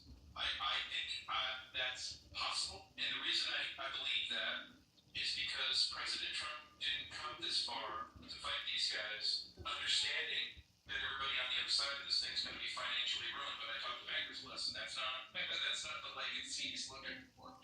So I think if you listen very carefully to what Scott Dissent has talked about with stablecoin, with different types of platforms that could be used as a means of transaction, I think that's the types of plates that I see coming together. But since the day you and I first started talking about the fort off the coast of Venezuela, everything that I just mentioned has happened. We talked about Excuse me.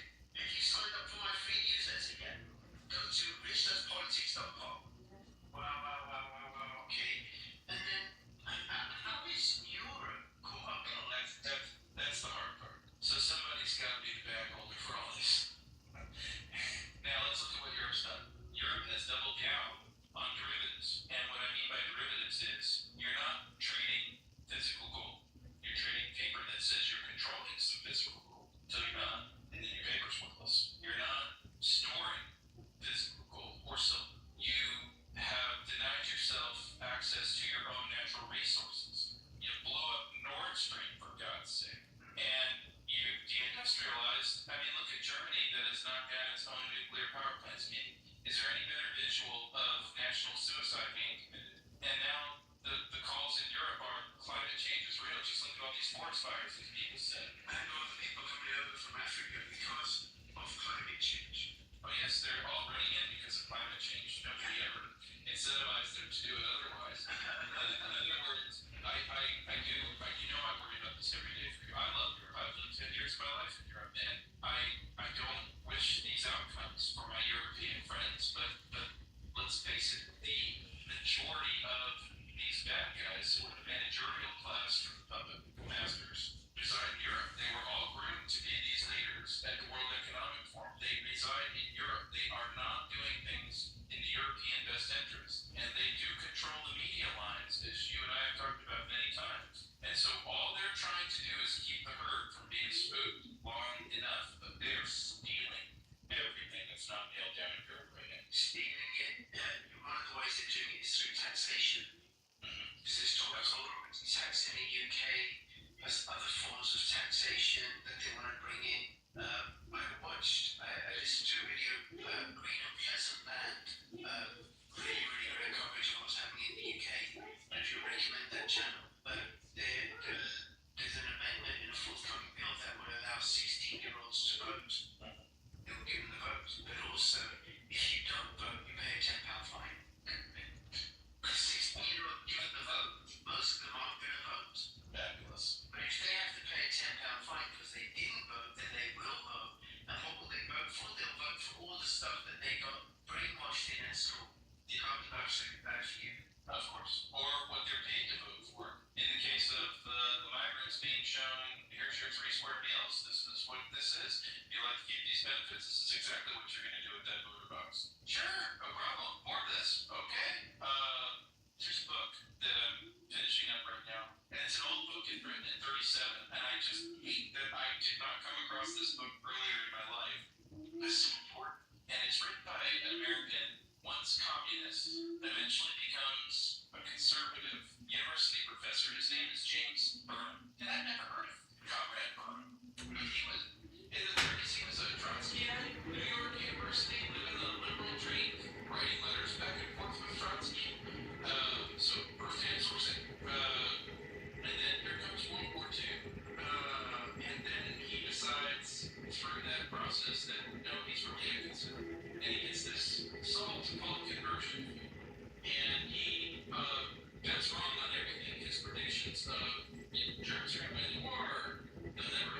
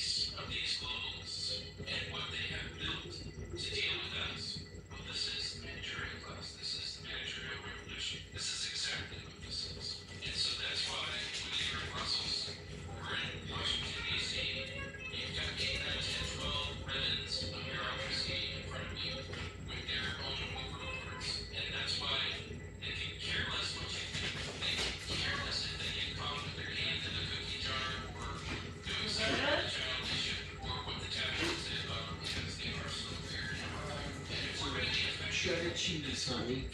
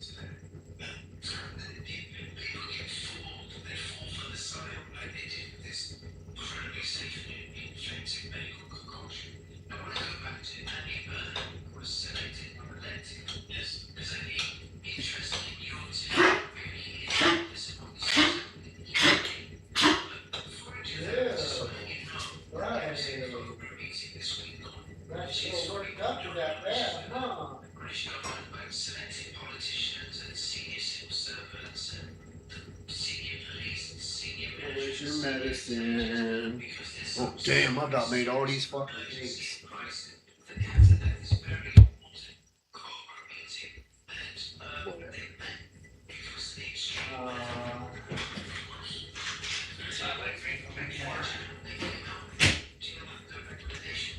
I wonder if I got a level up while I was doing that.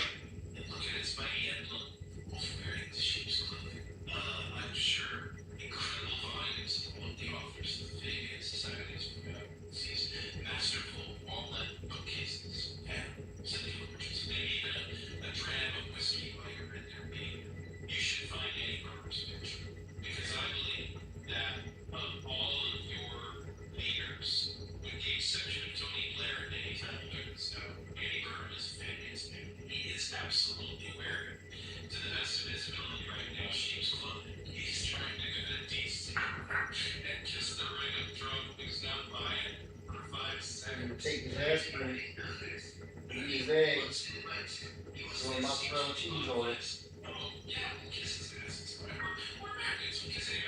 Mozzarella. Burn my baby.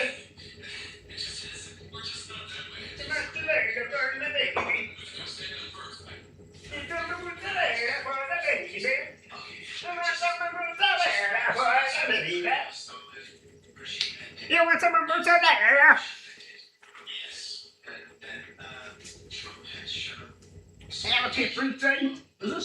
who's trying to use.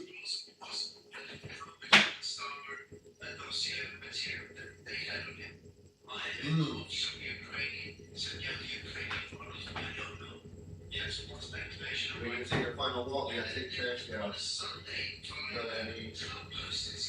Mr. Buddy, baby.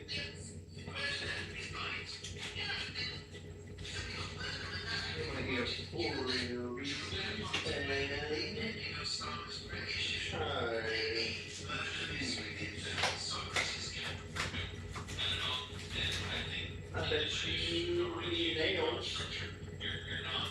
Or something. I bet you need boards and nails or something.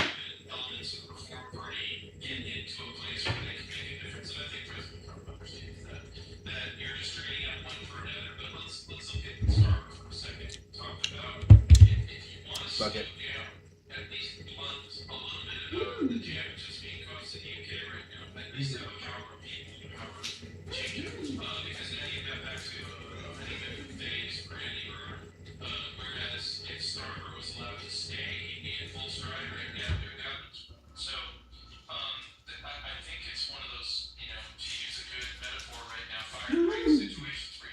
I'm not gonna do nothing else to you.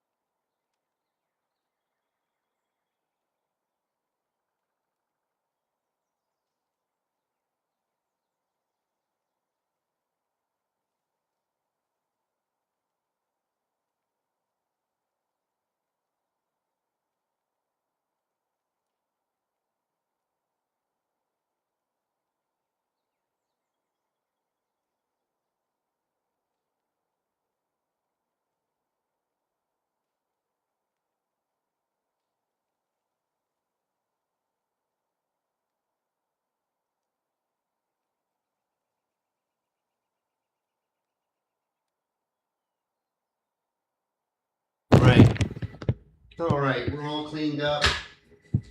Oh my goodness. I'm gonna take my sleeping time stuff now, so thanks for the sleep, mate. Did you eat all your cheesies and your eggy? Kind of, sorta, not really. No, sorta. I need to drink more of it. I need to eat more of it.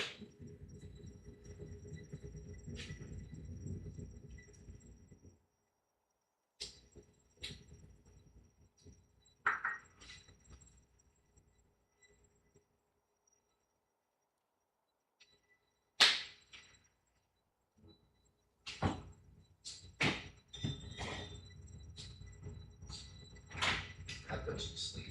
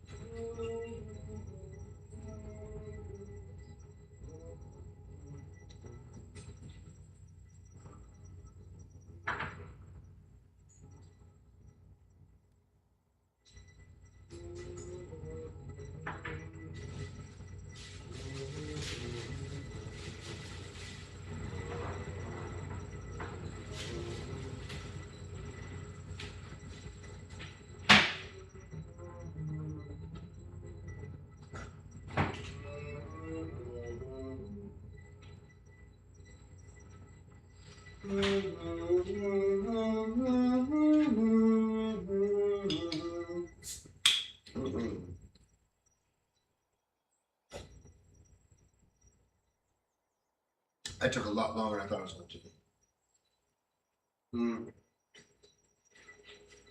I feel a lot better though. I feel a lot better. Your soldiers up over the walls and get them all killed, right, from a defensive position, you can just wipe them out. If no food goes in, if no water goes in, the town will collapse. Eventually, they'll just open the doors and surrender. Trump's perfectly content sitting in his current position, the control of Syria, the blockade of any imports and exports out of Iran. Trump has Iran and their trade partners by the balls.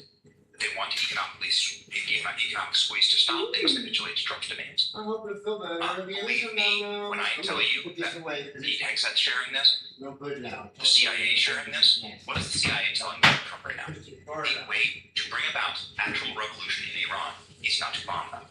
Bombing them makes them angrier. It's to starve them. And what I mean by that is that's not what I want. That's not what I'm advocating for. But I'm saying if you want victory throughout all history, what you must have is you have to have the populace feel the pain. They have to say, well, my currency is worthless. I have no more job. I don't have any fuel. We have no food resources. We have no resources at all. Our leadership has failed us. The compact between us and the people who are leading us is destroyed. So we're either going to revolt, we're going to make it so irascible that our leadership has to surrender or capitulate or sign a deal or whatever, right? This is how you bring about actual change with people. You affect the day-to-day for the people living in the country would be a major development. If accurate, it is accurate. Very strong warning to China and banks enabling the Iranian regime. Sanctions evasion. The UAE got out ahead of this Truth Social post. The language is sweeping. Countries like Iraq, economic lung for Tehran. This will be a difficult spot. The proof will be in the follow-through and the enforcement. Trust me, ladies and gentlemen, they're going to enforce it.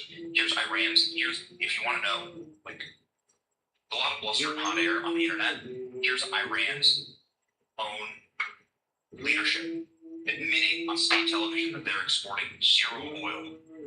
Not a single dollar has been released, and they are in a state of panic. Now acknowledge on state television that Iran is no longer exporting any oil and simultaneously has no access to their funds. We are not exporting oil at all. That's the reality that we have to acknowledge. Historically, one of the regime's most important sources of foreign currency. He says it squeezes is cross-border the economy, oil revenues, tax revenues, Social Security contributions all declining at the same time. The regime has a second major problem. Billions of dollars it expected to have access to remains frozen. You don't know what's in it. You don't know what it is. Now, because of their belligerence, they were supposed to get these funds back. They couldn't help themselves start bombing ships again. They had an MOU. They're the ones who broke it. It's choked off, and billions remain blocked. An economy already struggling with inflation, currency weakness, and mounting fiscal pressure, losing the oil lifeline, remaining locked out of foreign reserves, creating an increasingly disastrous crunch for the regime. And that's how you topple an actual regime, right? This is how you end it. This is how you get the people to end it. Not bombing your way in, but sieging your way. Where the people of the city just say,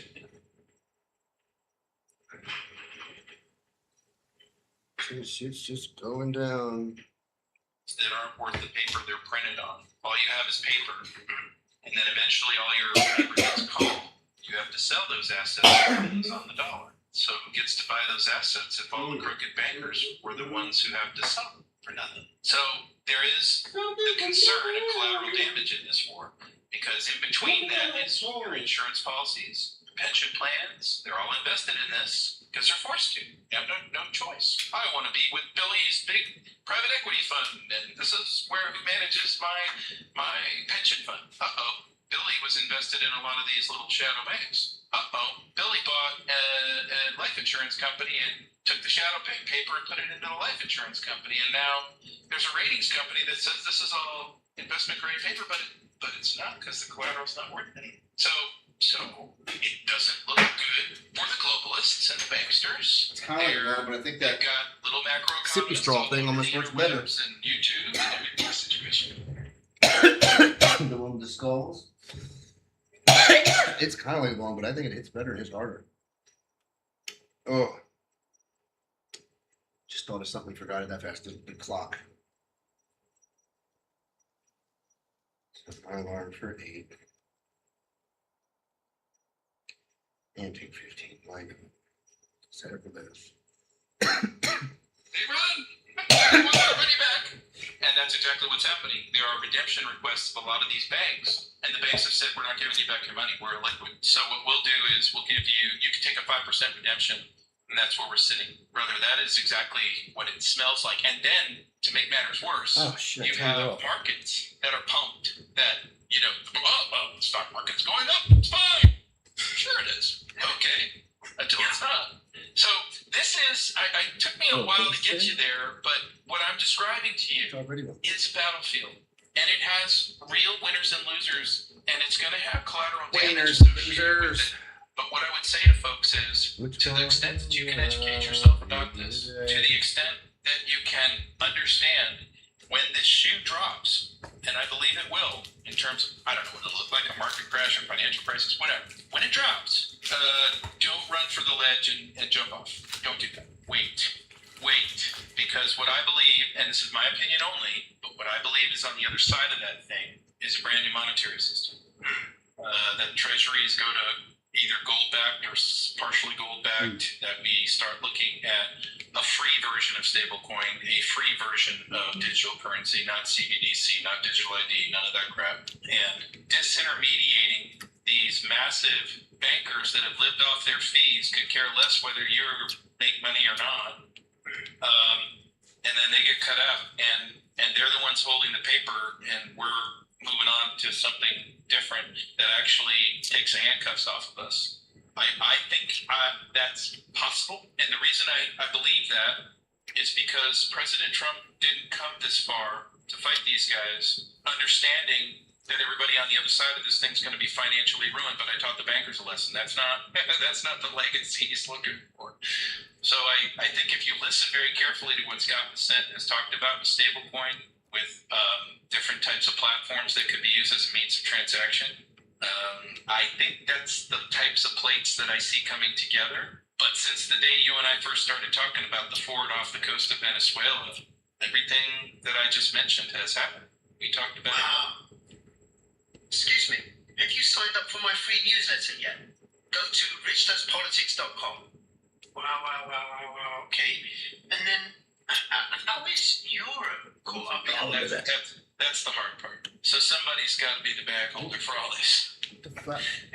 Now let's look at what Europe's done. Europe has doubled down on derivatives. And what I mean by derivatives is you're not trading physical gold. You're trading paper that says you're controlling some physical gold until you're not. And then your paper's worthless. You're not storing physical gold or silver. You have denied yourself access to your own natural resources. You blew up Nord Stream, for God's sake. Dungeon runs and shit. You deindustrialized. I mean, look at Germany that has knocked down its own nuclear power plants. Is there any better visual of national suicide being committed? And now the calls in Europe are climate change is real. Just look at all these forest fires these people said. And all the people coming over from Africa because of climate change. Oh yes, they're all running in because of climate change. Nobody ever incentivized them to do it otherwise. In other words, I worry about this every day for you. I love Europe. I've lived 10 years of my life in Europe, and I don't wish these outcomes for my European friends. But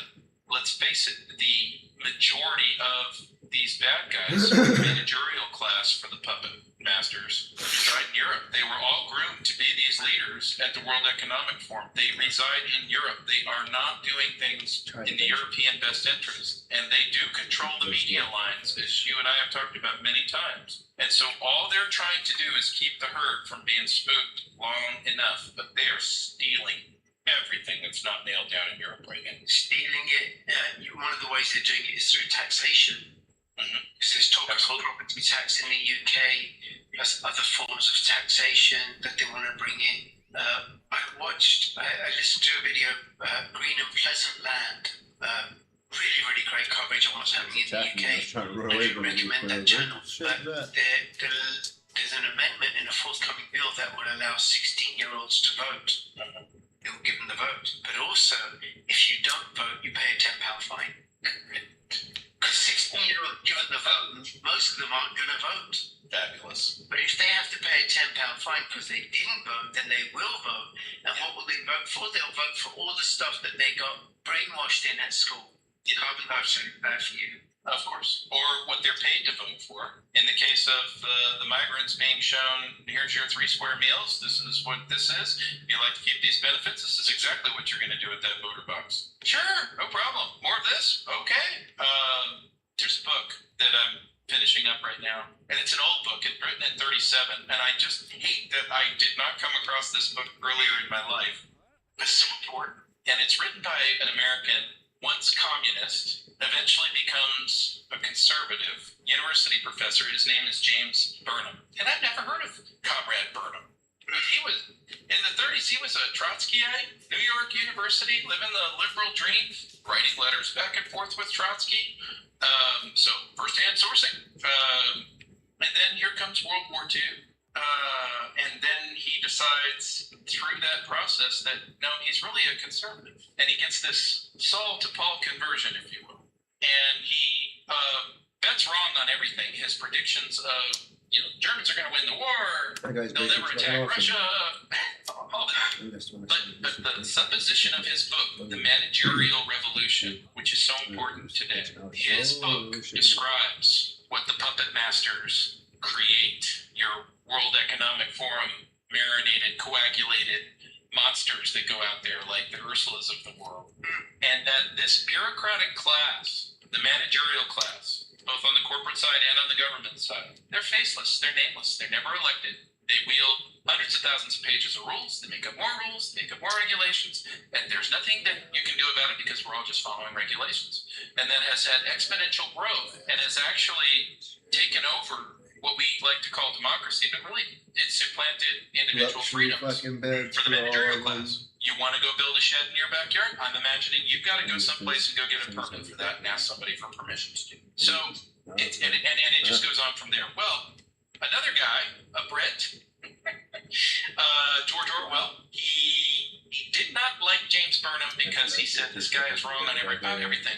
Man, these ideas about the managerial revolution, these are big ideas. I'm going to write a fiction book about this, and that book becomes 1980. Okay, so Burnham goes on in his great new conservative life through the war. This is so important. He, during the war, joins this outfit in his new conservative life, an outfit called the OSS.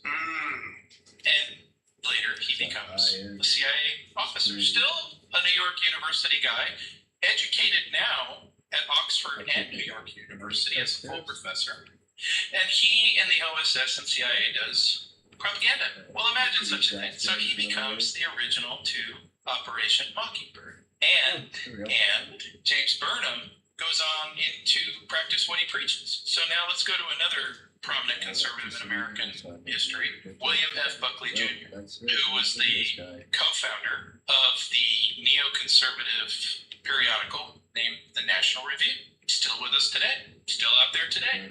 The other co-founder was James Burnham. So this tale, this story, winds its way to today. And when we look at the face of these globalists and what they have built to deal with us, well, this is the managerial class. This is the managerial revolution. This is exactly what this is. And so that's why, whether you're in Brussels or in Washington, D.C., you've got 8, 9, 10, 12 ribbons of bureaucracy in front of you with their own overlords. And that's why they could care less what you think. They could care less if they get caught with their hand in the cookie jar or doing something with a child they shouldn't, or what the tabloids say about them, because they are so layered in and protected. And if we're going to be effective in this very, very fifth generation warfare battlefield, we better be reading guys like James Burnham and understanding who these people are much better than what we do.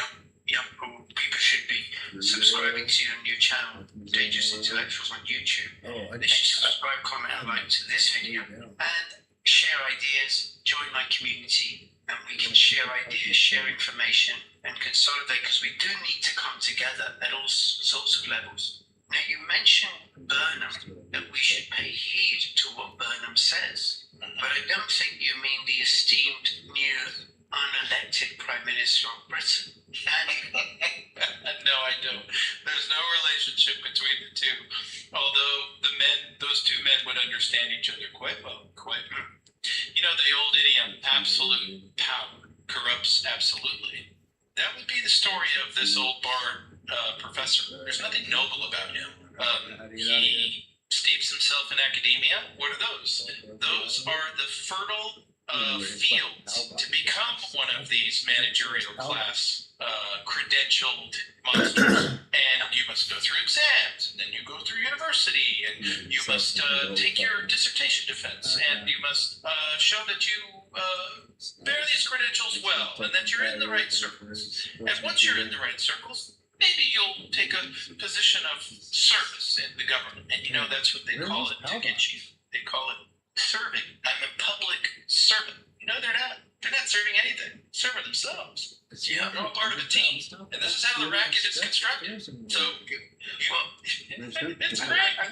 I wanted to, actually, just on the racket, right, he didn't go into management of government, but Abdul Rahman El Sayed, Democratic senator candidate for Michigan, right? Studied at Oxford. Got a Rhodes Scholarship set up by that arch imperialist Cecil Rhodes. Exactly. To those that they can cultivate to put in positions of influence, further their globalist agenda. You're nailing it. And what does he scream about? He screams about white privilege. He screams about the have-nots versus the haves. And yet this little ass clown has had millions of dollars in his back pocket and a silver spoon in his mouth his entire life. Yeah, the people. Yeah. He's there's no difference between the apparatchiks of 1917 and the apparatchiks of today. People get fooled. They fall for the psyop like they did with this incredibly safe and effective medical concoction. Now, I want to go back to Andy Burnham, who was selected, not elected. Yes. Because I'd be interested in your take and where he is in all this and what you see is happening in the UK. But before I do that, I just want to let you know that there was a Cobra meeting this week gone, which is, for people who don't know, which is when the British government selected politicians and senior civil servants and senior police and senior military and senior intelligence, because there's some serious emergency and crisis that they have to have this very important Cobra meeting. And they met because of the extreme weather.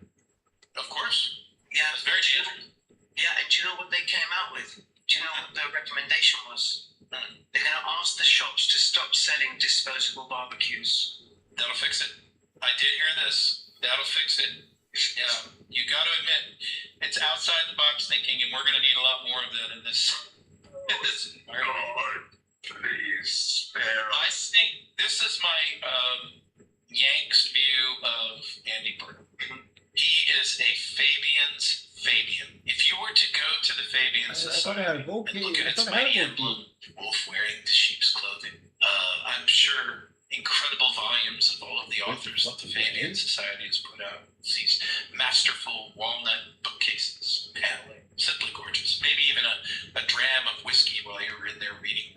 You should find Annie Burnham's picture, because I believe that of all of your leaders, with the exception of Tony Blair, and maybe time will bear this out, Andy Burnham is a Fabian's Fabian. He is absolutely wearing, to the best of his ability right now, sheep's clothing. He's trying to go to D.C. and kiss the ring of Trump, who's not buying it, for 5 seconds. Really? I didn't know this. He wants an invite to. He wants to go see Trump. Obvious. Oh, yeah, we'll kiss his ass. It's fine. We're Americans. We'll kiss anybody's ass and it won't mean anything to us. It's not a big deal.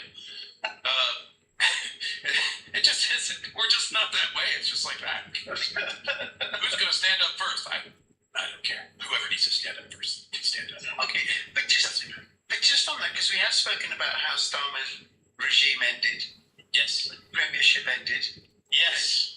That Trump had shown speculation on your part, but it made sense. It's plausible, possible. Trump had shown Starmer a dossier of material that they had on him. Might have involved some young Ukrainian models. I don't know. Yeah, it's more speculation on my part. Yeah. And then on a Sunday following that, Trump posted Starmer's resigning tomorrow. Yeah. Imagine that. He resigned. Yeah, but then we got Burnham, and that had me wondered that given that Trump had a part to play in the ending of Starmer's premiership, then maybe Burnham is within the sovereignist camp. Damn. Not at all. And I think in the British or in the UK power structure, you're not going to go find that guy until the Restore Party or even elements of the Reform Party get into a place where they can make a difference. And I think President Trump understands that you're just trading out one for another. But let's look at Starmer for a second. Talk about if you want to slow down, at least blunt a little bit about the damage that's being caused to the UK right now, at least have a power upheaval and a power change up. Because now you've got back to a honeymoon phase. Oh, dear God.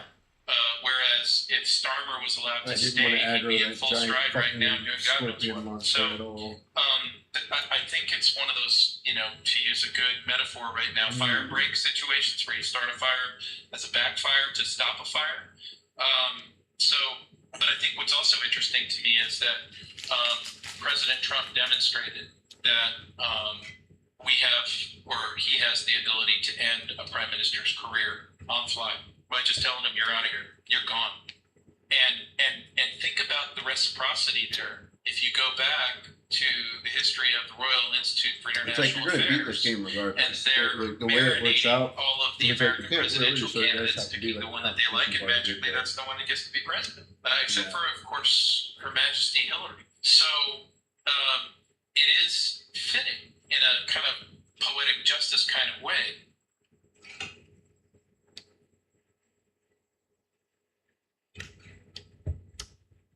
Otherwise, you're just playing to get pictures. That's all it is. But playing because it's fun. We get places. All right. All kinds of stuff that That guy's place looking motherfucking awesome.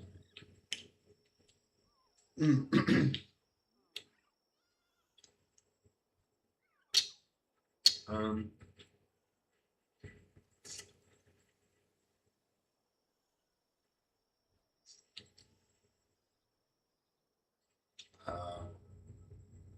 Worm. Send the worm off too.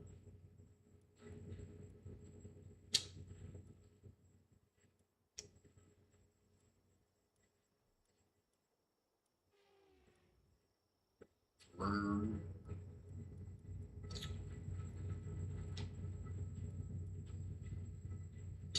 What is it?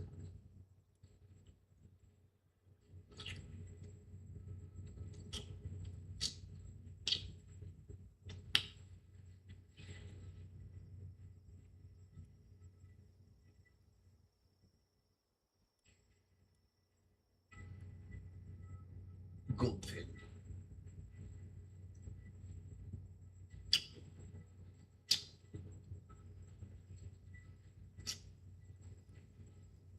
Scoopus.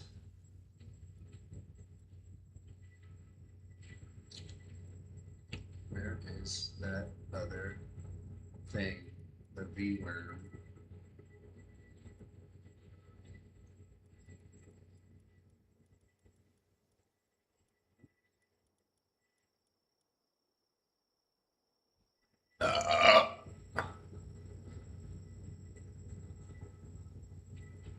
I don't see the fucking thing. Oh, did I catch two of these fucking things? Yeah. Yeah, there's apples. Where'd the V worm go? Whatever the fuck it's called. It's down here. Where the fuck is it?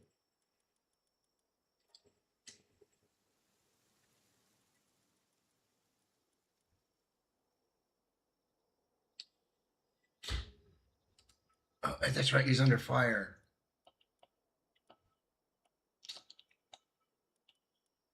So that would be here, right?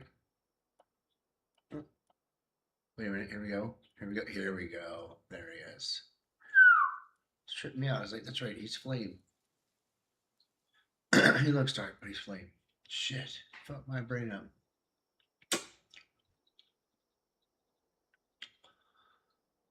All right.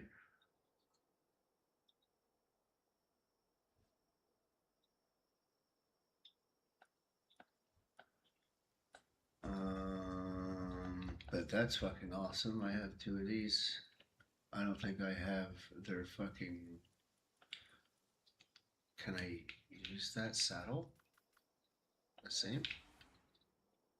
Nope. I need to make its own fucking saddle.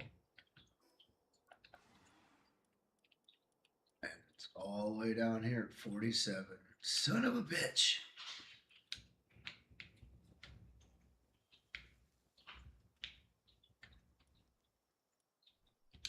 Is this done? No.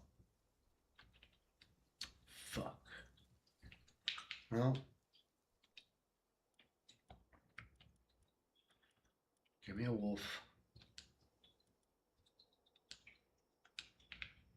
And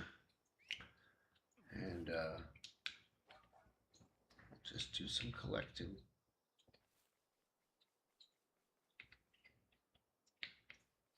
Oh, I died. I have to get my body back. I need a flying mount to get my fucking shit back.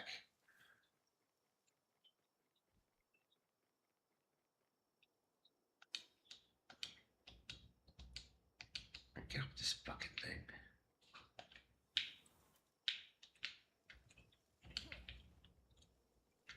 Come on.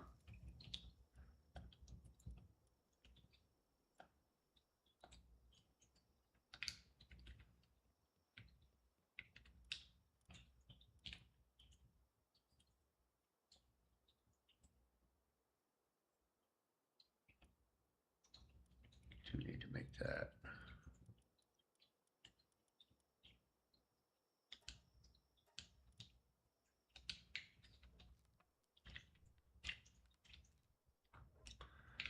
Now that's made.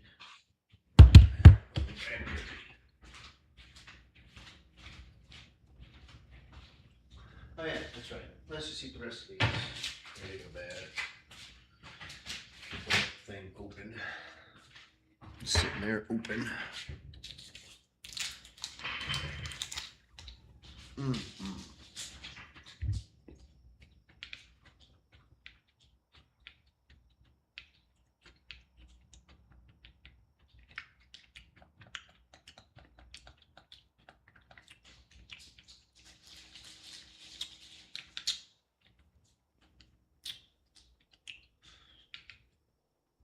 I don't want to cancel it because I want the stuff.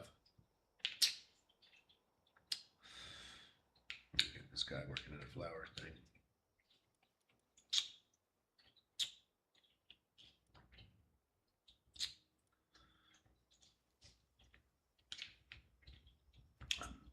Mm.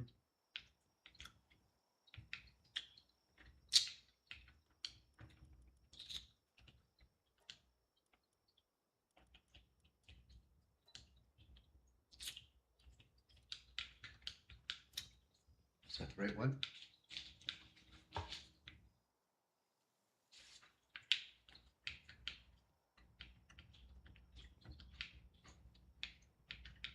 Yeah.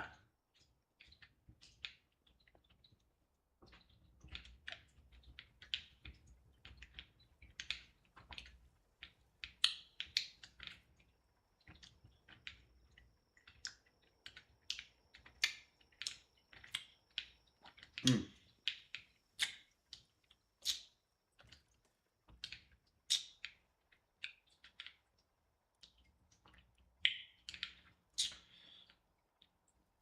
I gotta get my fucking stuff back.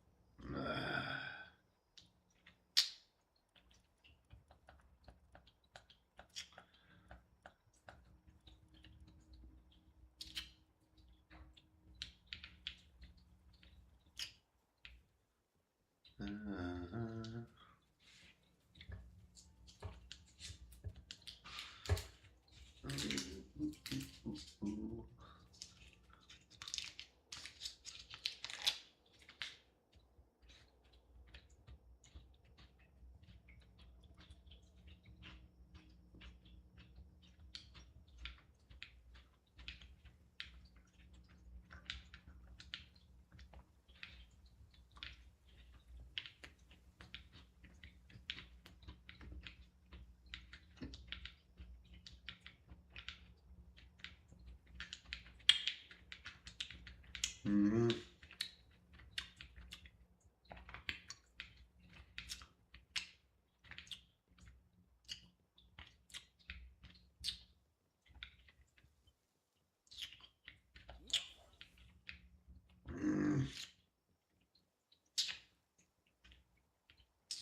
I'm like, I could do that. No, I can't do that. So I have my stuff.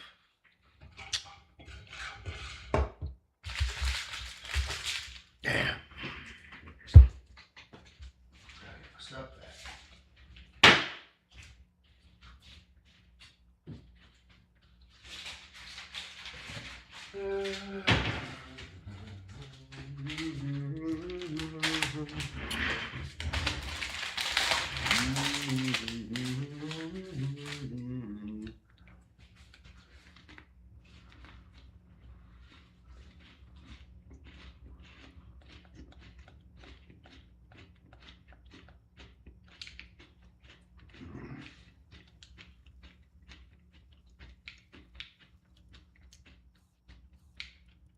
Probably need nails and stuff, right?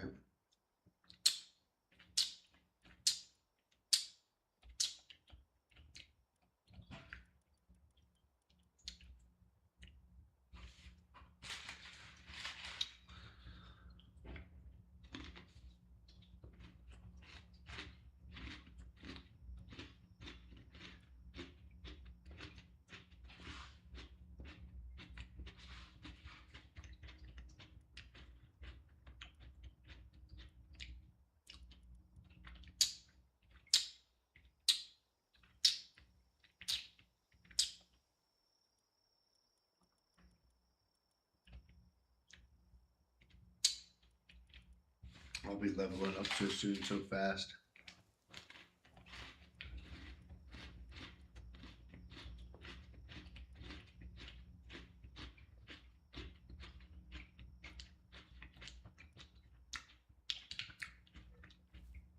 Just wait till I get the next big armor.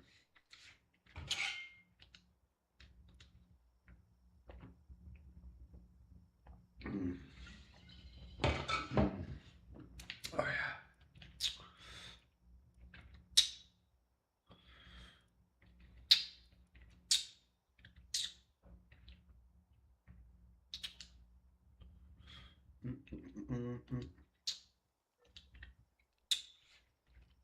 Yeah, give it a second before you press it.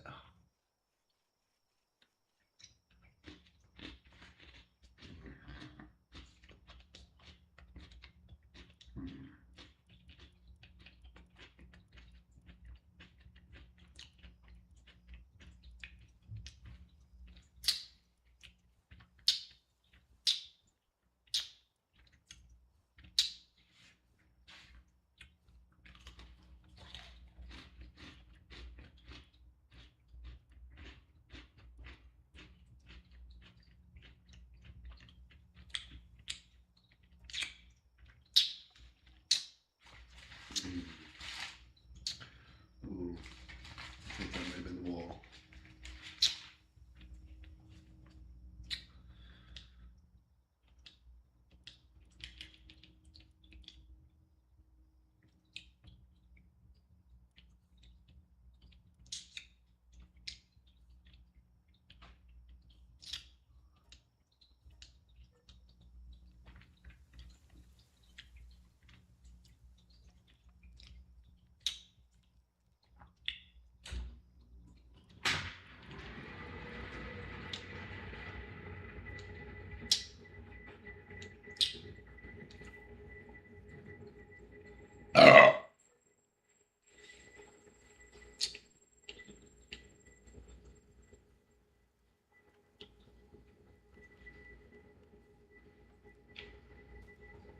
Shit.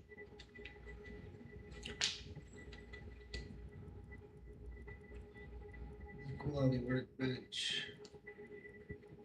Fucking help me. Sacrifice.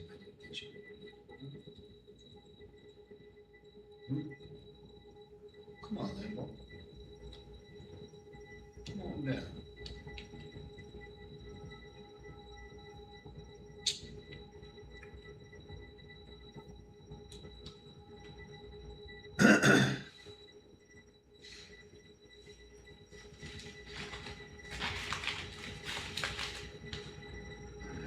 Two left.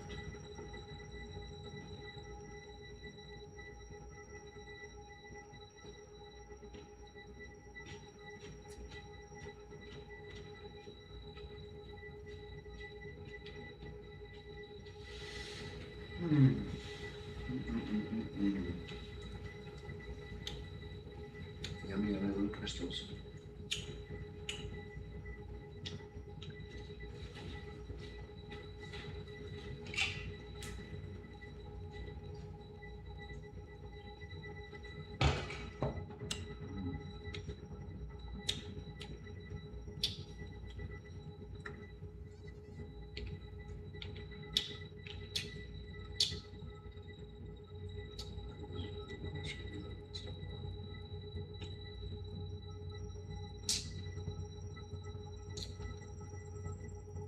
I think I actually have to get production 9 too.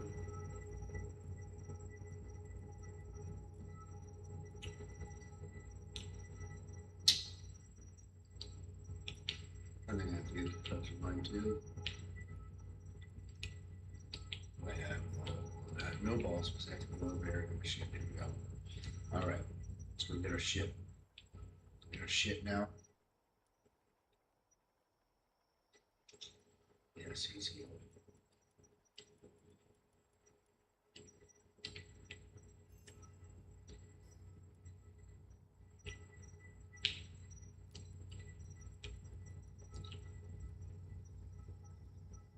It's there.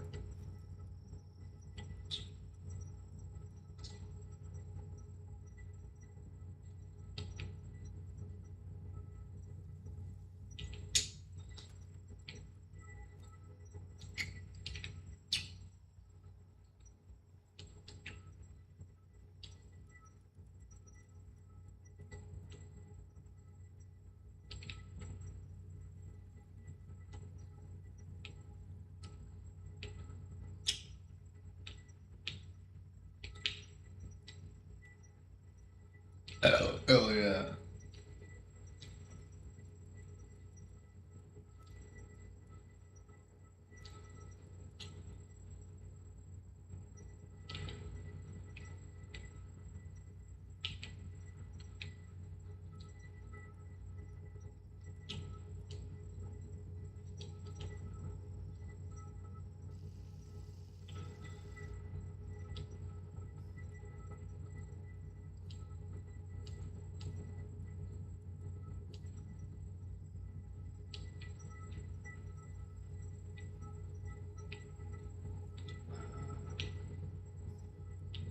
Fast travel to here.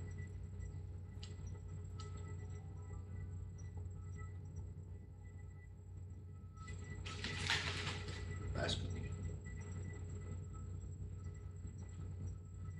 See the best place.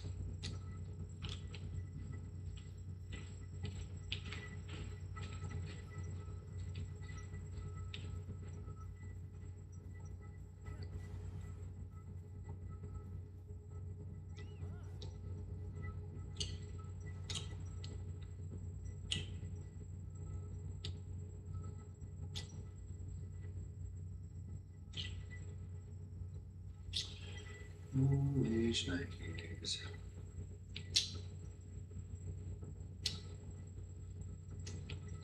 Imagine what elected is. Comes the fun. Clean. Oh.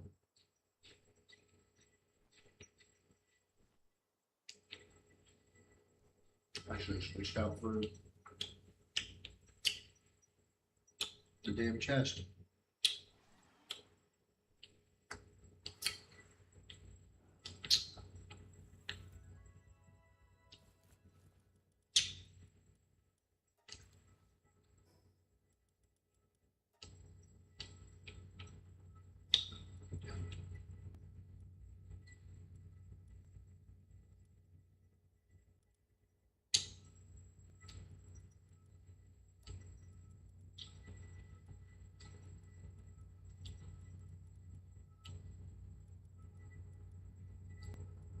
I need to work actually.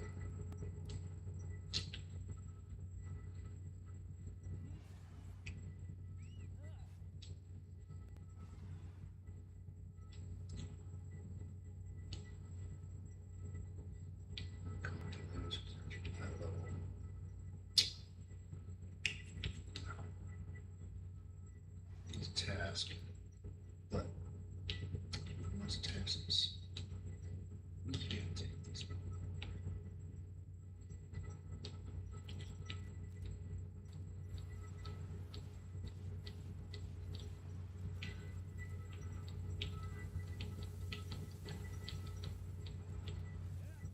Oh, you killed it, you son of a bitch.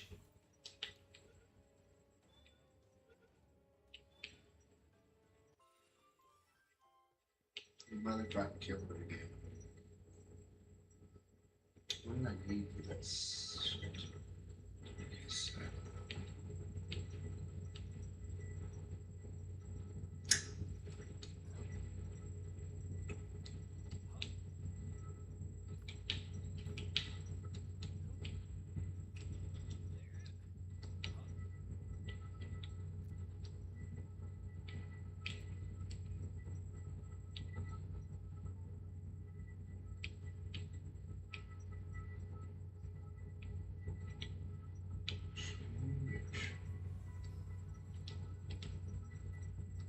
Son of a bitch. See, it's what happens when you start to bad. That's that. Here's that. That's what I gotta do. Eat eggs. So, eat eggs instead of don't snack, eat eggs. Don't snack, eat eggs. Don't snack, eat eggs.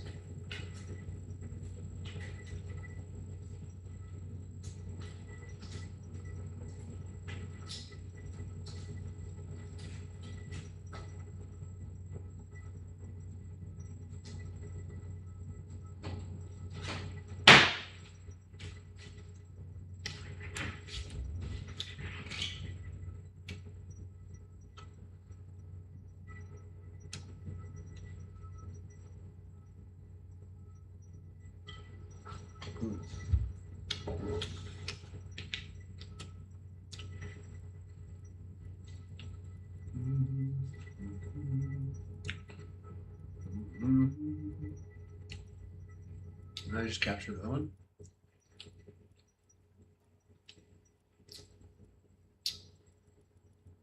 I swear I just captured another one. Straighten all these out. Yeah.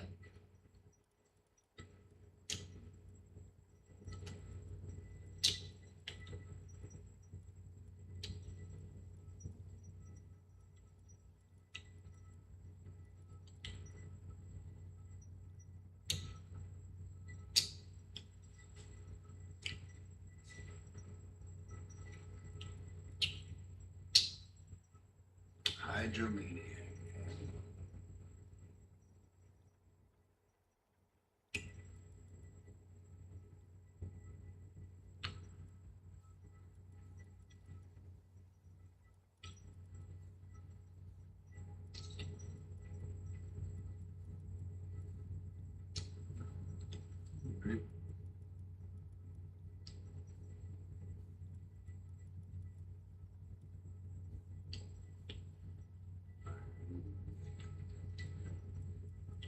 Oh, I gotta get level 47. Fuck. So we have to get boost regular health effort. There we go, there we go. And I'm gonna send these guys on a run.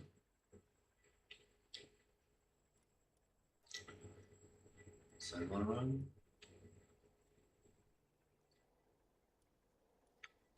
There we go. Now we got something special happening. Okay. Now.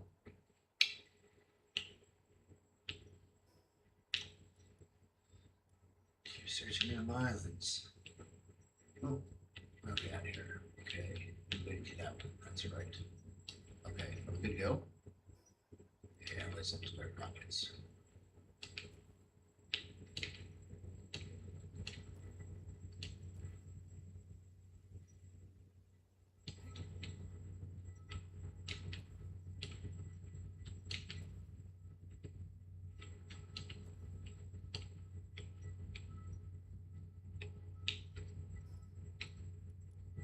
Incubate potato seeds. Okay. You know what? I swear I have a cooking around here somewhere. Are those gold or copper? Two. There's the gold keys. I know I have gold keys.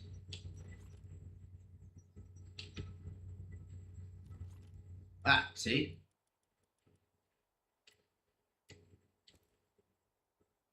Son of a bitch. That fucking chest with the other one myself. Any more keys? Yeah. Took a fuck ton right there.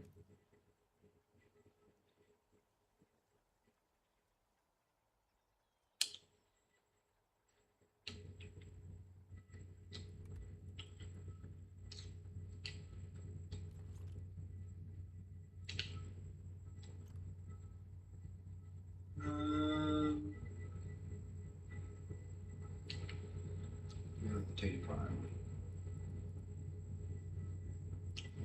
What those leaves? Jeez. Yeah.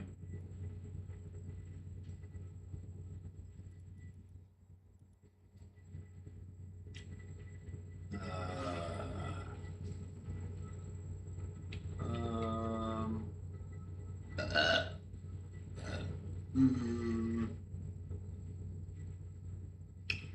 I was thinking of like just as we go.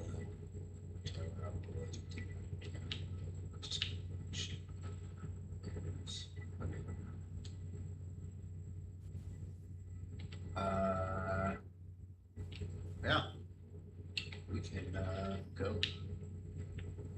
I think. Right, we ready? We ready now? Oh, you have the egg.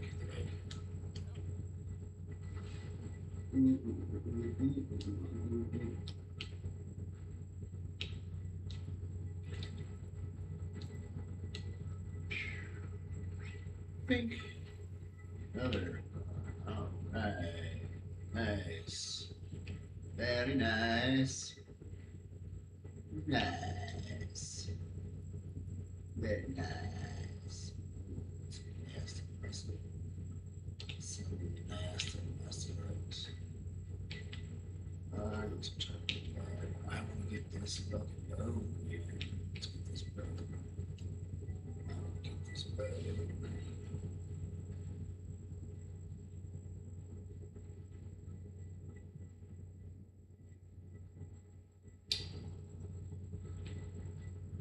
Need another egg here. This shit just makes this whole time some crap.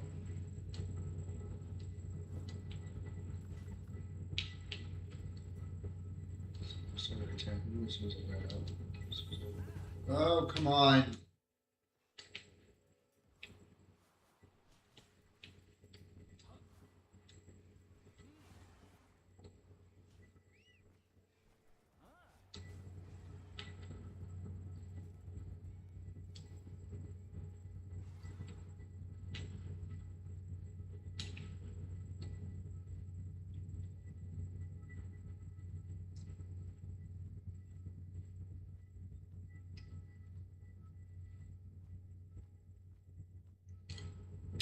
As soon as I get to this next area, boom, see?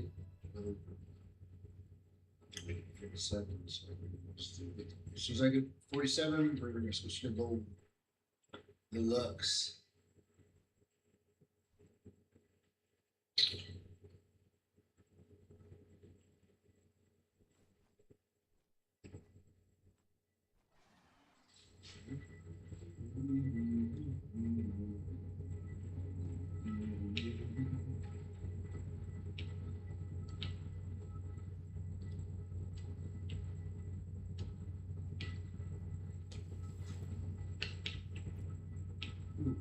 I can kill that.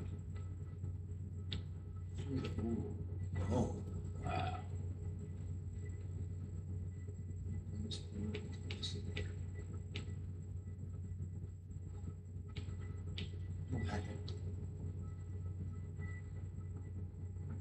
Eight was not to have a lot.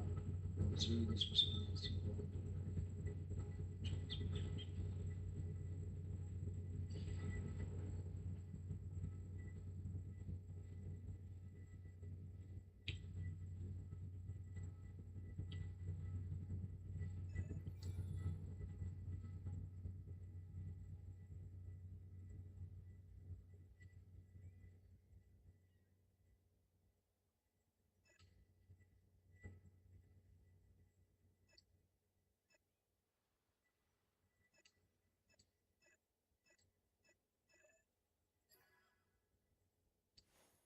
stage. Honey.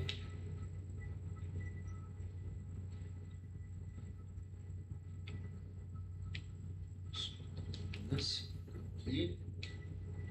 Right. Okay. This is gonna be better.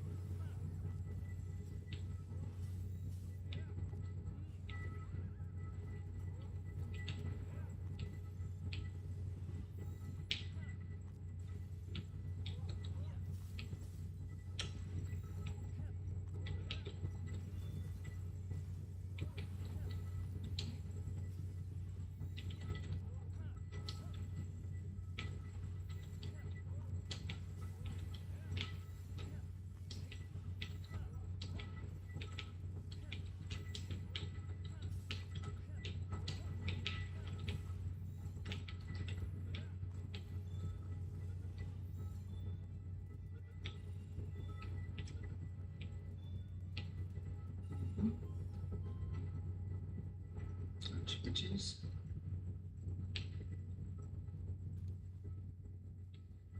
Bananas. Greenhouses. Thursday, January.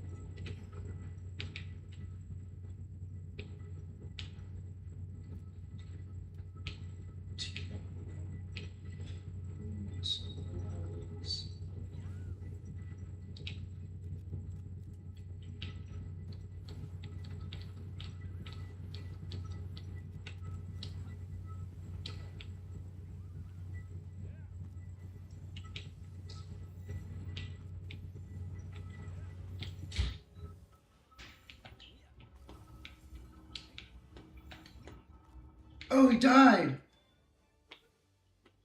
He beat the piss out of him.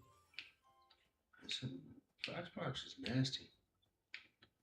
Fucking nasty.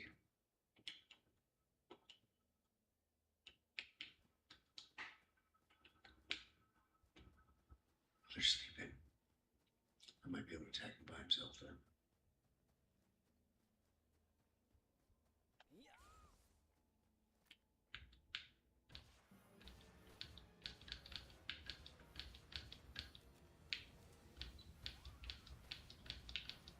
That's gonna wake up everyone, you crazy son of a bitch. Damn, Foxbox!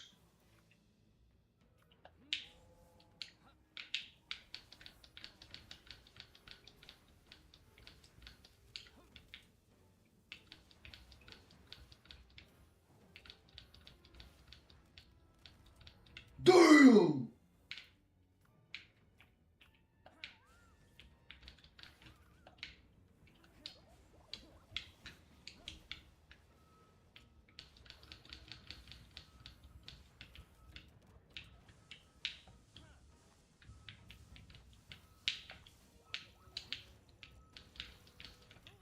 Oh no!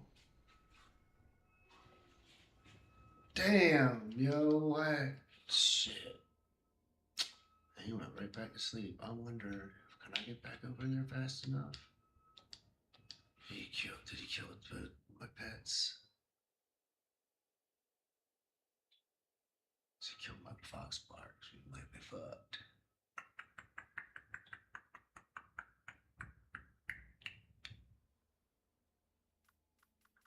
No, he's still alive. He's still alive. Looks knocked. I need my stuff though. Fuck. Oh, soot monster. Sootster. Big sootster. Get over here, dude. Get the fuck over here.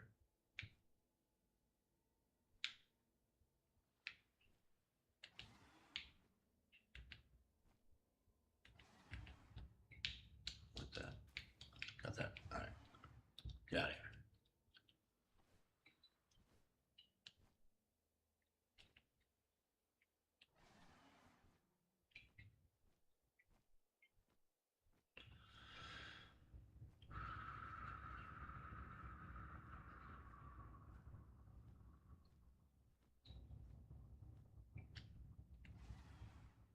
I don't know why he wasn't going forward. I thought he was going forward. He was just going up really fast.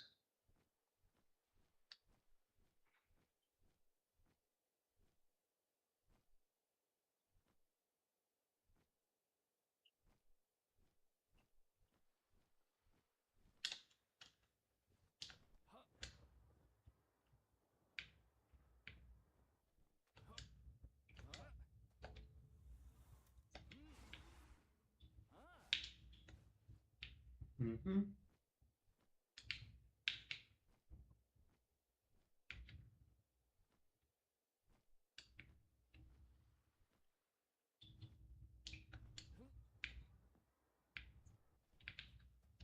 If I'm right, he fell right back to fucking sleep. Celestial Emperor's Baton Schematic. Holy shit, that's a badass fucking speeder. I guess he went away.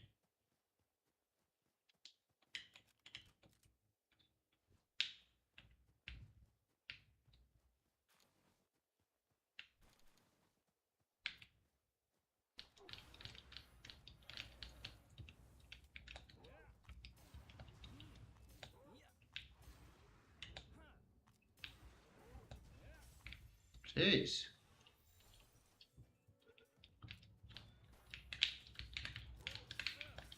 Jeez.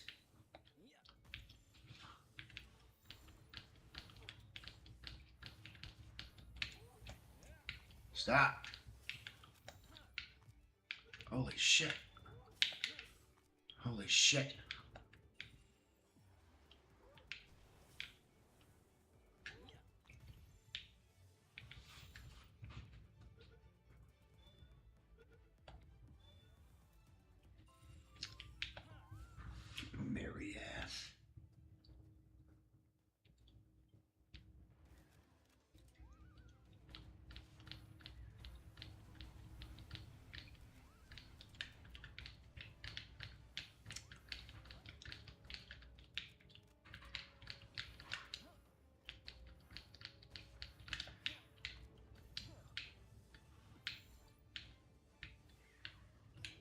Shit, hit the wrong button. Oh.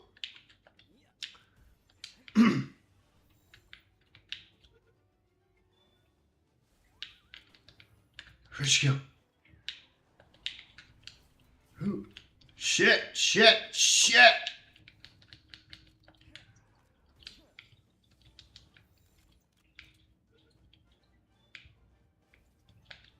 Oh, she moved.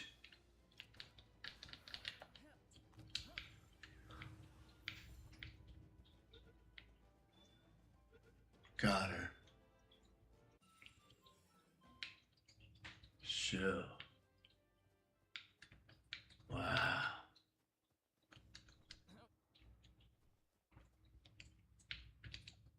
What is this?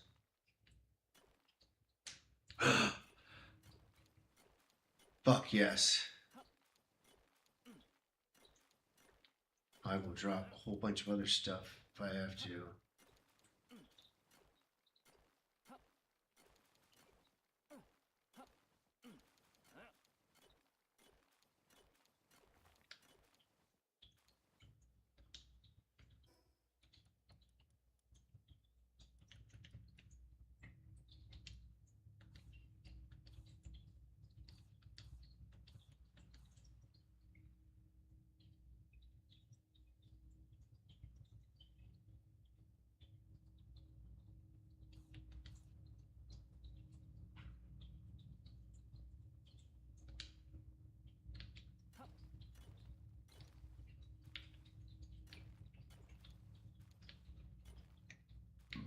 Oh shit.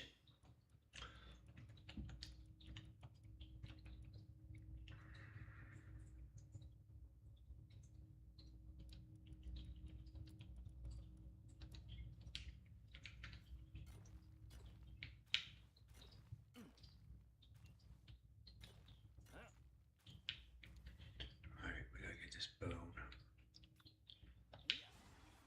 We caught some extra shit. Let's set out to go get what we meant to go get. I had to catch that wild looking thing, man. If I could catch it, I was like, fuck it, let me catch it. Fuck, if they don't fucking not get caught without fucking using a badass spear, though. You have to have an upper level one for sure.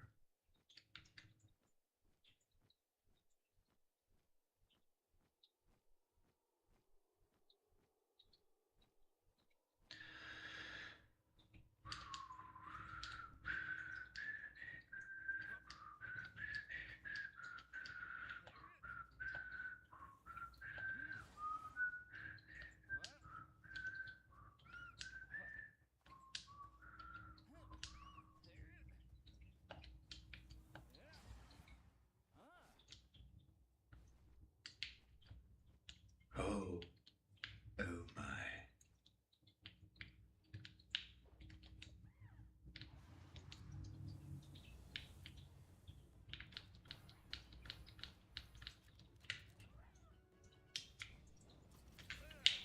Shit. Shit. God damn.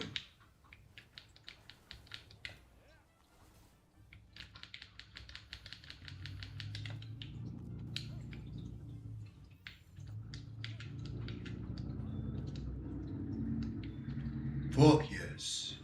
Fuck yes. Hell yeah, dude. That's fucking awesome. Oh my gosh, I can't believe I just survived that shit. That was crazy. Soon that something like that'd be fucking nothing, but damn, that was crazy. Oh shit. Oh shit, there's another one. Something else. Let's heal up.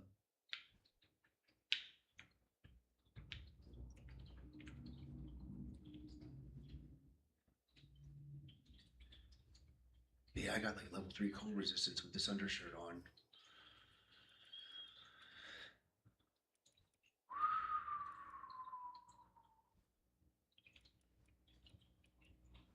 Shit, that's crazy.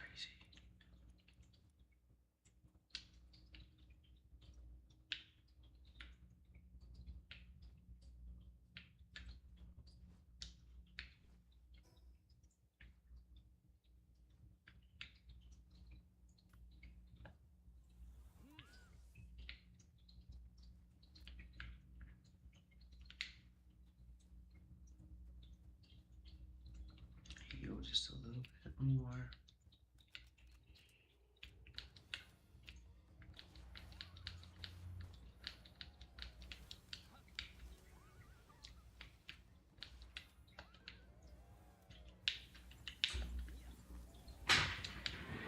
We gotta reduce, get us fear.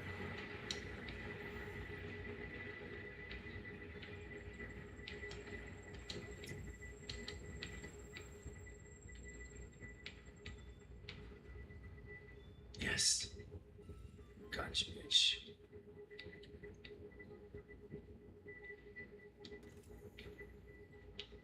Just a bigger chest. Alright, motherfuckers. That's what I'm talking about. Oh, another one.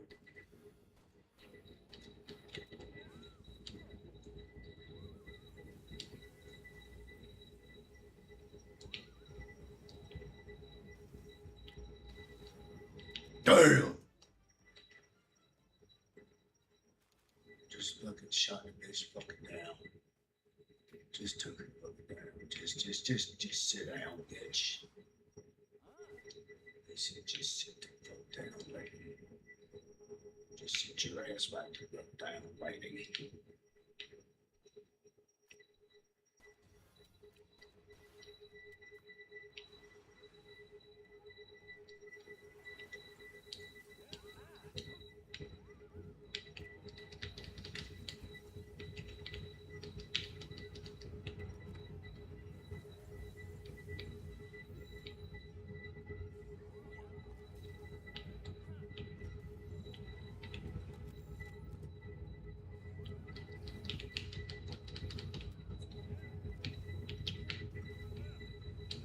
Holy shit. No more fucking around if it gets out again.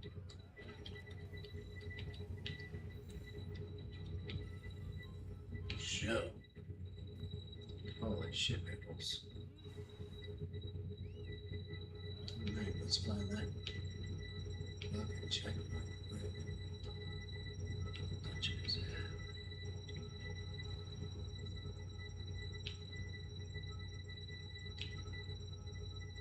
45. Exactly what I am. Fuck myself out. Ooh, spooky.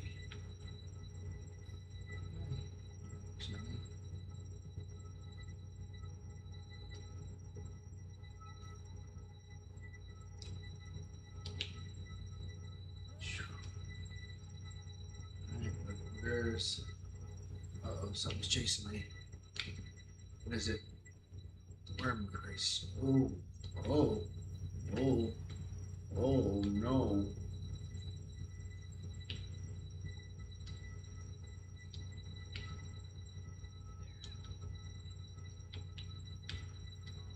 Ding, ba ding, ding.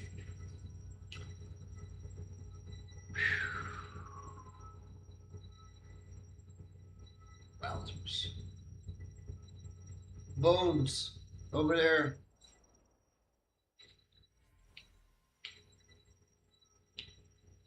I definitely want one of those though. Worm size.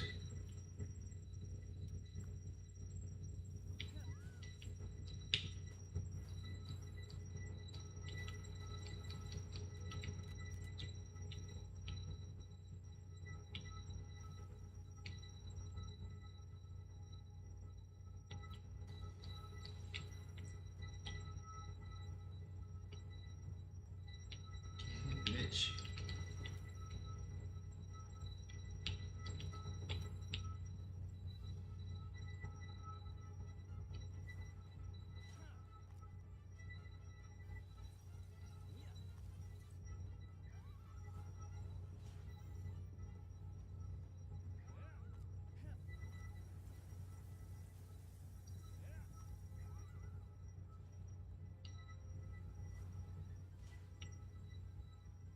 Hey, I think we can just keep that one. Yeah. Certainly did.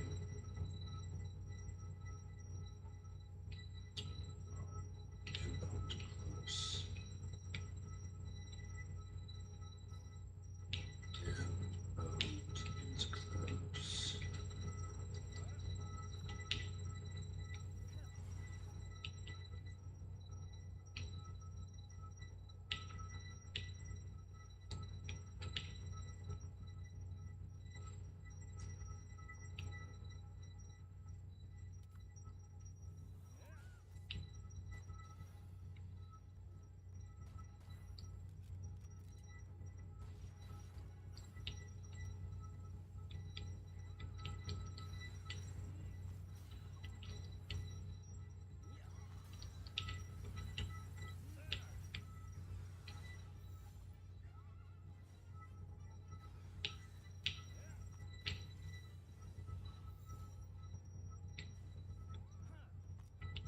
Damn it.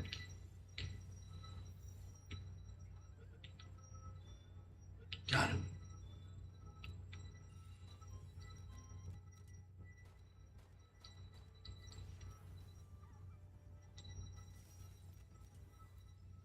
Damn.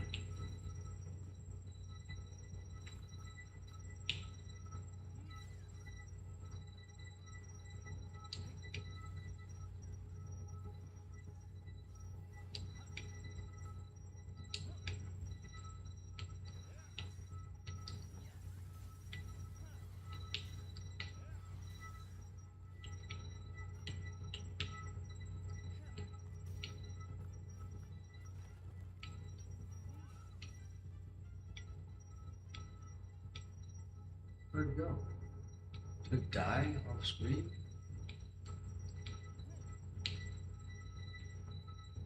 Run away?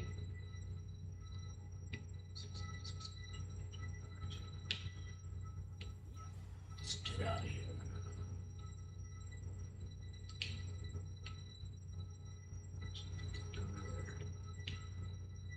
Someone's foot. Wumbo.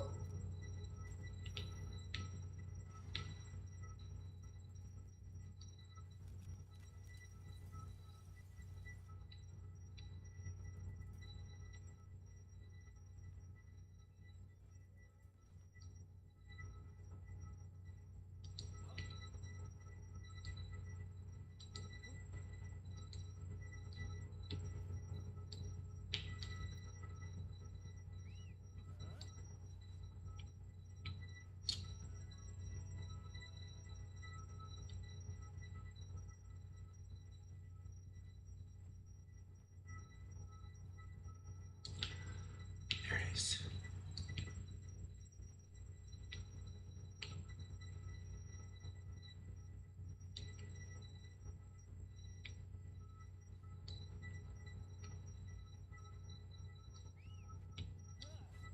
Damn it.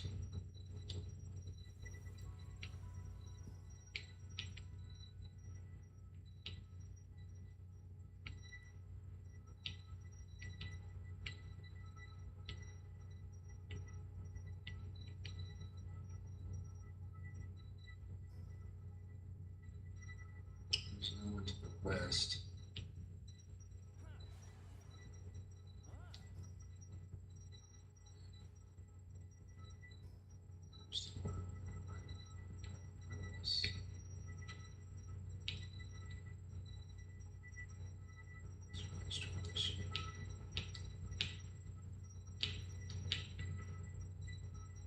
Oh.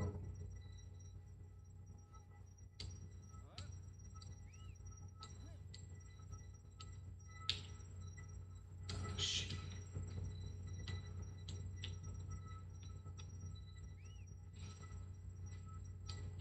Come on.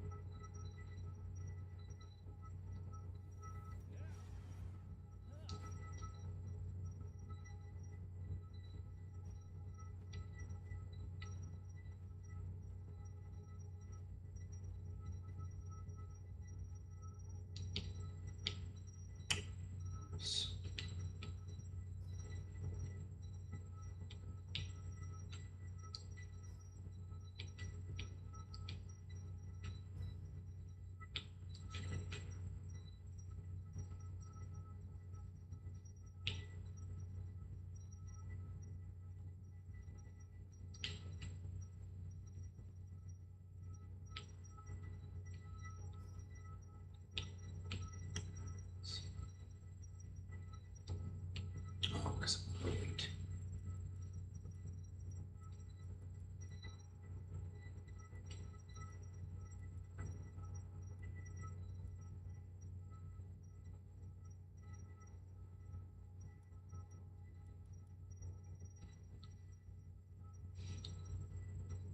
Just 5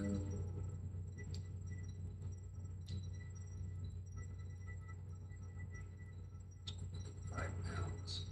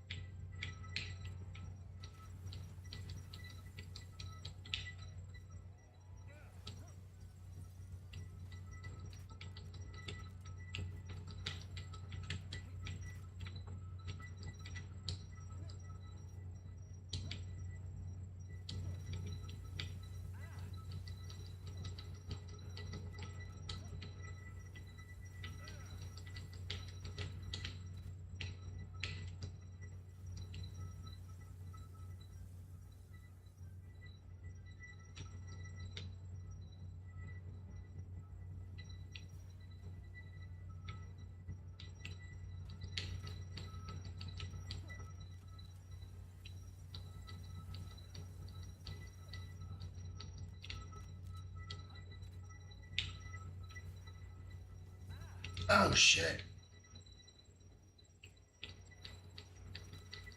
Oh no, he got me with an arrow.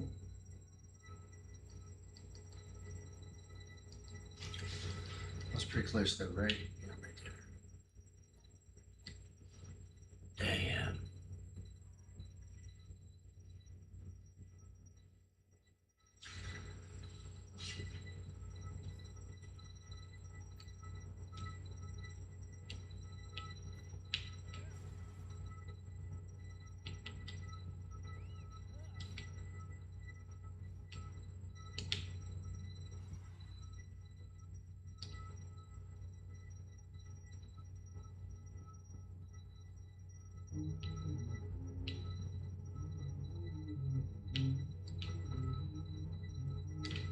Yeah.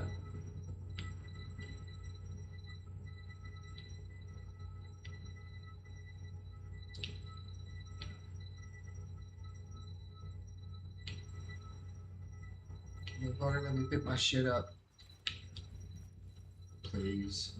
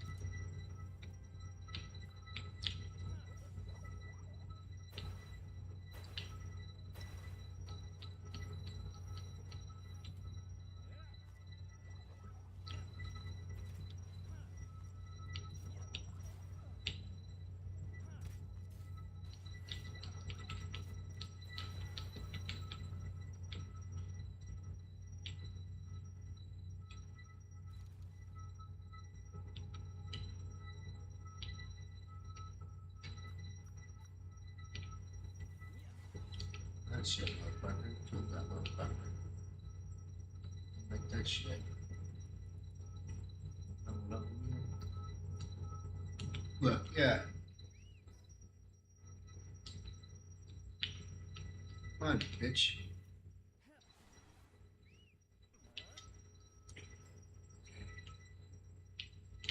Saw a tower over there. Somewhere.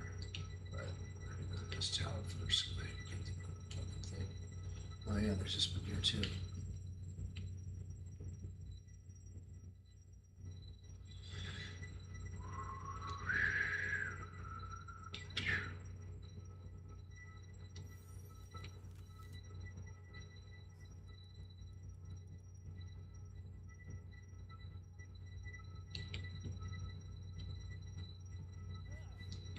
What that does.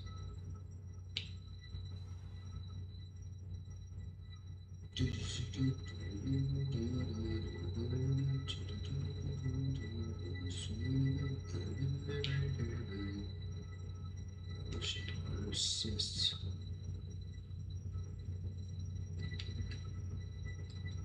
Requests.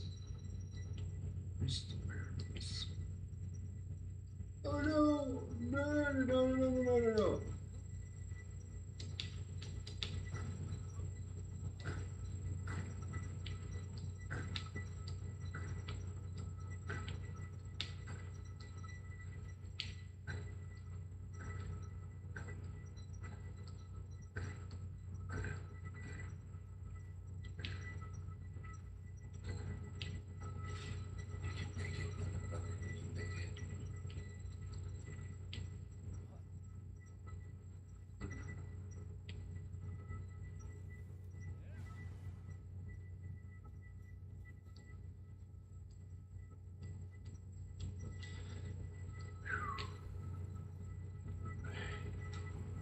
Sure.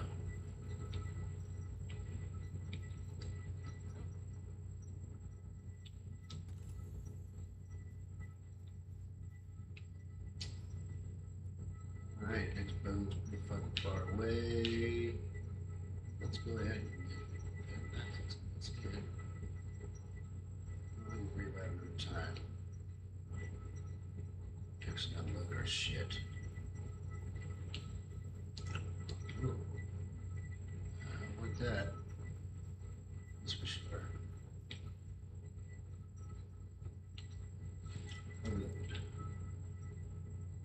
It's a large dark egg.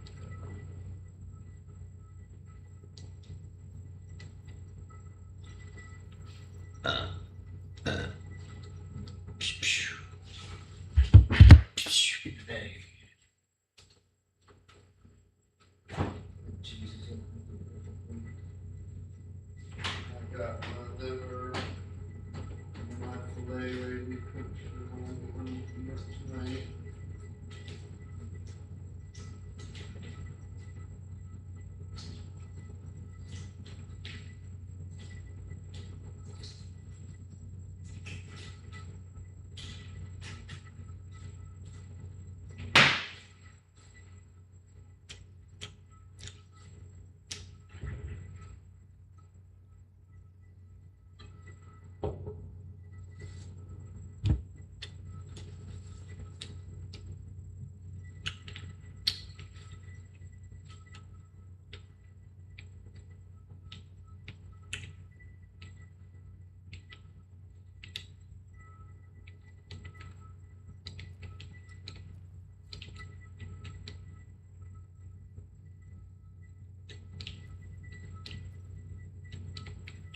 Got no place for courts, huh?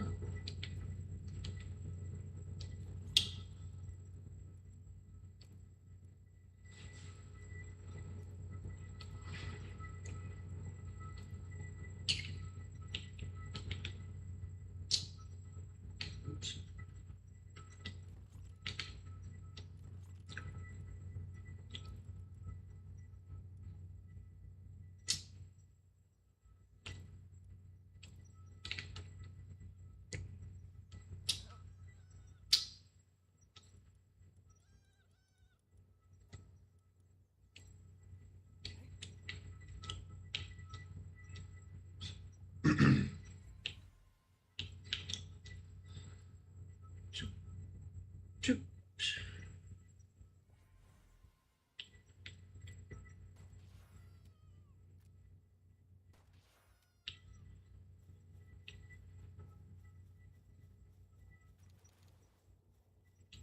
Fucked up. She's back your head like that. Fuck him.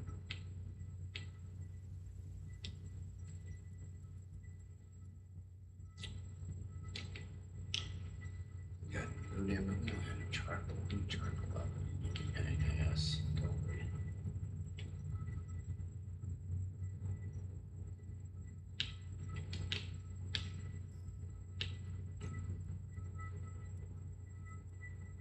Some quartz.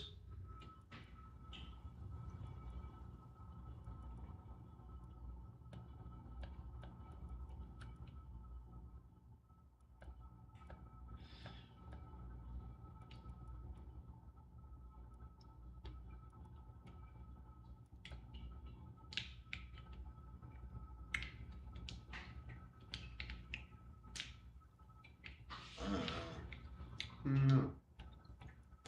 What do I need quartz for?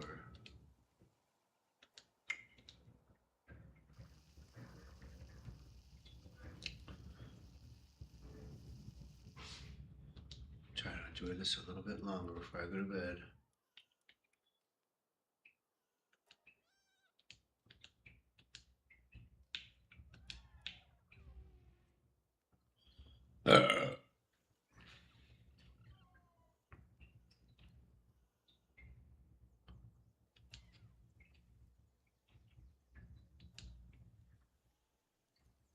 Oh, wait a minute.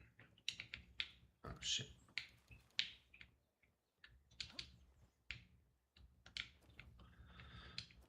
Let's put all this stuff away.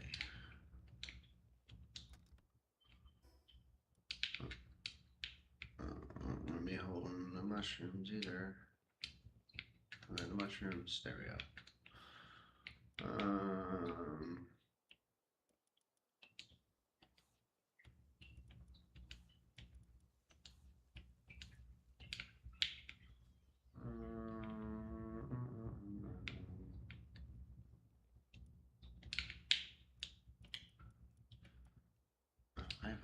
still going. Yeah, we're good for a little bit. Complete. Oh. Let's go take care of some business upstairs real quick. Oh shit, I got too much shit on me. What was I gonna do upstairs? The breeding ranch, breeding farm.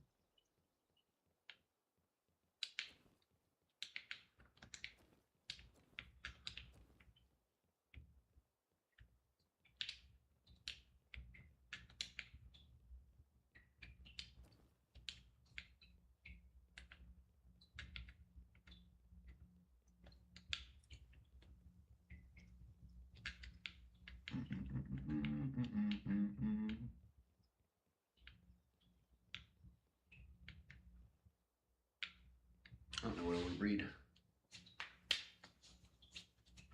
Oh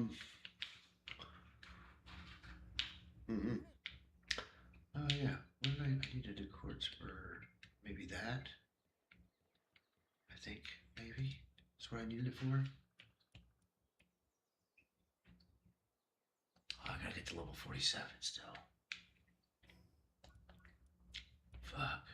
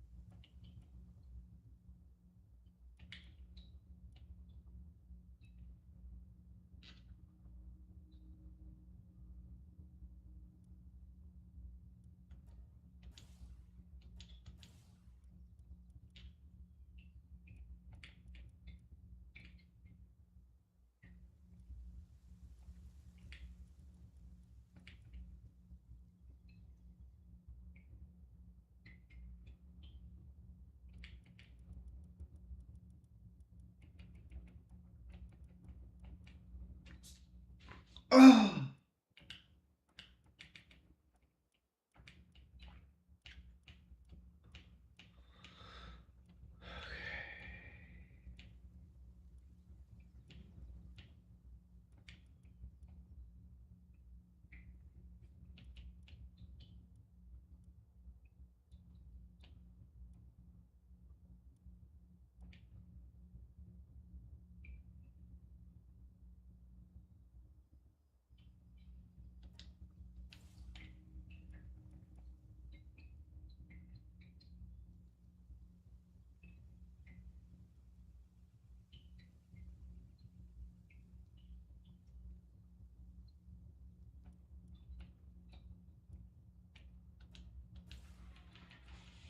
Yeah, do some mad dungeon dashes.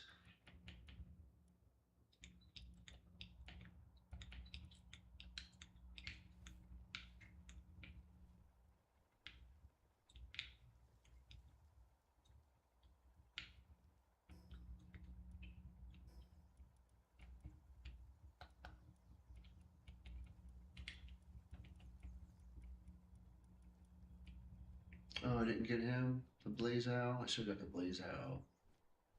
Totally should have got that. What could have next? What was they planning on doing next? Oh, well, let's go get some boons.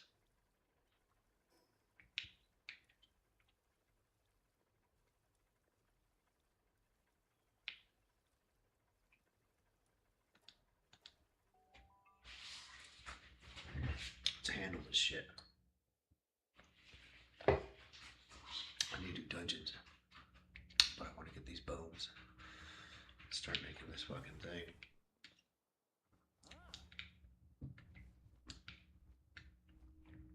There it is. Ooh.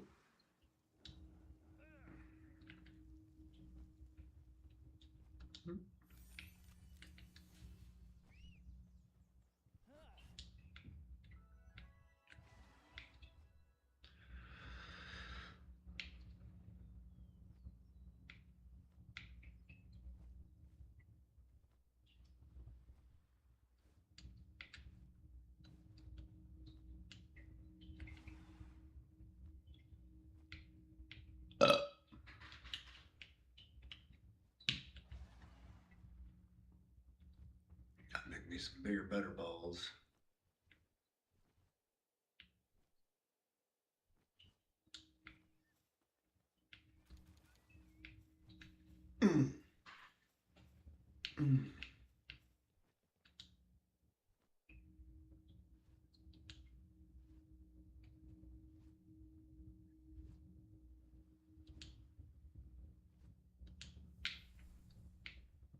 Yeah, I'll give you a flat.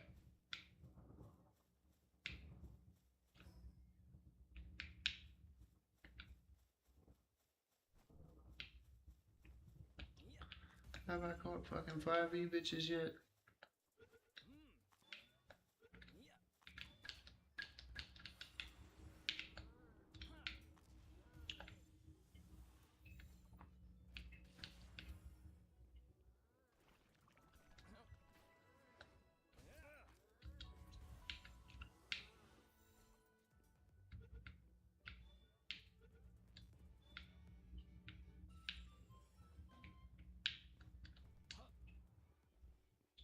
In case that one buddy died.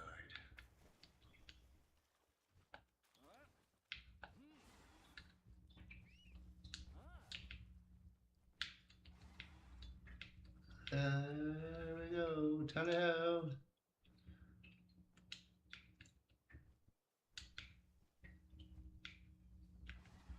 Yep, we're gonna get that shit right over there real quick, fast, in a hurry. Cause it's there.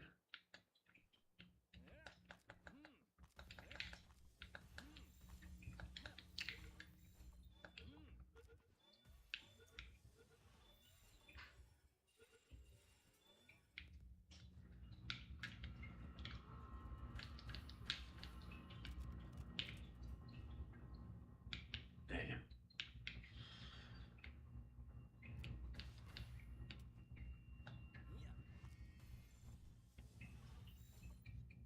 I don't think I've caught any of those bitches yet. Nope.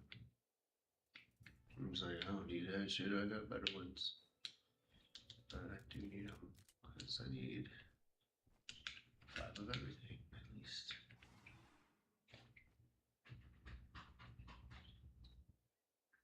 Do I have 5 of you? About to find out.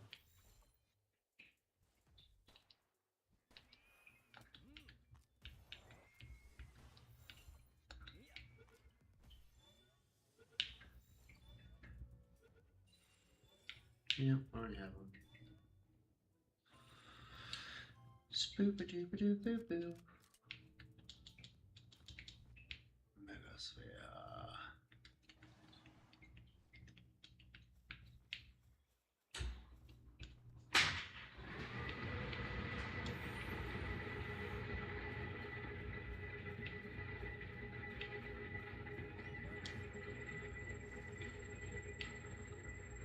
Always these goes.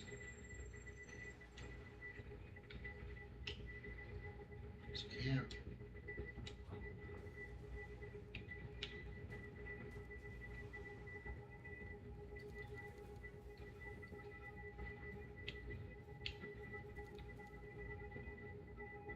Raspberry Road.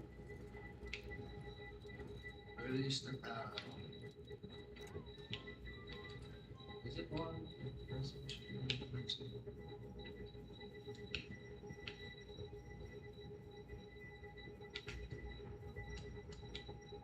Just check it out.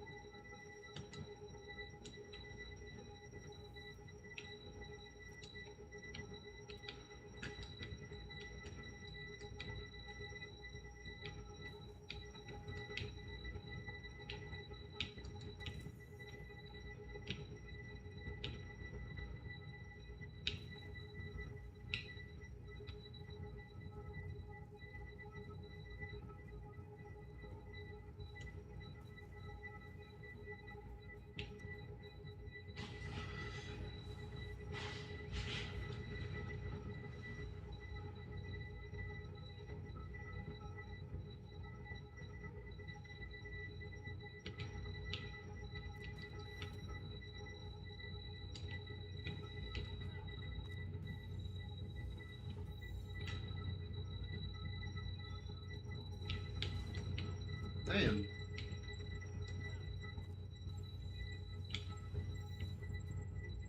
Ready.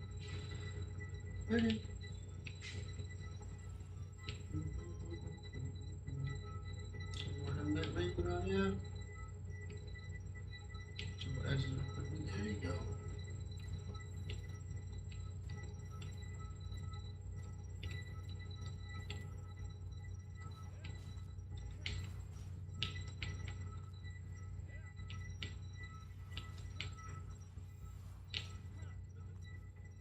Bam. Bam, bam, slam, bam. Bam, bounce, bitch, bear.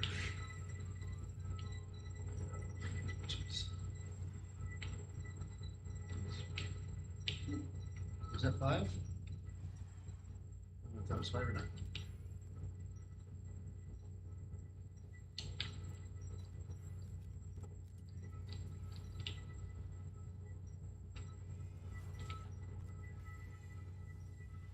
Find out.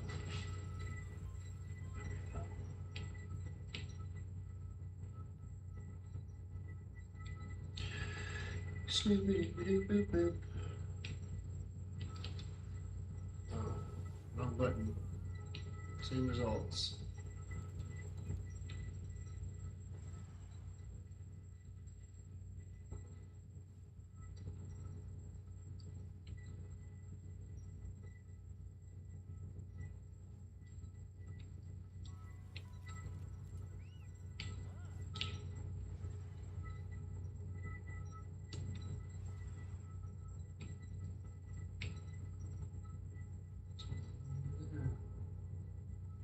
Red. Let's get it. What the fuck it is.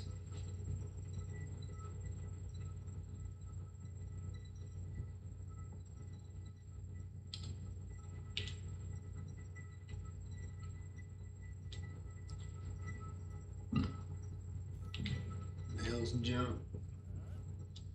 And stuff and stuff. And stuff and stuff and rubber butts. Stinky, smelly, sniffy nuts. Where's my doggy little frog? Love my little baby dog. He's my little funny butt. Dirty, silly, stinky slut. I don't play with this. Another one of these. Oh. And more XP. Here's the experience. Let's get some of these bones, baby. Get some of these bones.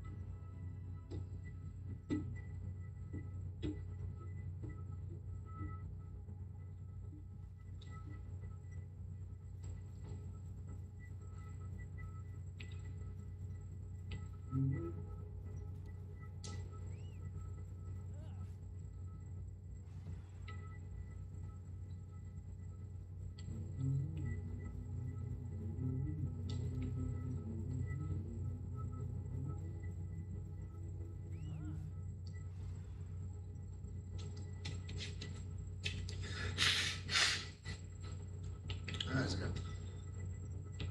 Hair tickling my nose or something.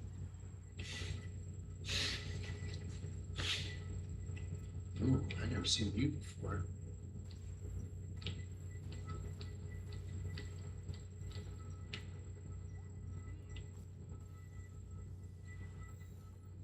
I used to go to regular ball. That's awesome. Awesome.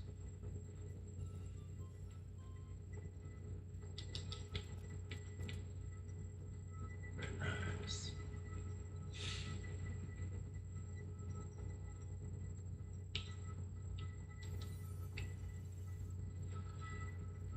See this one? Oh my gosh, 52 raw cherry.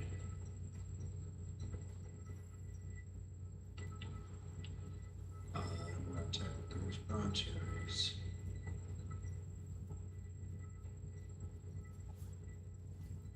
Shit, did I kill that leaf fan? He's dead. I'm trying to kill it, bro.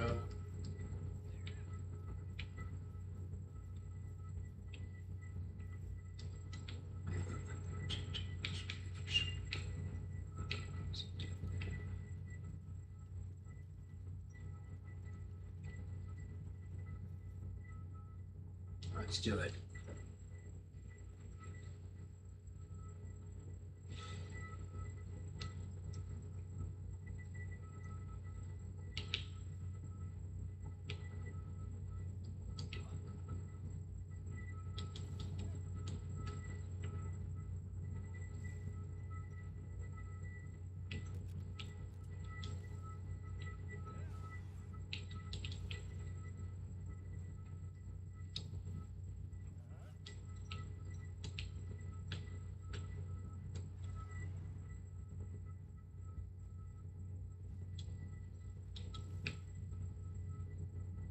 Hey, mushrooms, I ain't doing nothing.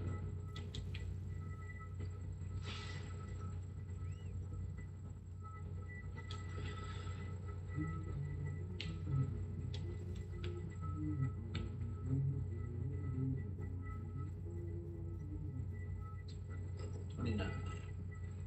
Let's go. Get some stuff done. Get some things done.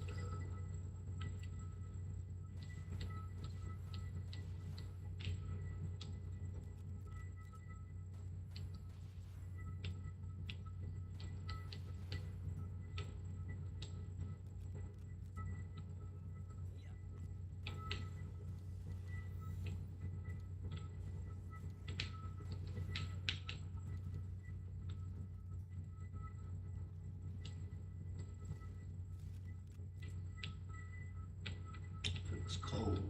Oh, that's cold. Goals. My hole is too heavy. That's a lot of beef. You don't need no nice big beef.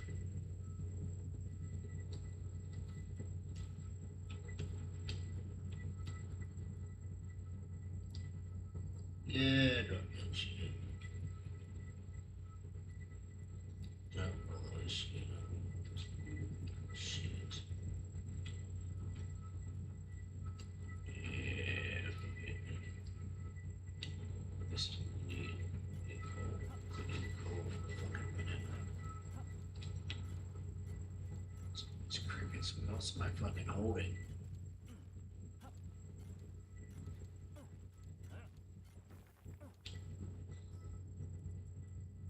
What else is so heavy?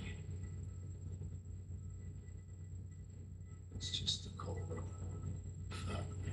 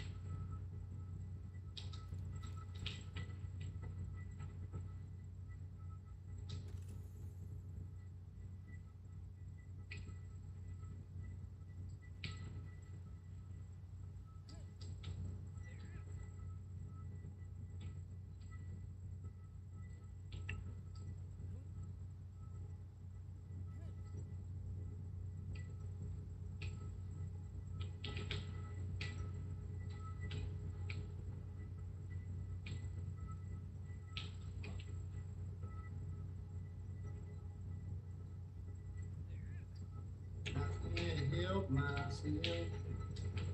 I my silver keys and my thing.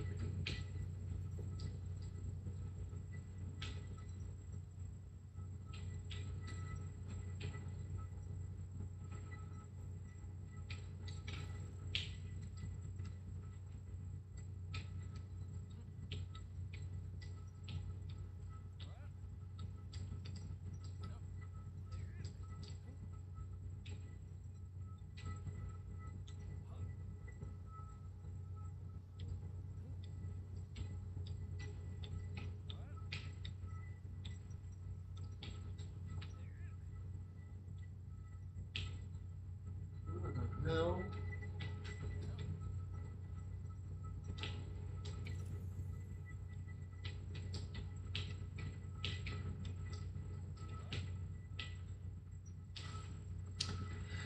Snooty bootsy, cootsy bootsy, snooty bootsy, tootsy bootsy, snooty booty, cooty tooty, little snooty cooty boot. I love my little tooty fruit, my little stinky snooty boot. I made a bed all nice for us and everything, got new sheets on it. It's new sheets day.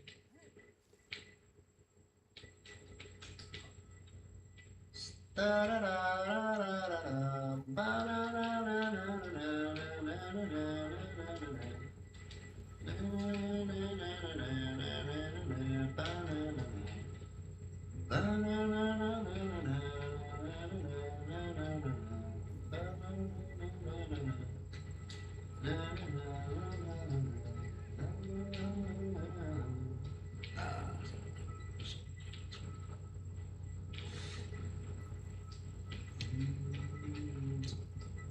Advanced civilization parts.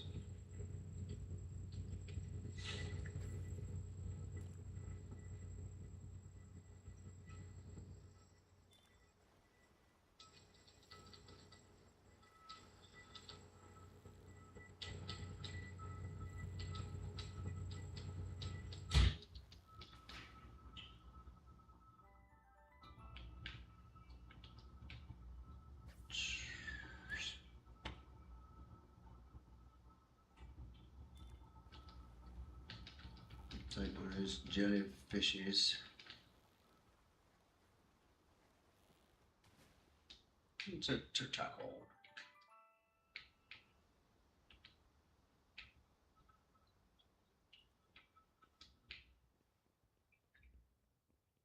It's a new room I haven't seen. Maybe I have.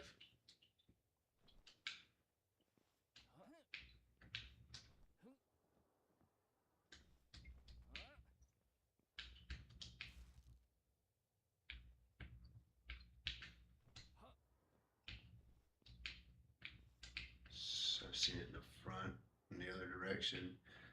So see what they've done. They come up with so many of these different spaces and just kind of put them together differently in different ways.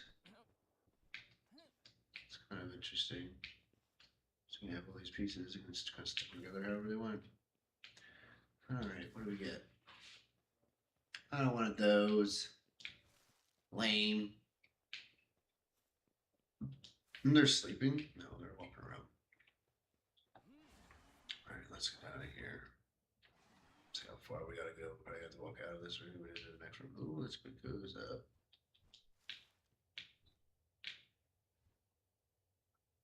Come on. Are you not gonna let me off of you? What is happening right now? Jeez, wasn't letting me off. I was hitting the button and it wouldn't I was holding it wouldn't let me off. Yes. Technology. Yes. Yes. Vegetable cake. Nice. Yeah. Yeah. We're smoozing and cruising along now.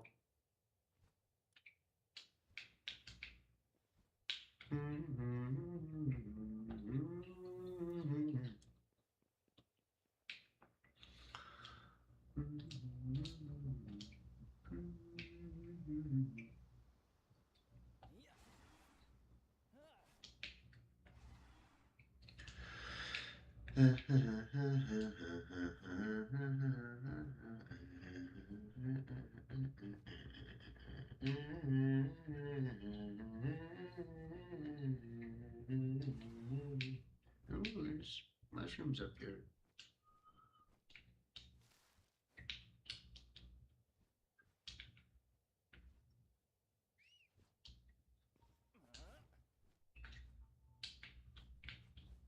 Did I grab those mushrooms? I did.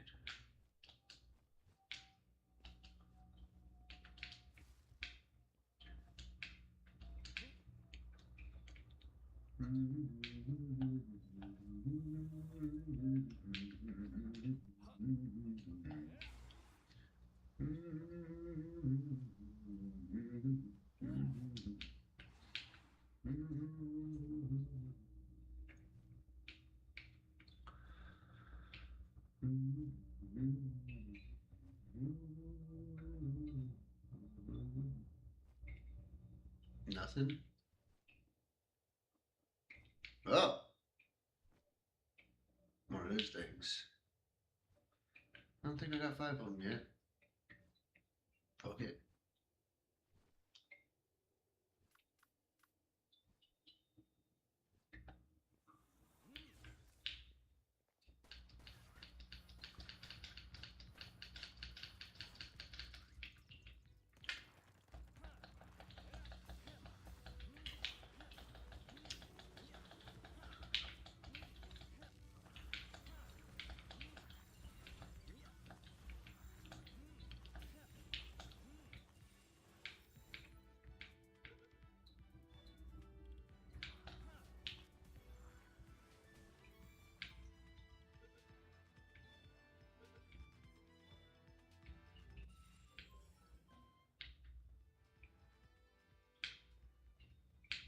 Got enough of those days, not this.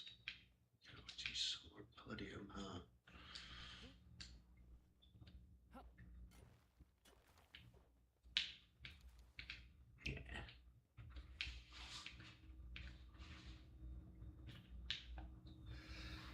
Ah, shit! Ugh.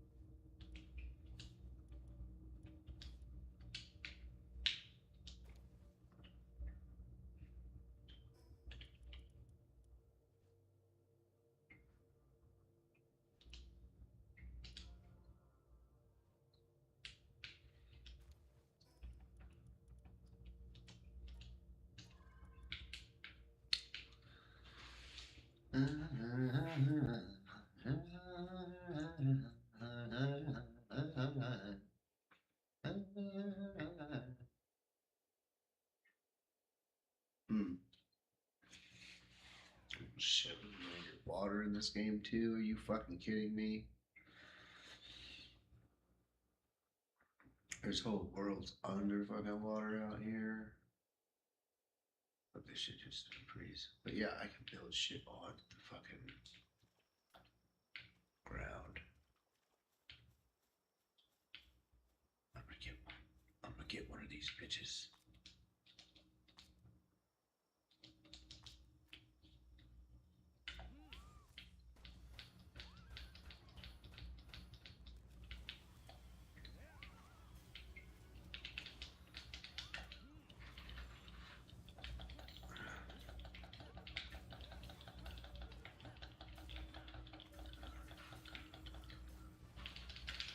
up. Didn't work. Didn't work. Let me respawn.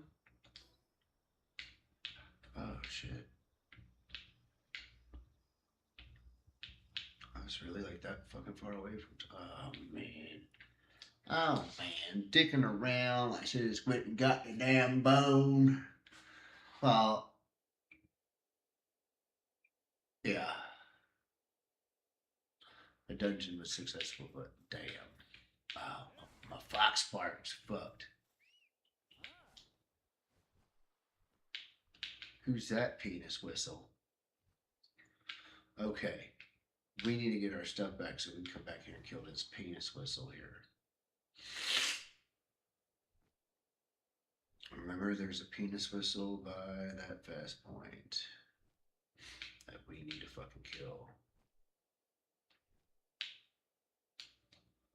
Come on, get up there.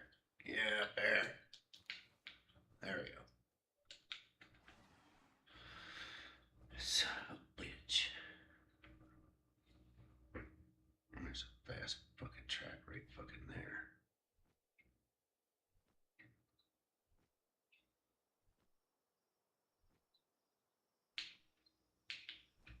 What's that?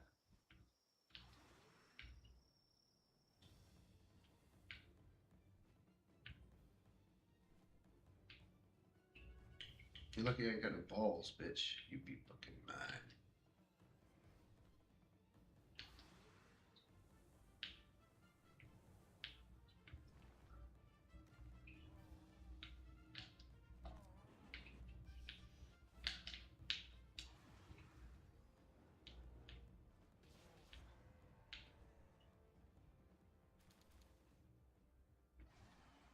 That's what I need, some carrot seed. Definitely need some carrot seeds.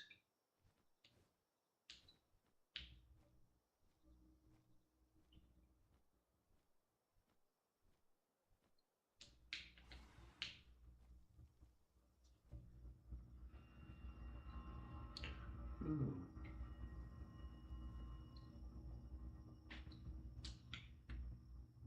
Did I not see that before?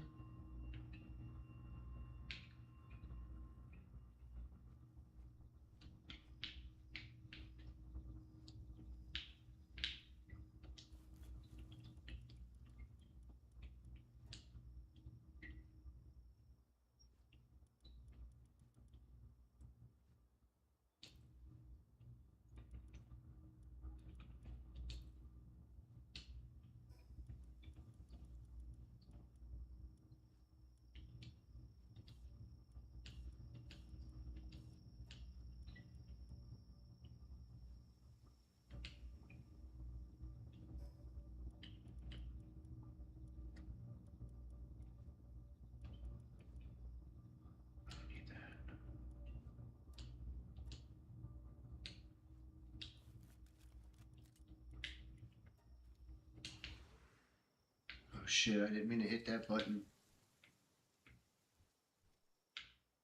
Oh, shit.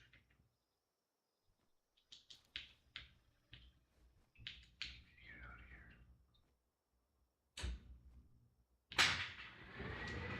That's just a regular ass egg. Alright, it's south to kill that guy. Over here,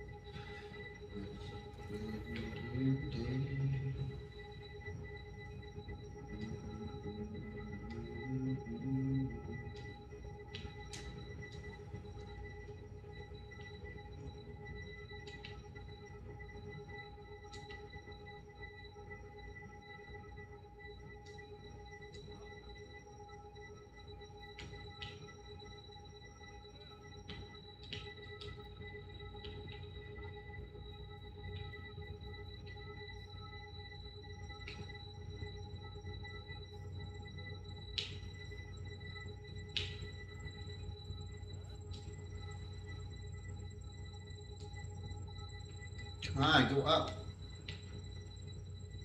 Oh, fucking shit.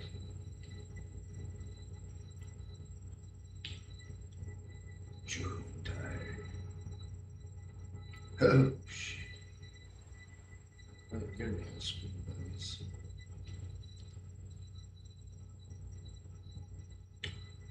Not quite there yet. Scooter bug is. This isn't right on top of it. See, wow.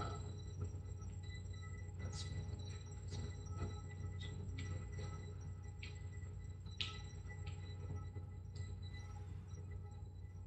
just leather hanging around.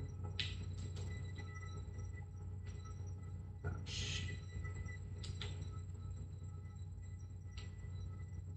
Let's go. Let's get it. Get it. Get it.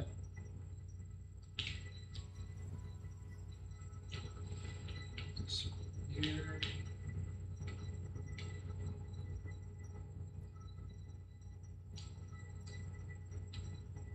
Literally using the best.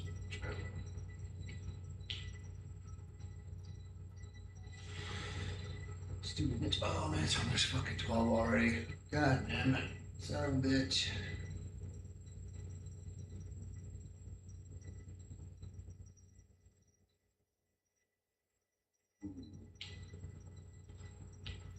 This guy. Oh, my best.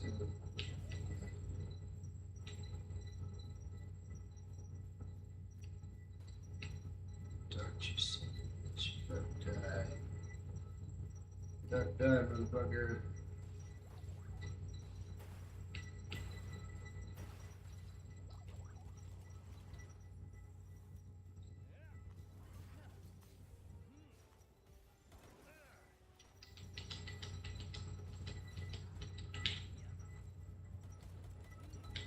Bam. Bam.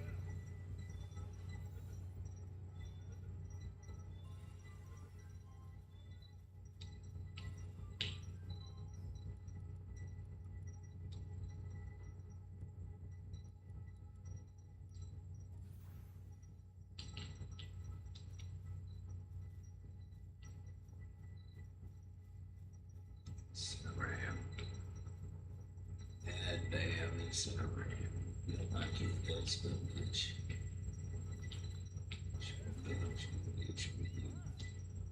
Go. Over here.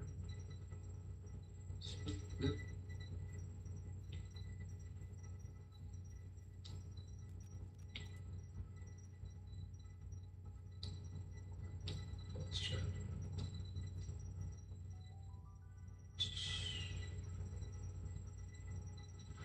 We're getting some shit done, boy. Oh, let's take my sleepy time stuff. That'll make me stop faster.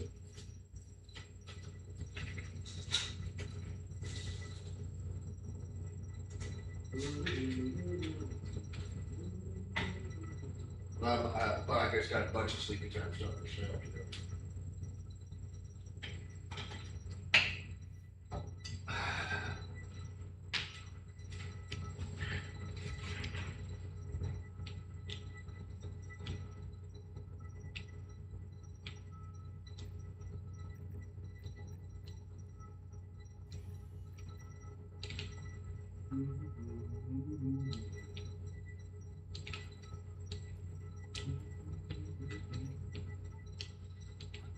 Oh my god, what you just fucking do there?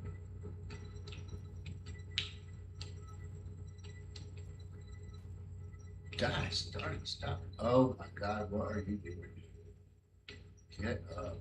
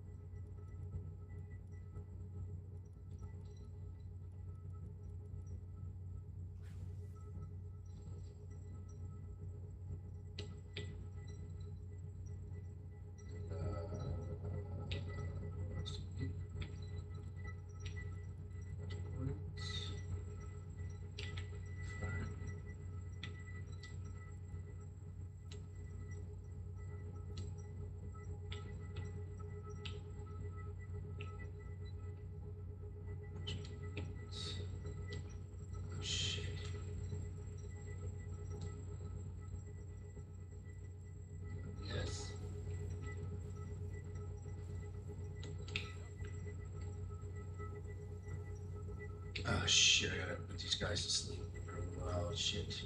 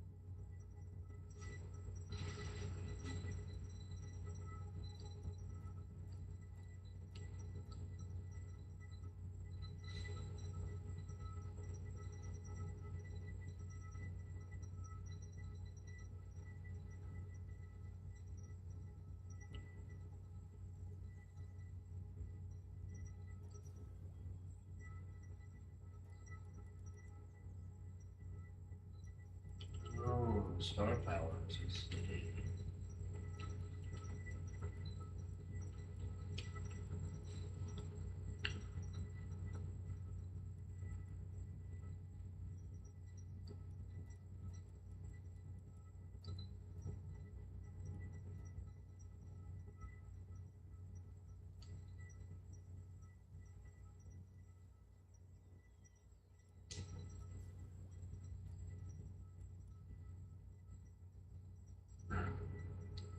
I see it.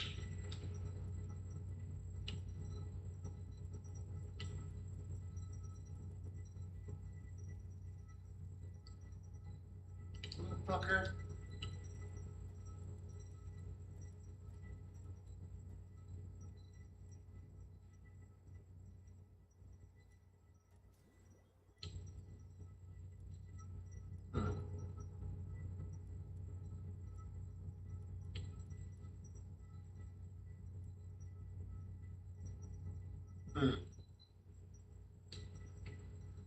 All right.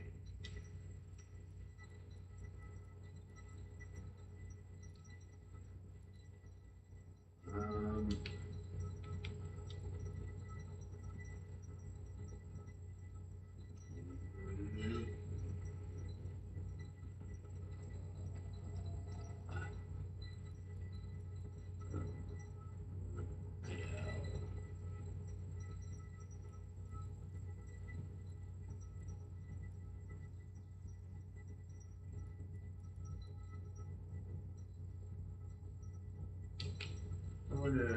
Let's see.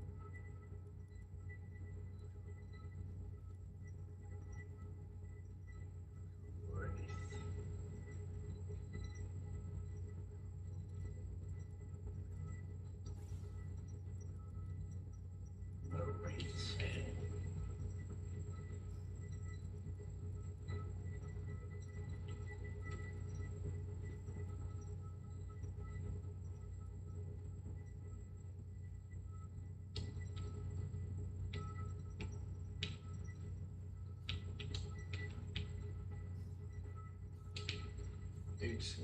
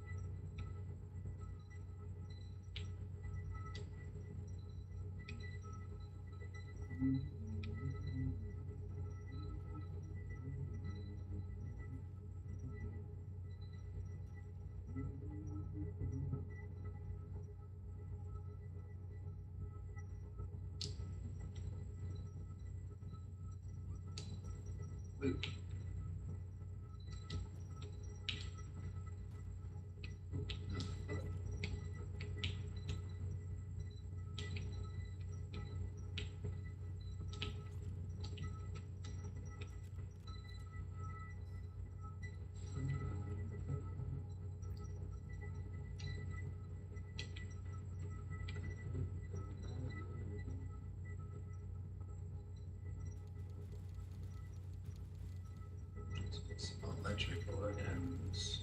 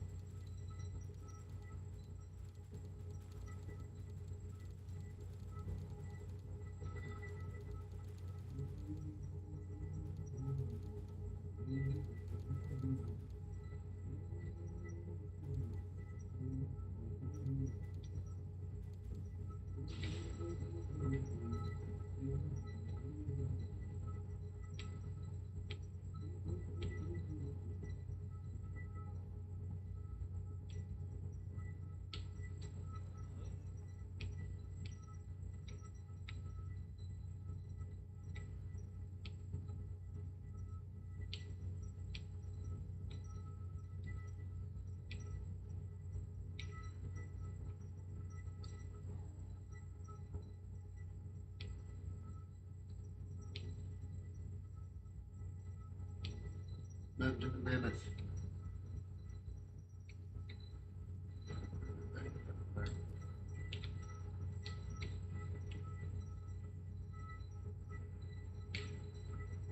There you go. Hungry or something. Yeah, hungry or something.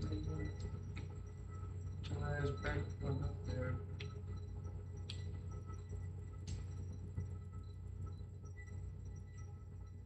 You know, I want to sign so you can get your ass the fuck up there, boy. Always on smoke break. Are you taking a bath? There you are. Take a bath.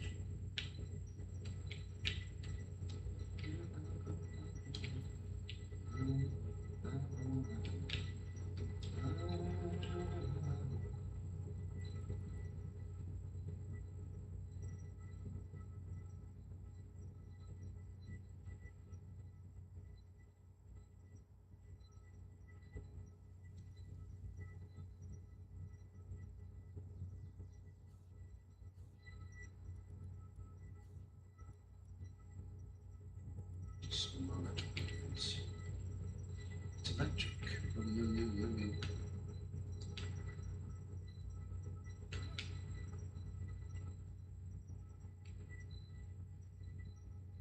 Oh, let's see. Carrots. Do I have carrot farm? Carrot. Carrot.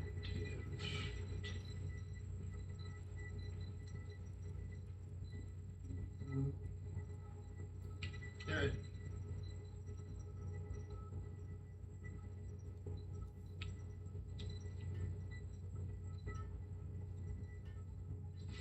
Potatoes.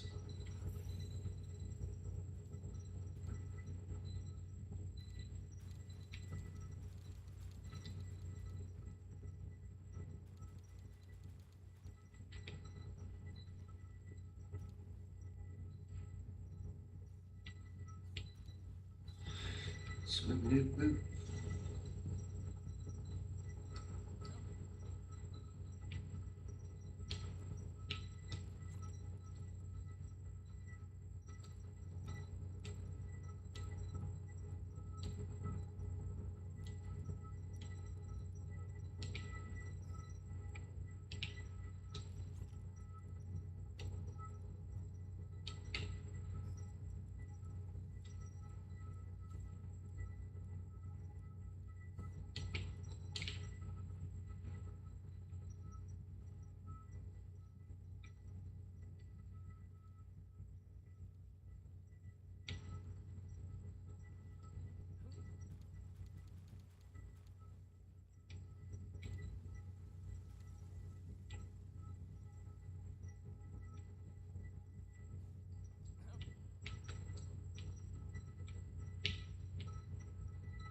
There's a box right here too. I didn't even know that. I didn't even know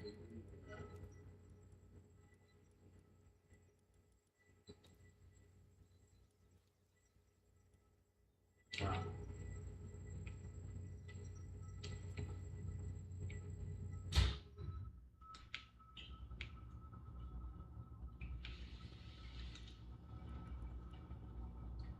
Two more electric boards. What did I just get for this thing? I need that too. Two more electric organs. Come on, let's get it.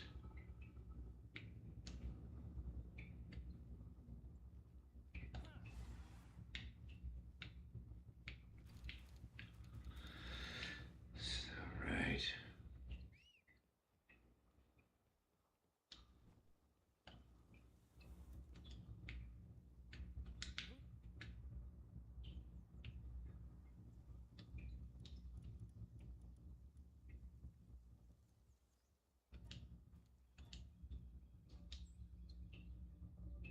Hell yeah, suckers.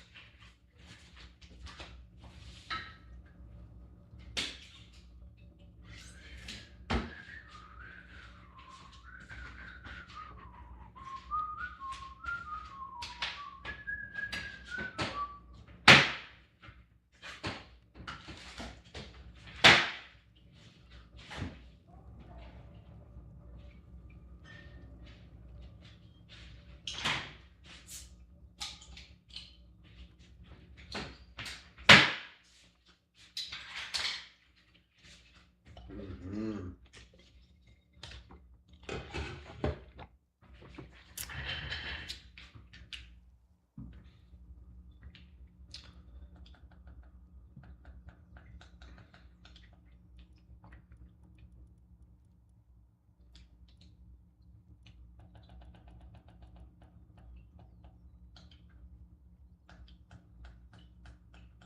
Oh, is this done?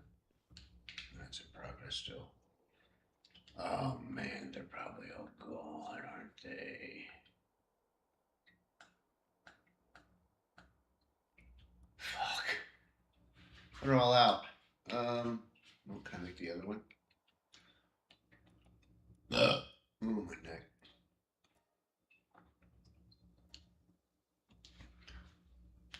Oh, the Blaze House saddle.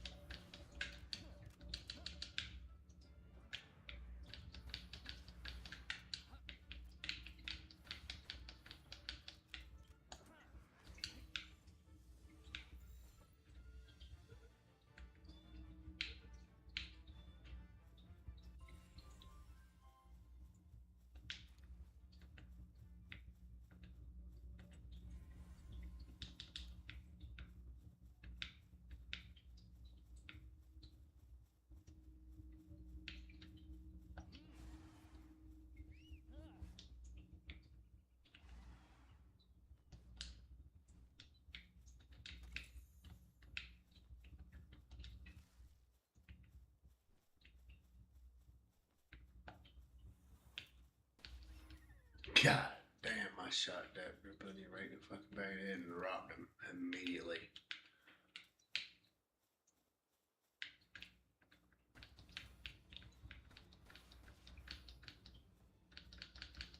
Oh shit, we're out of bullets.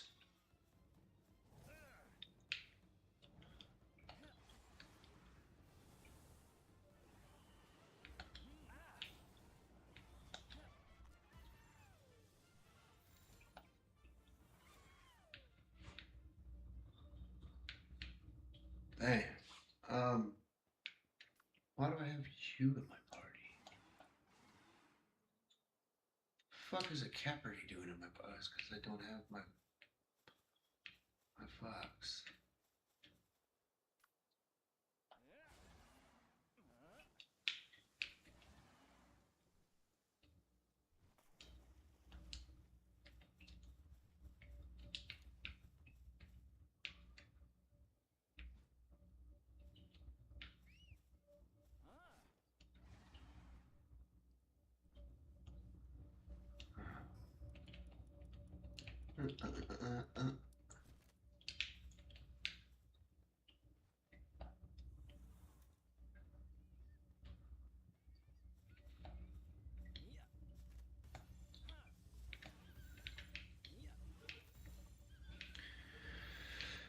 Got your Bambi asses.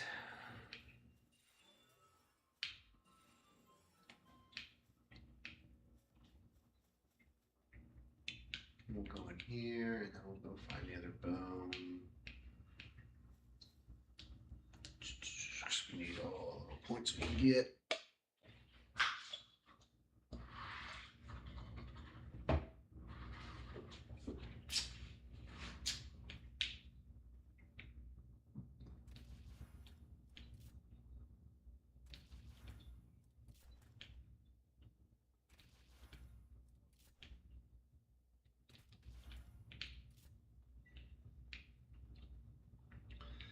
Basic pieces, lemon squeezy.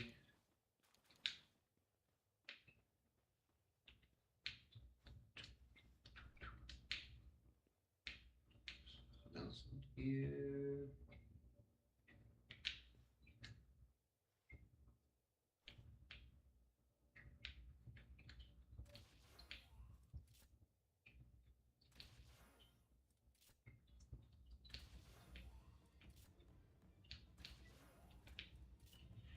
Spooches.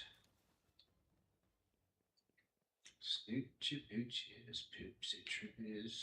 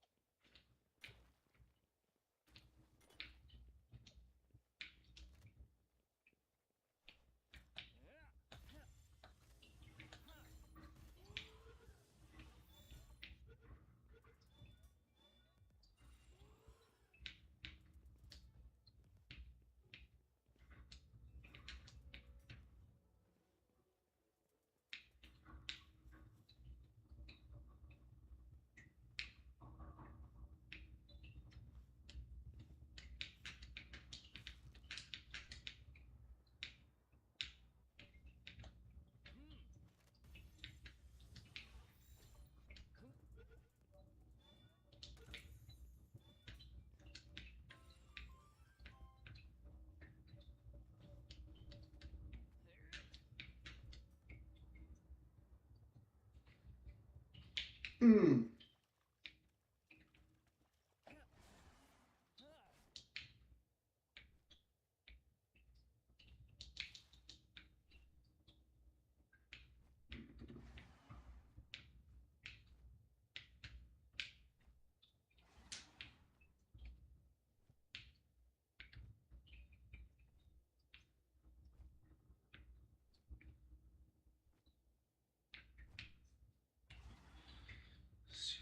Come on. See what's that other way.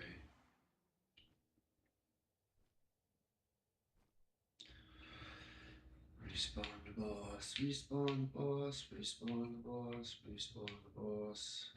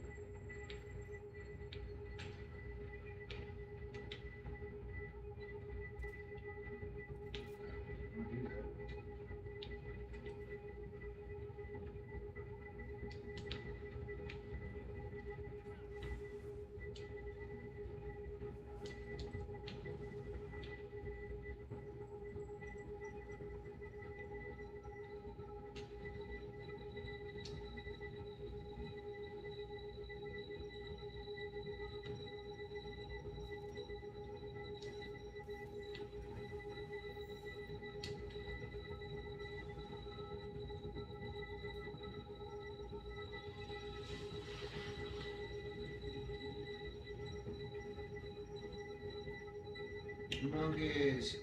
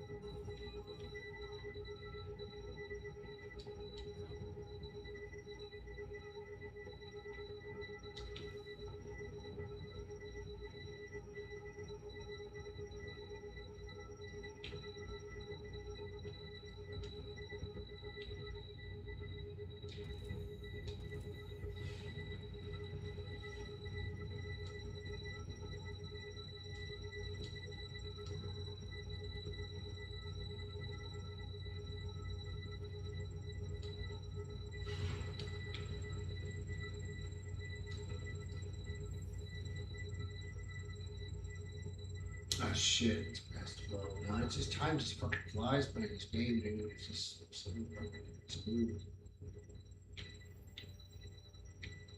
Hey.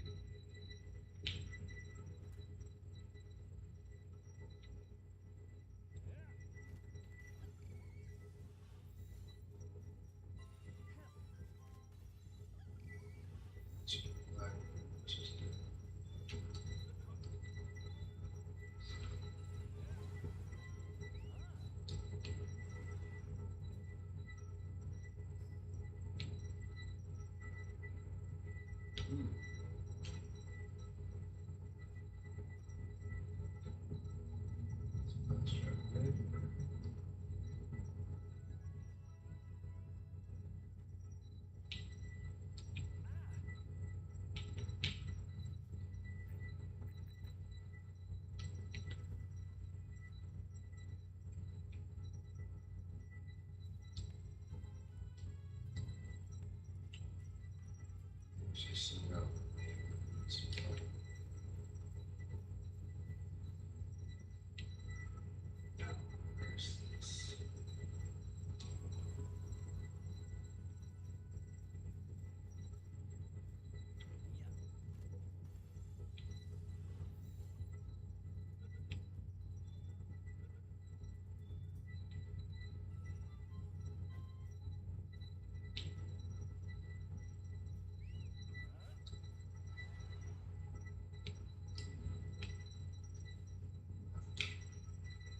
It ain't nothing.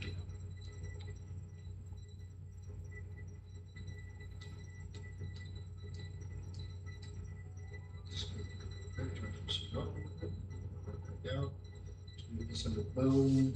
Turn that in.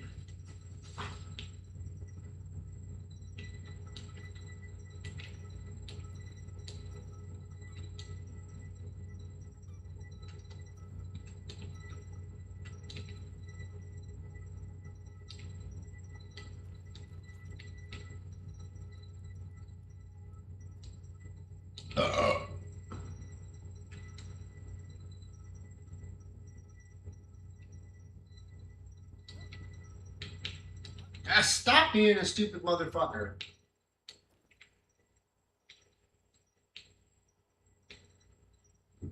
That weed.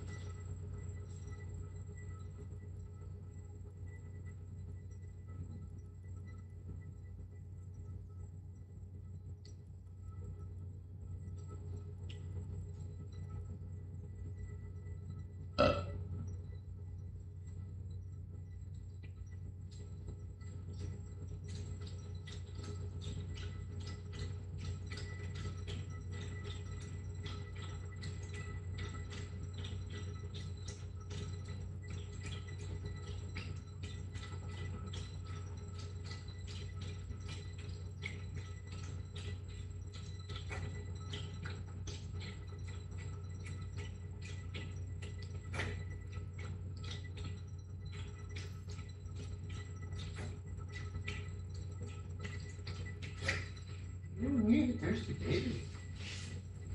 Yeah, big thing. I never did do that. Big time, big time, big time. Shoot out of water there, I'm sure.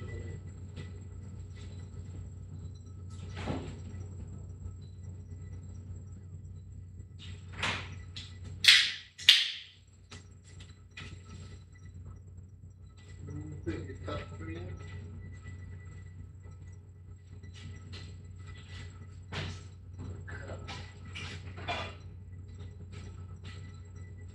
What?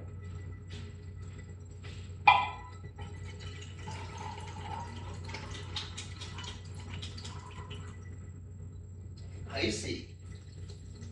Icy water. Icy wiener. Icy wiener water. That you had the choice. Oh, look at that sexy boy. Oh, look at that sexy boy.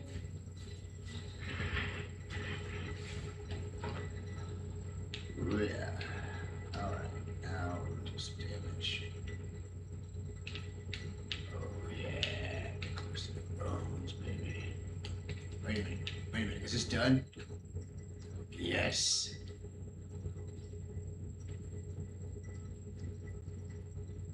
Take.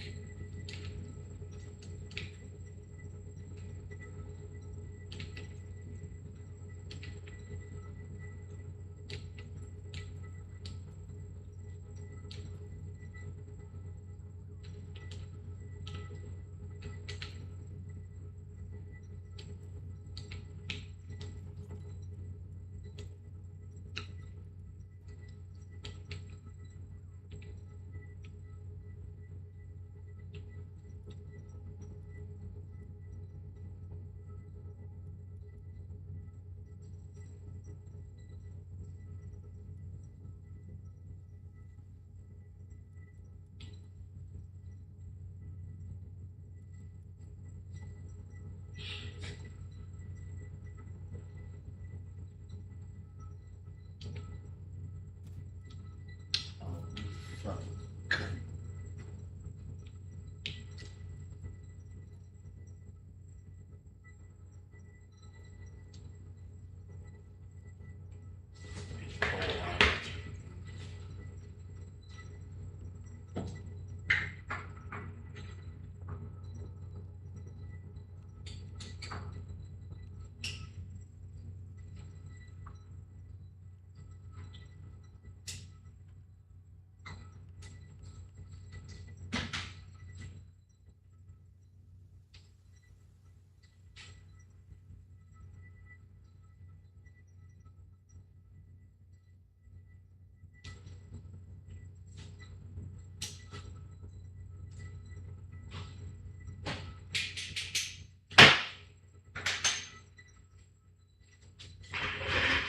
Hey, pretty boy. It's so pretty. I love you so much. What is that? Oh. Hi, baby. You're so precious. You're so funny, little bunny. All right.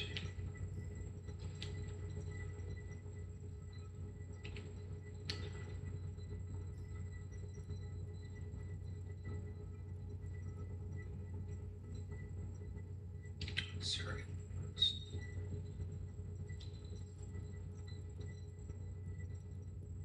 What's that? Dragon resistance.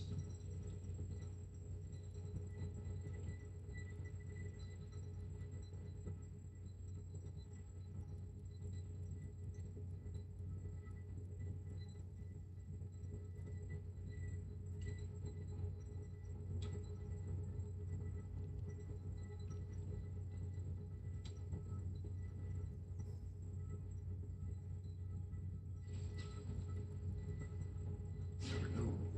Yeah. One of the best. I am really. I haven't been wearing anything on my head this entire time.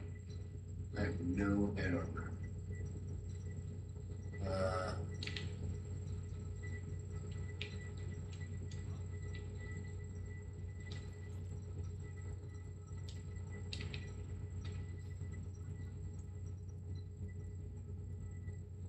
Sniper module 2.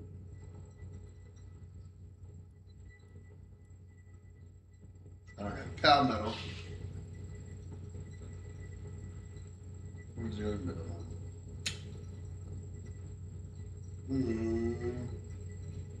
There's got to be something better I can find. Shield.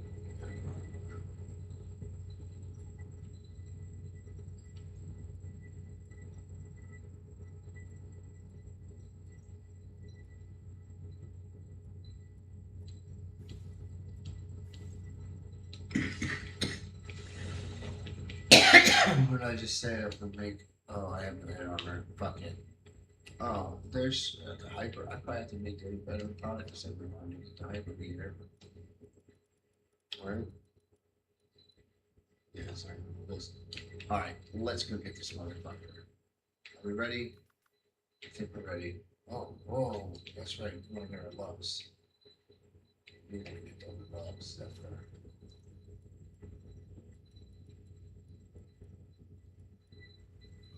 Right? Come on.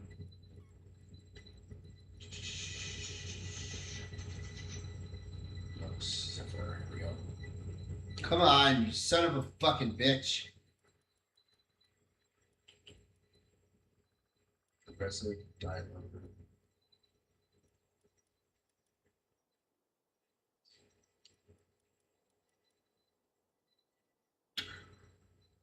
Bam. Sword.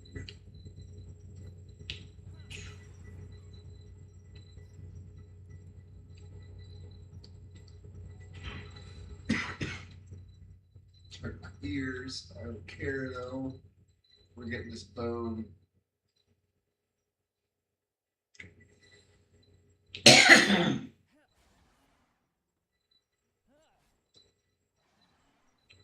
intense. I have resistance.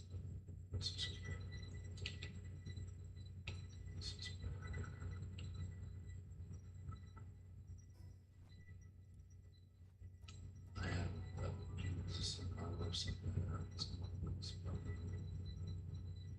boxes.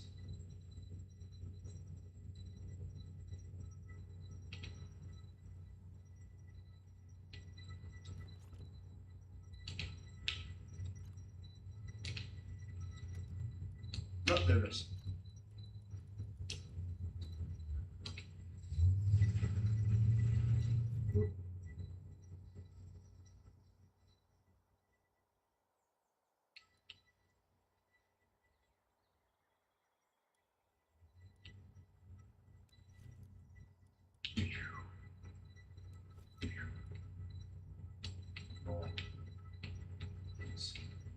I'll play this one, this one, this one, play this one. This one, this one, this one. It's fine. It's fine. It's fine, mate. It's fine.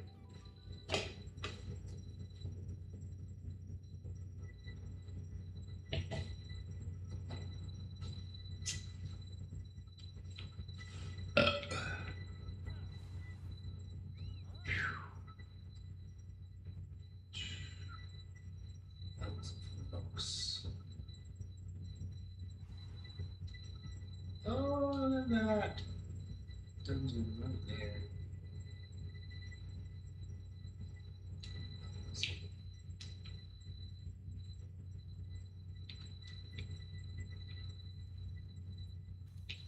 Spell. Eight. Oh man, I should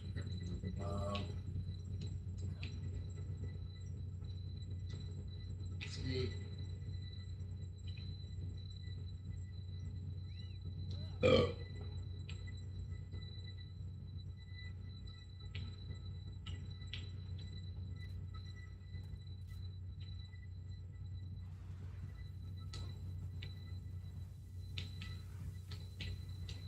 Shit. Damn! I heard that like slam against this fucking head.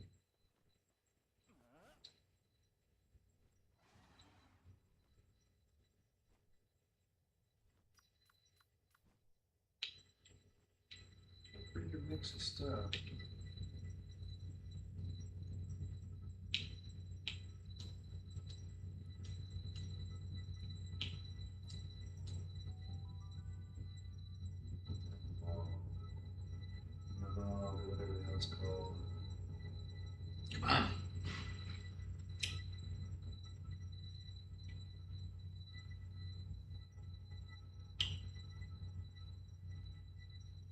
There it is.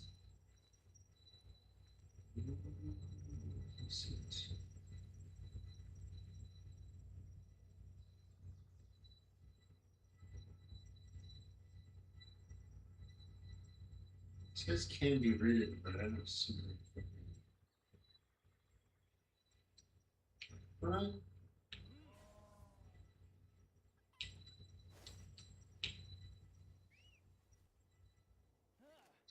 Yeah, I can't write it. What? What?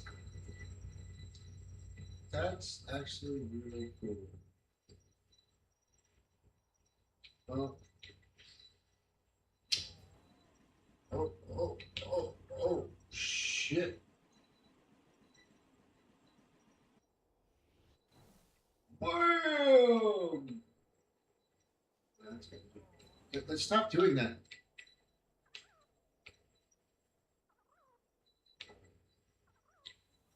Alright, so let's just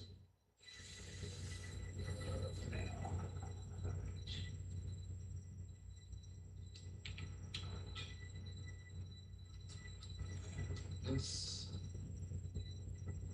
oops. Oops. Yeah. Back on those bad boys. Dirt. That's it. Alright, now for real skis. Let's head that ways.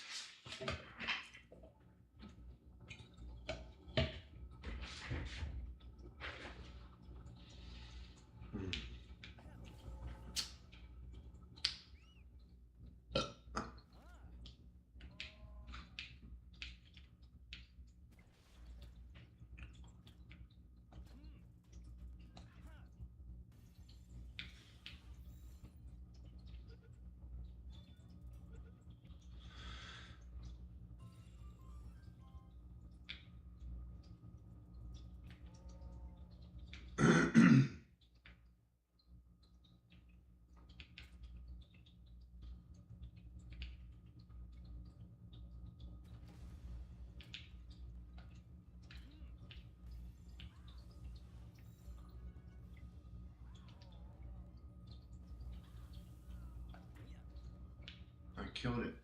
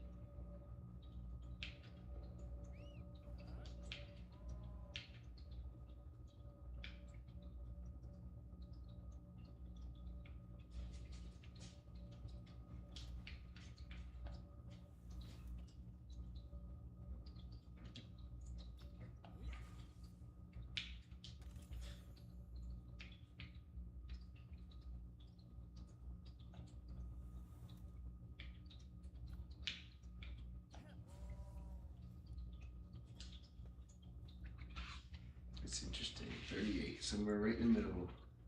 Nice. Let's just try to make it straight to the end. If I see coal, grab some coal.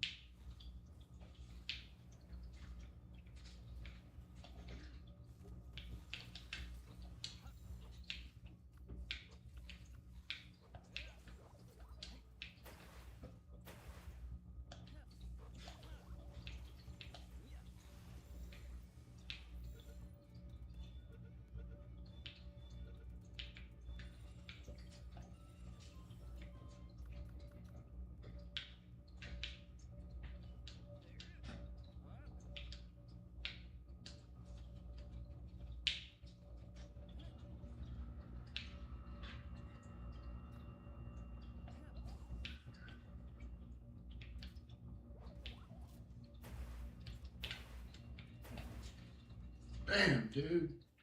I wanted to capture him, not fucking murder him. Holy shit. I should have made that fucking thing. That fucking ring. I should have made it. I should have made that fucking ring. You guys are violent. Crazy violent assholes. I wanted to capture that son of a bitch.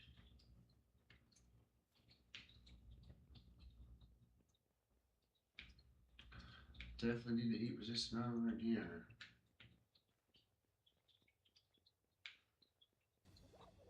Oh shit.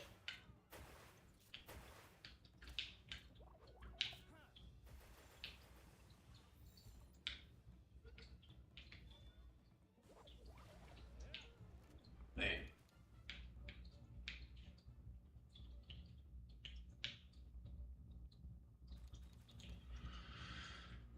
It's craziness. Guess there's no fishing in this motherfucking place.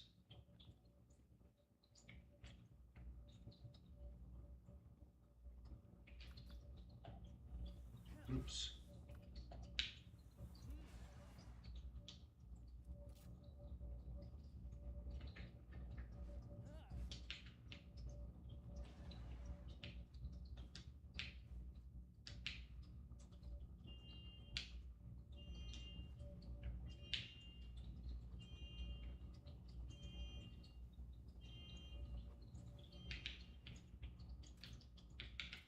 Fuck.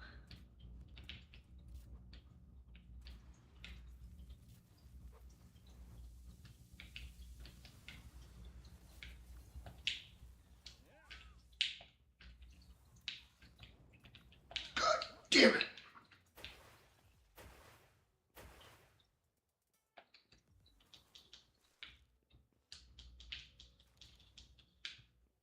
We catch one of them, but it's better to kill them, I guess, so they don't fucking kill me.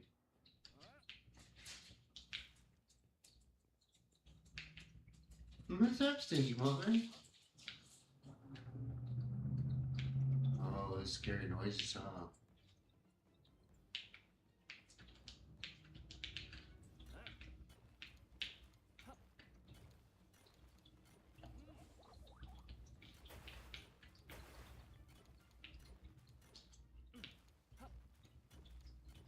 Oh shit.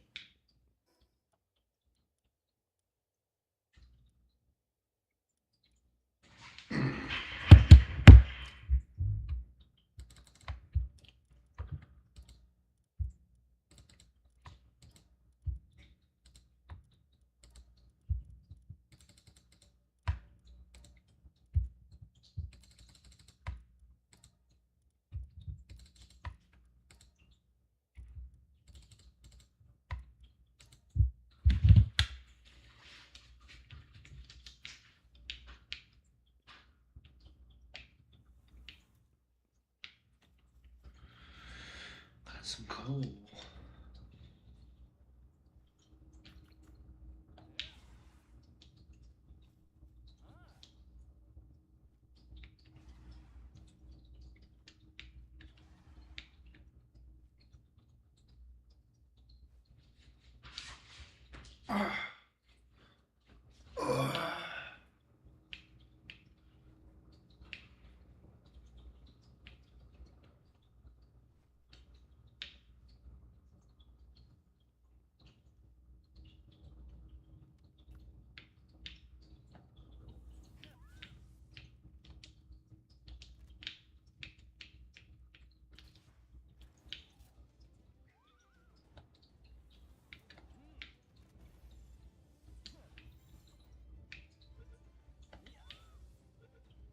I got him.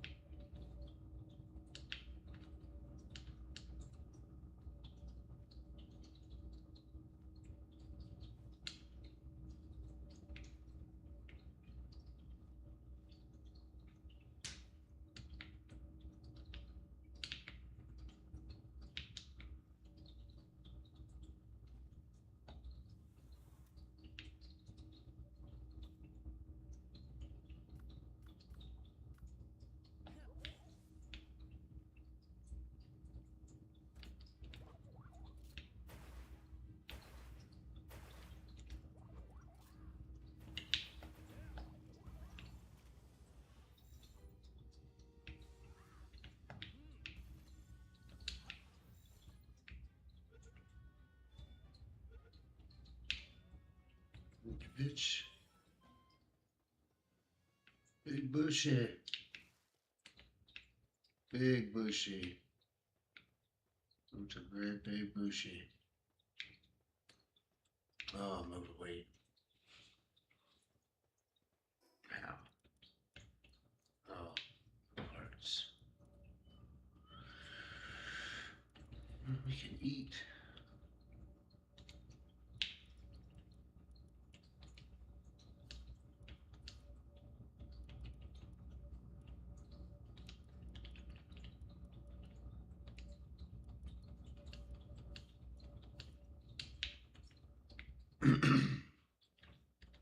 Yes, indeed it is. Boom, boom. Yes, yes. Absolutely. Carry capacity, yes. Fuck yeah. Did I find polymers? Alright.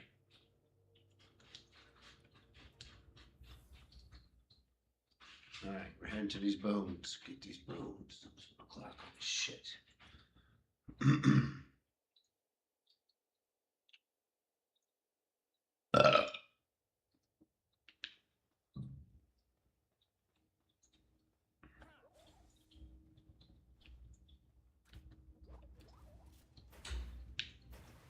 Damn, dude, you're just a fucking monster, man. You're a fucking monster.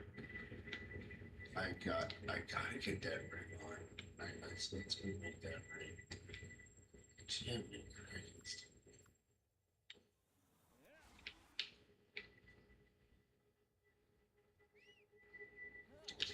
Let's get this bone. We're making that ring.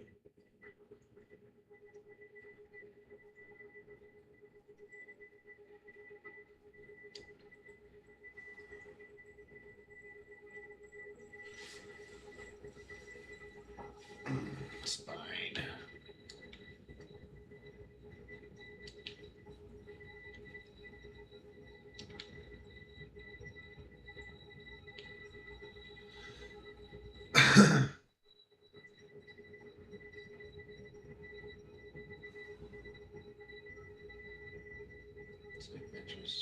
Cast a gray skull over there.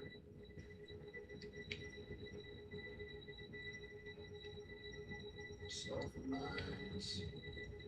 Whoop. That looks like fast travel to me. Mountain City.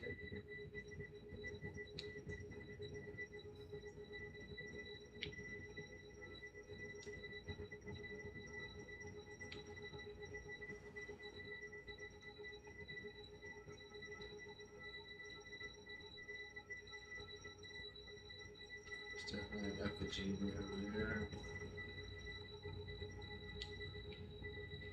There's definitely an egg right there.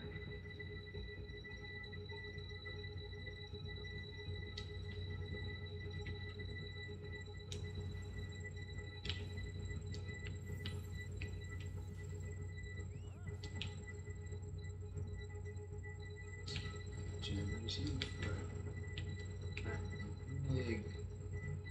Pinglet effigy.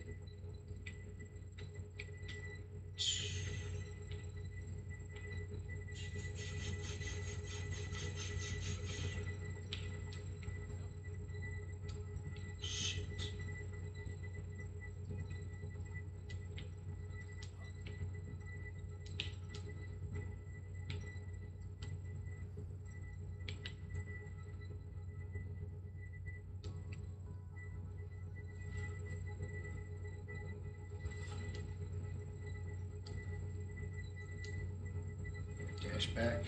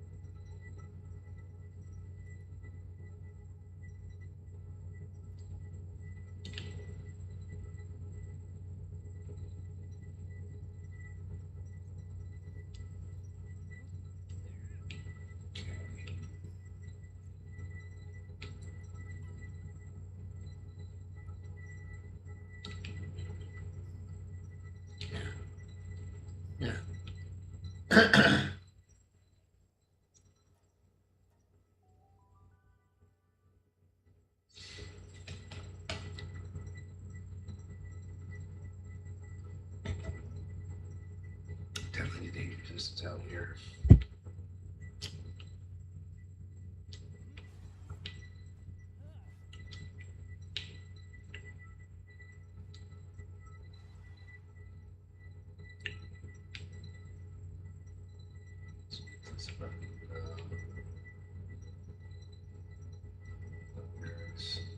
Let's get this fucking what is that?